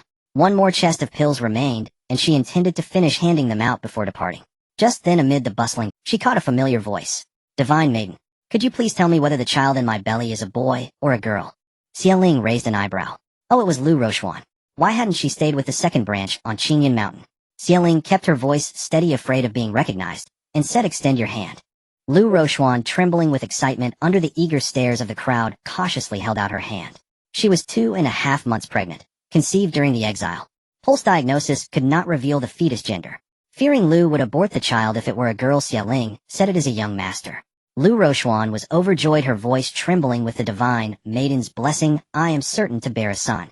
Could the divine maiden bestow upon me a sacred object to absorb some of your divine aura? After speaking, she stood rooted to the spot, blocking the space, before Xialing, refusing to let others approach for their medicine. People behind her began to curse openly. Yet she remained oblivious, her shamelessness astonishing, as if she would not leave until Xialing frowned, bent down, and pretended to search for something. In reality, she scraped off a chicken feather that had stuck to her soul during the day's walk. With an air of profound mystery, she said, this is a phoenix feather. It will surely bring you abundant fortune and good luck. Now go, and do not block the way of those behind you. The feather still bore traces of chicken droppings and mud. Lu Rochuan's face lit up with urgency as she snatched the phoenix feather, her eyes blazing with ecstasy, and tucked it into her bosom as if it were a priceless treasure. Without even a word of thanks, she left. In the distance, Gu Wei and Su Xingji stood under a large tree, gazing in this direction. Su Xingji's expression was solemn. Young master, what do you make of this suddenly appearing divine maiden? Gu Wei looked at the figure dressed exactly as she had been in Baishui Town, a smile curling at the corners of his lips. That certain someone hadn't even changed her clothes or veil. His narrow peach blossom eyes curved into a charming arc. She is of course a true divine messenger who brings hope to the world. Come, let us join the fun. They waited in line for a long time before reaching the divine maiden. Accepting the pill from her Gu Wei did not hurry away. Instead, he asked divine maiden, could you perform a divination for me? The man's voice was cool and deep, highly distinctive. Xia Ling's wrist trembled slightly. It was Gu Wei. She said softly, please speak. The moonlight was clear, mingling with Gu Wei's azure robe. He spoke slowly, divine, whether my wife and I can grow old together, be together for life after life. Xia Ling was stunned. How was she supposed to answer? To maintain her divine persona, she had to say something positive. But it was so embarrassing. Seeing her long silence, Gu Wei hummed softly in inquiry. Xia Ling ground her teeth and said, young master, you will surely enjoy a blissful marriage with your wife until your hair turns white. Gu Wei raised his brow, revealing a gentle, ethereal smile. His eyes nestled beneath crow-feather lashes curved into crescents as if ice had shattered and jade had splintered. A celestial being descended to the mortal world. Many women nearby were mesmerized. Gu Wei's voice carried a hint of laughter. Thank you for the blessing, divine maiden. I am certain it will come true. When Xia Ling returned to the inn, Gu Wei was already asleep, curled up peacefully on the couch. Xia Ling quietly walked to the bed and lay down. From the side, Gu Wei seemed to be in deep slumber. Without further thought, she too fell asleep. Only after the woman's even breathing began did Gu Wei open his eyes. He folded his hands behind his head and gazed at the moon outside the inn, thinking, my dear wife, what have you been hiding from me? But what could he do? He could only indulge her. That night, under a dark, windy sky, the chirping of insects rose and fell in waves outside the inn. Lu Rochuan knocked on Chen Bo's door. Chen Bo, looking annoyed, flung the door open. His expression softened only slightly when he saw it was Lu Rochuan. Rochuan, what do you want from me? Lu Rochuan gave a charming smile. Young master, I lost something while seeking medicine outside the city today. Could you accompany me to find it? Chen Bo hesitated, but a soft, delicate hand slipped into his robe. Lu Rochuan breathed a fragrant sigh. Out in the wild, it's more thrilling to be wanton. Chen Bo squinted, a knowing, lecherous smirk spreading across his face. You little vixen, you didn't really come out just to look for something at this hour, did you? He wrapped his arm around Lu Rochuan's waist and led her out. They walked through the streets of Jinsheng, passed through the city gate, and arrived at a hillside outside the city. The sky was just beginning to show a pale fish-belly white, with rosy dawn light spilling over the green mountain peaks. At the edge of the slope was a cliff. Lu Rochuan pointed to a large rock beside the precipice. Young master, let's play over there. Chen Bo felt a tremor of fear at the sight of the bottomless chasm, but to display his manly bravado before Lu Rochuan, he declared loudly, fine, let's do it there. They walked one after the other onto the massive rock. Chen Bo hastily began to undress. But just as he removed his outer robe, he felt a tremendous force pushing from his waist, shoving him violently toward the cliff. Paralyzed with terror, Chen Bo grasped nothing and tumbled screaming into the dark abyss, startling a flock of birds into flight. Lu Rochuan took a deep breath and hurriedly ran back. When Lu Rohan returned, the households were still asleep, and the courtyard was eerily quiet. Her gaze was fixed intently on the door of the Chun family women's chambers. The moment she saw a maidservant push the door open to discard the washing water, she darted inside. In the guest room, the elderly Madame Chun had just risen and was seated at the bedside, being helped into her clothes by a maid. Startled by the sudden intrusion, she cursed angrily. You insolent wench. How dare you disturb my peace? Someone slap her mouth at once. As she spoke, her head maidservant approached with a menacing scowl. Lu Rohan shouted loudly, I carry Chen Day as child. With a smug turn of her gaze, she added, and it's the only legitimate grandson of the Chen family. The elder Madame Chun frowned, considering her son's current dire condition, and raised a hand to halt the maid. Summon the first madam. Lu Rohan snorted coldly and sat down triumphantly on a nearby stool. When the first Madame Chun entered, she immediately saw Lu Rohan's affected, pretentious air, and her eyes filled with displeasure. Having been raised as a proper lady of a noble family, she despised the petty, small-minded mannerisms of someone like Lu Rohan. Her gaze was filled with disgust. Mother, the maidservant informed me of this matter on the way here. She turned to face Lu Rohan. What proof do you have that the child in your belly is Chun Deus? Lu Rohan smoothed the stray hairs at her temple and said with a coy laugh, my relationship with Chun Deu began 2.5 months ago, and my child is also 2.5 months along. If you don't believe me, you can ask Chen Daoyu and the physician yourselves. Oh, and also, she pulled a chicken feather from her bosom, brandishing it triumphantly. I obtained this from the divine maiden yesterday. She said my child is a boy and destined for great fortune. Hearing this, both the elder Madame Chun and the first Madame Chun were visibly shaken. People in these times were deeply superstitious and wouldn't dare to fabricate claims involving the divine. They knew Lu Rohan was telling the truth. The elder Madame Chen's gaze fixated on the feather. The divine maiden gave you a divine object. Let me see it. Lu Rohan twisted her waist, tucking the feather back into her clothes, her eyes wary. This was given to me alone by the divine maiden. No one else. The elder Madame Chun withdrew her hand awkwardly. Since it's a gift from the Divine Maiden, keep it safe. It will surely bless the Chun family's prosperity. This statement effectively signified her approval for Lu Ruhan to enter the household. The first Madame Chun understood her mother-in-law's intention and said, "They'll have the servants prepare a room for you. Take good care of your pregnancy." Lu Ruhan's eyes sparkled with surprise, and she clutched her skirt tightly. "I also want 2 maidservants to attend to me." The first Madame Chun felt a pang of contempt glancing at Lu Ruhan's hands. She thought to herself, "Your hands are rougher than our maidservants. Who are you trying to fool by acting like a precious young lady?" Demanding maidservants with such audacity, her nerve is as thick as a wall. But recalling that this woman was blessed by the Divine Maiden, she nodded reluctantly. "Fine, but I warn you, keep your mouth shut. Don't tell Yuera things he shouldn't know, or else." After Lu Ruhan left, the first Madame Chun immediately summoned Chun Daoyu to question him about her. Chun Daoyu looked astonished. "She's alive. And pregnant. If she's pregnant, get rid of it. I don't want the Chun family's blood tainted by a woman of such low birth." The family was still keeping the truth from Chun Daoyu, hiding the fact that he might be impotent. The first Madame Chen's eyes darkened with a hint of mystery. "She carries the Chun lineage, so we should keep it. Once the child is born, we'll keep the child and dispose of the mother. I'll raise it myself." Chun Daoyu replied with disgust, "Thank you for your trouble, mother." That morning, when Xie Ling woke up, she heard the gossip that Xiao Yu had gathered at the breakfast table. It was about Lu Ruhan from the second branch who hadn't died, and was now a concubine of the Chun family's heir. She was putting on airs, swaggering around with 2 maids in tow, and her chin held high. She was also bragging about the divine object given to her by the Divine Maiden. Xie Ling was taken aback. So the child Lu Ruhan was carrying was actually Chun Deus. As the weather was hot, the family was having breakfast under a large tree in the inn's courtyard when a laugh echoed from afar. Everyone looked towards the source. Lu Ruhan, dressed in luxurious silks, and with a chicken feather stuck in her hair bun, wore a contemptuous expression. "Oh, isn't this the Gu family's main branch?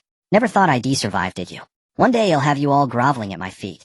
Little Ruer, innocent as she was, pointed at Lu Ruhan and burst into laughter. "Ha ha ha, she's wearing a chicken feather in her hair. How ridiculous." Lu Ruhan frowned deeply. "What would a little brat like you know? This is the phoenix feather gifted to me by the Divine Maiden, one of a kind in the world." Xie Ling toyed with the chopsticks in her hand, then, with a flick of her wrist, sent one flying like a loosed arrow, striking Lu Ruhan square in the face. "Apologize to my Ruer." Lu Ruhan was so furious her face contorted. "Xie Ling, you dare hit me?" Xie Ling's voice was ice cold. "Yes, I dare." Knowing she was no match for Xie Ling, Lu Ruhan could only seethe with rage, her chest heaving, and resort to empty threats. "You'll all be nothing but commoners soon. But me, I'll be back in the capital as a noblewoman in just a few days." With that, she scurried off with her 2 maids, afraid of getting hit again by Xie Ling. She then went off to show off to the next household, desperate for the whole world to know she possessed the phoenix feather from the Divine Maiden. Xie Ling watched Lu Ruhan's retreating figure, the feather bobbing in her hair, and only her remarkable composure kept her from laughing out loud. She had important matters to attend to today. After finishing breakfast, she had Xiao Yu summon the Su Wu Gao and Shi families. These 4 families were all close allies of the Gu family. Yunyang came from the Su family, Wu Sanling, and Wu Zhongqing from the Wu family, Gao Wanhua from the Gao family, and the 2 Shi brothers from the Shi family. They all gathered outside the Gu family's guest rooms, their faces etched with anxiety, fearing the Gu family had run into some trouble. Shi Xiaoshuan, being impulsive, spoke directly. "Sister Xie Ling, has something bad happened? My hand was healed by you, so even if I have to go through fire and water." The others chimed in with their agreement. Xie Ling smiled lightly, pleased that she had chosen her allies well. "I called you here today not for bad news, but for good news. I want to lead you all to wealth. Are you willing?" Everyone looked bewildered. "Making money?" Xie Ling continued. "Didn't the Divine Maiden say that soap can help prevent epidemics? So in the coming days, soap is going to be in high demand. As it happens, I know how to make it. I plan to teach you the method, and we can all make a profit together. What do you say?" Xie Ling possessed a wide array of skills. From salt refining and iron smelting to glass making, soap making was child's play for her. In the coming days, Jinsheng's soap supply would surely be overwhelmed by demand. Why shouldn't she seize this opportunity to make a fortune? The Gu family alone couldn't handle the workload, which was why she had summoned them to join in. The assembled guests all wore expressions of stunned disbelief, mixed with uncertainty. Throughout the journey into exile, the families had nearly exhausted their savings, scrimping and saving just to put food on the table. Now Xie Ling was talking about leading them to wealth, and she was even willing to teach them the method for making soap. Xie Ling continued. "If you want to do business with me, press your fingerprint on this paper, and we'll set up a shareholding system." Xie Ling then spent a while more explaining. Even though she knew these 4 families were honest and upright, Xie Ling still had to clarify the rules to avoid disputes later. Everyone nodded hastily. Of course they would follow. How could they not? Xie Ling nodded. Alright, let me show you the prices of soap that Xiaoyu investigated in the market yesterday. Xiaoling took out an account book and read aloud. There aren't many shops selling soap in Jincheng. The lowest grade soap costs 500 when the mid-grade costs 1 tael, and the top grade costs 2 taels of silver each. That was the price before. As for now, even the lowest grade soap has risen to 2 taels of silver each, and they've been completely snatched up. I plan for us to set our price in the middle range. What do you all think? Everyone nodded. Whatever Xiaoling said goes. After briefly outlining the business strategy, they were ready to start production. Each household contributed a portion of the capital to purchase raw materials. Shi Xiao and Xiao Yue and Wu Zhengqing went to the market to buy pig pancreas and alkali powder.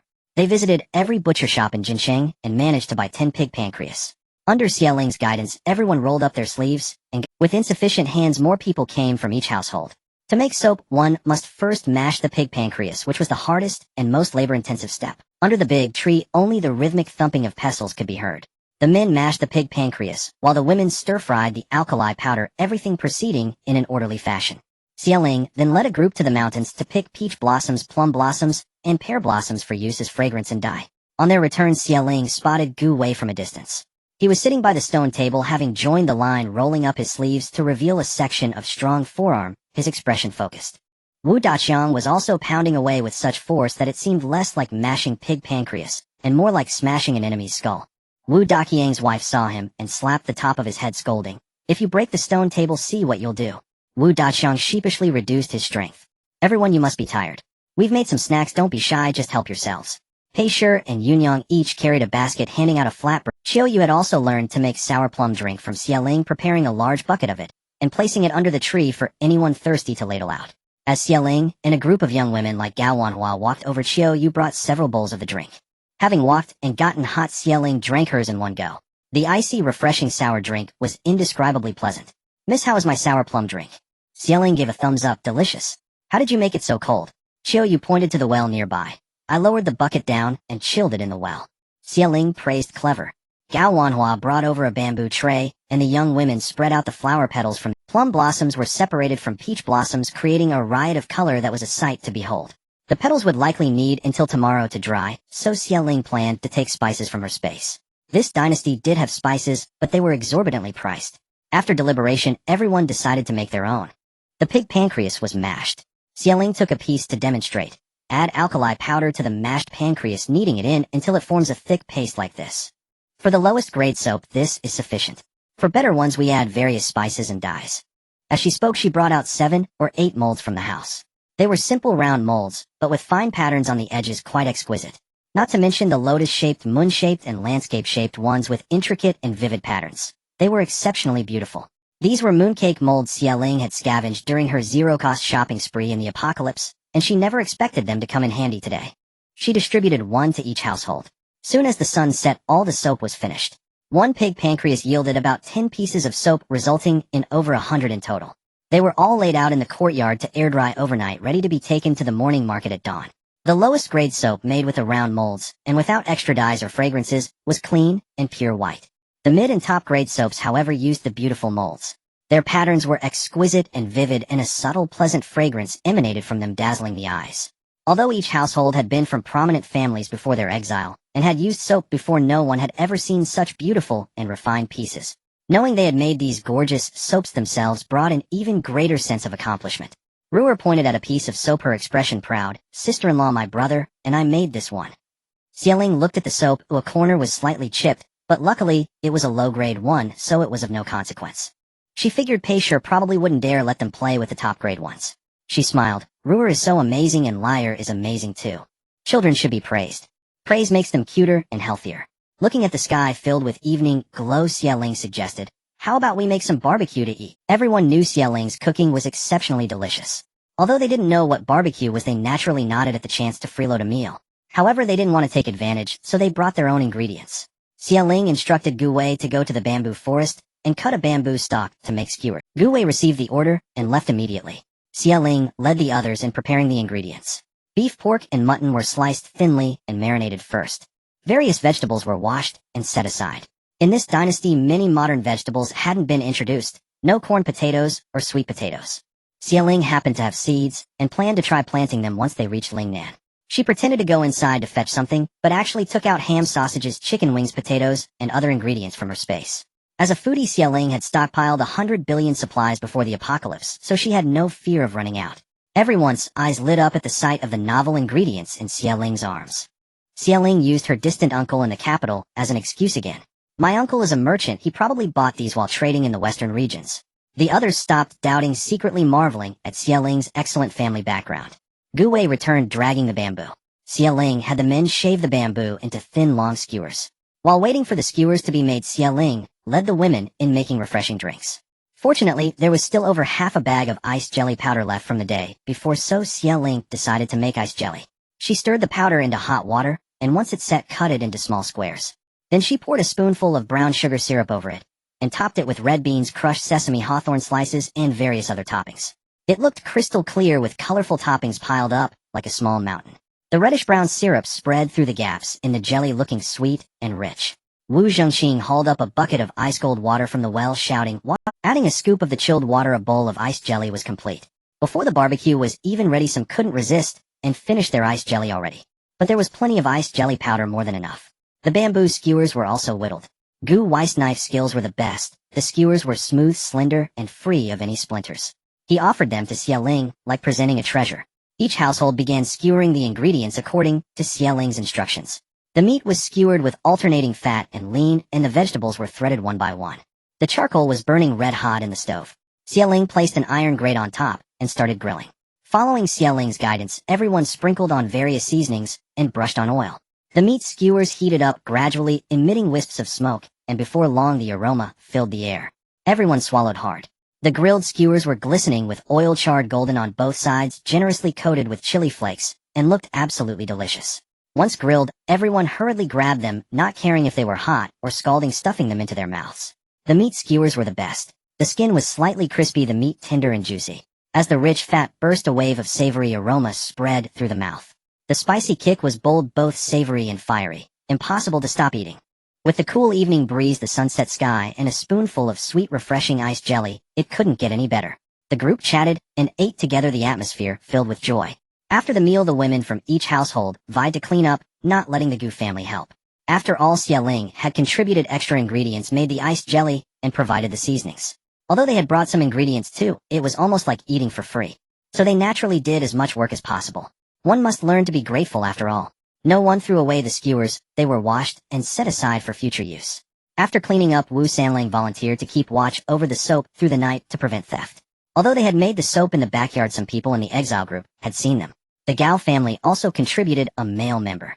The two rolled out some bedding and decided to split the watch, one taking the first half of the night, the other the second. After everything was settled, and they had washed up, Xia and Gu Wei returned to their room. Gu Wei fell asleep quickly, but Xia quietly slipped out of bed. After she left, Gu Wei's clear eyes suddenly snapped open. He used a secret incantation to summon Shu Jian from the shadows. "Have you found out the identity of the man who's been associating with my wife?" Shu Jian nodded and recounted Yu Yika's background. Just a poor scholar living in Wudong Alley. Gu Wei stroked his chin, his gaze suspicious. Xia was aloof and didn't like to stand out, as she would never have proposed being some divine maiden herself. It must have been that man's idea. Could an ordinary scholar come up with something so complex? Gu Wei didn't suspect any impropriety between Xia and Yu Ichou. He was worried that Yu Ichou was a complicated person and Xia might be deceived. He tapped the table with his slender fingers and said in a low voice, "Activate the informants of the Tingxua Tower and have them continue the investigation." Xia left the inn, donned her veil, and used her ability to teleport directly to the entrance of the prefect's residence. At the entrance of the prefect's mansion, the two guards blinked. A white figure had materialized out of thin air before their eyes. Both of them shuddered. The Divine Maiden. One of them hurried inside to report. The Divine Maiden arrives. Xia paced into the mansion. After she had passed, the two guards exchanged glances, their eyes brimming with awe and admiration. They had kept their eyes fixed on the gate all along. The Divine Maiden had truly descended from nowhere. She was indeed a deity. In the main hall, Yu Ichou sat below the host's seat. Upon seeing Xia he rose at once, his tone neither joyful nor sorrowful. "I welcome the Divine Maiden." The clan heads seated around also rose in trepidation, bowing their heads low as they paid their respects. "We welcome the Divine Maiden." The highest seat at the head of the hall was empty, evidently reserved for her. Xia walked straight over and sat down. No one reproached her for arriving late. It was already a great honor that the Divine Maiden had deigned to appear. Zhou Hui, ingratiating himself with a sycophantic smile, said the divine maiden's presence graces my humble abode, making it shine with splendor.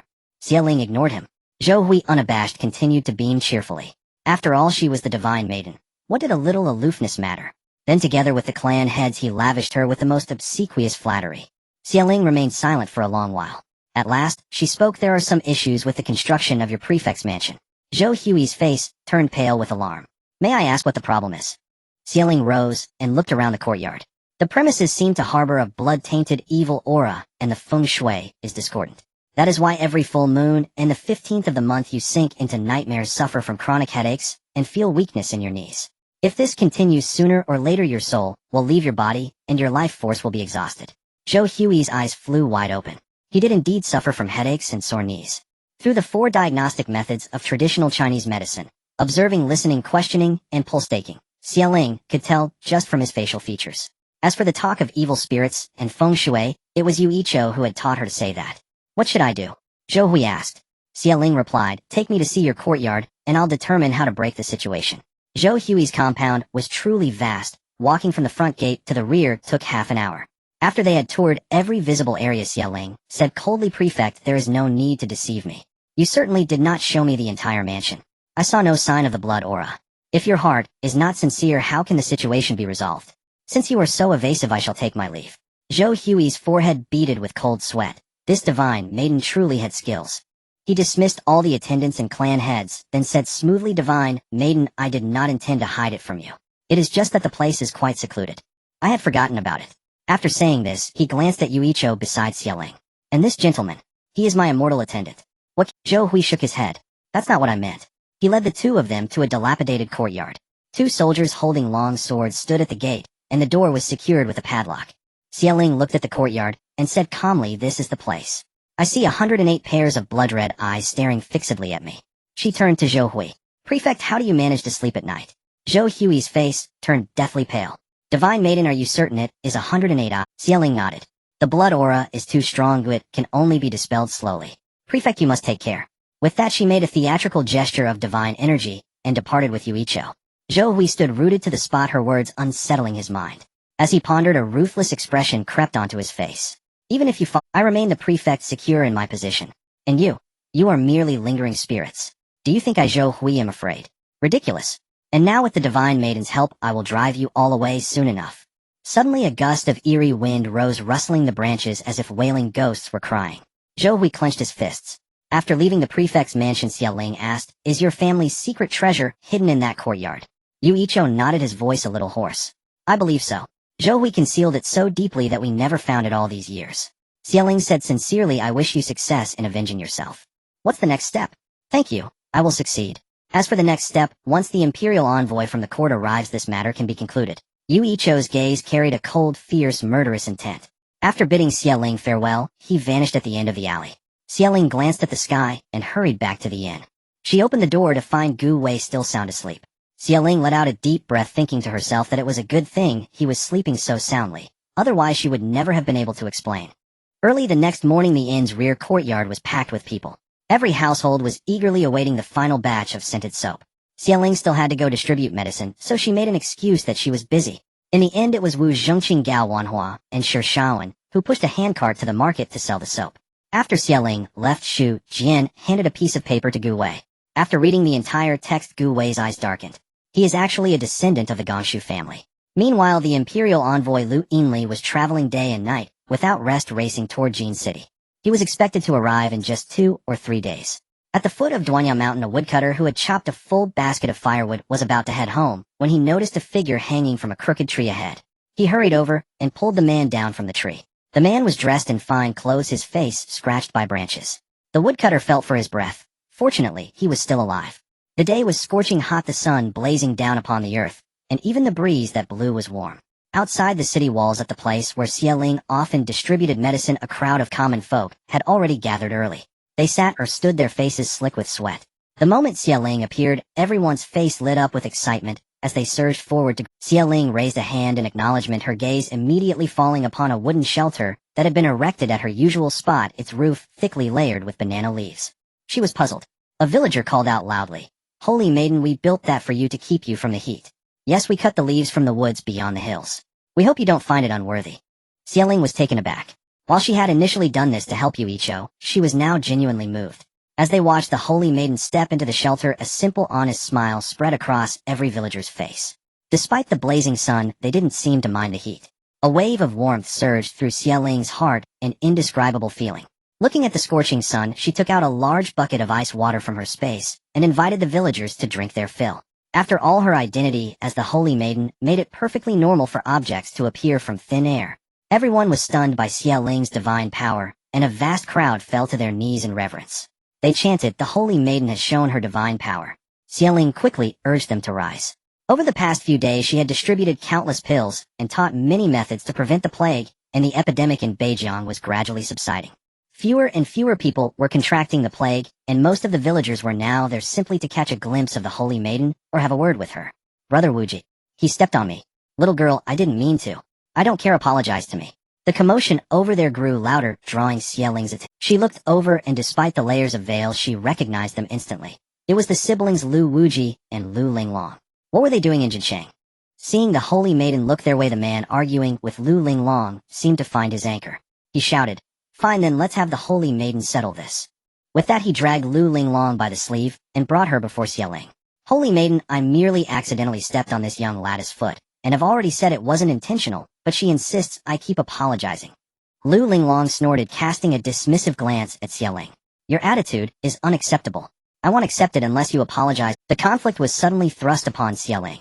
After a moment's consideration, she said, "I think if you both take a step back, this matter can be resolved." Lu Linglong crossed her arms and raised an eyebrow.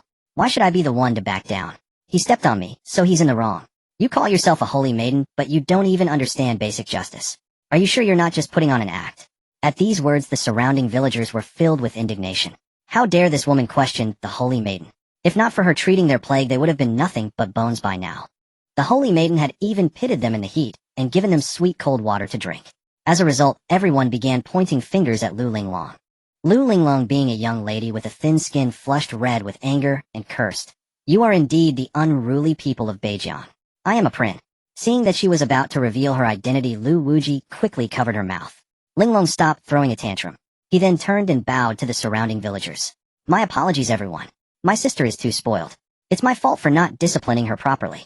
Lu Linglong's eyes reddened, tears welling up as she pushed through the crowd and ran off. Lu Wuji let out a sigh. He truly regretted being soft-hearted and bringing Lu Linglong along in the first place. Turning back to face the holy maiden, he offered a sincere apology. Xialing, however, didn't take it to heart. With so many people there were bound, she had heard similar remarks these past few days. She waved her hand to indicate it was no trouble, then handed Lu Wuji a pill. Lu Wuji stared at the pill in his hand and voiced the question on his mind. "Holy maiden, if people from other nations were to contract the plague, would you treat them too?" "Yes, I would." Xialing nodded without hesitation. "My appearance in Jincheng was due to fate. I do not know when I will leave nor when I might descend again. It could be decades, or even centuries. If people in other lands also suffer from the plague, they are welcome to come to Jincheng to obtain medicine." Fearing he might delay those waiting behind him, Lu Wuji simply said thank you and turned to leave. Xialing's words were also overheard by some lurking in the shadows. Various factions were left to their own calculations. Back at the inn, Lu Wuji pushed open the door to Lu Linglong's room and immediately saw her sobbing face down on the bed. His voice tinged with anger, Lu Wuji gave Lu Linglong a stern scolding. He thought to himself how spoiled and willful she had become under their imperial uncle's care. Their imperial uncle adored children and had always doted on the younger generation. During this trip to Beijiang, he was determined to correct Lu Linglong's temperament. Just then a hidden guard suddenly presented a letter. Lu Linglong immediately sprang up, tears half-dried, and rushed over exclaiming, "The imperial uncle's reply is here. Humph, I'm going to tell on you for bullying me." Lu Wuji unfolded the letter, besides asking after their well-being. At the end he wrote, "Do not disturb my old acquaintance. If you can bring me a branch of crabapple blossom from Beijiang, let me see if the spring in Beijiang is still the same." Lu Wuji sighed. His imperial uncle still refused to open his heart. It seemed the mystery of this old acquaintance was one he would have to solve himself. In the middle of the night, Lu Linglong suddenly developed a high fever. The next morning, Lu Wuji waited in vain for Lu Linglong to come down for breakfast. Pushing open her door, he found her burning with fever and vomiting with the bedside strewn with filth. Lu Wuji hastily summoned a physician. The diagnosis was the plague. With the holy maiden around, the plague was no longer a difficult illness. The tricky part, however, was that Lu Linglong had insulted the holy maiden just the day before. Lu Wuji frowned. Weren't you quite arrogant yesterday when you called her a fraud? You'll have to go apologize and ask for the medicine yourself. I won't help you this time. Lu Linglong was so aggrieved that tears streamed down her face, but she couldn't bear to swallow her pride and go see the holy maiden. She assumed Lu Wuji would surely go and get the medicine for her, so she stubbornly endured the day. Leaving Lu Linglong aside for now, back at the end, the group had sold their scented soap for a total of over 500 taels of silver. In the end, each family received over 100 taels. That evening they went out and bought 15 more pieces of pig pancreas, working with great other families watched with burning envy. Scented soap was incredibly valuable these days. How much money must they be making? The price of the soap kept climbing, and the next day their stock was sold out the moment they hit the streets. This time, they earned over 800 taels of silver. Their soaps were beautifully colored and fragrant, and after selling this batch, many families had already placed deposits for future orders. Xieling also taught them some sales tactics. For instance, they would deliberately place a dirty cloth nearby, and when someone came by they'd wash it clean on the spot with the soap. They also had the fair-skinned Gao Wanhua stand nearby, touting that the soap could beautify the skin, a highly effective advertisement. The Exile's business was booming, but unbeknownst to them, they had attracted the jealousy of the noble families in Jincheng. The Wang family, who specialized in buying scented soap, had been watching them for 2 days. Lu Linglong had been suffering from diarrhea all day, feeling dazed and miserable, yet Lu Wuji's medicine never arrived. Finally, unable to bear it any longer, she decided to venture outside the city to seek treatment. From a distance, she spotted the divine maiden. But she stood at the edge of the crowd, unable to take a single step forward. Just yesterday, she had spoken ill of her, and now she was shamelessly approaching to beg for medicine. Even someone as thick-skinned as her felt embarrassed. As she pondered, another wave of pain surged in her abdomen. Lu Linglong hurried off to find a latrine. Since most people outside the city were plague-stricken, a few temporary latrines had been set up. But they were filthy and foul-smelling with wastes. The heat was oppressive, making her head throb and ache. Lu Linglong lifted her skirt, nearly overcome with disgust. This was undoubtedly the most humiliating moment of her life. Emerging from the latrine, Lu Linglong made up her mind. She was going to beg for medicine. No matter how the divine maiden scolded or mocked her, she would endure it all. After waiting in line for 2 hours under the blazing sun, she finally stood before the divine maiden. Lu Linglong was anxious and nervous, her face flushed crimson. Even through the layers of veils, Lu Linglong felt the divine maiden recognized her. She clutched her skirt tightly, just as she was about to open her mouth to apologize. A white pill suddenly dropped into her palm. The divine maiden's voice was cool and clear. "Take the medicine now. You were perfectly fine yesterday. How did you catch the plague?" Then the divine maiden offered her a bowl of icy sweet water. "Drink this, or you'll suffer heat stroke." Xieling was clear in her favors and grudges, but her heart wasn't so narrow as to hold a young girl's careless words against her life. More importantly, she felt a strange, inexplicable warmth towards the Lu siblings. She could see that Lu Linglong meant no real harm. She was simply spoiled rotten, speaking without thinking. Lu Linglong's mouth hung open, a flurry of emotions welling up inside her. She murmured an apology, then fled with the medicine and bowl. Later she became the divine maiden's most fervent supporter, ready to fight anyone who spoke ill of her. The first shrine dedicated to the divine maiden within the 7 kingdoms was also built by her. But that's a story for another time. When Xieling returned to the inn that day, she found everyone in a state of righteous fury. The soap bars on the cart had been trampled into a mangled mess, completely deformed. She furrowed her brow and asked, "Who did this?" Gao Wanhua let out a heavy snort. It was the aristocratic families of Jincheng. They're probably angry that we're taking their business. Today they sent 7 or 8 servants to overturn our cart and stomp the soap into this. They threatened us, saying we can't sell here. Xieling thought for a moment, then said, "Crush all these soaps, remold them in the molds, and sell them at the lowest price. We should still manage to break even. As for the aristocratic families, leave them to me." Today Zhou Gui had coincidentally invited her to a banquet. She was curious to see just who was acting so domineering. Meanwhile, Gui knocked on the wooden door. Yuicho opened it, and seeing the tall, elegant man standing outside was a bit puzzled.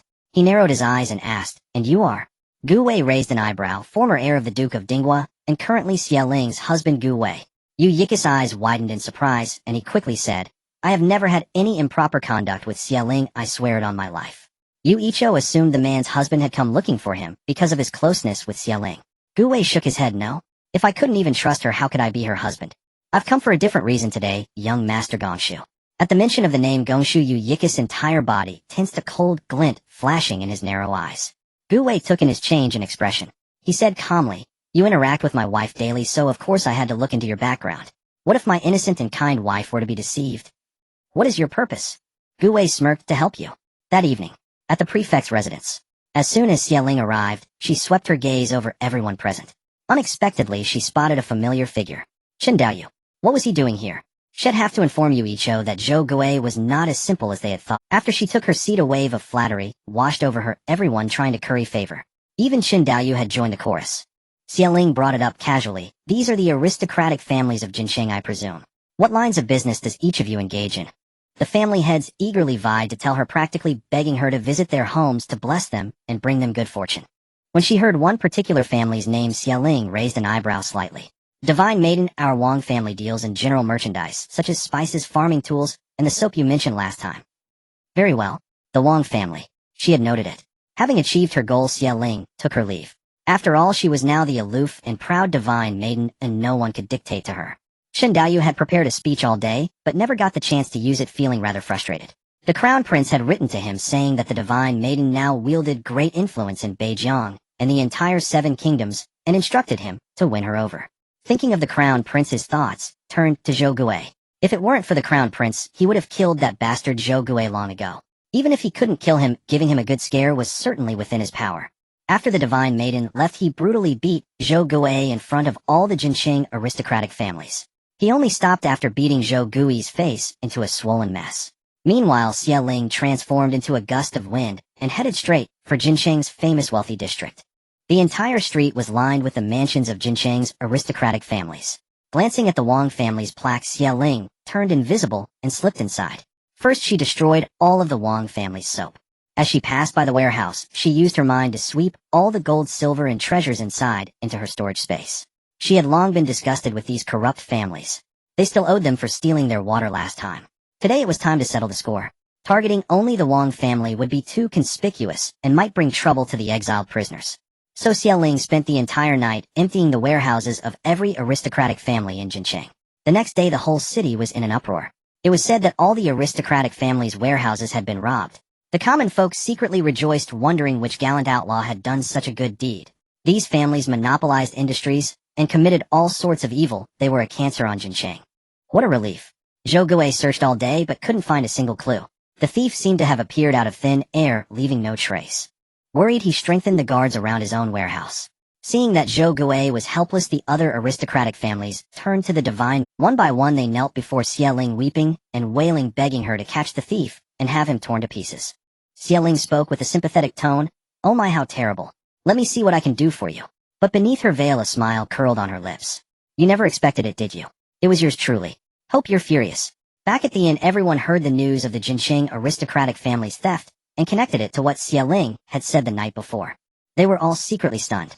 But no one spoke a word, burying the thought deep in their hearts. At night, after distributing the day's medicine, Xie was ready to clock out. But unexpectedly, she found herself surrounded by a group of people. She frowned, carefully observing their attire. They were not from Beijiang. She said coldly, Are you here for medicine? Today's supply has been distributed. Please come back tomorrow. The man at the front looked at her with disdain, sizing her up from head to toe. I thought the Divine Maiden of Beijiang was something special, but you're just an ordinary woman. It seems all this is just Beijiang's self-promotion. Hiding yourself behind that veil, are you afraid people will see your ugly face? Then, crushing the plague medicine pill he had snatched from somewhere, he sneered, This is only good for fooling these gullible fools of Beijiang. Xie furrowed her brow. Since being hailed as the Divine Maiden, she had faced skeptics before. But never had she encountered someone so arrogant, so utterly dismissive of her. It felt like deliberate provocation. Seeing Xie lack of reaction, the man even moved to strike. Not calling yourself a Divine Maiden. Let's see if you can dodge this. With that, his large hand clenched into a fist and swung towards Xie. Many onlookers were present. If Xie failed to evade, the title of Divine Maiden would naturally be shattered. Xieling's gaze turned icy. She instantly used her wind-based ability to teleport behind the man and delivered a vicious kick.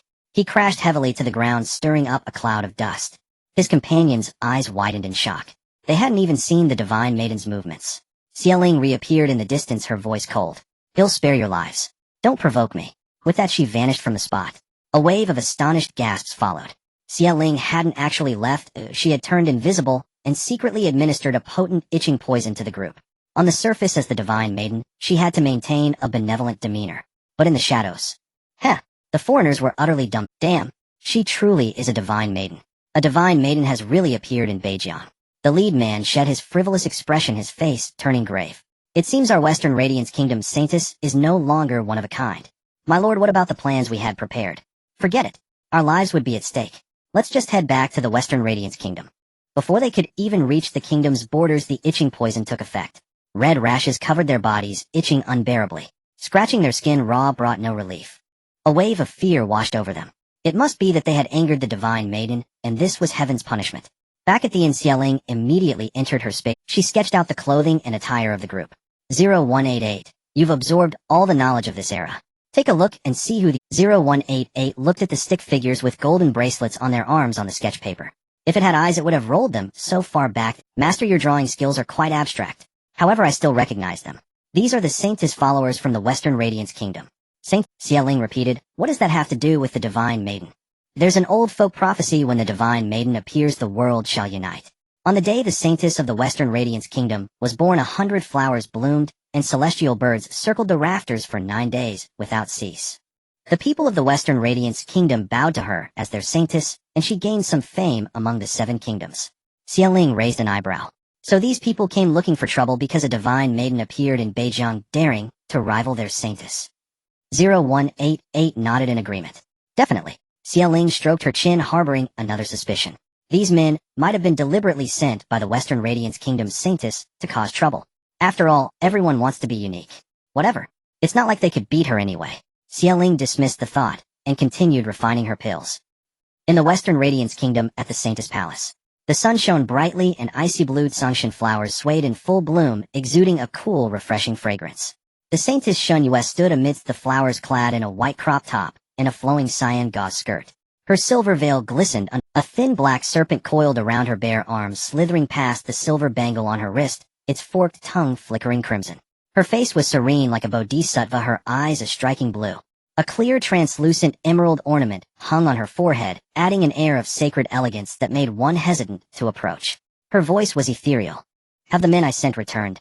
A handmaiden knelt gracefully and replied, Yes, your holiness. The 4 of them said the Divine Maiden of Beijiang is genuine, and then they dared not say another word. Xinyu frowned slightly, her blue eyes reflecting the endless expanse of Songshan flowers, cold and aloof. I shall go myself.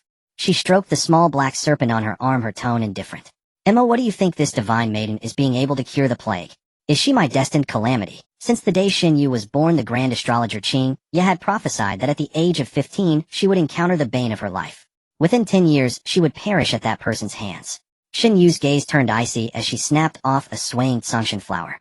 Better to kill 100 innocents than let one culprit escape. Whether she is or isn't killing her settles it.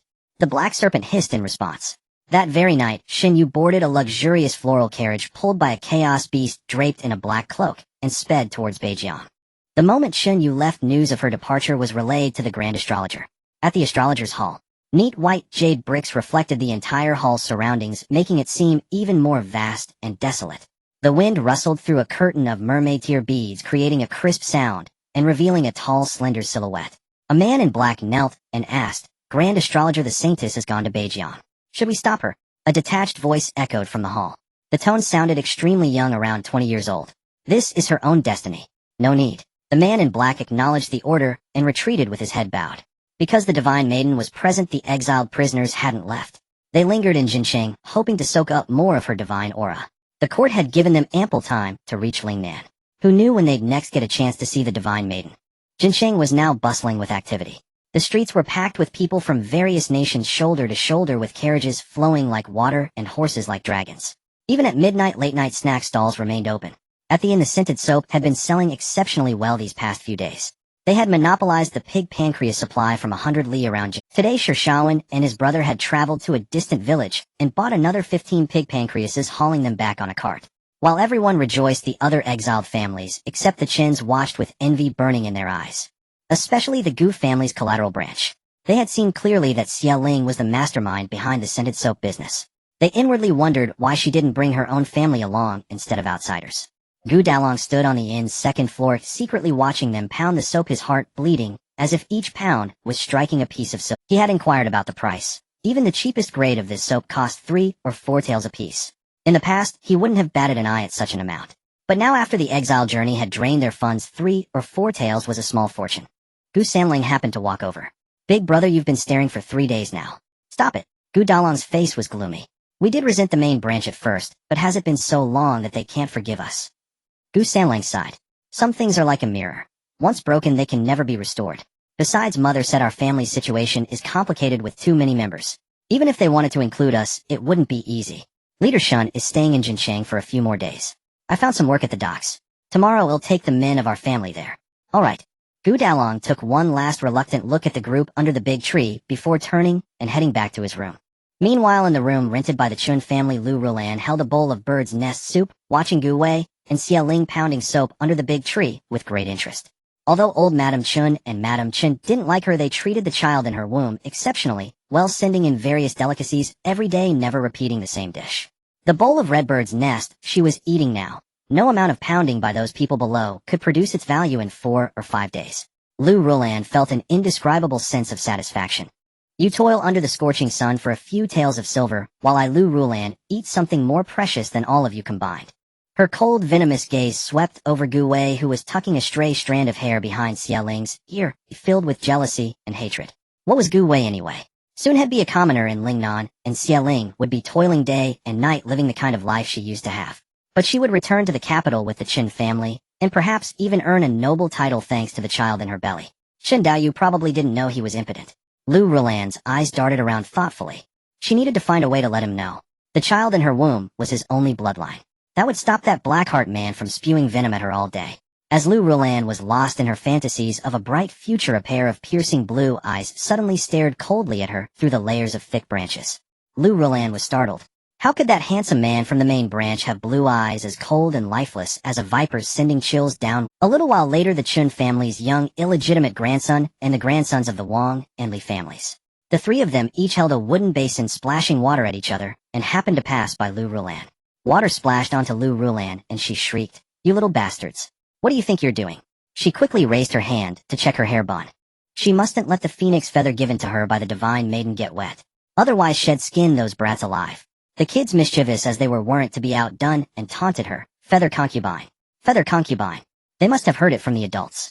Lu Rulan's face twisted in fury, her gaze inadvertently sweeping towards the tree. The other families had finished their soap and gone to eat, leaving only one person to guard the goods.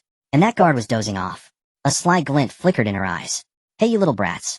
See those things under the tree? If you pour water on them, they'll turn into flying dragons. And if you stomp on them, they'll turn into phoenixes." The Chun boy spat. "Liar. That's soap. There's no dragon in there, and no phoenix either." Lu Rulan frowned. This little bastard was surprisingly sharp. "This soap is different from ordinary ones. Have you ever seen such pretty soap?" "Kids will be kids." All three shook their heads in unison. "Why don't you try it and see?" Lu Ruhan's eloquence was like a lotus blooming from her mouth. Even adults would be stunned by her words, let alone 3 children. The 3, stirred by her words, hurried downstairs, jointly fetched another bucket of water, and marched triumphantly toward the Shirshawan was awakened by the sound of children's laughter. He had been guarding the fragrant soap every night these past few days, so exhausted that he accidentally fell asleep. Seeing the scene before him, he was so shocked that his eyes nearly split. He roared, "What are you doing?" The 3 little brats had overturned the wooden board holding the fragrant soap, and the ground was littered with smashed soap pieces. They were still rubbing the fragrant soap in the bucket covered in foam. Shirshawan looked at the mess and the floating bubbles, feeling his heart bleed. Recently, pig pancreas had become hard to find. Yesterday they ran through several villages, spending almost an entire day, and finally managed to buy 15 pieces of pig pancreas. When they returned, they had several blood blisters on the soles of their feet. The process of making fragrant soap was troublesome, and everyone's shoulders were painfully sore, unable to lift their hands. He wished he could give these children a severe beating. Shirshawan's voice was furious and loud. The 2 boys from the Wang and Li families trembled at his roar, tears streaming down their faces, and they burst into loud wails. The children's shrill voices could echo through the entire and nearly piercing eardrums. However, the young, illegitimate grandson of the Qin family was oblivious, paying no attention to Shirshawan, and continued playing with bubbles. Seeing his companions crying, he curled his lips and said, "How boring, what's there to cry about? It's just a few pieces of fragrant soap." Shirshawan dashed over in one swift move, grabbing the collars of the 3 children with both hands and roared, "Whose children are you?" The illegitimate grandson of the Chen family kicked his legs, finding he couldn't get down, then suddenly reached out and smeared a handful of bubbles all over Shirshawan's face. The other 2 little brats followed suit, smearing the foam all over Shirshawan's hair and face. Some even got into his eyes. Shirshawan's eyes stung sharply, and he quickly put the 3 down. However, these mischievous children still thought they were clever, and they lifted the bucket of water mixed with fragrant soap and splashed it on Shi Shaowen, pointing at him and laughing maliciously. Haha, he's afraid of this. Quick, let's keep doing it.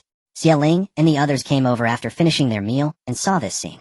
Shi Shaowen covered his eyes, sitting under a tree with a pained expression, while the three little brats surrounded him, rubbing fragrant soap and scattering foam on him. What's going on? What happened to the fragrant soap all over the ground? Gao Wanhua rushed over, grabbed the three children, and gave each a crisp slap. You three get the hell away. Then she pulled Shi Shaowen's hand away and asked bluntly, Shi Shaowen, are you so spineless that even children can bully you? What's wrong with— Shi Shaowen was the eldest son of the Shi family, steady and honest since childhood, the kindest of the kind. His younger brother Shi Shaoxian was already furious and about to go berserk. If not for the Wu brothers holding him back, he would have rushed over and kicked those three children half to death. His brother was kind-hearted, but he was not. Shi Shaowen's eyes were red, tears streaming down as he recounted the whole story, then said, the fragrant soap got into my eyes. Gao Wanhua looked panicked and shouted, Xie Ling, come quickly and check Shaowen's eyes. Xie Ling ran over, half-crouched, and yelled, go get clean water. Hurry. The alkali in ancient times was different from modern times. It was not purified cleanly, had many impurities, and was highly alkaline. Over time, the alkaline liquid would continuously seep into the tissues of the eye surface.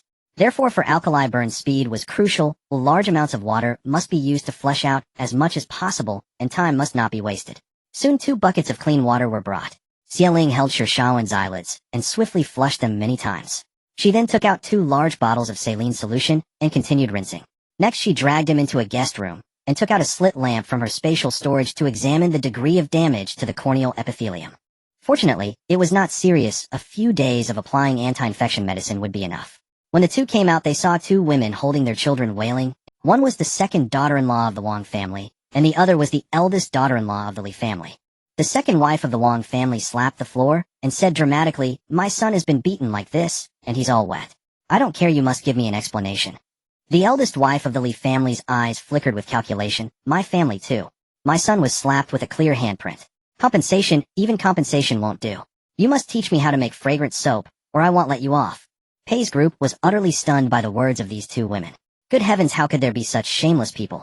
Wu Zenking's face turned pale with rage, and he cursed, ridiculous slander. I haven't even said that these 3 ill-mannered children destroyed all our fragrant soap. If anyone needs to pay compensation, it's you. The wife of the Chun family's eldest illegitimate son sneered coldly, casting a pitying look at her child. He's just a child. Children are naturally naughty and playful. Who told you to put the fragrant soap in the courtyard? Indeed, people from humble origins are unreasonable. I'm not blaming you for causing my son to play with the fragrant soap. Who hit you, Linggear?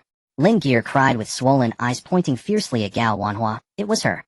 Chun Daijia's eyes went wide with fury, and she raised her hand to strike. You little wretch. How dare you hit my child? Xie Ling blocked the blow and seized her wrist, snapping. He's a child, yes, but he's not a fool. If he had proper parents to teach him, we wouldn't have to intervene. Chun Daijia's face twisted in rage. I am of the Chin family. How dare you? As her words faded, a crowd filed in through the back court. It was the people of the Chun Wang and Li families. The collateral branches of the Lu and Gu families also came to see the commotion, drawing nearly all the exiles to the scene.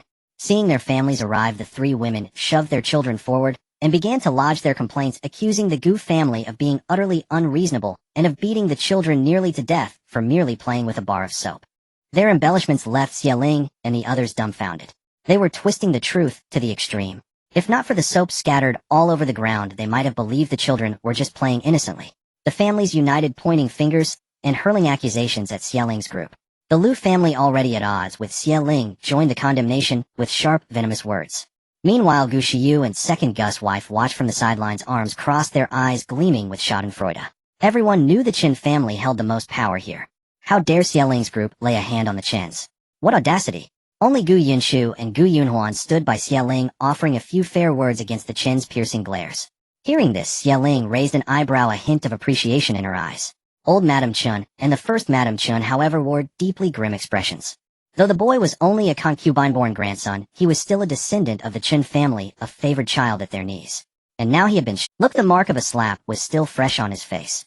The exiles subtly split into 2 factions. One, led by the Gu family's main house, was followed by the Wang, Li, and Lu families. The other faction was also led by the Gu main house, but followed by the Su Shi Gao and Wu families. The Gu collateral branches remained neutral, careful not to offend anyone. Old Madame Gu frowned, her mind racing with calculations. Her gaze flickered between Gu Wei and old Madame Chun before she ultimately decided to stay silent. Xie Ling crossed her arms and took the initiative. Since you're all here, let's settle this. Our soap costs 10 taels of silver a bar. Pay up, Hawk. Old Madame Wang jumped up, pointing at Xie Ling's nose. Hey, dream on. My child's face still bears the mark of your slap.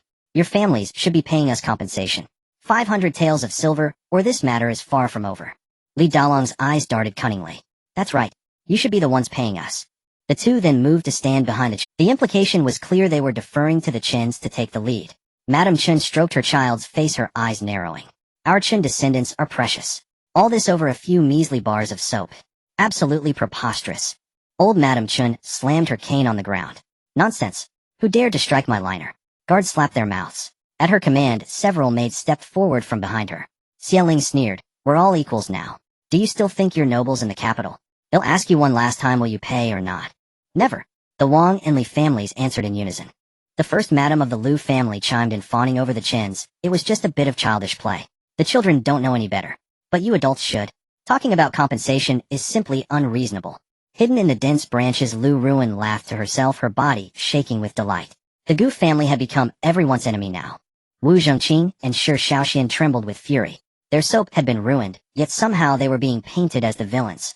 Pei Shi grabbed Xie Ling's hand, facing the Qin family with an icy glare. In all my years, this is the first time I've witnessed such a farce. Did you think would only scold the children? Don't worry, we'll get to you after we're done with them. No one will be spared. Our mistake was treating you like human beings in the first place.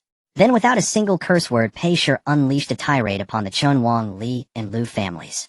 She condemned the Chins for their false arrogance, the Wangs and Lis for being weather vanes, and the Lus for their sycophantic groveling.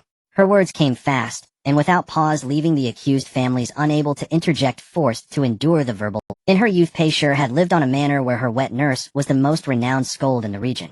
Having grown up with that influence, Pei Shi was she had hidden this skill upon returning to Qinghe to become a refined lady. Wu Zhongqing and the others were practically cheering for her. What a display. Old Madame Chun trembled with rage, a breath caught in her throat as she pounded her chest. Damnation! Damnation! Madame Chun hurried to soothe her. Xie Ling asked once more, so you're certain you want pay? No, you should be the ones. Old Madame Wang stopped mid-sentence. The men of these families had returned. Gu Wei, who had witnessed the horrors of war, cast a cold, murderous gaze. A single look from him made old Madame Wang and the others tremble in fear. He held a long sword, as if ready to strike them down at any moment. As Gu Wei surveyed the mess on the ground, Xie Ling raised a hand to stop him. Reasoning with these people was futile. The only way was to be more cunning. She had already given them a chance. A word of advice: make sure those 3 children have a high pillow. Those who are so brazen after damaging others' property should beware of nightmare. The families dismissed her warning, but they dared not mention compensation again. Gu Wei stood there, radiating menace, his sword glinting coldly. They feared his wrath might truly turn lethal. Led by the Chins, the families dispersed, muttering curses as they left. All that remained was a pile of broken soap. The Chin boy turned back and made a face at Shi Shaoxian. Xie Ling's eyes narrowed. Not paying. Impossible. She would make them beg to pay. Gao Wanhuan gnashed her teeth in frustration, sweeping the floor as she fumed. I should have slapped them a few more times. This is infuriating. Xie Ling patted her shoulder and said meaningfully, don't worry, your chance will come. A wonderful time awaited them. After cleaning up the mess, everyone dispersed. Following today's events, the exiles were irrevocably split into 2 irreconcilable factions, the Gu family and the Qin family. The Gu collateral branches remained neutral, yet by their very inaction they had made their stance clear. Gu Sanlang was the most anxious, repeatedly asking, Mother, with things as they are, shouldn't we take a stand? Old Madame Gu frowned. Are we to make enemies of the Qin family? Even in exile they have maids attending to them, and the officials favor them. If they return to the capital, a few whispered words from them could make our lives a living hell. As the pillar of the Gu collateral branch, old Madame Gus, words were final. The family severed ties with the main house, and secretly curried favor with the Chins. Only Gu Yunshu and Gu Yunhuan refrained. Though they could not defy their family, they could at least avoid kicking someone when they were dead. Xie Ling had once helped them. When they were dying of thirst, she had given them water. A drop of kindness deserved a spring in return. The sisters would never forget that debt. It was only years later that the rest of the Gu collateral branch realized their grave mistake. Betraying the main house was the worst, most regrettable decision of their lives. When the imperial envoy arrived at Jincheng, rain began to fall.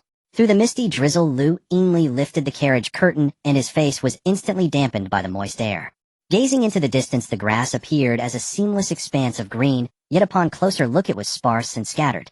On the towering city wall, the characters, Jincheng, were blurred within the drifting rain, nearly invisible. As soon as he reached the city gate, someone hurried forward to greet him.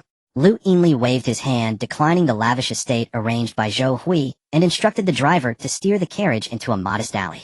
Nearby there happened to be an inn that suited his tastes. The tall locust tree outside the inn had been washed a vibrant green by the rain. Pleased by the sight, he said to the driver, "Stop here." He then alighted from the carriage together with his advisor Sun Shukan. As they approached the entrance, he spotted a familiar figure and exclaimed with delight, "Su Xingji." Su Xingji looked up, equally astonished. "You're the imperial envoy from the court." Lu Yinli nodded. The two shared similar temperaments and had once studied under the same master, bound by the camaraderie of fellow disciples. Lu Yinli then noticed the tall man beside Su Xingji and said with respect, "This must be Gu Wei, the former heir of the Duke of Dinghua. I am Lu Yinli, honored to make your acquaintance." Gu Wei responded with a faint smile. After exchanging pleasantries, Lu Yinli entered the inn. Gu Wei watched his retreating figure, his gaze deep and thoughtful, and said in a low voice, "Your judgment of people is sharp. Lu Yinli is worthy of us, gifting him Qinglong Mountain." Su Xingji nodded. "I believe his arrival in Jinsheng is not solely for the goddess. He certainly has other motives. The waters of Jinsheng are about to be stirred." Gu Wei thought of the young man in Wudong Alley and spoke with profound meaning. "It is but karma." At the prefect's man, Zhou Hui frowned upon hearing the servant's report. What is Lu Yinli playing at with this pretense of integrity? The prefect graciously arranged lodging for him, and he responds with such a blatant slight. Zhou Peng replied, "My lord Lu Yinli is known for his incorruptibility, stubborn and unyielding as a stone. There's no need to be angered by him." Zhou Hui snorted coldly, inadvertently pulling at the wound on his chest inflicted by Chen Daoyu, and winced in pain. After Zhou Hui summoned one of his trusted men and ordered coldly, "Follow him." At Wudong Alley, Gu Wei and Yu Icho sat facing each other. Yu Icho placed a thick stack of documents beside Gu Wei. "Lu Yinli has arrived. It's time to cast the net." Gu Wei glanced through them and praised, "Thorough. This is sufficient to convict Zhou Hui. But uncovering the figure behind him will be the hard part." Yu Yika's gaze was resolute. "I will find out." Gu Wei stared at the table, then suddenly asked an unrelated question. "Have you noticed that we look somewhat alike?" Yu Icho nodded. "I have. And your mother and my mother bear a striking resemblance as well." Gu Wei raised an eyebrow. Could Yu Icho be some distant relative of his? What a coincidence. Just as he was pondering, the sound of the door opening came from the entrance. "Yu Icho, are you home?" A woman's voice called for Yu Icho, and Gu Wei both widened their eyes in shock. "Xieling." Gu Wei immediately leaped onto the osmanthus tree with his lightness skill. Yu Icho was about to warn him, but realized Xieling had already stepped inside. The words, "The tree is dangerous," were stuck in his throat. Yu Icho looked at Xieling with a hint of guilt. "Why are you here? Didn't you have to distribute medicine?" Xieling shook her head. "I did. I came to ask. If the imperial envoy summons me, what should I say to benefit you?" Meanwhile, Gu Wei stood precariously between two branches, a sharp blade mere inches from his eyes, and another razor-thin blade hovering just a finger's width below his waist. Good thing his reflexes were sharp, or had it been done for. Why on earth would Yu Icho hang so many blades in a tree? Despite the peril, Gu Wei still stole glances at Xieling through the dense layers of leaves. He thought to himself that his dear wife was extraordinary, even from the top of her head down.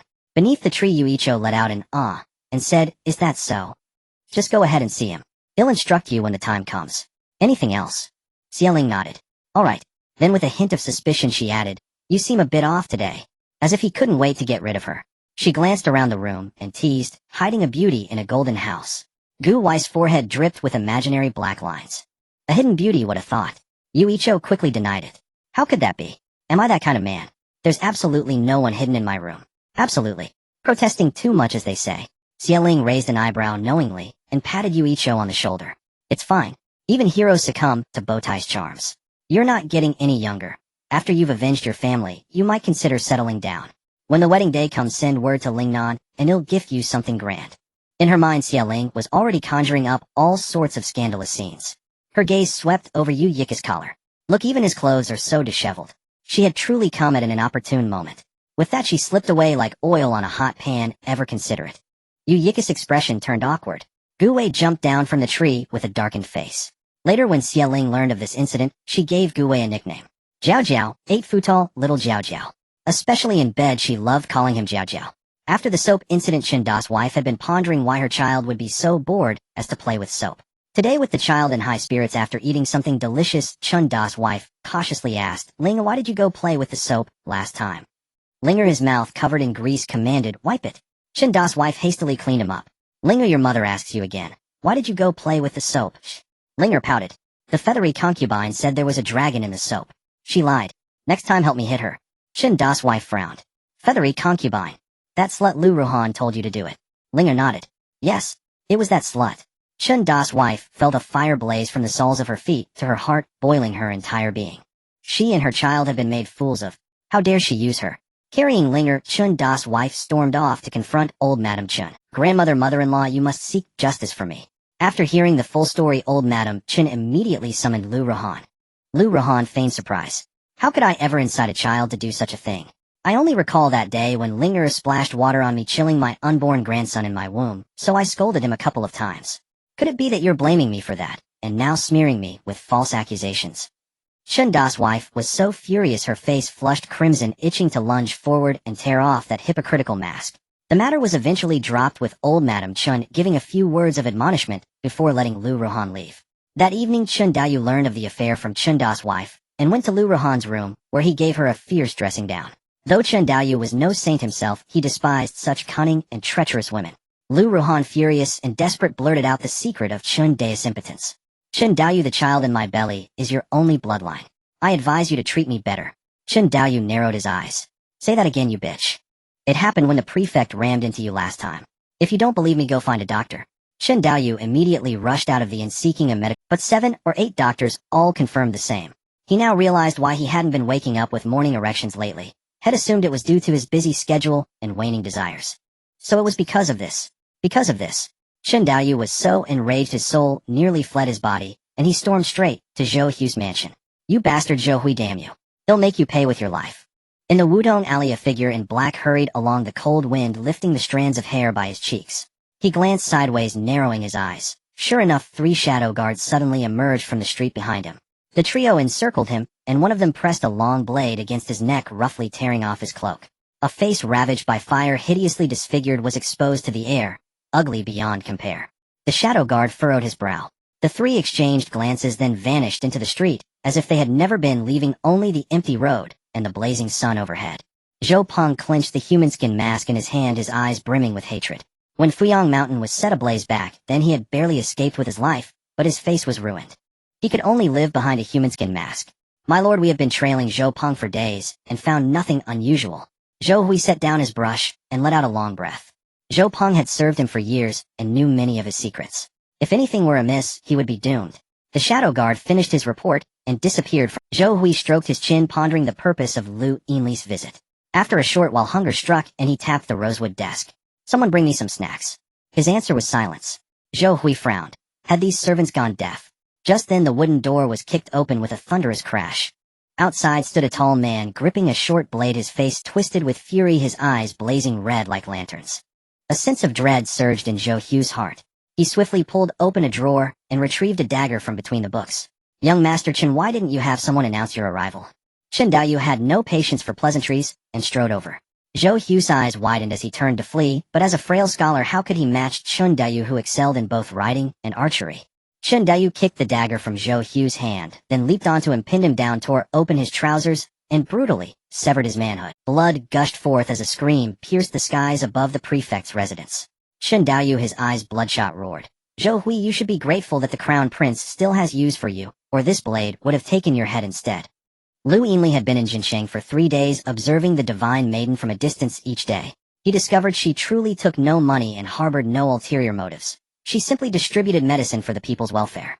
On the 4th day, a letter appeared on his desk. After reading it, his usually composed gaze shattered with fury. He immediately summoned a courier and ordered him to deliver the letter with all haste to a senior minister he trusted most. Though the times were turbulent, the court still boasted many loyal officials. After reviewing the evidence in the letter, they unanimously condemned, for besides treason, Zhou Hui had committed virtually every crime imaginable. Meanwhile, Sun Rui, the former prefect of Yozhou, and Zhao Rena, the former governor of Jincheng, both imprisoned in the capital, provided damning testimony as well. Sun Rui sneered. Have I asked you to look after Qingqing, and you dared to seduce her and get her pregnant? This time I'll make sure you're finished. Zhao Rena exhaled a turbid breath. Zhou Hui'll make you pay with your life for my grandson's death. When the news reached Jincheng, Zhou Hui was still bedridden, unable to move. A cold light gleamed in his eyes as he retrieved the crown prince's secrets accumulated over the years. The crown prince wanted to abandon him. Impossible. Moreover, that object was still in his hands. Only he knew its location. When the crown prince had sent him to Fuyang Mountain to find the treasure back then, he had actually located it, but kept lying that he hadn't. Yet just as his letter was sent, the divine maiden delivered a prophecy. The Zhou official in the southwest was a curse to the fate of Beijiang. The moment this was uttered, the emperor directly ordered his execution, immediate execution. This pronouncement also dashed the crown prince's plan for a cicada shedding its shell fake death. Meanwhile, Zhou Hu's letter was intercepted by Xu Jian and delivered to Gu Wei. Under the moonlight like flowing water, Gu Wei handed the letter to Yu Ichou and said calmly, "The letter doesn't specify an identity, but one can guess with near certainty. It must be the crown prince of the Eastern Palace." Yu Ichou read the letter, his eyes turning bloodshot. So he had only caught a minor pawn. His true enemy was someone else. But Zhou Hui still. That night, with Gu Wei's aid, Yu Ichou infiltrated Zhou Hu's residence and personally executed him by slicing, leaving only his head. He also took the family's secret treasure. It was precisely because of this that the Gongshu family had been marked for death. At the same time, the plague in Beijiang gradually subsided, and most of the afflicted recovered. The divine maiden vanished from Beijiang overnight, leaving behind only a young celestial attendant. The attendant agreed to accompany the imperial envoy Lu Yinli back to the capital, and upon hearing this, the emperor rejoiced and promptly appointed the attendant as the state preceptor of Beijiang. Before departing, Yu Ichou came to bid farewell to Xieling and presented her with the family's secret treasure and key. His tone was enigmatic. "Miss Xie, do not open this unless absolutely necessary. It can connect heaven and earth, linking all things." Xieling looked at the exquisite brocade box in her hands and nodded solemnly. On the night before the exile convoy was to leave Jincheng, Xieling used her ability to slip into Zhou Hu's residence, planning to empty his treasury. After all, it would eventually fall into Beijiang's hands anyway. Better to fill her own pockets. Zhou Hui had colluded with merchants, abused his power, and amassed a fortune beyond measure over the years. Xieling had already scouted the location during her earlier visit. Inside the treasury, beyond gold and silver, every remaining treasure was a rarity, each one more priceless than the last. Night pearls larger than fists, crystal-clear jade, and emeralds scattered everywhere. Zhou Hui had schemed his entire life only to unknowingly sew a wedding gown for another.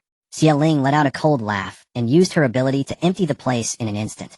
The next day, before leaving, she sent a portion of the wealth to Wudong Alley. Though Yu Ichou had gone to the capital, his young nephew and uncle still lived there. Helping a little was better than nothing. Once Yu Ichou was in the capital, distant water couldn't quench a nearby fire. Having money on these two would make everything easier. Under a clear sky, people still crowded the spot where Xieling had distributed medicine, all hoping the divine maiden would appear once more. The divine maiden appeared without warning and vanished just as suddenly, adding a mystical chapter to her legend. Years later, tales of her still spread by word of mouth across the Seven Kingdoms. On the green hills outside Jincheng, the saintess of Xiao stood with her arms crossed, gazing down at the place where the divine maiden had once stood. Her azure eyes were cold, revealing nothing. She vanished at quite the opportune moment. The black serpent had been leisurely flicking its tongue, but suddenly it reared up, its green eyes instantly brimming. At that moment, the exile convoy happened to pass by. Jiang Shui sat outside the Gu family carriage, his slender fingers holding the reins. Sunlight fell upon his delicate face, thin as snow. Jiang Shui's and Xun Yu's gazes met across the layers of leaves. They shared the same azure eyes, yet Jiang Shui's were even purer, like the sky washed clean after rain, bright and translucent. Xun Yu's pupils dilated in an instant, her face turning deathly pale as she clenched her fists. "Emo, why are that person's eyes also blue?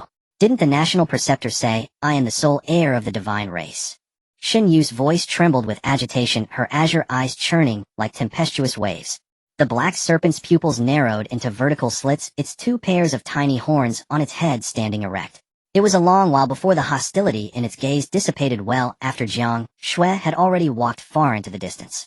This, Xun Yu's heart pounded with anxiety, but upon hearing Mo's findings, she let out a long, relieved breath. Perhaps it was merely a coincidence, perhaps she had simply seen wrong. After all, the divine maiden had already vanished, her 15th birthday was about to pass, and she had already weathered her tribulation. The annual Divine Dynasty Festival was fast approaching, she needed to hurry back. Xun Yu turned and stepped onto the carriage. The chaos beast moved with the swiftness of the wind, quickly disappearing into the dense misty woods. Below, on the official road, the snow flood dragon clung tightly to Jiang Shui's wrist, not daring to breathe, until the aura of its kin had completely vanished, only then cautiously poking its head out. Seeing this, Jiang Shui swiftly pressed its head back down. "They might be afraid of you. Stay hidden." The snow flood dragon flicked its tongue, rapidly chattering incessantly at Jiang Shui. Her gaze gradually turned icy cold as she listened. He was the designated heir of the heavenly mountain, so who was this girl? He could swear he had never seen her in all his time there. Moreover, he had caught a fleeting glimpse of murderous intent in the girl's eyes. What secrets was the heavenly mountain hiding? Jiang Shui stared at the Tsang Shun flower totem on her wrist for the first time, questioning the very race that had raised her. Was their history even the true one? Why grant them unparalleled beauty and exquisite jade-like bones only to leave them frail and vulnerable subject to the whims of any who wished to bully them? Why did each generation of the Jadebone clan have only a single heir, and why were their inherited secret arts so? Suddenly dark clouds churned across the horizon. Before anyone could react, heavy raindrops large as beans pounded against the carriage roof with a dull rhythmic thud. The sound shattered Jiang Shui's train of thought.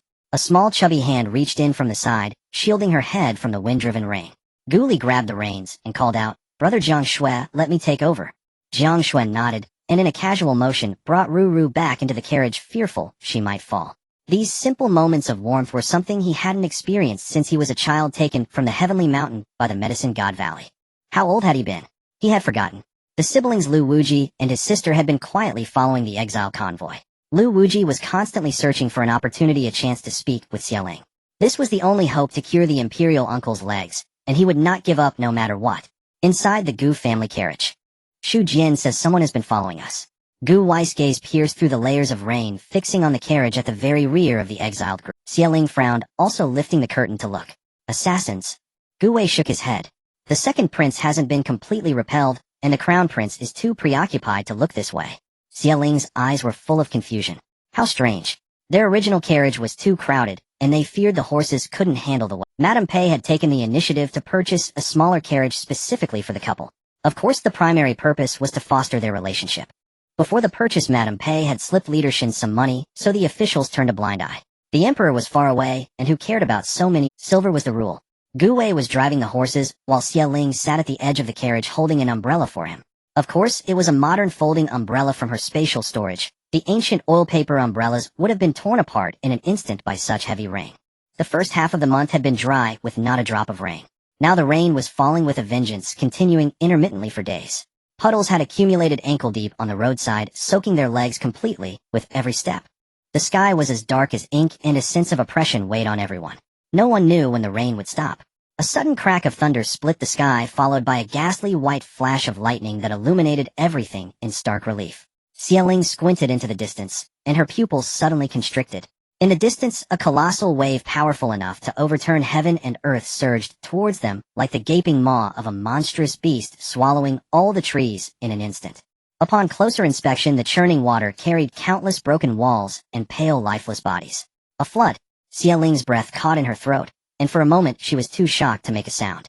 As someone who had survived the apocalypse, she knew all too well how insignificant humanity was in the face of natural disasters.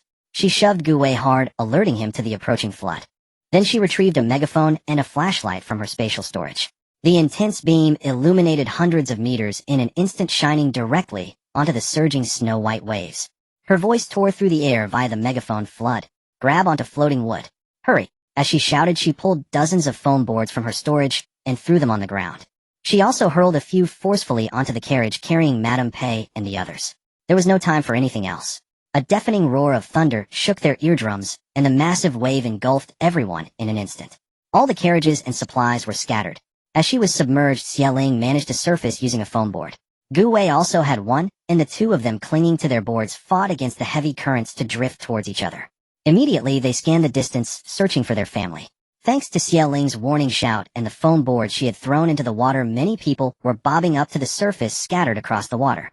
Xiaoling didn't care if there were people she disliked among them. The situation was critical. She only hoped that the families close to the Gu family had managed to grab aboard.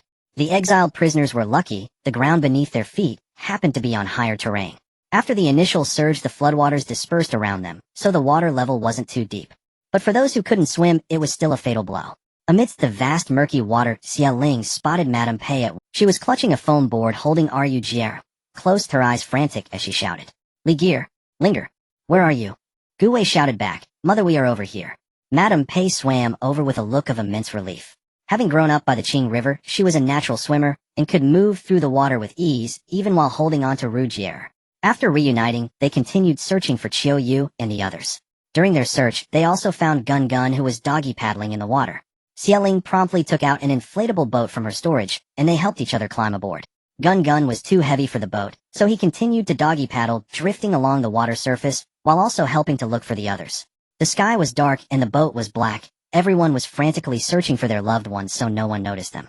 The inflatable boat was much more stable than a foam board. A small motor was attached to its base, making it quite fast. Xie steered it around for several circles, before finally spotting Xiao Yu clinging to the branches of a tree. Xie drove the boat under the tree and shouted for them to jump down. Jiang Shuili Gear and Xiao Yu jumped down one by one. Madame Pei looked at all of them, then let out a scream. "Where's Yang Yang? Wasn't she with you all?" Yao was Songshi's nickname. Li Gear's face turned deathly pale in an instant. "Mother wasn't sister-in-law with you all." Songshi had disappeared, and she was 7 months pregnant. In that instant, all their hearts sank to the depths of despair. The sky was dim, the wind howled like a ferocious beast, and the waves surged. Scattered clothing and wheat grain floated on the water's surface with sporadic sobs gradually rising. In such an atmosphere, Pei sure couldn't help but cry, covering her face, her shoulders heaving up and down. "How can I face Yang Yang? She, a young woman, was forced to follow our family into exile. And how can I face Yunair? He was her only blood." Gu Wei's face was somber, patting Pei Shi's back to comfort her. "Mother, this is not your fault. Trust me, I will find sister-in-law and bring her." As he spoke, he took off his outer robe and said to Xie, "Please take care of things here. Row the boat and search the surroundings for any trace of sister-in-law. They'll dive in to look." Xie grabbed his sleeve and said coldly, "You'll go. You stay on the boat and protect them." With that, she took out several buoyancy vests from her space, instructed them to put them on, and dove straight into the water. Gu Wei frowned deeply, not even catching a piece of her clothing, his gaze anxious. Jiang Shui said from the side, "Go help Xie." Look, Gu Wei couldn't bear the thought of Xie alone, nodded, and followed her into the water. The water here wasn't very deep. Since Gu Wei was tall, it only reached his armpits. His gaze was anxious as he swam through the water, calling Xie name as he went. But Xie seemed to have vanished. Gu Wei swam, trying to reassure himself. Xie was very capable, nothing would happen to her. Meanwhile, on the other side, Xie used her wind-based ability to survey the entire water area for 100 miles. She was shocked by the severity of the flood this time. Dozens of nearby villages had been devastated, all turned into a vast expanse of water. Everywhere she looked was surging waves, the flood still spreading with no end in sight. Master, nearby is the Xiangzhou region, the largest city in the southwest. There's a great river running through the north, the Xiang River. This time the Xiang River overflowed and breached the embankment, causing the flood. 0188 said in a childish voice. Xie gaze was icy as she looked towards the distant mountains and rivers. Xiangzhou was closest to the Xiang River and had likely already been affected. She wondered how many had died. Along the way, Xie witnessed countless scenes of separation and death. Drowned children, a father and daughter swept apart by the current, a mother holding her child aloft before being submerged. A living hell. Xie silently reminded herself she was not a savior, forcibly pushing those images from her mind. Fearing the worst, Xieling's heart felt heavy. She took out diving equipment from her space, put it on, grabbed a waterproof flashlight, and dove to the bottom. The water here was deep, about 5 or 6 meters. Xie submerged into a village. Houses of all sizes, cow sheets. All had been washed away. Broken tiles, tables and chairs, pots and pans floated in the murky water, making it nearly impossible to see. The crops in the fields were scattered and trees had been snapped in half by the force. After searching the entire riverbed nearby, she still found no trace of Songshi. Xie burst out of the water, took off her goggles, and looked at the corpses floating around her. She saw a pregnant woman floating face down, her belly large, wearing clothes of the same color as Songshi's. Xieling's heart clenched. She swam over slowly and turned the body over. The features were swollen and pale from being in the water. But thankfully it wasn't Songshi. Xie let out a deep breath, her gaze turning to the green hills in the distance. The terrain in Xiangzhou was flat with few slopes or hills. There was only this one small green hill nearby, its base submerged, leaving only the peak visible. Not on the water's surface, not at the bottom. Maybe someone had rescued her. Xie shed her diving gear and quickly used her wind ability to reach the foot of the hill. There were many survivors on the hill, and many people at the base were climbing up. Xie circled the entire hill as the wind. She didn't find Songshi, but she did spot a familiar face. It was Gu Xiyu from a branch of the Gu family. She lay unconscious, her thin gauze dress clinging to her body, outlining her prominent chest. A tall man stood beside her. Both were soaked through, presumably the man had rescued her. He was fairly gentlemanly, taking off his coat and draping it over Gu Xiyu, covering her delicate curves. Xie glanced at them and left. Although the man seemed upright, his motives for saving Gu Xiyu were definitely not pure. Xie could tell from his eyes. It was the look of a hunter eyeing its prey. Xie recalled Gu Yunshu's earlier words about her being the crown prince's woman. This was getting interesting. Putting it aside, Xie continued her search for Songshi. Her intuition told her that Song Shi was highly likely on this hill. This time she didn't even overlook any hidden caves or thickets. Finally she noticed something unusual in front of a cave. She revealed herself and walked over. From a distance, she saw a flicker of fire. A girl in a pink dress was crouching by the fire adding wood. Seeing the flames grow, she placed a water skin on the fire. Lingnan. It was her. Lingnan. Is the fire going? A man's voice came from inside the cave. Lingnan replied loudly. It's lit, the water is heating up. I've delivered kittens for the imperial cats, let me handle this. As Lingnan finished speaking, she looked up and saw Xieling. Her eyes filled with joy and she ran over grabbing Xieling's sleeve and pulling her into the cave. She said hurriedly, Xieling. Great. Quick, medicine, come deliver your sister-in-law's baby. Sister-in-law. Xieling didn't have time to wonder why the Lu siblings were here and quickly followed. She indeed saw Song Shi lying on the ground. Lu Wuji saw Xieling and without a moment's surprise immediately moved aside for her. Quick, take a look. We don't know what to do. Xieling crouched down as Song Shi was semi-conscious. The Lu siblings were thoughtful, having laid layers of dry straw on the ground and used their own outer garments to cushion her. Xieling silently noted this kindness and called out Song Shi's name loudly. Sister-in-law, sister-in-law, I'm Xieling, don't be afraid. Song Shi slowly opened her eyes, a tear rolling down her cheek, and said weakly, with you here I feel at ease. I must thank those siblings. Xieling nodded, looking at Song Shi's lower body. Her water had indeed broken. Only 7 months, a premature birth. Xieling quickly took out a piece of century-old ginseng from her space and placed it in Song Shi's mouth to sustain her. Then with a calm gaze, she quickly analyzed the situation. Song Shi's pregnant belly was so large the baby must be big, and she had no strength left. A section would be necessary to deliver the child. A section was major surgery requiring strict sterile conditions in an operating room. But how could this environment serve as one? Just then a deep voice sounded from outside the cave. Xieling, are you in there? It was Gu Wei. Gu Wei had found them. He stood at the cave entrance, soaked through his face somewhat. Lu Wuji answered him. Yes, she and your sister-in-law are both inside. Gu Wei let out a long breath. He had been swimming for hours, nearly exhausted, but he was relieved to have found Xieling and that his sister-in-law was safe. But before he could even sit down, a figure rushed out of the cave. Xieling pushed Gu Wei against the wall and kissed him fiercely. Their lips pressed, tongues touching her nose filled with the girl's sweet scent. Gu Wei's eyes widened in shock. Lu Wuji and Lu Lingnan were equally astonished. This couple's affection was too strong, kissing the moment they met. Xieling had never figured out the criteria and threshold for the space's upgrades. Once a critical point was reached, no amount of physical contact would. After the armory appeared last time, she slept with Gu Wei every day, yet the space remained unchanged. Only when both were breathless from kissing did Xieling finally release Gu Wei. Without a word she turned and ran to Song's side. Xieling closed her eyes, carefully sensing the changes in the space. Spotting a small insect near the cave, she swiftly grabbed it and brought it into the medical store. The next moment Xieling's body appeared in the medical store, and she looked at her palm. A tiny insect lay still. Xieling gasped in excitement. The medical store had been upgraded. She could bring living things in now. She immediately exited the space and shouted, You three guard the cave entrance. Don't let anyone in. The three obediently walked to the cave entrance. Gu Wei's mind was hazy and his earlobes were abnormally flushed. Was his wife missing him that much? She had even abandoned her sister-in-law to come and kiss him first. What should he do if his wife was too clingy? But he loved it. The more Gu Wei thought, the hotter his heart grew, beating faster and faster, as if a fire burned within. He cleared his throat to ease the inner turmoil.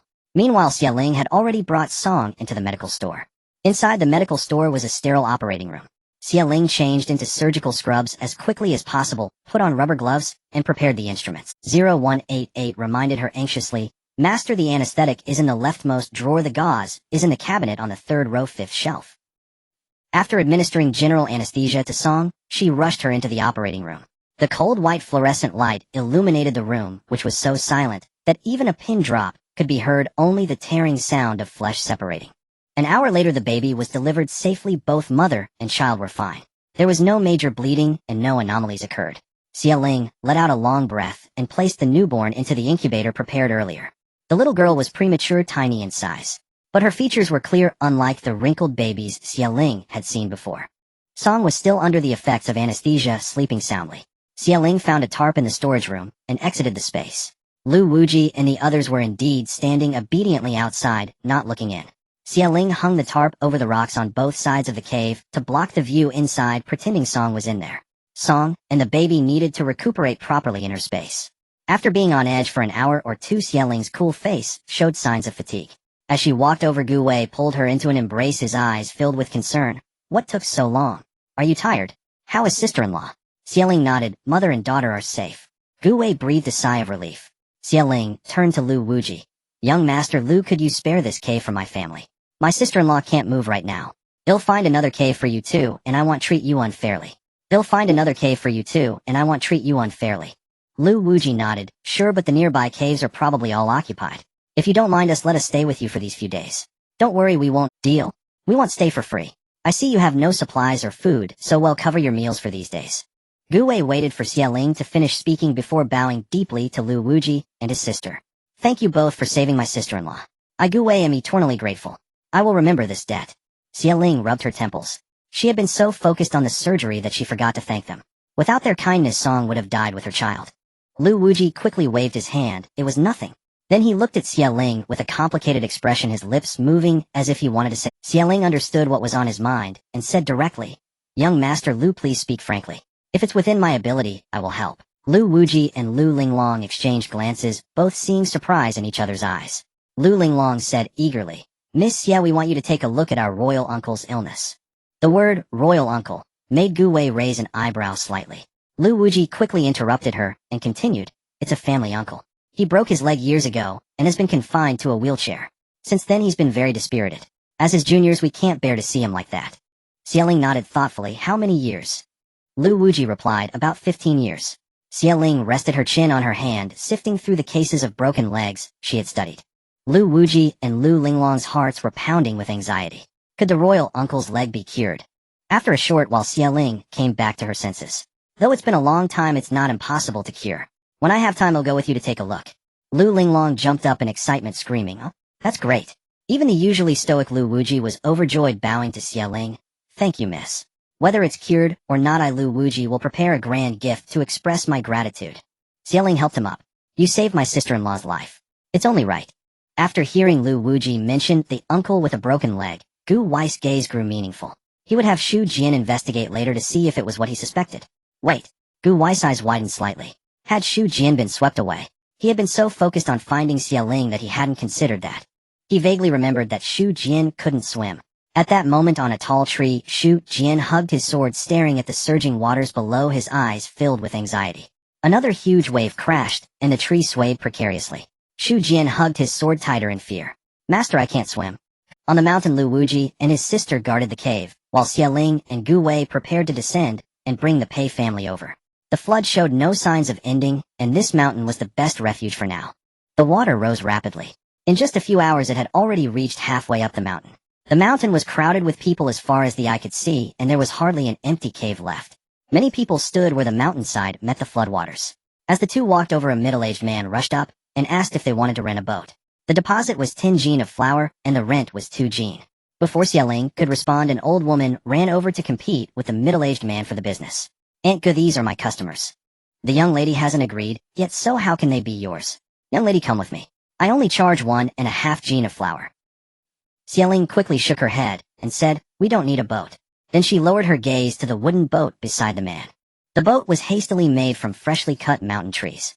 The craftsmanship was crude, and it was doubtful whether it could even float on water. Indeed, where there are people, there is trade. These people were truly shrewd at doing business.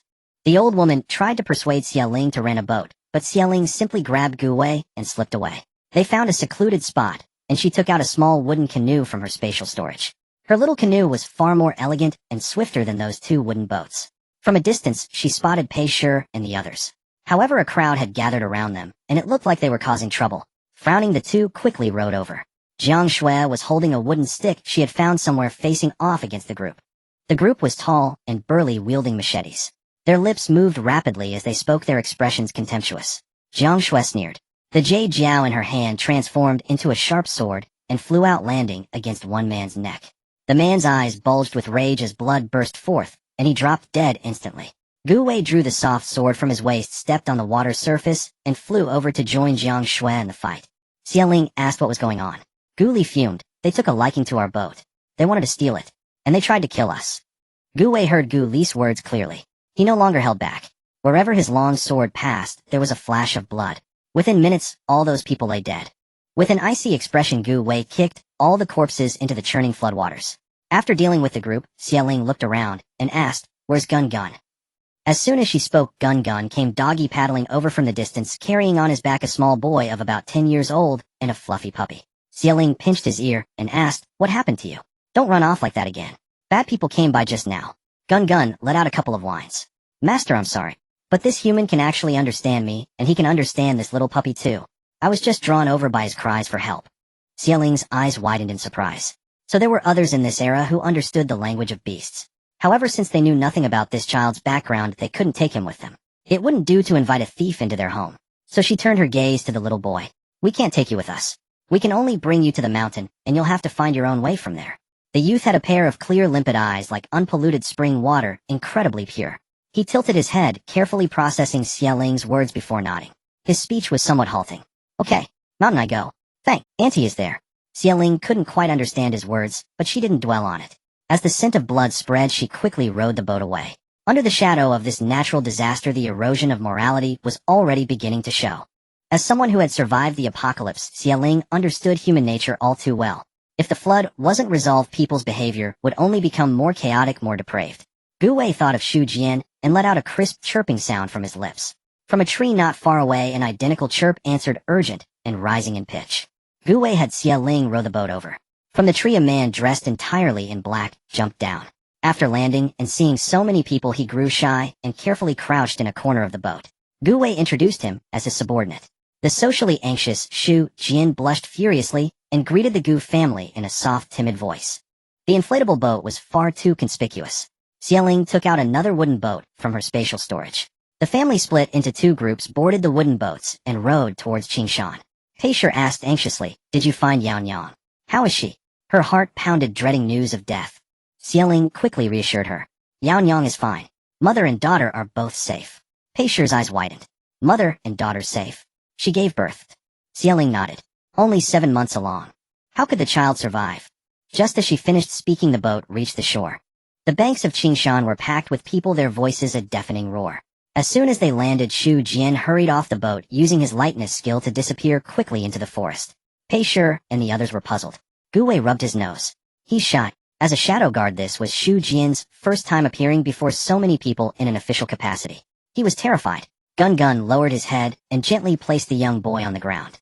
The boy turned and wrapped his arms around Gun Gun's neck, rubbing against him. Then, stuttering a thank you to the Gu family, he hugged his puppy and disappeared into the forest. The family found a less crowded spot to dock. Then, cleverly blocking the view of onlookers, they allowed Xiaoling to put the wooden boat back into her spatial storage. As they reached the mountainside, they saw a group of familiar faces. It was the other families from the Exile convoy. Their supply carts had all been swept away by the flood, but thanks to the foam board Xiaoling had thrown, everyone was safe. Xiaoling's gaze swept over the 4 families who were on good terms with the Gu family. Fortunately, none of them had lost anyone. Those foam boards hadn't been thrown in vain. However, none of the Gu family's collateral branches were present. Could they all be dead except for Gu Shiyu? At that moment, a woman with disheveled hair flying like a female ghost lunged at Xiaoling, her expression like a vengeful Shura, her eyes burning with a desire to devour her. "You bitch, this is all your fault. If you had that whiteboard, why didn't you throw more of them? If you had, would my son have died?" The woman's voice was torn and ragged like shredding cloth, grating on the eardrums. Before she could reach Xiaoling, Gu Wei kicked her away, sending her crashing hard to the ground. Xiaoling narrowed her eyes at the woman on the ground. This was the young wife of the Wang family. She almost wanted to laugh. If it hadn't been for the dire circumstances, she wouldn't have carelessly thrown those foam boards only to have idiots like this pick them up. And now they dare to blame her. She crossed her arms and cursed. "Are you brain dead, or just stupid? If you weren't born right, go back into your mother's womb and get remade." With that, she kicked the woman a few times. Xiaoling was not one to be taken advantage of. The woman on the ground was still restless, muttering curses, her eyes blazing like red lanterns as she stared intently at Xiaoling. Gu Wei narrowed his eyes and delivered another kick, this one with immense force, breaking several of her ribs. His voice was icy. "Keep talking, and he'll send you to be with your son right now." The Wang family quickly came forward and dragged the mad woman away. However, no one offered an apology to Xiaoling. From a distance, the Li, Lu, and Qin families watched the Gu family, all safe and sound, with sour expressions and complex emotions swirling in their eyes. They muttered among themselves. The Gu family, except for that eldest daughter-in-law, not a single one died. They have those whiteboards. What do you know? So selfish. If they had thrown more of those whiteboards, my little Exile wouldn't have died. Xiaoling cast a cold, sweeping gaze over those gossiping women and said sharply, "I didn't throw those foam boards for you. I threw them for the families that are on good terms with my Gu family. What are you all yapping about? Did you really think I wanted to save you? Old Madam Chen, despite her bedraggled state, still tried to put on airs. She pointed at Xie Ling and raged, "You heartless, ungrateful thing. Since you had those whiteboards, why didn't you throw more of them? You only care about yourself. You have a black heart." Lu Rohan chimed in from the side, "So selfish." The Gu family was furious. Who the hell did these people think they were? Not only did they not say thank you, but they also blamed Xie Ling. Why on earth should Xie Ling be obligated to save them? The Su Wu Gao and Shi families all stood behind Xie Ling, facing off against those other families with her. Gao Wanhua, with her fiery temper, couldn't take it anymore. She pointed at old Madam Chun and cursed, "You shameless old hag, what obligation does Xie Ling have to save you? Running your mouth like spewing filth, did you fall into a cesspool when the flood came?" Old Madam Chun was so furious she nearly fainted, reeling backward. She wanted to command her servants, but there were none left to command. Most of the Chun family servants had perished in the flood. The Chun family descendants were a chaotic mess, some propping her up, some cursing, all in a frenzy. Chen Daoyu roared, "Everyone shut up." He was already annoyed and their constant bickering was useless. But no one paid him any attention, everyone continuing to chatter away, venting their grievances. A flash of sword light from Gu Wei's hand, and the face of Lady Lu, who had been shouting the loudest, was instantly marked with a bloody gash so deep it exposed the bone. She let out a screech like a pig being slaughtered and collapsed fainting. Gu Wei's eyes were filled with murderous intent. "Keep talking, and he'll kill you all." Only then did everyone remember who he was. Gu Wei, the one who killed without blinking on the battlefield. They all fell silent, trembling with fear. Chen Daoyu ignored them and headed up the mountain. The other families quickly followed. At that moment the bailiffs arrived, having just gone up the mountain to secure caves. Seeing the tense atmosphere, Leader Shen was puzzled. "What's going on here? I had my men secure 3 caves, which should be enough for us." Then he turned to the Gu family. "Xie Ling, we owe our lives to you. If it weren't for you, we'd probably have been wiped out." Leader Shen wasn't just saying this. The exiles were all from noble families, hardly any of them knew how to swim. Without the foam board Xie Ling had thrown, the survivors could be counted on one hand. Pei Shi sneered, "But some people are ungrateful." Leader Shen frowned and asked what had happened. Shi Shaoxuan, speaking rapidly, recounted the entire incident in a torrent of words. Leader Shen and the 2 bailiffs with him were stunned into silence. What kind of people were these? They had just helped those families secure caves. Would they also blame them for not doing a good enough job? Leader Shen quickly said, "Miss Xie, don't lower yourself to their level. I've secured a separate cave for your family. Come with me." Xie Ling shook her head.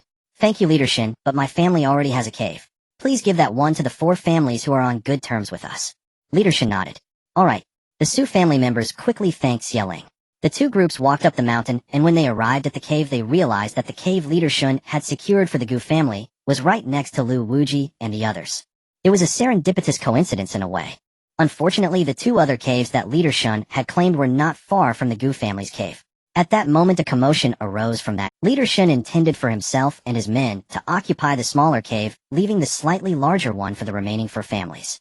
As expected, the Chen family complained first about the cave's dirtiness, then about its cramped conditions. The Wang family glanced at the cave designated for the Su family and insisted that one was better, demanding to swap. Leader Shen was furious. There were so many people on the mountain, and he and his brothers had gone to great lengths to secure these caves. "You lot are worse than nagging foot bindings, still yapping away." He drew his long blade and barked sternly, "If you don't want to stay, then get the hell down to the foot of the mountain." Only then did they quiet down. Leader Shen ignored them and turned to arrange the cave with his men. Meanwhile, Lu Wuji and his sister had already cleaned and tidied their cave, covering the ground with thick layers of dry straw.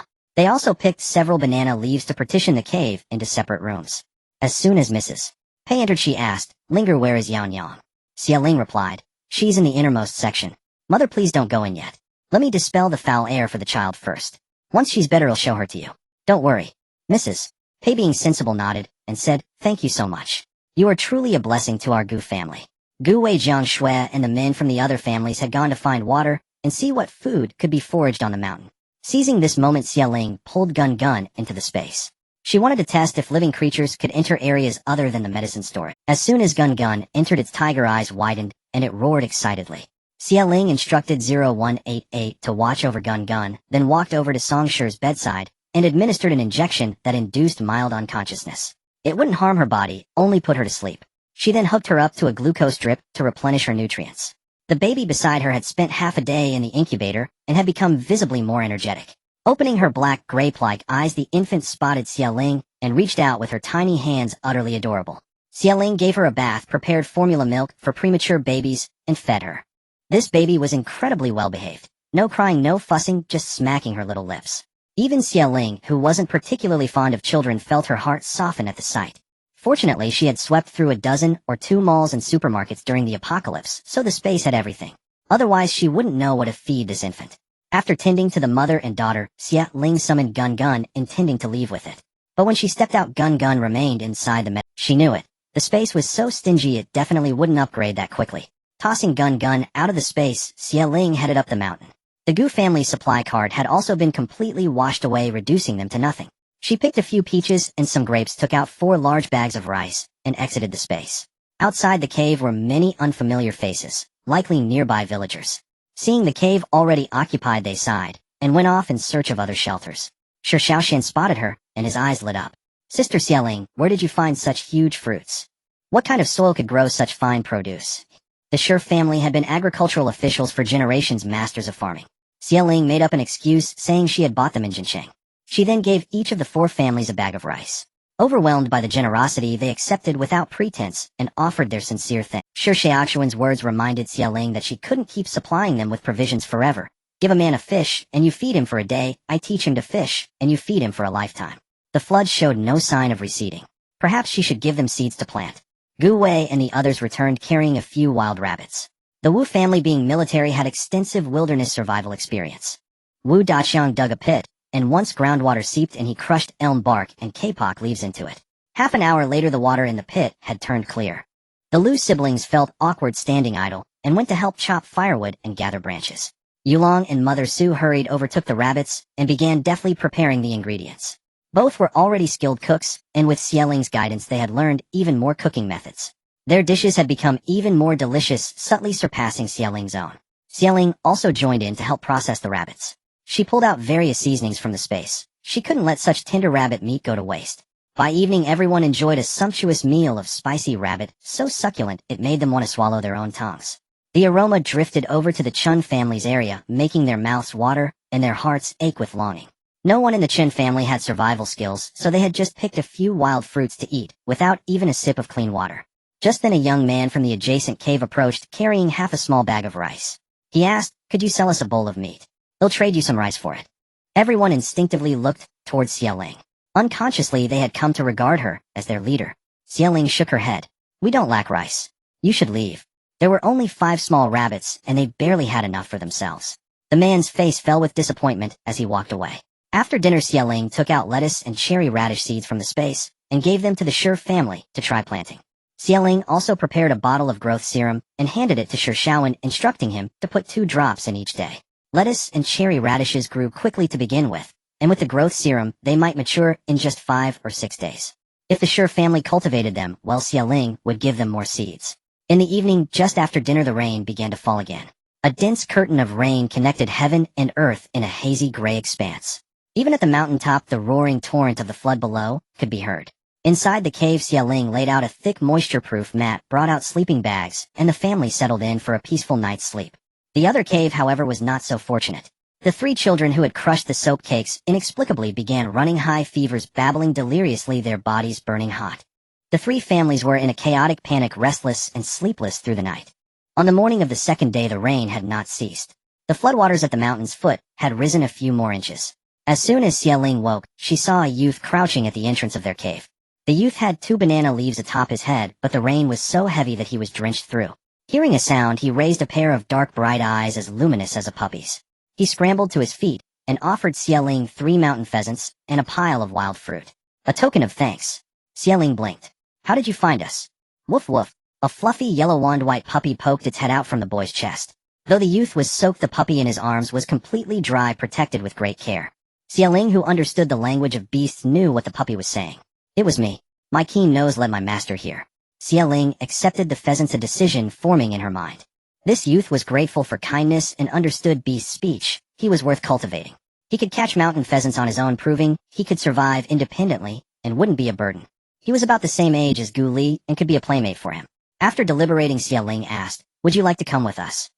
The youth tilted his head, a glimmer of light flashing in his eyes.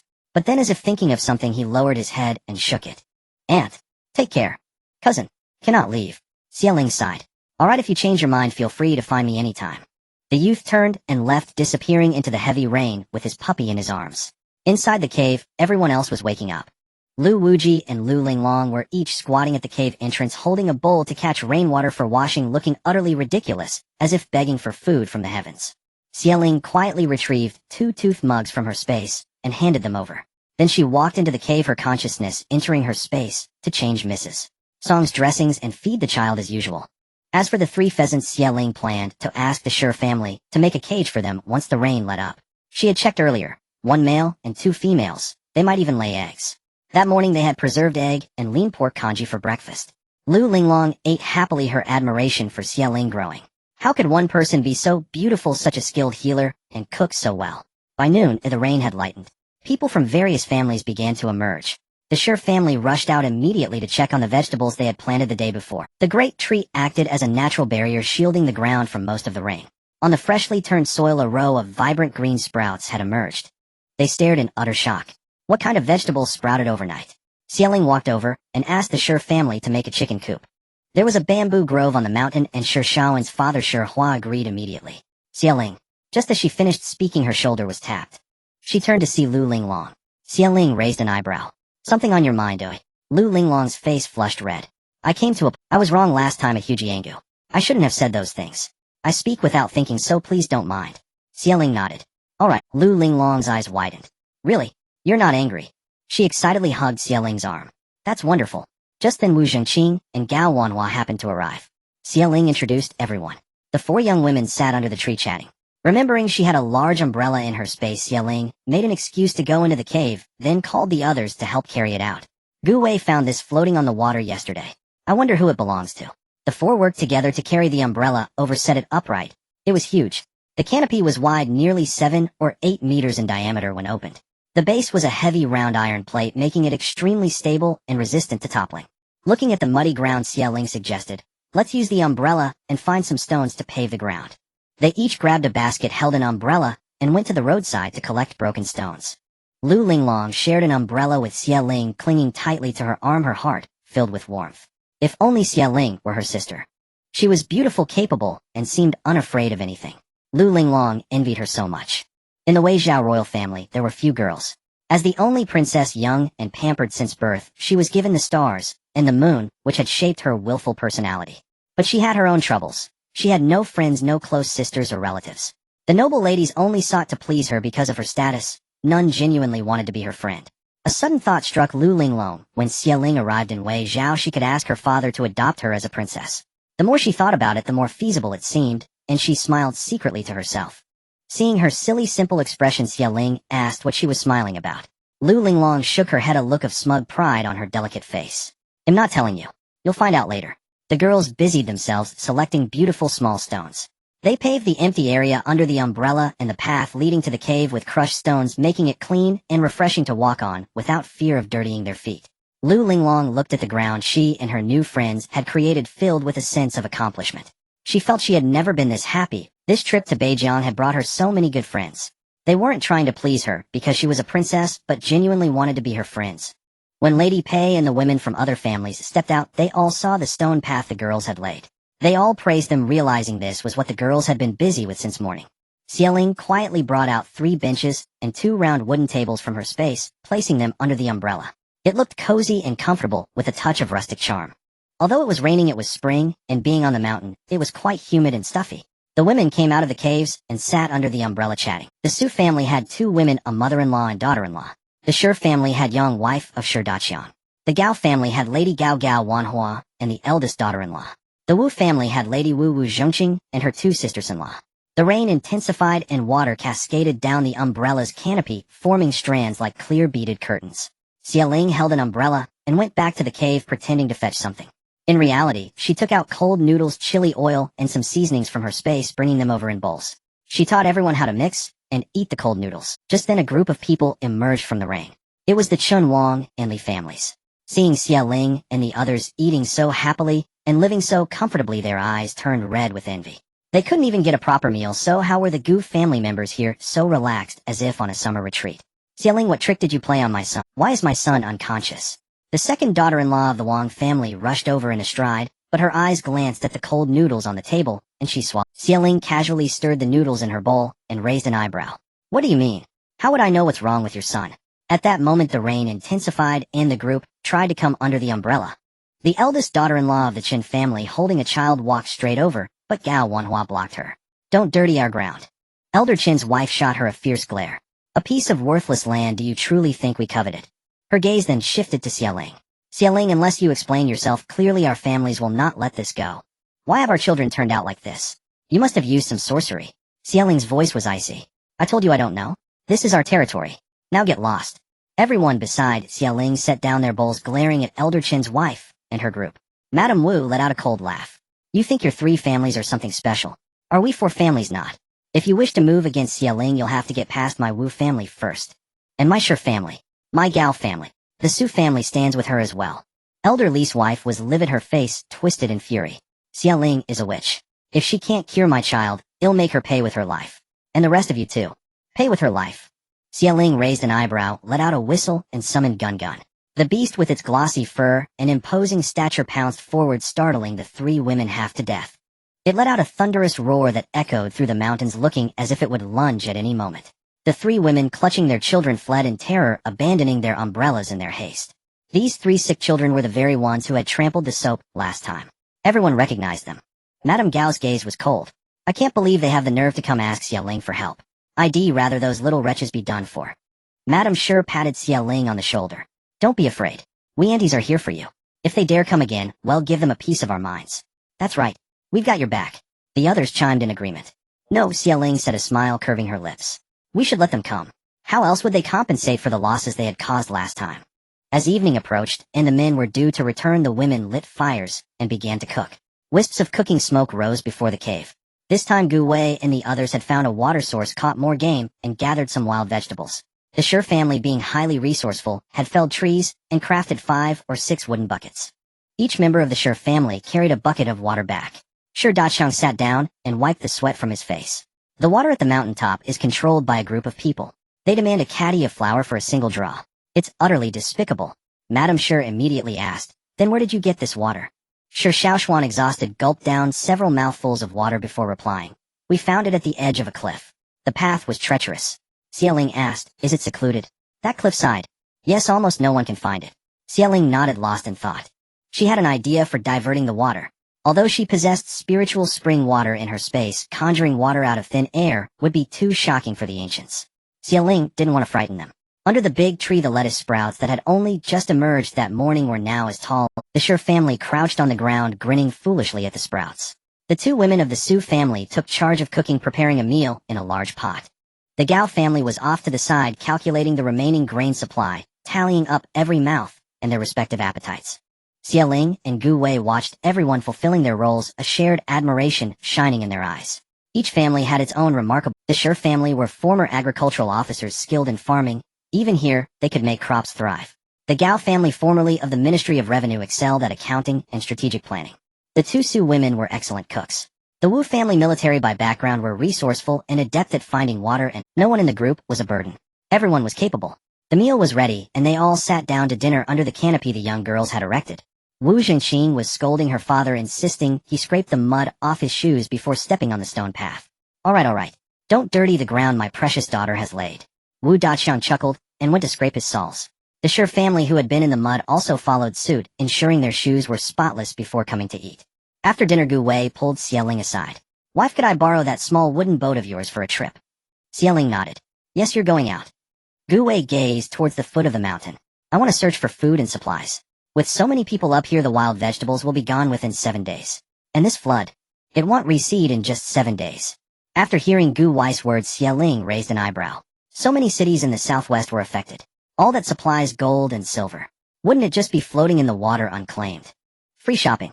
How could she have forgotten? Xialing grabbed Gu Wei's sleeve, her eyes gleaming with excitement. It's still early. Let's go. Right now. In the end, Gu Wei selected 5 more people. The 7 of them carried the small boat down the mountain. Their cave was a bit above the mid-slope, and when they reached the foot, they saw the water level had risen again. Where the flood met the green mountains, a sea of dark heads could be seen. Some were refugees who had just swum ashore, others were survivors from the hills preparing to dive in and scavenge for supplies. The surrounding trees had all been cut down to build boats. The southwest was a land of rivers, and the people lived by the water. Those renting out boats were likely. As they approached, they were immediately swarmed by boat rentals, just like last time. Several groups nearly came to blows, each aggressively vying to rent out their own. Amidst the bickering, they finally noticed the small wooden boat behind Xia. It was sleek and elegant, clearly built for speed and exception. Gu Wei finally got a chance to speak. We have our own boat. We don't need to rent yours.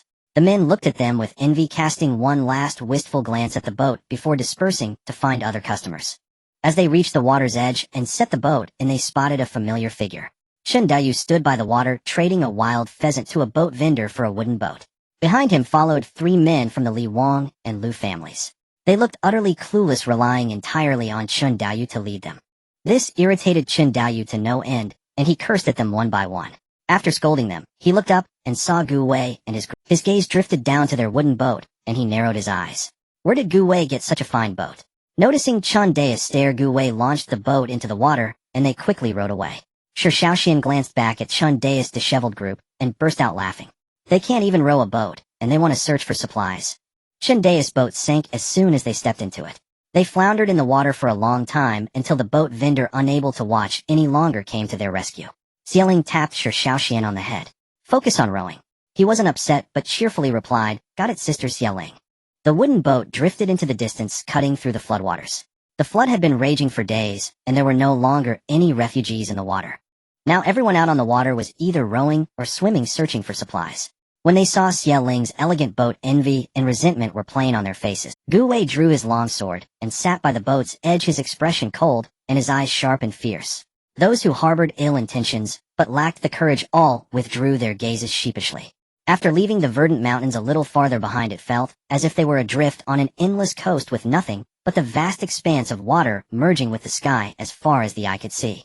Occasionally 1 or 2 corpses floated by. Fortunately, most of the corpses had been swept into the Xiang River by the flood and carried away by the current, otherwise the sight would have been truly terrifying. Xia Ling held a compass, searching for direction. 0188 said that Xiangzhou lay to the south. If they kept heading south, they would eventually see it. Along the way, they found nothing of value. Floating on the water's surface were pots, bowls, pans, and various furniture items, which they did not lack. Sister Xia Ling, there seemed to be supplies up ahead, and a lot of people gathered there. Shi Shaoxian pointed to the southeast and shouted loudly. 0188 happened to speak. Master, this is Qingjin, near the Xiang River. The locals make their living by fishing. Because it borders the Dongling Kingdom, the docks teem with merchants and travelers, making it quite prosperous. Xia Ling followed Shi Shaoxian's gaze and saw a large crowd gathered ahead, noisy and bustling. Lu Wuji and Shi Shaoxian at the stern quickly rowed the boat over. A share for everyone present. How about each boat sends 1 person down, and then we split it equally? On a small pitch-black boat, a man in black clothes spread his arms and declared loudly. His demeanor was sharp and formidable. Though his features were ordinary, his presence inspired fear in all who saw him. As soon as he finished speaking, everyone present erupted into argument. My family discovered it first. Why should we split it with you? You discovered it, so it's yours. That's quite a cheek. Xia Ling lowered her eyes and dipped her hand in the water. The river was muddy and she couldn't see clearly what lay beneath, but it seemed to be some treasure. In the end, realizing that arguing was futile, everyone agreed to the man's method. The man glanced at Xia Ling's boat and asked, Who will you send? Xia Ling took off her outer robe. I will. The man nodded, a strange look in his eyes. Some of the bystanders cast contemptuous glances. A woman dares to go into the water. Aren't you afraid of being swept away? What do you know? Once underwater, she might just be fishing for a man. Gu Wei narrowed his eyes, and with a flash of his long sword, the man fell dead instantly. The dead man's companion was terrified half to death, but dared not say a word, for Gu Wei's icy gaze had fallen on him. He immediately knelt and kowtowed, begging for mercy. Spare me, great hero, spare me. I didn't say anything. Gu Wei dipped his long sword into the water, swishing it to wash away the bloodstains, then sheathed his sword.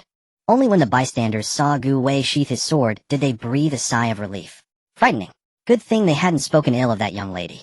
Xia Ling raised an eyebrow slightly. She admired Gu Wei's decisive actions. Even more ruthless than her in the apocalypse. Before entering the water, Gu Wei took out a long rope and wrapped it around Xia Ling's wrist. If you encounter danger, cut this rope, and I will come down to rescue you. Then why don't you come with me? Gu Wei raised an eyebrow. You want me to accompany you? Gu Wei knew that his wife had some secrets, and she didn't want to tell him, so he often deliberately kept his distance. Was Xia Ling now willing to tell him? Are you willing? Xia Ling asked again. Gu Wei nodded, and also took off his outer robe. The two held hands, and leaped into the water together. The water was murky, but they could faintly make out a tall building below built of some unknown material so sturdy that it hadn't been swept away. Some grains of rice drifted in the water. Could it be a granary? Some of the people in the water ran out of breath halfway down and quickly surfaced, but most could still hold on. Those searching for supplies were mostly from Qingjin, a fishing community for generations, so they were excellent swimmers. Xialing turned to look at Gu Wei. His lung capacity was impressive. He had been in the water for so long and still looked calm. Continuing deeper, they came to a large warehouse. The roof tiles had been swept away, and through the wooden eaves they could see huge sacks of grain piled inside. The others excitedly swam down, each carrying one sack. Xialing raised an eyebrow and directly used her wind-based ability to move more than half of the sacks into her space, leaving only 7 or 8 small ones. Those people were both puzzled and confused. There had been so many just a moment ago. Had they misjudged? Seeing that the time was right, Xialing pulled Gu Wei aside and took out 2 sets of diving equipment from her space, fitting them on him. She also tied a nylon rope between their wrists. Gu Wei looked curious, but obediently let her do as she pleased. Xialing's goal was not this place alone, but the entire Qingjin. The others had taken the grain and left, but Xialing and Gu Wei remained in the water. This was a grain storehouse, where was the treasury of gold and silver. Gu Wei was very clever. He quickly figured out how to use the diving gear. They split up, one going left and one right, searching everywhere. In front of the warehouse stood a large mansion with 7 courtyards and 7 entrances, and the characters Zheng were engraved on the door. Xialing moved like the wind, quickly locating other warehouses and sweeping all the treasures into her space. On the other side, Gu Wei was not a hindrance. He tugged at the rope connecting them. Xialing swam over swiftly and emptied that family's warehouse as well. Thus, working together, the two soon cleared most of the wealthy family's properties in Qingjin. During their search, they also discovered a large fish farm. The fish were plump and large, trapped in a big pool by a net. They hadn't been swept away by the water. They were alive and swimming, flipping their white bellies. There were white fish, crucian carp, golden thread, fish, black carp, every kind imaginable. Xialing felt a pang of regret. Her space only had a single spirit spring, no lake, so she couldn't put all these fish in. But perhaps it had upgraded. Bringing Gu Wei into the water with her was equivalent to revealing her deepest secret to him, a sign of intimacy, wasn't it? Xialing tentatively entered her space. The next moment her eyes widened. Master Space, you truly are my father. It had really upgraded. At the foot of the Green Mountain, where there had been lust, there now appeared a vast clear lake. 0188's voice was excited. Master, your space has gained a fish farm function. Xialing quickly exited the space and used her ability to move all the fish in the pool into her space. Hee little fish, come on in. Come to sister's fish pond. Since she now had the fish farm function, she couldn't let the other fish go. She had seen many fish ponds when clearing out the supplies earlier. She had to collect them quickly. But it wasn't a good idea to leave Gu Wei here. Maybe she should put him into the space. Xialing swam to Gu Wei's side and took his hand. The next moment, Gu Wei appeared in the cold-tone medical storage room. Even Gu Wei, usually the epitome of composure, was taken aback. His peach blossom eyes widened like a country bumpkin entering a grand garden for the first time. Yet his upbringing kept him from wandering aimlessly or touching things carelessly. He merely cast a casual glance around. The diving equipment still dripped with water as Xialing pushed him into the bathroom. Go take a shower first. Gu Wei shed his gear and clothes, staring at the array of modern bathing fixtures with a baffled expression. How does one use these? Xialing suddenly pushed the door open. Sorry, I forgot you wouldn't know how to use these. Gu Wei spun around instantly. After turning, he thought, she is my wife, why should I turn away? Isn't it natural for my wife to see me? Xialing adjusted the water temperature and pointed to the shower gel on the counter, showing him how to use it. Gu Wei emerged from his shower, his long hair cascading down to his waist, his chiseled abs partially hidden beneath a towel. A few droplets of water traced down his collarbone, leaving his bronzed skin glistening and all the more alluring. He walked over casually, but upon seeing Song Shi on the hospital bed, he was startled half to death.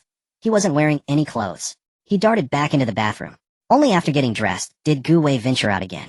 Wife, why didn't you tell me sister-in-law was here? Xialing, taking the opportunity, was performing a routine check on Song Shi.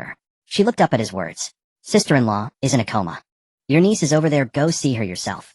Gu Wei finally relaxed. The babbling sounds of the child snapped him back to attention, and he reached out cautiously to gently stroke the little girl's cheek. She looks just like my elder brother. Xialing came over, shook the bottle, and fed the child. Gu Wei watched from the side, his gaze tender. After settling everything, Xialing prepared to leave. Before departing, she instructed Gu Wei, if you're hungry, find something to eat in the store. They'll come to take you out in a bit. All right, Gu Wei replied gently. Time within the space flowed differently than the outside world, so Gu Wei would likely have to wait there for the better part of the day. Xialing hurried off to sweep the fishing grounds, hoarding the remaining supplies. Gold and silver treasures. Stockpile, stockpile, stockpile. Silks and satins. Stockpile, stockpile, stockpile. All kinds of fish. Stockpile, stockpile, stockpile. She emptied the nearby fish ponds, making the lake and her space teem with life. Upon entering the space, she saw Gu Wei crouching at the edge of the green hills wielding a hoe to clear weeds. Xie Ling found it amusing. Who was this diligent? Then it hit her space could now accommodate living creatures. It wasn't just limited to the medical storeroom anymore. Right, how else did the fish get in? It seemed the space had upgraded in two aspects.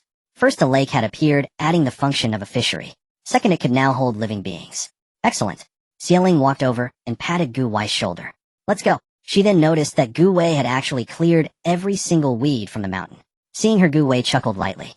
I had nothing to do, so I thought I'd tidy up a bit.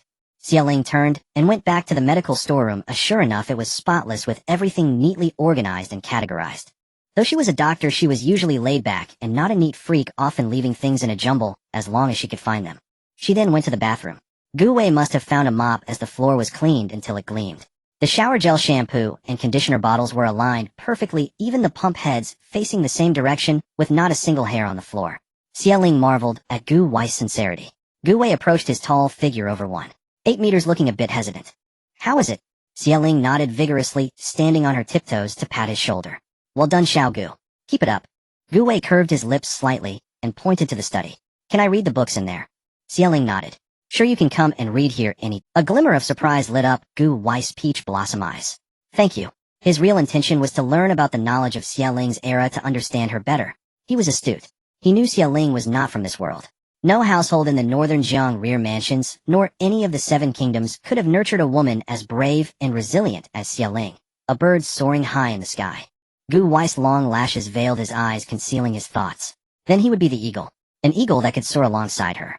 What is the most precious thing in this world? The realm, or the rivers and mountains? He would give them all to her. Years later, at the grand coronation ceremony, no one would know that the supreme emperor standing before the 3,000 jade white steps amidst the worship of the masses was actually thinking about the shock of encountering all sorts of novel knowledge on that particular day. His initial ambition to contend for the throne was in truth merely to gain a status worthy of the woman he loved. The two exited the space and found themselves floating in the water again. The rule of the space was that you would emerge where you entered. Just as they were about to swim up, Xie Ling's sharp eyes spotted the man in black from earlier, moving something in front of a mansion. However, unable to hold his breath any longer, he surfaced quickly. Xie Ling and Gu Wei exchanged a glance. They swiftly swam over to the spot where the man had been. Xie Ling pulled out a wrench and a large sledgehammer from her space. Each taking a tool, they pried up the iron plate on the ground. A faint golden glow emanated from beneath the iron plate. A treasury. It was well sealed with no water having seeped in. As soon as they lifted the plate, the floodwaters surged in, and some fine gold leaves flowed out with the current.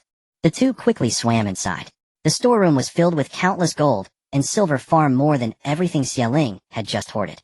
She swept it all into her space in a flurry. That man had clearly come to steal as well. They were both thieves. Xie Ling and Gu Wei had just gotten there first. Anyway, she had no scruples. Gu Wei suddenly tugged at Xie Ling's sleeve, pointing to a rectangular box not far away.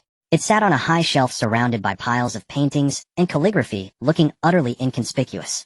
The box was plain, but Xie Ling's intuition told her it was the most valuable item in the room. She tried to open it, but the wooden box seemed to be a single seamless piece with no gap at all. So she simply stored the long box into her space. After clearing everything out, the two surfaced. Before leaving, Xie Ling glanced at the plaque above the mansion's gate. Bye, family. She made a mental note. The others on the boat were frantic with worry. Usher Xiaoxian was already half submerged in the water, about to go looking for them. Gu Wei, carrying several bags of grain Xie Ling had prepared, tossed them onto the boat. He explained, the water was too murky, we almost got lost. Lu Wuji decided immediately. Next time I'll go into the water. You two stay put, I have experience. Xie Ling mumbled vaguely, well see. The others who had dived in with Xie Ling had already turned back. The boat couldn't hold much, so managing to bring back a bag or two of grain was already a feat. Only the man in black remained. He was the one Xie Ling and Gu Wei had encountered underwater. His boat was the best and most professional one, second only to Xie Ling's. The boat was large, but it was empty, carrying no grain. Gu Wei quickly deduced that his goal wasn't grain or gold. Otherwise there would be at least something on the boat. So his sole purpose was that storeroom. More precisely, it was that wooden box. Xie Ling and Gu Wei exchanged a look, seeing the same question in each other's eyes. So what exactly was inside that wooden box that this man had been searching for so long? Xie Ling, are we still searching? Asked Gao Wanhua. Xie Ling glanced at the sky. Oh, in spring it got dark late. and with the setting sun still hanging low it wasn't too. She quietly installed a motor at the bottom of the boat to increase its speed. Qingxin isn't far from Xiangzhou, let's go take a... After composing himself, the man in black plunged back into the water. This time holding his breath with fierce determination, he was certain he would retrieve that item. He navigated past randomly floating furniture and rotting corpses, following his memory to the Bai family's storehouse. The lake water was murky, obscuring his vision. He could only rely on instinct to land at the entrance of the Bai family storehouse. But upon seeing the sight before him, his eyes burned with fury and the veins on his hands bulged. The iron plate had been violently pried open, revealing an empty vault. Someone had beaten him to it. Who? Who had snatched the treasure before? The sovereign had dispatched 7 of them, but the others had perished in the flood, leaving only him. How could he face the sovereign now? Clinging to a sliver of hope, the man dove into the vault, searching desperately for the object. But the vault was completely bare. The man surfaced, his eyes filled with murderous intent, his face dark and grim. He meticulously replayed every detail in his mind. Finally, his cold, sinister gaze fixed on the direction where Xia Ling and her group had vanished. Meanwhile, Xia Ling and her companions had already arrived at Xiangzhou. Xiangzhou was teeming with people, the water's surface crowded with boats, each laden with supplies. As the largest city in the southwest, many had flocked here, hoping to fish for valuables in the chaos. If they were lucky enough to find a wealthy family's gold and silver, they might just become rich once the flood receded. This time Xia Ling entered the water alone. The water was full of people, a sea of pale legs as far as the eye could see. To avoid prying eyes, she used her wind-based ability to turn invisible and swiftly began her search. The city of Xiangzhou was in ruins, littered with broken tiles and discarded clothes floating in the water. Following 0188's guidance, Xia Ling arrived at the opulent district of the wealthy families. The water was deep here, and many divers had to turn back halfway. As a result, everything remained untouched, just as it had been. Xia Ling put on her diving gear and swam over, entering the storehouses one by one, sweeping all the valuables into her possession. Whether it was grain or gold and silver, she hoarded it all. It was a free-for-all, why not take it all? Passing by a pharmacy, she discovered a large stock of medicinal herbs. Although they were waterlogged, they could be dried in her space and still be of use, so she collected them all. No waste. Soon Xia Ling had stripped Xiangzhou of all its gold, silver, and grain. As she was about to leave, 0188 spoke up. Master, wait. Xiangzhou is known for its shipbuilding. Why not see if there's a ship that hasn't been damaged? Xia Ling turned around, a flicker of interest in her eyes. Ancient ships, she liked that. After searching, she finally spotted a large vessel floating beside a grand estate on the city's outskirts. Though it couldn't compare to modern yachts or canoes, its size was impressive, likely able to carry several hundred people. Xia Ling swam over to inspect the extent of the damage. She didn't want to store a pile of junk in her space.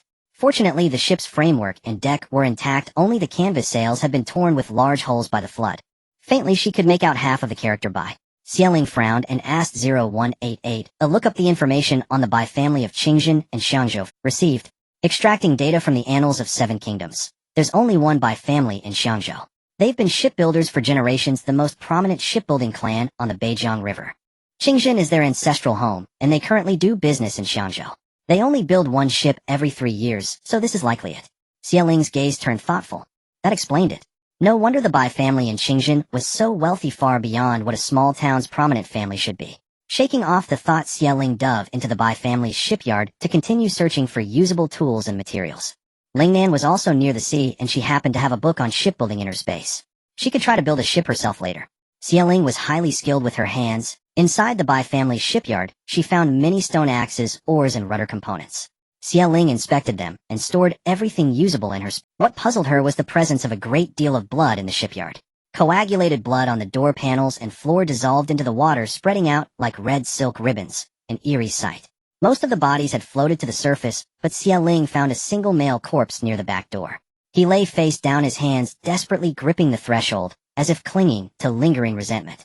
Xia Ling turned the man over. His face was bloated from the water, but judging by the delicate texture of his skin, he must have been a young man. There was a fatal jagged wound on his neck, a single clean cut. A quick examination revealed he had died 2 days prior. That was the very day the flood struck. But he had died from a knife wound. Xia Ling frowned. So all that blood belonged to the Bai family. The Bai family had been silenced before the flood even arrived. She sighed. As she turned to leave, she noticed her diving gear was tangled in the corner of the man's clothing. She bent down to untangle it, but in doing so she spotted a lustrous white jade pendant nestled in the man's robes. It was engraved with the character Wan. Xia Ling raised an eyebrow. She didn't believe in the supernatural, but she couldn't help but find it strange. She hadn't noticed this pendant during her examination. and she was usually so meticulous. How had her gear become entangled with his clothes? Was this the man's final obsession? She stored the pendant in her space and did a final sweep before leaving. As she departed, she glanced back at the Bai family estate. The man's hands drifted in the water, swaying gently, as if bidding her farewell. Xieling sighed, turned around, and swam back. She grabbed the man's body and began towing it upstream. Since she had stripped his family of all their possessions, she might as well give him a proper burial. It was a pity that such a large family had been reduced to just this one person. When she emerged from the water, the setting sun cast a shimmering glow on the water. The boat was piled high with grain, and only Gao Wanhua was aboard. Xieling asked, "Where are the others?" Gao Wanhua replied they went to look for supplies too. They said they felt bad letting a young girl do all the work. Oh, what is that? No matter how tough Gao Wanhua was, she was still a young woman. Seeing the waterlogged corpse, her face turned pale with fright. Xieling tied a rope around the man's waist and secured the other end to the boat's side, letting the body drift along with them. She replied, "I felt a connection, so I planned to bury him." Gao Wanhua took a deep breath. All right. As the two women conversed, they were unaware that they had already caught the attention of a group of men nearby. A man with a scar across his face stared at Xieling and Gao Wan, who was retreating figures, squinting his eyes. "Sanshui, those two women have a lot of grain on their boat. Should we?" The man called Sanshui followed the scarred man's gaze. A lecherous glint appeared in his eyes. "We'll take not just the grain but the women too. Doesn't Brother Lei like pretty women? We'll take them back as a gift for him. Let him have someone to order around instead of that little wench surnamed Gu." Humph. The two men spoke in loud voices, their words all falling into the ears of Chun Dayu, who stood nearby. The three young men from the Li Wang and Lu families also overheard, their eyes gleaming with schadenfreude. That woman Xieling finally got what she deserved. Can't kill her, but let her be so arrogant. Chun Dayu said coldly, "Shut your mouths." The three men immediately fell silent, cowering before Chun Dayu, not daring to utter another word. Chun Dayu narrowed his eyes. His gaze shifted to the two men. He was not a righteous man, but he had a peculiarity: he could not bear to see a treasure sullied. Xieling, a woman who could pique his interest, was a treasure in his eyes. He certainly wouldn't let those two have her. But what could he do now? Those three fools were useless, as stupid as pigs. Back when he was concealing his true prowess, did the people in the capital lump him together with? The very thought was humiliating. Chun Dayu's gaze turned towards the boat, to the bow and arrow that had been salvaged from the water, buried among sacks of grain. Of the 6 arts, archery was his forte. He could likely save Xieling, but he needed to observe her first to see if she was worth saving. If Xieling was like ordinary women, only crying and wailing in the face of danger, then there was no need to save her. As Xieling was organizing the supplies on the boat, she suddenly felt a strange sensation at her back. Gao Wanhua, who was beside her, picked up the long sword on the boat and shouted fiercely, "Get lost." Xieling turned to see a man with a scar across his face pressing a wooden stick against her waist. The man grinned crookedly. "Little lady, be a good girl and hand over your boat supplies. I won't hurt you." Gao Wanhua knocked the stick from the scarred man's hand, her expression cold and sharp. "Scram, didn't you hear?" As she spoke, she brandished the long knife in her hand. The man beside her narrowed his eyes. "That's a nice blade." He then tapped the side of the knife's tip with a single finger. Gao Wanhua felt a numbing shock in her hand, forcing her to let go. The man bent down with fluid grace, and in the next instant the long knife was in his hand. His gaze was greedy as he inspected the blade from tip to hilt, murmuring in appreciation, "Beautiful." The moment he spoke, a bullet pierced straight. The man spat out a mouthful of blood and collapsed dead on the spot. The long knife fell into the water, sending up a splash. The scarred man beside him stared in disbelief at Xieling. Xieling curled her lips. "Don't worry, you're next." In the next instant a bullet tore through his temple. Blood splattered everywhere, even splashing bits of brain matter. Gao Wanhua blinked, wondering if she had misjudged Xieling. In her memory, Xieling was just a pretty young girl who was skilled in medicine and a great cook. She was slim and delicate, looking as fragile as a flower. Who knew she could be this fierce? "Xieling, you're amazing." Gao Wanhua's eyes sparkled with fervent admiration. Chun Dayu, standing by, was utterly stunned. What weapon was that? A slingshot. He hadn't even seen it clearly. The 3 young men beside him were equally terrified into silence. Damn it. They would never dare speak ill of Xieling or cross her again. This woman could kill without batting an eye. She was terrifying. Xieling tucked the pistol into her waistband, her gaze turning towards the water. The knife is gone. The next moment Gu Wei surfaced, holding the blade aloft. "The knife is here." Gu Wei glanced at the corpse on the nearby boat, frowned, and quickly assessed the situation. He placed the knife back on the boat, then walked over and tossed both men's bodies into the water. He said to Xieling, "I'm late. Are you alright?" Xieling shook her head. "I need to take the body behind the boat back to bury it. He'll need you to carry." Gu Wei glanced over and nodded. In the water, Lu Wuji, Shaowen, and the others were emerging one by one, carrying sacks of grain and other weapons. After stowing everything away, the group prepared to head back. The night breeze brushed their faces, bringing a cool sensation. They chatted about the supplies they'd gathered and what they'd seen underwater. Suddenly, a sharp curved blade sliced through the air, hurtling straight towards Xiaoling. Gu Wei shoved her aside and swiftly raised his long sword to block. The sharp blade tore a large gash, and the curved knife spun back into the hands of a man in black. His eyes were icy as he paddled with one hand, positioning his small boat in front of theirs. With his other hand he toyed with the serrated curved blade, saying coldly, "Hand over what you took from the Bai family's storehouse, and it'll spare your lives." Xiaoling looked at the blade in the man's hand, and almost instantly thought of the male corpse Shed seen at the Bai residence. The Bai family was wiped out by him. The man narrowed his eyes, his cold gaze shifting to the corpse at the stern of the boat. Xiaoling saw his expression clear with realization and knew trouble was brewing. There was no avoiding this fight. "You know the Bai family." The man's tone was certain, confirming that the items were with Xiaoling and her group. Lu Wuji, seeing the weapon in the man's hand, widened his eyes slightly. He leaned close to Gu Wei and whispered, "He's an assassin from the Guangyao Hall of Dongling Kingdom." Gu Wei nodded. "I recognized him. Based on his weapon, he must be Lung who kills one man every 10 steps. He immediately grabbed Xiaoling's wrist and pulled her behind him, protectively murmuring, "You can't handle this one." Then he faced Lung Hu. "We don't have what you're looking for." Lung Hu curled his pale, cold lips. "They'll find out once I kill you." The moment he spoke, his curved blade flew toward Gu Wei, raised another long sword, leaping into the air to engage the man in battle. Lung Hu's gaze was initially contemptuous, but gradually it grew serious. Who was this man? Had managed to survive 10 moves against him. There were fewer than a handful of martial artists in the world who could best him. Chen Daoyu, meanwhile, was so frightened his heart was pounding wildly, and he had already rowed his boat away. He had heard of Lung Hu's reputation before and recognized the curved blade instantly. Lung Hu was ruthless and merciless. Staying here could get him silenced. Gu Wei wasn't using his usual sword, and this one felt somewhat awkward in his hand, but he wasn't losing ground either. Countless flashes of blade light shot out, the sharp arcs dazzling to the eye. Xiaoling aimed her gun, but hesitated to fire. Gu Wei and Lung Hu moved too fast. She couldn't track them. She feared hitting Gu Wei. The air grew tense. After a moment, she finally spotted an opening. Xiaoling's eyes widened as she pulled the trigger. The bullet tore through the air. But Lung Hu, as if he had eyes in the back of his head, bent his back backward, and the bullet grazed past his chest. This was a true top-tier master, aware of everything around him. The gun was useless against him. Gu Wei's movements were top-notch, but due to the inferior weapon, he began to be at a slight disadvantage. The long sword in his hand was pierced by Lung Hu's curved blade, its edge curling. Xiaoling's cool eyes darted rapidly, thinking. Seeing the tense situation, Lu Wuji stopped holding back and drew a soft sword from his waist. "You all stay back. They'll go help Gu Wei." Xiaoling grabbed his sleeve and spoke rapidly, "Listen, I have a plan." As she spoke, she placed a timed bomb in his hand. The countdown on it read 3 minutes. Although Lu Wuji had no idea what the object in his hand was, he trusted Xiaoling's words implicitly. Though his martial prowess fell short of Gu Wei's, he still added considerable pressure to Lung Hu. The three engaged in fierce combat. Lung Hu truly possessed extraordinary skill. Rising to meet strength, he held his own, even against 2 opponents. 10, 9, 8, 7. Lu Wuji, act now. Upon hearing the command, Lu Wuji seized Gu Wei's robe hem and coldly ordered, "Run." Gu Wei instantly grasped the intent. Both possessed exceptional lightness arts. In an instant they retreated dozens of meters backward. Simultaneously, Lu Wuji hurled the explosive device in his hand straight at Lung Hu. Meanwhile, Xiaoling manipulated the remote control with pinpoint precision, locking the device onto Lung Hu's body. The next moment, a deafening explosion tore through the air.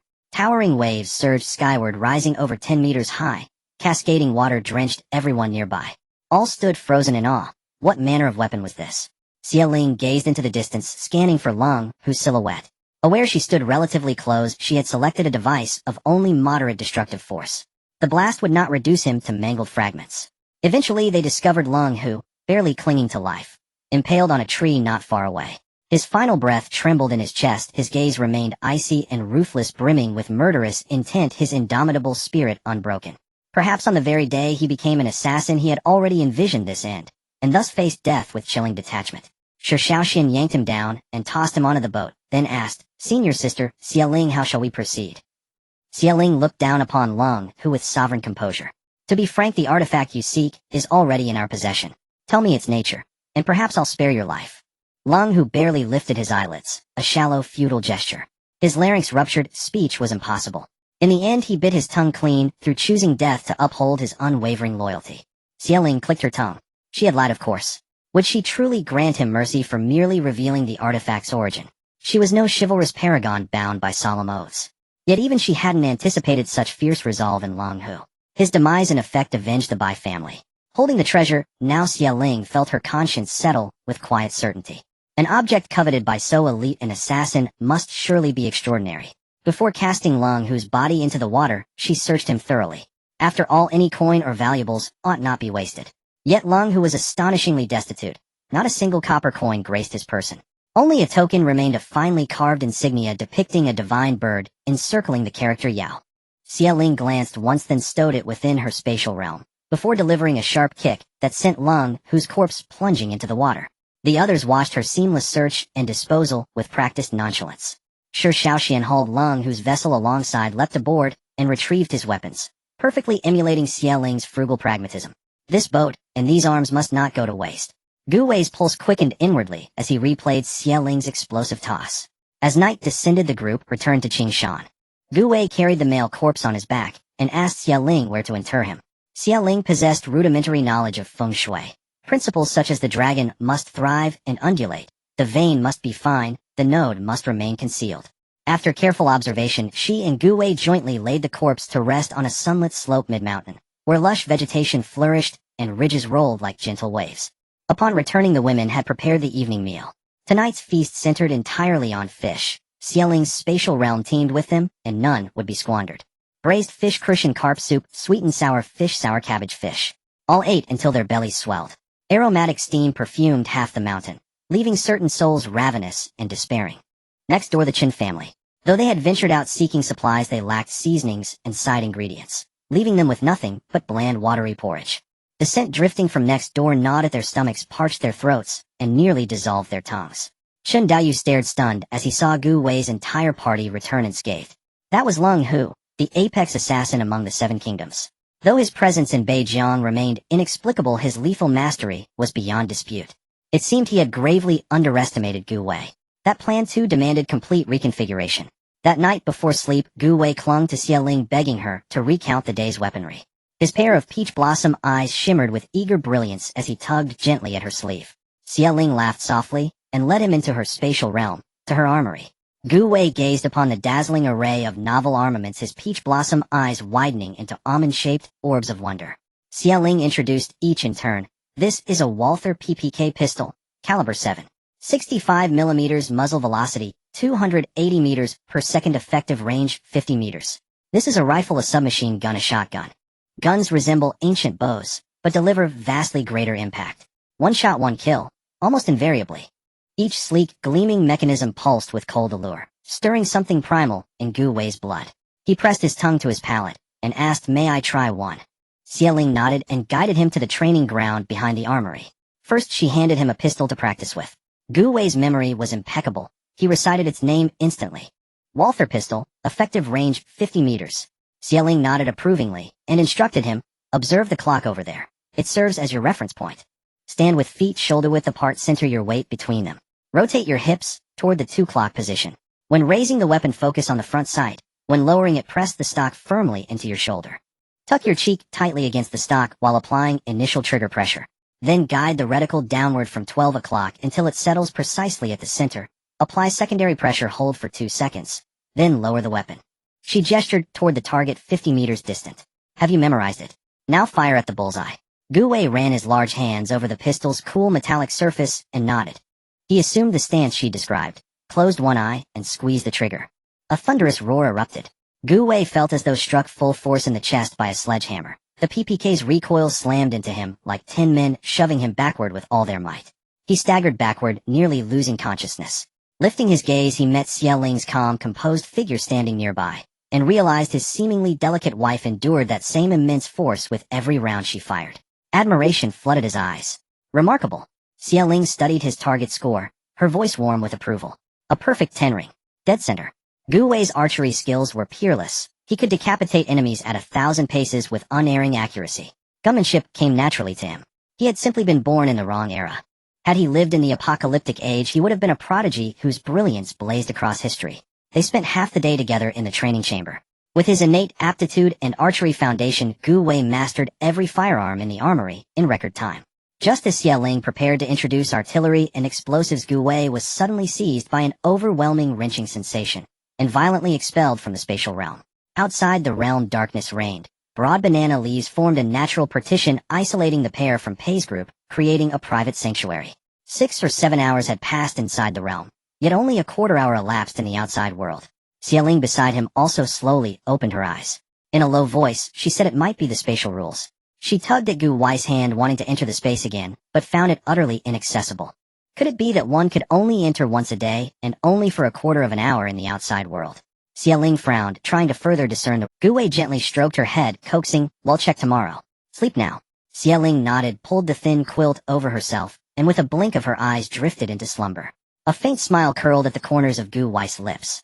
Seeing Xieling asleep, he turned his head, moving with utmost delicacy and caution, and stole a kiss on her brow, as if handling the most precious treasure in the world. Xieling's long lashes fluttered. Oh, she was actually awake. Having cultivated her temperament in the apocalypse, even the slightest rustle would rouse her. But she feared awkwardness, so she pretended to remain asleep. For the rest of the night, she felt that no matter how she placed her limbs, they were all out of sorts. A mere touch of Gu Wei's leg sent electric tremors through her entire body. Why did Gu Wei have to steal a kiss from her? On the other side, Gu Wei also perceived Xieling's change. As a martial artist, he was well acquainted with the breathing of a sleeping person. The moment he kissed her, he knew that Xieling was awake. His movements froze for an instant. He thought, it's over. The stolen kiss has been discovered.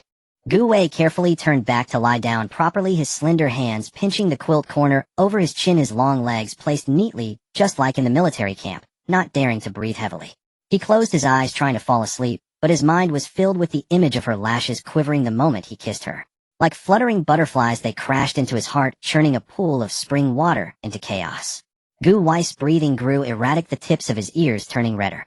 Two people who had never experienced love lay awake all night, not a single word exchanged. Both were pretending. The next morning they met each other's eyes. They found both had become pandas. Gu Wei broke the silence. First, good morning. Xieling burst into laughter. Ha ha ha, where did you learn that? Seeing her laugh, Gu Wei's peach blossom eyes curved from the study in your space. It's said to be a greeting for good morning. Xieling nodded. What else did you read? Gu Wei tilted his head. Wife. Sweetheart. Darling. Baby. Xieling stopped smiling. What exactly had Gu Wei learned? But Gu Wei had already picked up her outer robe, leaning over with a hint of mischief in his eyes, his voice relentless. Baby, wife, darling, sweetheart, let me dress you. Xieling marveled at Gu Wei's remarkable ability to extrapolate. How had he even learned to use reduplicative words? After changing clothes, Gu Wei set aside his earlier teasing, took Xieling's hand, and his expression turned solemn. Shurjin knows that your era practices monogamy, gender equality, diversity, and a civilized advanced society. The Gu family motto is one lifetime, one pair. In matters of love, Shurjin can surely offer you the best and most sincere devotion, loving only you in this life. In other aspects, I may not be able to change others, but I can change myself. I will diligently study all the knowledge and skills of your era to make myself worthy of you. I will respect your thoughts, support your hobbies, and protect everything about you. So my wife, are you willing to entrust the rest of your life to me? Gu Wei's voice was tender, each word deliberate. In his white robes, gentle and radiant like a jade tree, his expression warm and sincere enough to make any woman in the world swoon. Xieling had always been a woman who did not follow convention. But at this moment she admitted she was no exception. The maiden heart that had been sealed for most of her life beat a secret hidden rhythm. She was not one to be coy. She took Gu Wei's hand openly. All right. But if you change your heart, I will dig out your heart, because you gave it to me first. Gu Wei's long lashes fluttered incessantly, clearly overwhelmed with excitement. So does this mean my confession was successful? Xieling nodded. But Gu Wei still hadn't recovered from his agitated state. He kept asking, so we are in a relationship? Xieling nodded again. Yes, lawful husband and wife. Gu Wei then asked, do you like? Xieling patiently replied again, and again, I like you. I like you the most. For the entire day, Gu Wei's smile never faded. Everyone noticed his good mood. Shi Shaoxian scratched his head. What's wrong with brother Gu Wei? He's like a lovesick maiden. I just saw him grinning foolishly at the old hen in the corner of the cave and drawing circles on the ground. Shi Shaowen, while tending to the vegetable seedlings in the field, said with an air of maturity, what do you a little brat understand? Shi Shaoxian squinted and smirked. I don't understand. I happen to know that someone gives Sister Wanhua gifts every day, and whenever he meets her, he comes home wearing that same silly grin as brother Gu. Humph. Shi Shaowen gave Shi Shaoxian a sharp rap on the head, looking flustered. You're talking nonsense. You hit me. I'm going to tell Sister. Hey, come back. Come back. Pei Shi, having been through such matters herself, understood the changes in their relationship. For the past few days her smile also lingered, and she looked at everyone with a spring breeze. She thought to herself, Shurjin, you've finally done your mother a good turn. This son wasn't born in vain, bringing me a good daughter. After all these days together, Pei Shi had long grown reluctant to part with Xiaoling. Although on the day of exile she had said that if the couple were incompatible, she would find another husband for Xiaoling, how could Pei Shi bear to? Xiaoling was now her most beloved darling. Even Ruer had to take a back seat. Evening. The wives of the Chun Wang and Li families came again carrying their children. This time the three stood meekly outside the Gu family's cave. As soon as they saw Xiaoling, they humbly begged her their previous arrogance gone. The Li family wife, her face mournful, said, "Ling girl, I was wrong a few days ago. You are the only one on the whole mountain who knows medicine. Please." Xiaoling sat gracefully under the umbrella tinkering with milk tea alongside Lu Linglong and Gao Wanhua. Her delicate hands kneaded colorful taro balls, as she said coldly, "Who are you?" "I have only one sister-in-law." "Where did you come from?" Lu Linglong, sharp-tongued and adept at retorts, kept stirring the black tea while letting loose a torrent of words. "Huh. Truly a tree without bark is sure to die, though a person without shame is invincible. A few days ago you cursed Sister Xiaoling, and now you're rushing to call yourself her sister-in-law. If I were you, I'd jump into the river with my child. Your thick skin could wrap up all the water in Xiangzhou, and you three could single-handedly fight floods." Her tone was light and airy, infuriating the Li family wife. The three women's faces flushed red, but they glanced at the children in their arms and forced themselves to stay silent. The Wang family wife forced a smile. "After all, they are three living lives. Xiaoling, you wouldn't be so cold-blooded and vicious, would you?" Before Xiaoling could respond, Gao Wanhua said coldly, "Not helping you is vicious. What kind of twisted logic is that? Get lost. Don't bother us." The two of them formed an ironclad barrier around Xiaoling, shielding her so completely that she couldn't even get a word in edgewise. Li's wife, holding her child, wore an icy expression. "Xiaoling, my son's illness is partly your doing. If not for your curse that day, would he have fallen sick? You have a duty to heal him." Xiaoling sneered. "If curses could cause illness, do you three think you'd be spared? If you want me to treat him, show some sincerity. Otherwise you can all leave." Chin's wife, hearing this, rolled her eyes slyly before dropping to her knees before Xiaoling. Her tone was pleading, yet her eyes burned with venom and her teeth clenched in fury. "Xiaoling, I beg you, save my child." The Wang and Li wives also knelt. "Please, Xiaoling. If my child doesn't make it, I don't want to live either." Gao Wanhua whispered, "Xiaoling, are you really going to heal those three kids?" Xiaoling shook her head gently. She wasn't that much of a saint. Gao Wanhua felt relieved. Those three children were so ill-mannered, why bother with them? The sight of these three formidable figures kneeling drew the attention of the onlookers from the neighboring cave, along with others from the Chun and Wang families, all crowded around. Old Madame Chun led the way. Without her daily dose of ginseng and bird's nest, her face was sallow, her cheeks sunken, and she lacked any vitality. The rest of the families fared no better, all with hollow cheeks and vacant stares, looking utterly famished. Seeing her eldest daughter-in-law kneeling before Xiaoling, old Madame Chun cried out in alarm. "Oh my! Wife of Chunda, why are you kneeling to this little wretch? You've brought shame upon the Chun family. Someone get her up at once." Accustomed to giving orders, she completely forgot there were no servants left to obey her. Seeing no one move, old Madame Chun had to shout, "Yao Shi, go pull your daughter-in-law up. Kneeling to a concubine's daughter, aren't you afraid of breaking your back?" Yao Shi called out, stepped forward to pull Chun Da's wife up. Chun Da's wife, who had initially been putting on an act, now felt a wave of genuine grief. And was it because her child was a concubine's grandson and her husband a concubine's son that they deserved such treatment from the Chin family? They didn't even seek a doctor, and when sick couldn't even get a proper meal. Now she comes to beg Xiaoling, and this old hag accuses her of shaming the family. Fine. Let the Chin family treat her child then. They could do nothing but spout nonsense. She shook off Chun Da's wife's hand forcefully and yelled, "No, I will beg Xiaoling." With that she crawled forward, kowtowing repeatedly to Xiaoling. "Xiaoling, I beg you. Xiaoling." What was this? Why the sudden frenzy? The others were equally baffled. Chun Da's wife was fine just a moment ago, why this sudden change? Even the Wang and Li wives were dumbfounded. Didn't Chun Da's wife say they were just going to go through the motions? Why was she kowtowing so? Lu Ruhan scanned the scene, then pointed at Xiaoling and declared loudly, "It's her. She must have used dark sorcery first to harm our Chun family's descendants, and now to bewitch our daughters-in-law. My eldest sister-in-law is usually so proud she would never kneel and kowtow to her." All eyes turned to Xiaoling. Xiaoling sneered. "Wife of Chun to someone is calling me a demon. Fine, I won't treat anyone. Find your own doctor." With a few casual words, she redirected the blame squarely onto Lu Ruhan. Panic immediately seized the three wives.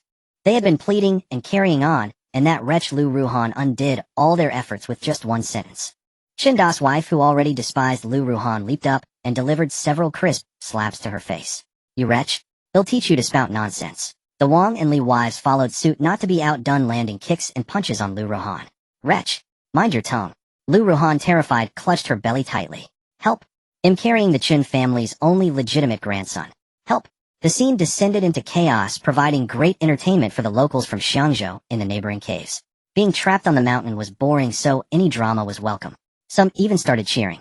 After all, everyone despises a gossipy shrew. It wasn't until blood began to seep from under Lu Ruhan's dress that the three women snapped out of it, stopped, and looked at each other with a flicker of fear. Oh, my precious grandson.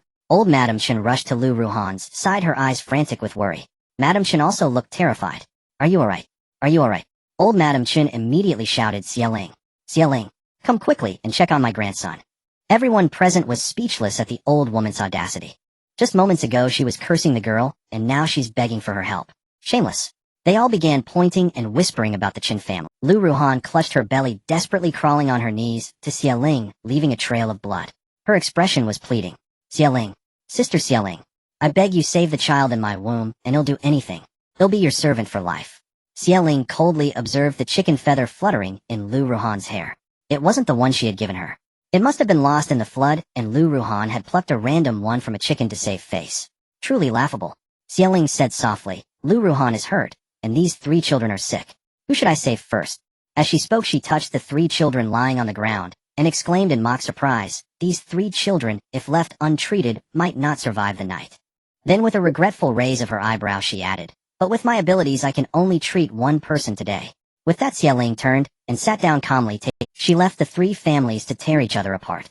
The moment Xieling turned away, the Chun Wang and Li families immediately erupted into a fierce quarrel. Lu Ruhan and Chun Da's wife engaged in a heated war of words, neither yielding an inch. Old Madame Chun and Madame Chen also joined the fray, demanding that Chun Da's wife yield the opportunity to Lu Ruhan. Chun Da's wife, her eyes bloodshot, angrily demanded to know why. Lu Linglong and Gao Wanhua watched utterly bewildered. Amazing. Xieling was truly incredible.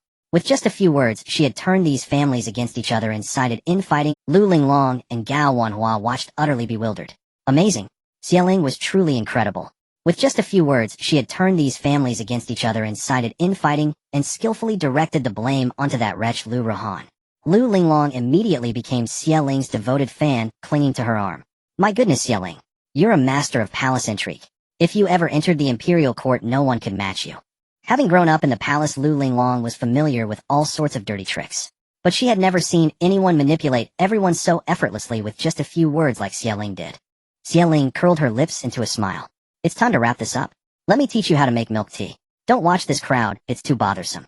After a short while, Xieling and her group had already made a dozen cups of milk tea, but the commotion on the other side was growing increasingly. The wife of the Wang family and the wife of the Li family had started fighting, rolling on the ground in a tangled mess, each pulling the other's hair and tearing at their clothes, leaving the onlookers utterly stunned. Their argument shifted from whose son should be treated first to who was more beautiful, who was happier, and whose husband's family was more powerful. You cheap slut, I was already more beautiful than you in the capital. I am a legitimate daughter of the Yi family. A lowly wretch like you dares to compete with me. So what if you're a legitimate daughter? You were still abandoned by your family and married off to a family like the Wangs. On the day of exile, my father and mother came to see me off. What about you? Who came for you? These words pierced the heart of the Wang wife. She struck a vicious slap, actually knocking the Li wife unconscious. The Chen family on the other side was not much better. If no one had held her back, the eldest Chen wife would have rushed over and torn Lu Ruin apart. It's you bitch who made my son play with the Gu family's soap. Now you pretend to be pitiful. Bah, don't hold me back, I'll beat her to death. Lu Ruin timidly hid behind Madame Chen, repeatedly muttering, legitimate grandson, legitimate grandson. Old Madame Chen swung her cane and struck the eldest Chen wife, shouting angrily, have you no manners? Eldest Chen's wife, your illegitimate grandson is not as important as the legitimate grandson. Get out of my way. A flash of murderous intent crossed the eldest Chen wife's eyes. Fine, fine. So an illegitimate grandson is not a person. Only the legitimate grandson matters. Let's see if that little slut can protect her so-called legitimate grandson. With that, she violently shoved Madame Chen aside and ran toward Lu Ruin. Lu Ruin's eyes widened. In her panic, she grabbed the old Madame Chen beside her and pulled her in front of herself as a shield. The eldest Chen wife's eyes darkened. She did not hold back. With a hard push, she sent the old Madame Chen tumbling into a ditch, rolling a dozen. At first there were still some screams from the old Madame Chen, but then she crashed into a large rock and fell silent, leaving only a trail of horrifying blood. For a moment, everyone fell silent, staring at the spot where the old Madame Chen had disappeared, their hearts in turmoil. The Chen descendants quickly ran down to check, then shook their heads at those above, saying she had no breath. Everyone's heart jolted. The old Madam Chun was dead. The eldest Chin wife sneered inwardly and pointed at Lu Ruin, shouting, "It's you. You killed the old lady." Lu Ruin's heart pounded like a drum, gasping for air. "You're slandering me. You were the one who pushed her." The eldest Chin wife narrowed her eyes. "I pushed you and everyone here saw it. If you hadn't pulled the old lady in front of you, would she have died?" Everyone present clearly saw that it was indeed Lu Ruin who had pulled the old lady. Lu Ruin swallowed a mouthful of blood, her mind racing frantically for a countermeasure. She suddenly pointed at Xie. If not for Xie stirring up trouble here, would this have happened? It's all Xie fault. Xie was calmly eating her taro balls when she was suddenly called out. She bit down and said coldly, "Me stirring up trouble. Those 3 children won't survive tonight without treatment. If you don't believe me, just wait and see." Upon hearing this, the Wang and Li families began to plead with Xie again, while the eldest Chin wife rushed over in a single bound and punched Lu Ruin. "You may not believe Miss Xie, but we do. Miss Xie, please take a look at our children." Xie put down her milk tea. "I can treat these 3 children, but I have one condition: you must first compensate for the loss of the soap last time." All 3 families erupted in an uproar. All their treasures had been washed away by the flood. Where could they get money? "We have no money now." Xie raised an eyebrow. "No money? Then give me supplies, rice, flour, grain, anything." These words made the 3 families even more agitated. "Xie, my grandmother's body is still warm, and you're acting like a robber here. Do you have any conscience?" Lu Ruin pointed at her and cursed. "She's your grandmother, not mine. Besides, you pushed her yourself. What does it have to do with me?" "They'll say this once. If you don't compensate, you can wait to see the corpses of these 3 children tonight." The Wang and Li families gritted their teeth, and finally sent someone back to the cave to fetch supplies. Madam Chin glanced at Lu Ruin's belly and called for an illegitimate son to go back. Various grains and supplies were piled up in front of the pavilion. Xie looked on, calculating the loss from the last soap incident. "Wang family, what you have here is worth at most 5 taels of silver." The Wang family shot her a fierce glare and ran off to bring more supplies. Xie did not take advantage of the situation to extort them. She fairly and justly recovered the loss from last time. Seeing that the supplies were about enough, she told them to bring the children over. Xie symbolically lifted the eyelids of the 3 children and felt their pulses, then called out, "Wanhua, come here." Gao Wanhua walked over with a bewildered expression. Xie pointed at the 3 children and said to her, "For these 3 children, just give each of them a dozen slaps." Gao Wanhua's eyes wide. She suddenly recalled that day in Jincheng when she had said she regretted not being able to slap these 3 children a few more times. Xie had said beside her that there would be such an opportunity. At that time she thought Xie was just trying to comfort her, but she never expected Xie to mean it. Xie had not only taken her words to heart, but had also made it happen. "Slap them? What kind of treatment is that? How can you slap my child? We gave you so much grain and you're just going to slap them a few times. Xie, if you can't cure them, we'll make you pay." The surrounding onlookers were also puzzled. These 3 children were unconscious, their bodies bruised and purple. Could a few slaps really cure them? Xie raised an eyebrow. "Don't believe me? Then you can wait to collect their corpses." Madam Chun raised her hand and said coldly, "Fine, let her hit them. If you can't save them, we'll have you buried with them." Gao Wanhua tugged at Xie sleeve and whispered, "You really want me to hit them?" Xie nodded. With the confirmation, a gleam flashed in Gao Wanhua's eyes. She aimed a resounding slap at the Chun child's face. Miraculously, the moment the slap landed, the Chun child blinked. The eldest Chun wife had been glaring at Gao Wanhua with resentment, but when she saw the child react, she too showed a surprised and delighted look. The other families, seeing that slapping really worked, hurriedly slapped their own children. But strangely, even though their hands were red from slapping, the children showed no response. They had no choice but to beg Gao Wanhua to do it. Xie handed Gao Wanhua a pair of gloves to spare her hands from pain. Gao Wanhua took the gloves and looked at the children, recalling their arrogant behavior at the inn in Jincheng that day. A surge of anger rose within her, and she slapped them mercilessly, a flurry of resounding smacks. The 3 children's faces were flushed red, covered in handprints, but they finally reacted, tremblingly opening their eyes. Xie said coldly, "They're awake. You can leave now. In the future, whether there's something or not, don't come near us." Madam Chun ordered her attendants to bring out 7 or 8 bags of grain and various kinds of game, speaking with an air of superiority. "Xie, I'll give you these things. Can you please take a look at the child in Lu Ruin's belly? I know you and Lu Ruin are not on good terms, but I'm doing this not for her, but for the bloodline of the Chin family. This is an opportunity to build a good relationship with the Chin family. I'm offering it to you. Do you want it or not?" Lu Ruin also turned to Xie, desperately begging for help. She could already imagine the outcome, losing the child in her womb and indirectly causing the death of the old Madam Chun. The Chin family would kill her. Xie sneered, "Save you? Lu Rahan, are you joking? How could I possibly save you?" Madam Chun frowned, about to speak, but Xie directly pulled down the curtain beside the large umbrella, blocking everyone's view. A cold voice came from within. Lu Rohan, I advise you to leave while I'm still in a good mood. Lu Lingnan poked half her head out from behind the curtain, glaring at her. I told you to get lost. Having played the part of a spoiled princess for over a decade, Lu Linglang's fierce expression carried a certain intimidating presence, leaving the onlookers momentarily stunned. Madame Chen swept away in a huff. Lu Rohan, knowing when to yield, begged outside Xie Ling's door for nearly an hour. Seeing no reaction from within, she finally returned home in resentment. At the Chen residence, the death of old Madame Chen cast a deep shadow over the family. Though she had been domineering, she was the family's pillar. With her passing, all the household affairs fell upon Chen Daoyu. Chen Daoyu had just returned from scavenging for supplies, exhausted, and hadn't even sat down to rest when he heard the news. His face darkened like a storm cloud as he stared silently at old Madame Chen's corpse. Everyone stood rooted to the spot, trembling with unease. Madame Chen, frightened by his demeanor, patted his shoulder. Daoyu, I know you and your grandmother were close, but this was an accident. She wasn't saying this to defend Lu Rohan. Rather, she feared Chen Daoyu might lose his mind and kill Lu Rohan. Though Lu Rohan had bled, there was still a chance she could keep the child. A concubine in the household had been in a similar situation before. Whether the child survived or not, they wouldn't know until another physician was found. For now, they had to keep Lu Rohan alive. After all, she carried the only legitimate grandson of the Chen family. The sky was gloomy, dark, clouds gathering. The wind rustled the leaves on the mountain with a loud, chaotic noise. It seemed it would rain again. Chen Daoyu gritted his teeth, kicked Lu Rohan, and grabbed her by the collar, his eyes filled with murderous intent. You should be grateful for the child in your belly, or I'd chop you up and feed you to the dogs right now. Lu Rohan trembled in fear, knowing Chen Daoyu wasn't bluffing. She swallowed hard. I didn't mean to. It was Madame Chen, not me. She could have stopped, but she didn't. Madame Chen narrowed her eyes and began her usual theatrics of crying, wailing, and threatening suicide. Another cacophony of noise erupted. Children wailed, women panicked and clamored. Chen Dao's spineless father Chen Minghong could only spout useless platitudes endlessly. Chen Dao's head throbbed from the noise.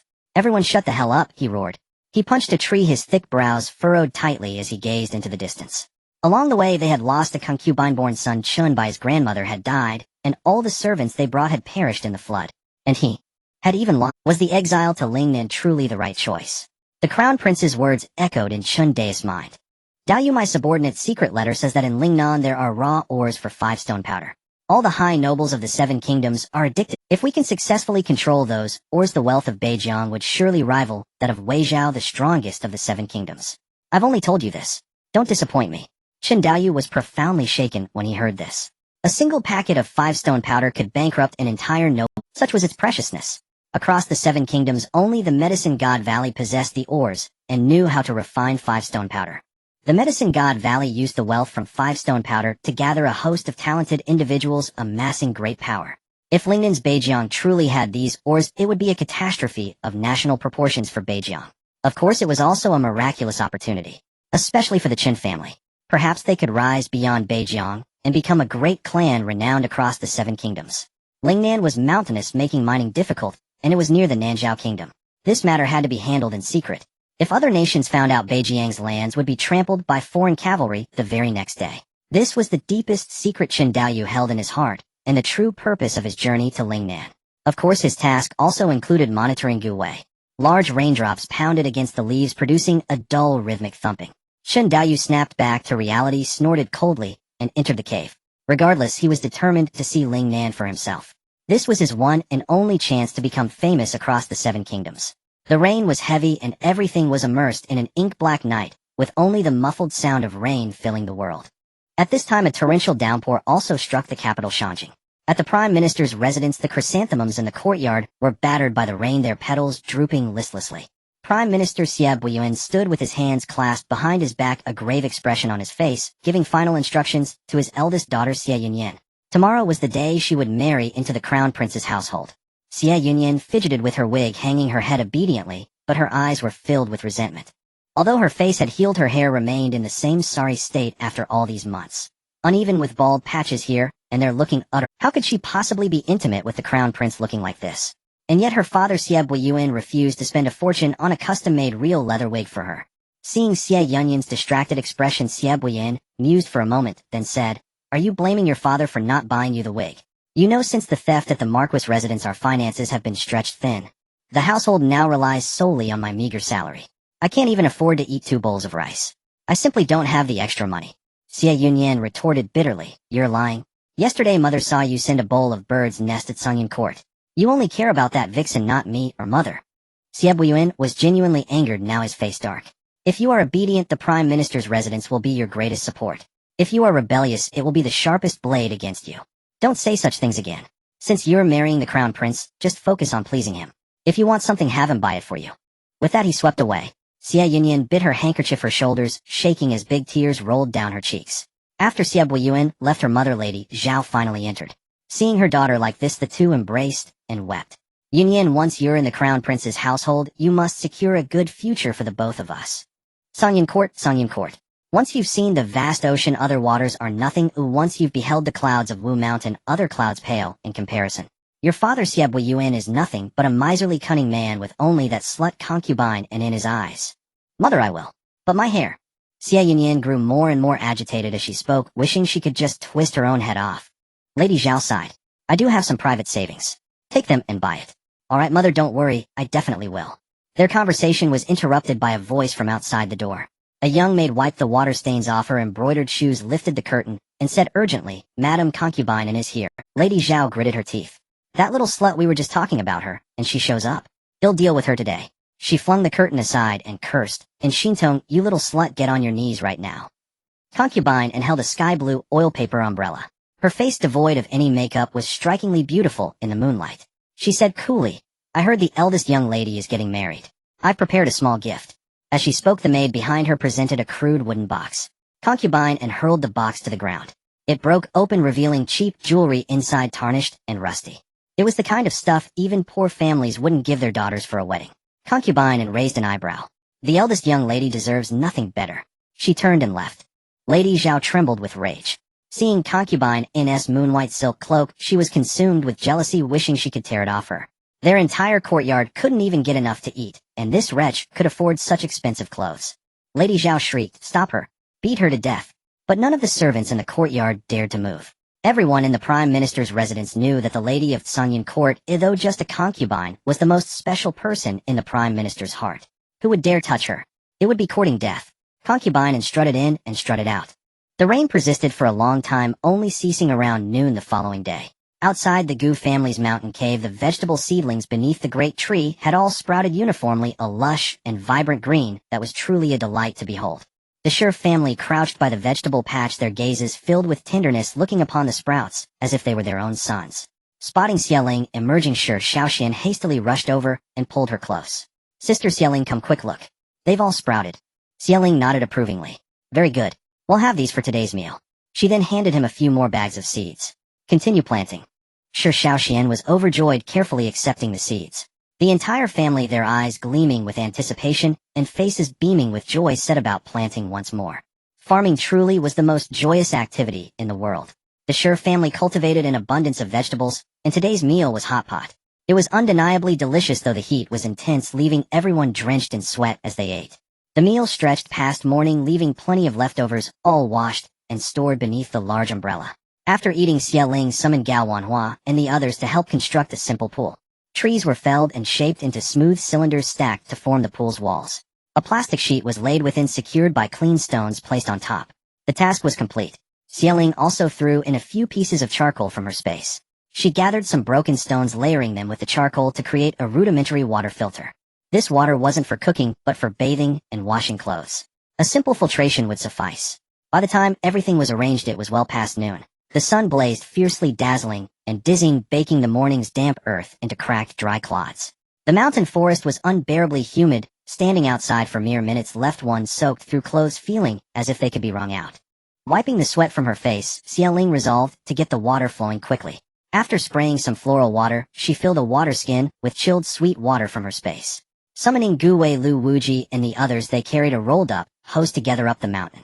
Gu Wei casually explained this was scrounged up from a wealthy household. Lu Wuji and the others harbored no doubts. Along the way, everyone noticed that the once verdant mountain paths had become barren.